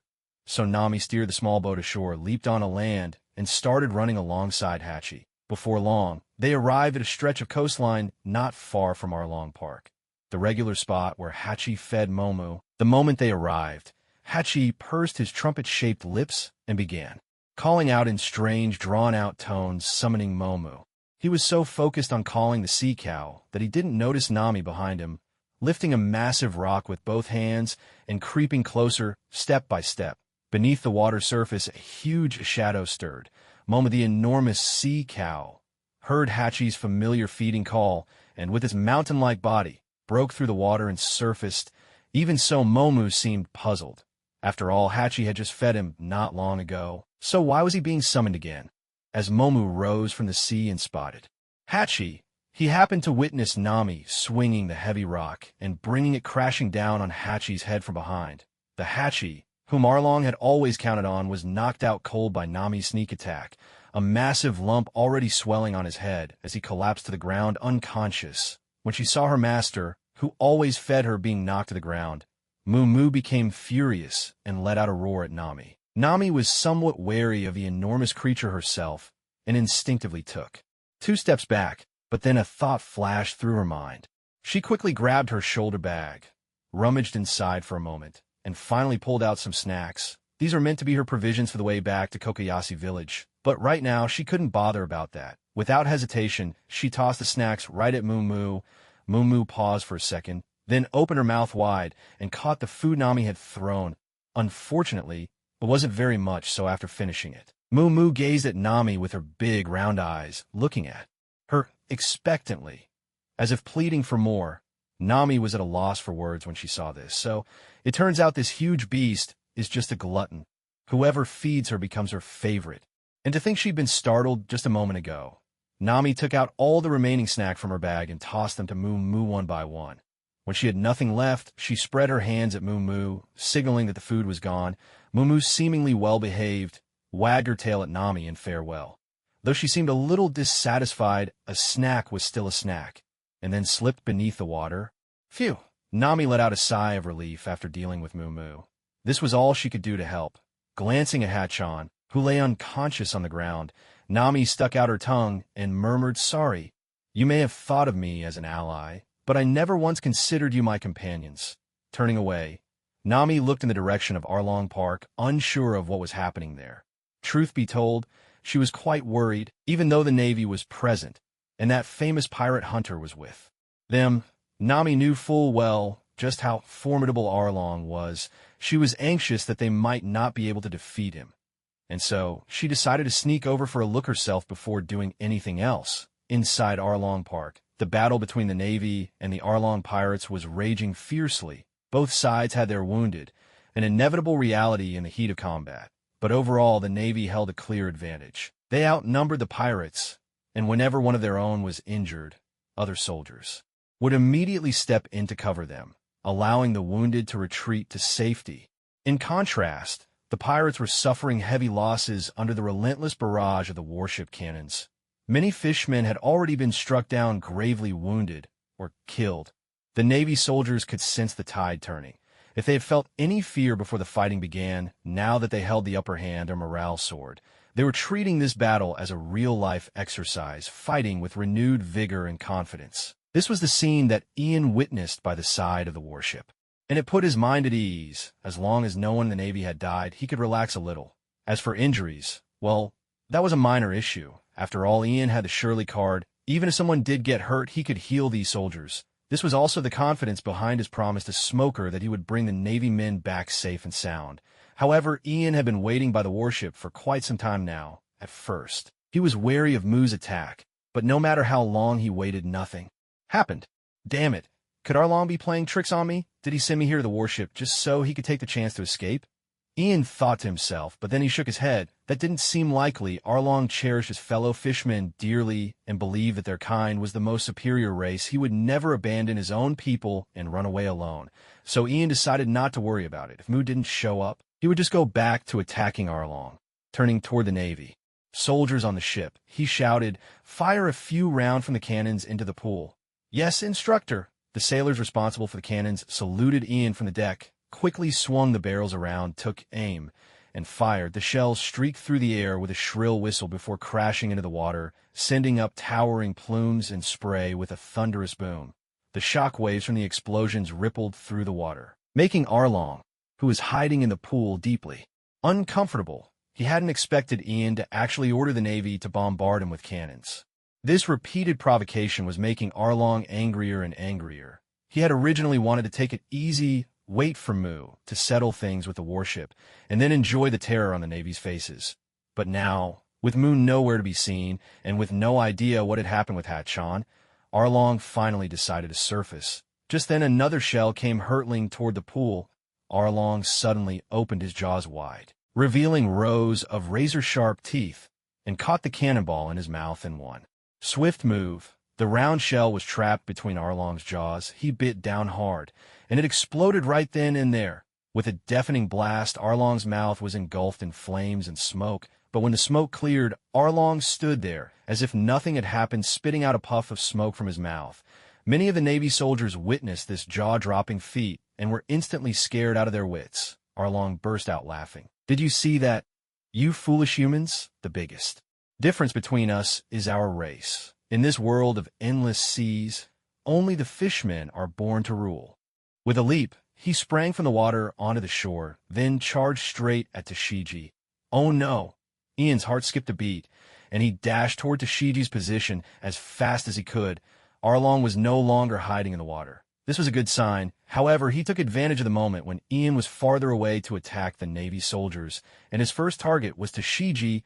Ian knew that Tashigi was no match for Arlong right now, so he had to go save her. Seeing Arlong rushing toward her, Tashigi reacted quickly and swung her sword at him. But Arlong didn't dodge at all. Instead, he suddenly stretched out his neck and bit down hard on the blade as it came at him. With a sharp snap, Tashigi's sword shattered in Arlong's jaws. The strength of his bite was far beyond anything Tashigi could have imagined. Even steel was crushed like it was nothing, although the weapon she held wasn't the finest. Losing her sword left her defenseless, shocked, and frightened. She fell hard to the ground. Arlong didn't hesitate for a moment. He opened his mouth again and lunged at Tashigi's shoulder. A streak of blood splattered as Tashigi failed to dodge in time. She could only raise her arm in a feeble defense. Arlong's teeth sank in her left wrist, and the pain made her scream. Yet this girl had a fierce spirit. As she snapped back to her senses, her first instinct wasn't to yank her arm away. She knew that struggling now might only tear her wrist apart. Instead, she gripped the broken hilt in her right hand and smashed it down hard on Arlong's eye. Arlong recoiled in pain.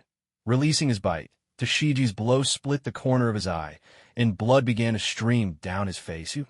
Arlong was furious. To be wounded like this by a woman was intolerable. No longer holding back, he bared his teeth and lunged straight for Tashigi's throat. "Sergeant Tashigi!" The Navy soldiers cried out in alarm as they watched. If Arlong's jaws closed around her throat, Tashigi would be finished. But they were too far away. There was nothing they could do to help her. Tashigi, too, seemed to sense the end was near. She couldn't help but squeeze her eyes shut. But at that very moment, a long blade swept in from the side, blocking Arlong's deadly teeth and saving Tashigi's life. "How can you close your eyes when your enemy's attacking?" A voice sounded right beside her ear. "That's not how I remember teaching you." When Tashigi opened her eyes, she saw Ian gripping his sword with both hands, holding Arlong's massive jaws at bay. A wave of emotion, grief, and relief rushed through her all at once. Damn it! Arlong hadn't expected Ian to reach him so quickly. Seeing Ian's blade between his teeth, anger flared within him. He tried to bite down, wanting to snap Ian's sword in two, just as he'd done with Tashigi's. But Ian had no intention of giving him that chance. In the next instant, Ian's sword erupted in fierce flames. Then he suddenly pulled it back. The principle behind the evil king's flaming sword was to concentrate fire along the blade, forming a razor-sharp edge of flame. With this swift withdrawal, it was as if Ian had slashed directly inside Arlong's mouth, making him roar in agony. Both his upper and lower jaws were sliced open by that strike. The fact that Arlong could crush cannonballs with his jaws didn't mean he could bite through fire. The pain overwhelmed him, causing him to lose his composure. In a frenzy, he reached into his mouth, yanked out a set of teeth, and gripped them in his hand. Almost immediately, a new set of teeth grew in to replace them.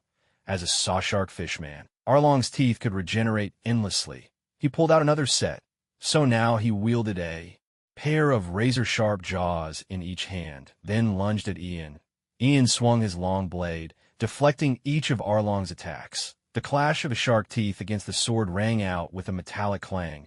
Arlong's plan was to trap Ian's weapon between the two sets of teeth and crush it with brute force. But Ian never gave him the chance. Whenever Arlong tried to close his jaws on the blade, Ian would twist his wrist, skillfully redirecting the force and slipping free every time. The Navy soldiers, who had been learning swordsmanship from Ian, finally witnessed firsthand the prowess of their instructor. Just as he had claimed, every move was a basic technique. Yet in real combat, Ian used them with effortless precision. The turning of his wrist and the swing of his blade were perfectly in sync. There were no flashy sword techniques, but every one of Arlong's attacks was rendered useless. After dozens of exchanges, Arlong realized his tactics were getting him nowhere. Suddenly, he switched strategies, thrusting his sharp, saw-like nose at Ian with deadly force. However, to Ian, who was completely focused and alert, this move was still too slow. With a swift sidestep, he dodged the attack, then freed a hand and grabbed Arlong's nose in a flash. Though the razor-sharp nose cut into Ian's hand and drew blood, he ignored the pain and gripped tighter. Scorching flames surged from Ian's clenched fist, enveloping Arlong's nose. Channeling his energy with reckless abandon, Ian unleashed the full power of the evil king's flaming fist. The fire grew hotter, its color shifting from red to blue, then gradually to white. At last, Arlong howled in unbearable pain. Ian had only seized the tip of his nose, but Arlong felt as if even the bone beneath was about to melt away. When Ian finally released his grip, half of Arlong's nose was gone, leaving nothing but a charred, blackened stump. As Arlong clutched his face, the burnt remains of his nose crumbled and fell away in two pieces. To defeat someone is actually quite simple. You only need to seize the right opportunity. Ian melted Arlong's nose with his flames, dealing him a devastating blow. Then, while Arlong was still reeling and powerless to fight back, Ian struck him again and again with the evil king's flaming fist. The fire that cloaked his fist began to sear Arlong's body in several places. Writhing in agony, Arlong rolled desperately on the ground. Facing an opponent who wielded fire, his luck had truly run out. The long nose he was so proud of was now half gone, melted away.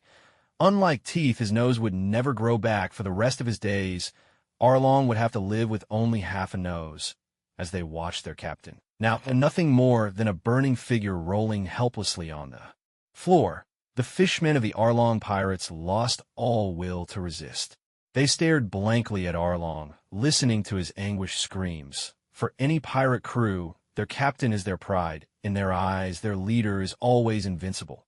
But now, seeing Arlong in such a pitiful state, the fishmen pirates felt as if their idol had crumbled before their eyes. With the fishermen's spirits broken, it became even easier for the Navy soldiers to round them up. In the end, Arlong rolled into the swimming pool. Dousing the flames that had engulfed him, Ian walked over, dragged him out of the water, and found that Arlong was barely clinging to life. His entire body charred, suffering from severe burns. Seeing Arlong in this condition, Ian knew he wouldn't be putting up any more resistance. The fight was over. Ian had intended to finish him off with a single strike, but now, looking at him, he found himself hesitating. Tashiji kept a close eye on Ian, afraid he might end Arlong's life with one blow. After all, she still remembered what happened back at the plaza. In Lowtown, it was only when she saw Ian dragging Arlong over that she finally breathed a sigh of relief. Perhaps it was her inherently kind nature, but even knowing full well that Arlong was a notorious pirate, Tashigi couldn't bear to see someone die before her eyes. "He's all yours," Ian said, tossing Arlong toward Tashigi. "Let him rot in prison for the rest of his life." "Don't worry, he'll be judged for his crimes," Tashigi replied. But just then a voice suddenly rang out, shouting, "Kill him." Ian turned toward the source of the voice, and his eyes widened in surprise. It was Nami. He had been wondering why, after coming to Arlong Park, he hadn't seen this key figure. Now it turned out she had just made her entrance. The voice, of course, belonged to Nami, instantly recognizable by her signature short orange hair. When she hurried to Arlong Park, the first thing she saw was Arlong engulfed in Ian's blazing flames. Seeing Arlong's miserable state, she felt an indescribable sense of relief. She had only intended to watch from the shadows, but when Ian handed Arlong over to the Marines, she couldn't hold herself back any longer and jumped out. Clutching a stick in her hand, her face streaked with tears, she shouted at Ian and Tashigi, "Kill him! Do you even know what he's done? Why would you let him live?" Tashigi and Marine soldiers stared at Nami in stunned silence, unable to figure out who this girl was or why she harbored such deep hatred for Arlong. Meanwhile, the fishermen pirates of the Arlong crew glared at Nami, gritting their teeth with fury. Only Ian understood the reason behind it all, and he couldn't help but sigh. Tashigi, wearing a serious expression, said, "Whether he lives or dies isn't up to you. We'll see to it that he stays in a cell." Before she could finish, Ian suddenly reached out to stop her words. He bent down, grabbed Arlong, and tossed him forward, saying to Nami, "If you want him dead, do it yourself." Ian knew all too well the pain that consumed Nami, having watched her own mother murdered before her very eyes. That's why he decided to give her a chance to avenge herself. Tashigi, unable to understand Ian's intentions, stood up to intervene, but Ian caught her by the arm and held her back, tears streaming down her face. Nami walked over to the barely breathing Arlong. She raised her stick high, aiming at his head, yet for a reason she couldn't explain, with vengeance within reach, she found herself unable to strike the final blow. Suddenly, she let the stick fall from her hands, collapsed to the ground, wrapped her arms around her knees, and wept bitterly. Ian smiled faintly, realizing Nami was still the same Nami after all, despite her hatred for Arlong and her constant yearning for vengeance. She hadn't let hatred completely cloud her heart. Her nature remained kind at its core. Whether this outcome was good or bad, Ian couldn't say. He had no way of knowing what was going through Nami's mind. He chose not to disturb her tears, simply watching her quietly from the sidelines. Truth be told, this Nami was quite different from the one in Ian's memories, for at this time, she was only 15 years old. She was just a young girl, barely beginning to grow into herself, with no sign yet of the voluptuous figure she'd one day possess. She looked so fresh and innocent that Ian felt a twinge of disappointment, thinking his luck had run out. Seeing that Nami hadn't gone through with it, Tashigi breathed a sigh of relief. She stepped forward and tied up Arlong. Ian, meanwhile, crouched down beside Nami and gently asked, "What's your name?" Although he knew Nami's name, he couldn't just call it out so directly. Otherwise, Dasky and the others might find it strange. Nami, sobbing softly, didn't lift her head as she answered Ian. "My name is Nami." Ian carefully chose his words. "I don't know what sort of grudge you have against Arlong, but now that he's been captured, you can finally breathe easy. Do you have any plans for what you'll do next?" "I want to go back to Kokoyashi village." At last, Nami raised her head, brushing away the tears at the corners of her eyes. A smile blossomed on her face as she said, "I want to bring everyone this wonderful news. Arlong's been caught. Our nightmare is finally over." TSK, Ian, hearing her response, felt a wave of frustration gnawing at him. This wasn't the answer he was hoping for at all. What he really wanted was to ask Nami outright if she'd like to come with him, but that question just wouldn't come out. The truth was, Ian's whole reason for seeking out the Arlong pirates, besides the bounty on Arlong's head, was for Nami. After talking with Johnny and Joseph, Ian realized he needed